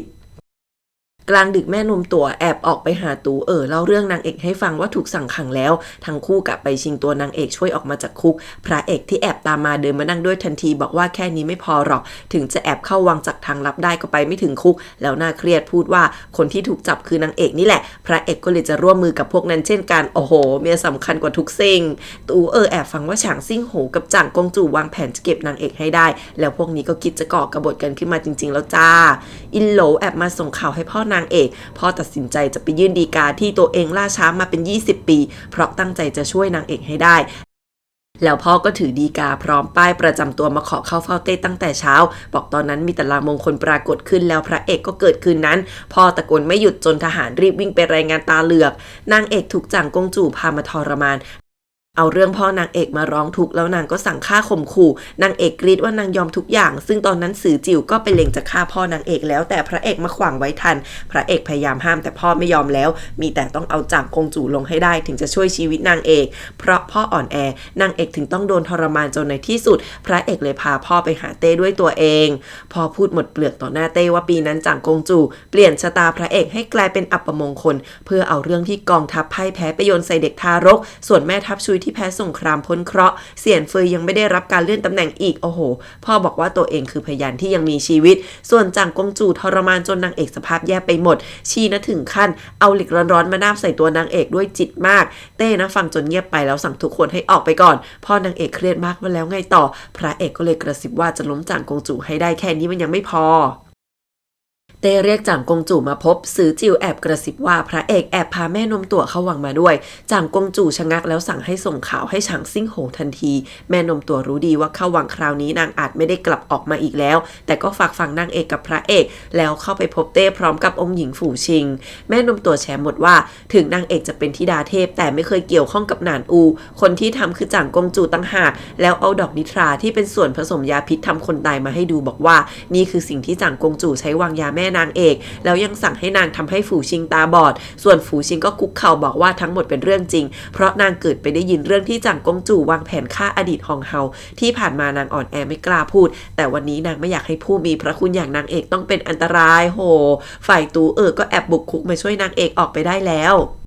เต้เรียกจ่างกงจู่มาพบแล้วถามว่ารู้จักสถานะที่แท้จริงของแม่นมตัวไหมเคยสั่งให้นางไปวางยากำจัดอดีตฮองเฮาจริงหรือเปล่าจ่างกงจู่หัวเราะไม่ยอมรับสักเรื่องแม้แต่เรื่องแม่นางเอกหรือเรื่องที่ฝูชิงตาบอดก็ไม่รับเช่นกันเต้ถามไปถึงเรื่องที่นางลักลอบค้าม้าซื้อกับนานอูที่แม่นมตัวมีสมุดบัญชีมาเป็นหลักฐานชีก็ไม่รับอีกโอ้โหแต่ละเรื่องสุดท้ายเต้เลยบอกว่าเต้จะเชื่อก็ได้ถ้าดื่มชาที่มีดอกนิทรานี้ได้ข่าวว่ามีฤทธิ์หวานเย็นแหมแน่นอนว่าชีไม่กล้าชีรู้อยู่แก่ใจเนาะในที่สุดจ่างกงจู่ก็เปิดหน้าเต็มที่หัวเราะเย็นถามว่าเคยคิดถึงลูกสาวนางที่ตายไปบ้างไหมนางไม่ได้ก่อกบฏแต่เต้ที่บีบนางมาจนถึงวันนี้เต้ถามว่าที่ผ่านมานางได้ทุกอย่างยังไม่พอใจอีกหรอจ่างกงจู่ก็แค่ยิ้มพูดว่านางอยากให้หมิงเย่มีชีวิตที่ดีอยากให้สามีรักอยากให้พี่ชายไม่ทอดทิ้งนางแต่แล้วยังไงเต้บอกว่านี่ก็ทำให้ทุกอย่างชีก็ยังบอกว่าต้องการจะฆ่านางเอกโอ๊ยมันเกี่ยวอะไรก่อนพอเต้บอกว่านั่นมันเรื่องบ้านเมืองแต่สำหรับนางคือครอบครัวชีก็หัวเราะเหมือนเป็นบ้าบอกว่าจะล้างแค้นให้ลูกสาวเอง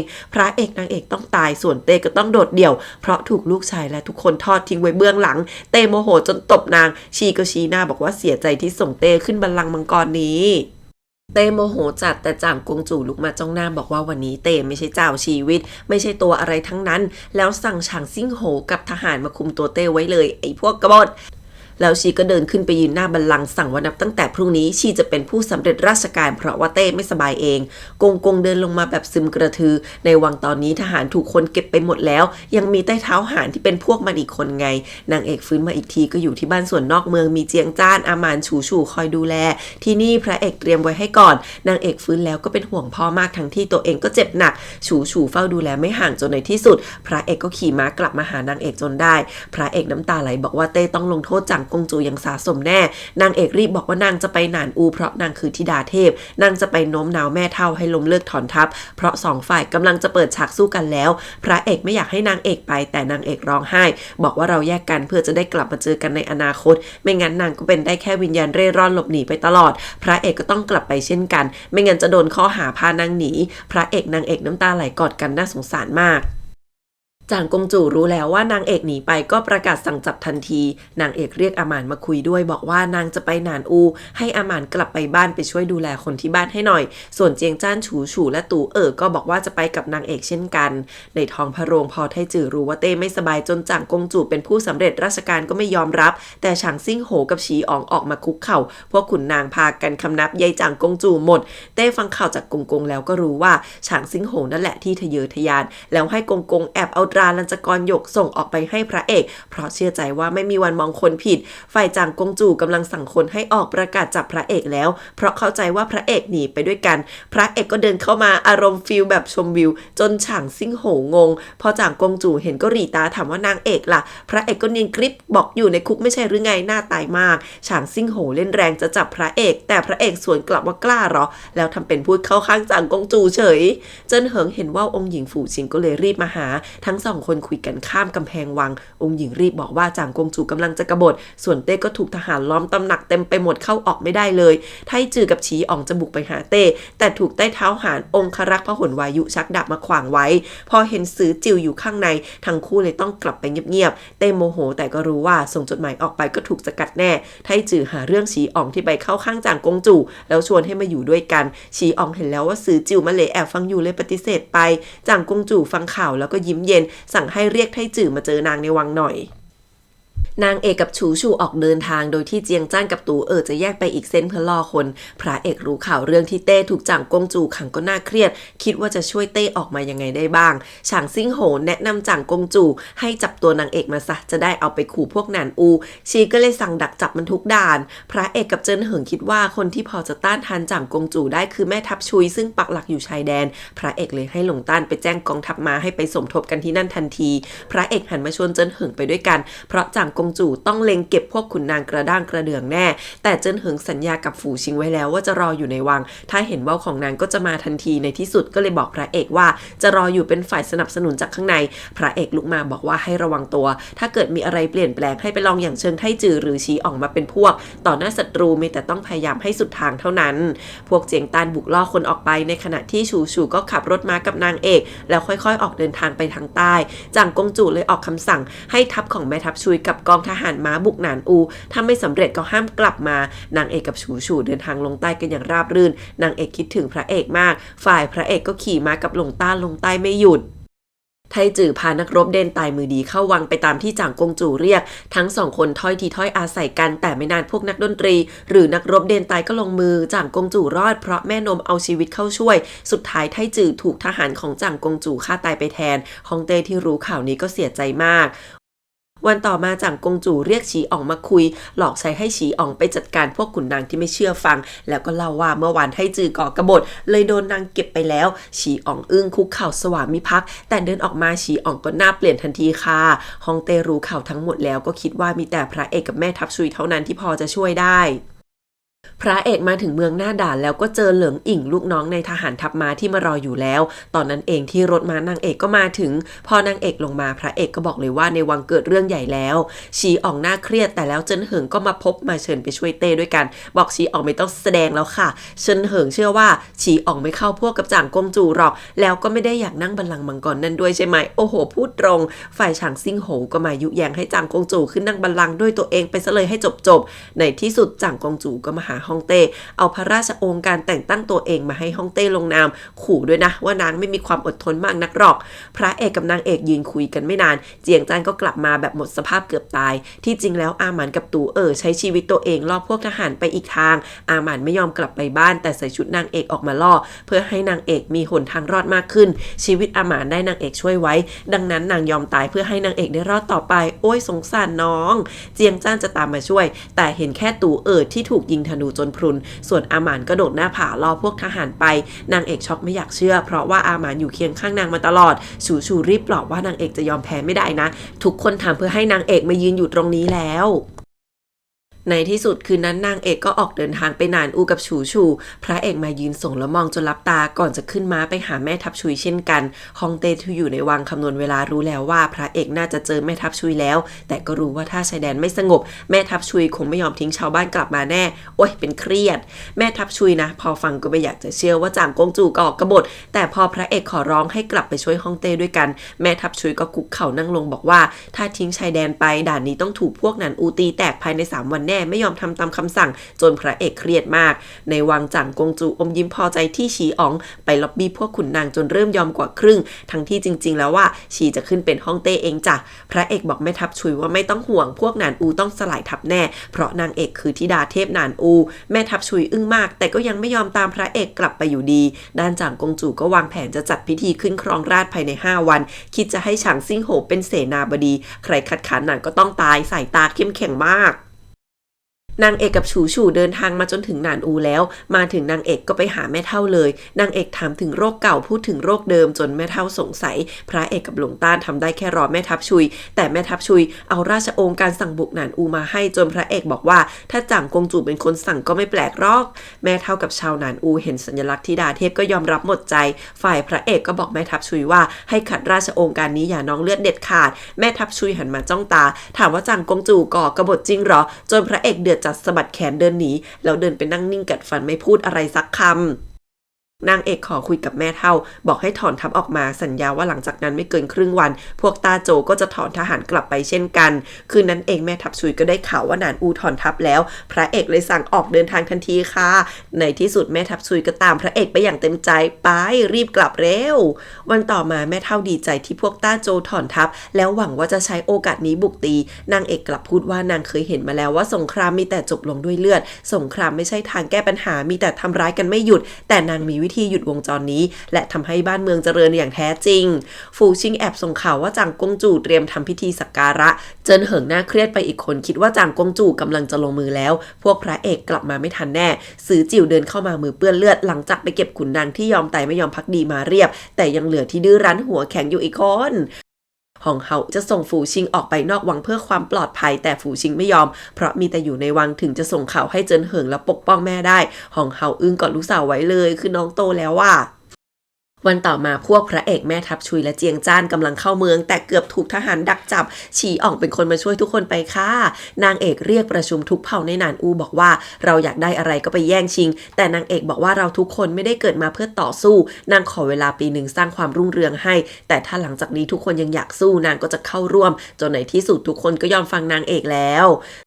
เจิ้นเหิงถูกซือจิ๋วจับมาทุบให้มาคุกเข่าให้จางกงจูเจิ้นเหิงถูกซ้อมเละเทะแต่ปักยังแซบด่าจางกงจูทุกดอกว่าไม่คู่ควรจางกงจูสั่งทุบเจิ้นเหิงให้สลบแล้วลากไปขังซะชีก็บ้าอำนาจเกินเจิ้นเหิงฟื้นมาในคุกได้แต่มองพระจันทร์แล้วก็คิดถึงฝูชิงสงสารพี่เขามากที่ผ่านมาถือแต่หนังสือไม่มีวรยุทธ์ไม่นานฝูชิงก็เอาว่าวมาเล่นจนเห็นจากหน้าต่างคุกในที่สุดเจิ้นเหิงก็คิดได้แล้วว่าตัวเองมีฝูชิงเป็นคนในดวงใจคิดว่าชาติหน้าถ้ามีโอกาสต้องไม่ผิดต่อนางแน่นอน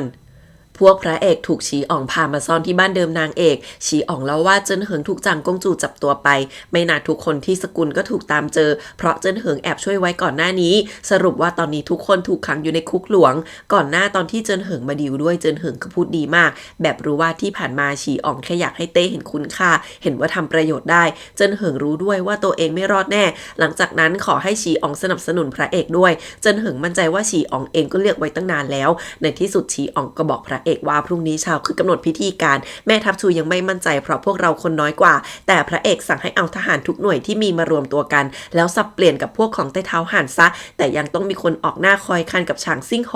อินโหลก็โผล่มาขอช่วยอีกคนนึงพระเอกวางแผนให้อินโหลกับเหลิงอิงรับผิดชอบประตูวังฝั่งนอกส่วนเจียงจ้านกับหลงต้านรับผิดชอบประตูวังชั้นในทุกคนต้องสับเปลี่ยนทหารทั้งหมดให้ได้แล้วทุกคนก็ทำงานกันเต็มที่ทั้งคืนจนสำเร็จจางกงจู่เชิญฮ่องเต้มาด้วยตัวเองแล้วชีก็นั่งบนบัลลังก์แล้วให้เอาเก้าอี้ให้เต้นั่งข้างล่างเอาทั้งฮองเฮาสนมองค์หญิงองค์ชายมาขู่เพื่อราชองค์การแผ่นเดียวพอฮองเต้ไม่ยอมก็เอาธูปมาจุดขู่ว่าถ้าหมดดอกนางจะเก็บทีละคนจนกว่าฮองเต้จะยอมรับพวกเจียงจันกับทุกคนสับเปลี่ยนทหารจนหมดอย่างงดงามส่วนชีอ่องก็มีหน้าที่พาพระเอกเข้าไปให้ได้โดยใช้ตราลัญจกรหยกที่ได้จากเจิ้นเหิงมาเป็นตัวล่อทูบหมดไปดอกนึงจางกงจู่ก็ชี้เลือกแบบอารมณ์ดี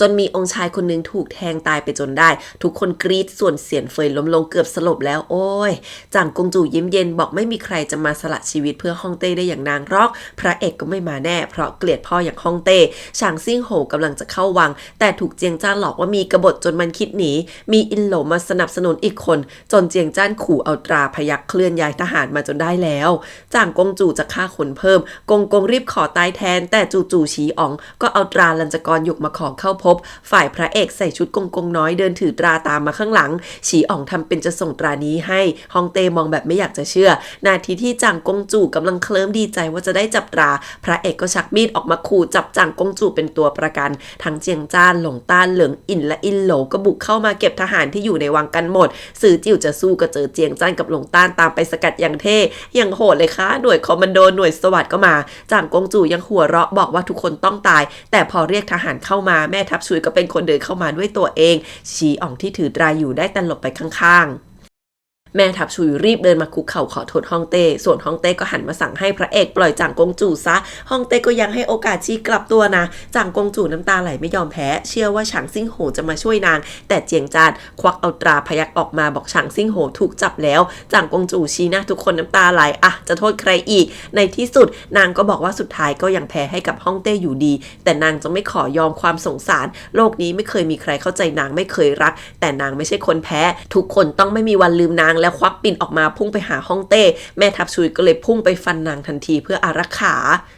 แล้วแม่ทัพชุยถึงเพิ่งเห็นว่าที่จริงแล้วว่าจางกงจู่ใช้ปิ่นแทงพุงตัวเองจางกงจู่หันมามองแม่ทัพชุยใส่ตาเจ็บปวดแม่ทัพชุยก็อึ้งเหมือนกันในที่สุดชีวิตนางก็จบลงไปแบบนี้แม่ทัพชุยสะเทือนใจกอดนางไว้ส่วนฮ่องเต้ก็สะเทือนใจคิดถึงอดีตเช่นกันโอ้ยตายด้วยมือคนรักมันก็น่าเจ็บปวดอยู่นะในที่สุดทุกอย่างก็คลี่คลายฉางซิ่งโหถูกประกาศว่าก่อกบฏแต่ได้จางกงจู่สละชีพช่วยไว้ทุกคนได้เลื่อนขั้นกันหมดเจิ้นเหิงได้เป็นเสนาบดีฝ่ายซ้ายเจิ้นเหิงได้ยินเสียงว่าวก็รีบ บลากสังขารออกจากคุกมาหาฝูชิงพอน้องเห็นก็หัวเราะทั้งน้ำตาส่วนเจิ้นเหิงก็เดินไปกอดนางไว้บอกว่าอยากมาเห็นนางด้วยตาตัวเองแล้วถามว่ายินดีแต่งงานกับตัวเองไหม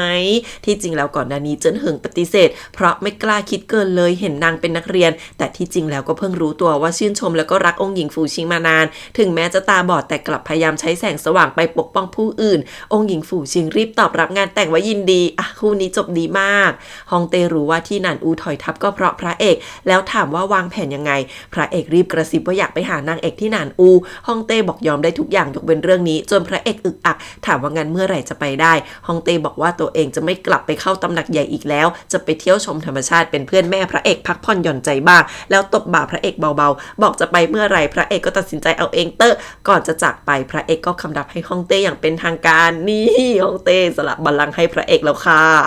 นางเอกที่อยู่หนานอูก็พาทุกคนทำการค้าขายเครื่องเทศเพราะที่นี่ผลิตเครื่องเทศคุณภาพดีได้อย่างมากมายทั้งที่คนที่หนานอูไม่เคยเป็นพ่อค้ามาก่อนนางเอกความคิดดีมากเพราะถ้าเปิดเส้นทางการค้าแลกของใช้กันก็จะทำให้ชาวบ้านทั้งสองมีชีวิตที่ดีไม่ต้องต่อสู้ทำสงครามกันอีก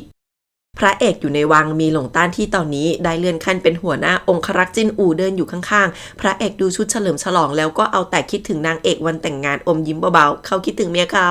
สุดท้ายก็สั่งให้เก็บชุดไปให้หมดเอาไว้รอนางเอกกลับมาแล้วค่อยลองใหม่ส่วนนางเอกก็เรียกฉูฉูมาบอกว่าจะฝากให้ฉูฉูกลับไปติดต่อพวกพี่ๆที่ต้าโจวให้นางช่วยเลือกเครื่องหอมเครื่องเทศที่มีค่ากับชนชั้นสูงให้ทีพระเอกในฐานะฮ่องเต้ได้จดหมายนางเอกที่มีแต่เรื่องงานก็บ่นอุบอิบที่ไม่เอ่ยถึงตัวเองซักคำจู่ๆเจิ้นเหิงกับองค์หญิงฝูชิงก็มาขอเข้าเฝ้าพร้อมกันจนพระเอกชักจะเจิ้นเหิงคุกเข่าขอแต่งงานกับฝูชิงทันทีพระเอกไปนั่งลงฟังอย่างชิลทำเก๊กทำขรึมปล่อยเจิ้นเหิงบรรยายไปฝูชิงก็พูดเหมือนกันจนพระเอกแอบยิ้มบอกไม่เคยจะเห็นเจิ้นเหิงเป็นแบบนี้เลยนะแล้วก็บอกว่าจะไปงานแต่งทั้งคู่ด้วยตัวเองแน่นอนก่อนจะชี้สินเดิมเดินทิปมโนไปมากมายจนเจิ้นเหิงขำเพราะเจิ้นเหิงก็เคยแกล้งพระเอกแบบนี้แหละน่ารักที่สุดเวลาผ่านไปหนานอูเปิดการค้ากับต้าโจจนได้พระเอกได้รับจดหมายจากนางเอกเรื่องงานอีกแล้วแต่ครั้งนี้ยังลงท้ายว่าคิดถึงพระเอกกับหนิวพระเอกแอบเซ็งแต่แล้วก็หันไปมองหน้าหนิวคิดถึงนางเอกอมยิ้มอีกแล้วก็สั่งหลงต้านให้เอาหนิวไปส่งหลงต้านรับคำแข่งขันแล้วเข้ามาอุ้มน้องรีบวิ่งออกไปเลยโอ้ยสงสารหนิวอยู่นะทั้งสองคนทำหน้าที่ตัวเองไปนกพิราบสื่อสารก็ต้องบินแสนไกลเพื่อไปส่ง2คำให้นางเอกคือคิดถึงโอ้ยแล้วพระเอกก็พาหลงต้านเจียงจ้านไปเลือกหนังสือวิชาการเป็นหอบเพื่อส่งไปให้นางเอกฝ่ายชีอ๋องได้รับโอกาสให้เป็นทูตปกป้องดินแดนทางเหนือซึ่งเป็นบ้านเดิมของเสียนเฟยนางเป็นห่วงลูกแต่ชีอ๋องบอกว่าพระเอกเป็นคนสั่งให้ตัวเองไปดูแลแล้วยังบอกว่าให้จัดการตามความคิดได้เลยแค่นี้ก็เพียงพอแล้วในที่สุดชีอ๋องก็มีโอกาสแสดงฝีไม้ฝีมือแล้ว2แม่ลูกก็ร่ำลากันชีอ๋องยังเป็นห่วงว่าพระเอกไม่สนแม่เท่าไหร่แต่เสียนเฟยหัวเราะบอกว่าเดี๋ยวนี้พระเอกก็มีแวะมาหาบ้างถึงจะพูดน้อยก็เถอะแล้ว2คนก็เดินควงกันดูสวนเจียงจานได้ตำแหน่งเป็นแม่ทัพแล้วก็เป็นทูตพิเศษซีจานปกป้องความปลอดภัยให้ขบวนการค้าพ่อเป็นห่วงบ่นพึมพำเพราะไปคนเดียวพอรู้ว่าฉูฉูจะไปด้วยก็รีบด่าเลยว่าสาวเขาไปด้วยเนี่ยต้องรีบจัดการเรื่องแต่งงานได้แล้วนะเจียงจานทำเป็นเก่งบอกวางแผนไว้แล้วนะแต่อยู่ต่อหน้าสาวก็อึ้งพูดไม่ออกฉูฉูอมยิ้มพูดว่าเราคงไม่ได้เจอกันแล้วนางอยากไปท่องโลกกว้างให้เต็มที่เจียงจ้านหง่อยทำเป็นอวยพรให้โชคดีจนฉูฉูบอกว่าถึงยังไงนางก็ยังอยากอยู่กับคนที่ชอบทำเรื่องที่ชอบด้วยกันเจียงจันเพิ่งรู้ว่าฉูฉูหมายถึงตัวเองรีบลุกมาตะโกนเสียงดังบอกชอบฉูฉูไม่หยุดคู่นี้ก็น่ารักค่ะพี่ชายจะมีเมียแล้วในที่สุด2คนนี้ก็มีฉากจูบสวยงามอยู่ริมน้ำแล้วบนหัวเจียงจานต้องมีดอกไม้ทำไมก่อนจะบอกว่าเขาสลับบทกันใช่ไหมล่ะคะ1 ปีผ่านไปจนนางเอกคึกคักมากเพราะนางเอกใกล้จะกลับมาแล้วสาวๆทุกคนกลับมาบ้านอินโหลก็แวะมาช่วยแล้วทุกคนก็เป็นใจให้อินโหลไปช่วยพี่ใหญ่ทำอาหารคู่นี้ท่าทางจะลงเอยได้ด้วยดีพ่อนางเอกกับอารองก็ทะเลาะกันเหมือนเดิมคราวนี้เป็นเรื่องผสมแป้งทำขนมเปี๊ยะโอ้ยบ้านนางเอกก็คืออบอุ่นน่ารักไปหมดในที่สุดนางเอกก็กลับมาพระเอกนางเอกได้เจอกันแล้วค่ะ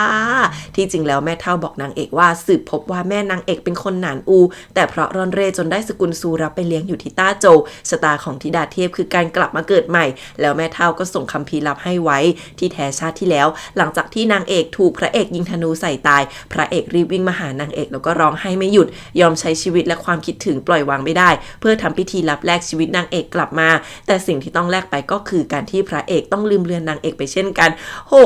แต่ถึงเขาจะกลับมาเกิดใหม่เขาก็ยังรักกันเหมือนเดิมค่ะพระเอกกอดนางเอกแน่นไม่ปล่อยเลยในที่สุดทั้งคู่ก็ได้กลับมานอนเตียงเดียวกันพระเอกบอกว่าแปลกเหมือนกันเมื่อก่อนอยู่ในกองทัพที่โดดเดี่ยวแต่พระเอกไม่เคยเหงาเหมือนมีคนอยู่ด้วยเสมอนางเอกสัญญาว่าจะไม่จากไปอีกแล้วพระเอกก็หันมาจูบนางเอกสุดหวานแบบเต็มไปด้วยความรักชาติที่แล้วทั้งคู่เคยคุยกันไว้ว่าอยากมีวันเวลาที่สงบสุขมากมายนางเอกหวังให้พระเอกไม่ต้องเจอเรื่องราวที่เจ็บปวดอีกแล้วแต่พระเอกตอบว่าทุกการเดินทางก็เพื่อมาพบนางเอกในโลกนี้ดังนั้นทุกอย่างมันคุ้มค่าพระเอกคือรักนางเอกมากไม่ว่าจะชาติไหนก็ตาม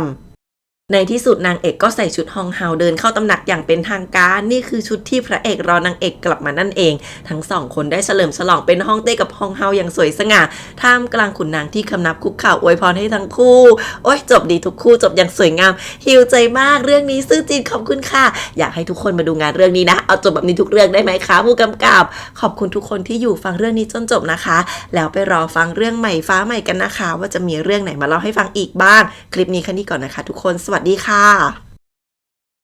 ขอตัดเข้าช่วงโฆษณาแป๊บใครอยากตามรอยซีรีส์ไปเมืองจีนสิ่งที่ห้ามลืมเด็ดขาดก็คือครีมกันแดดนี่เลยทุกคนอยากแนะนำครีมกันแดดแอลลี่ที่มาจากประเทศญี่ปุ่นของเขาดีมากคือว่ากุ๊กไก่เนี่ยนะใช้ตั้งแต่สมัยก่อนเมืองไทยไม่มีขายต้องฝากเพื่อนหิ้วมาจากญี่ปุ่นน่ะเดี๋ยวนี้นะซื้อง่ายขายคล่องเพราะว่าแอลลี่ไทยแลนด์เขามีขายใน Shopee จ้ากดตาม description นะหรือว่ากดที่รูปถุงช้อปปิ้งเลยก็ได้นะทุกคน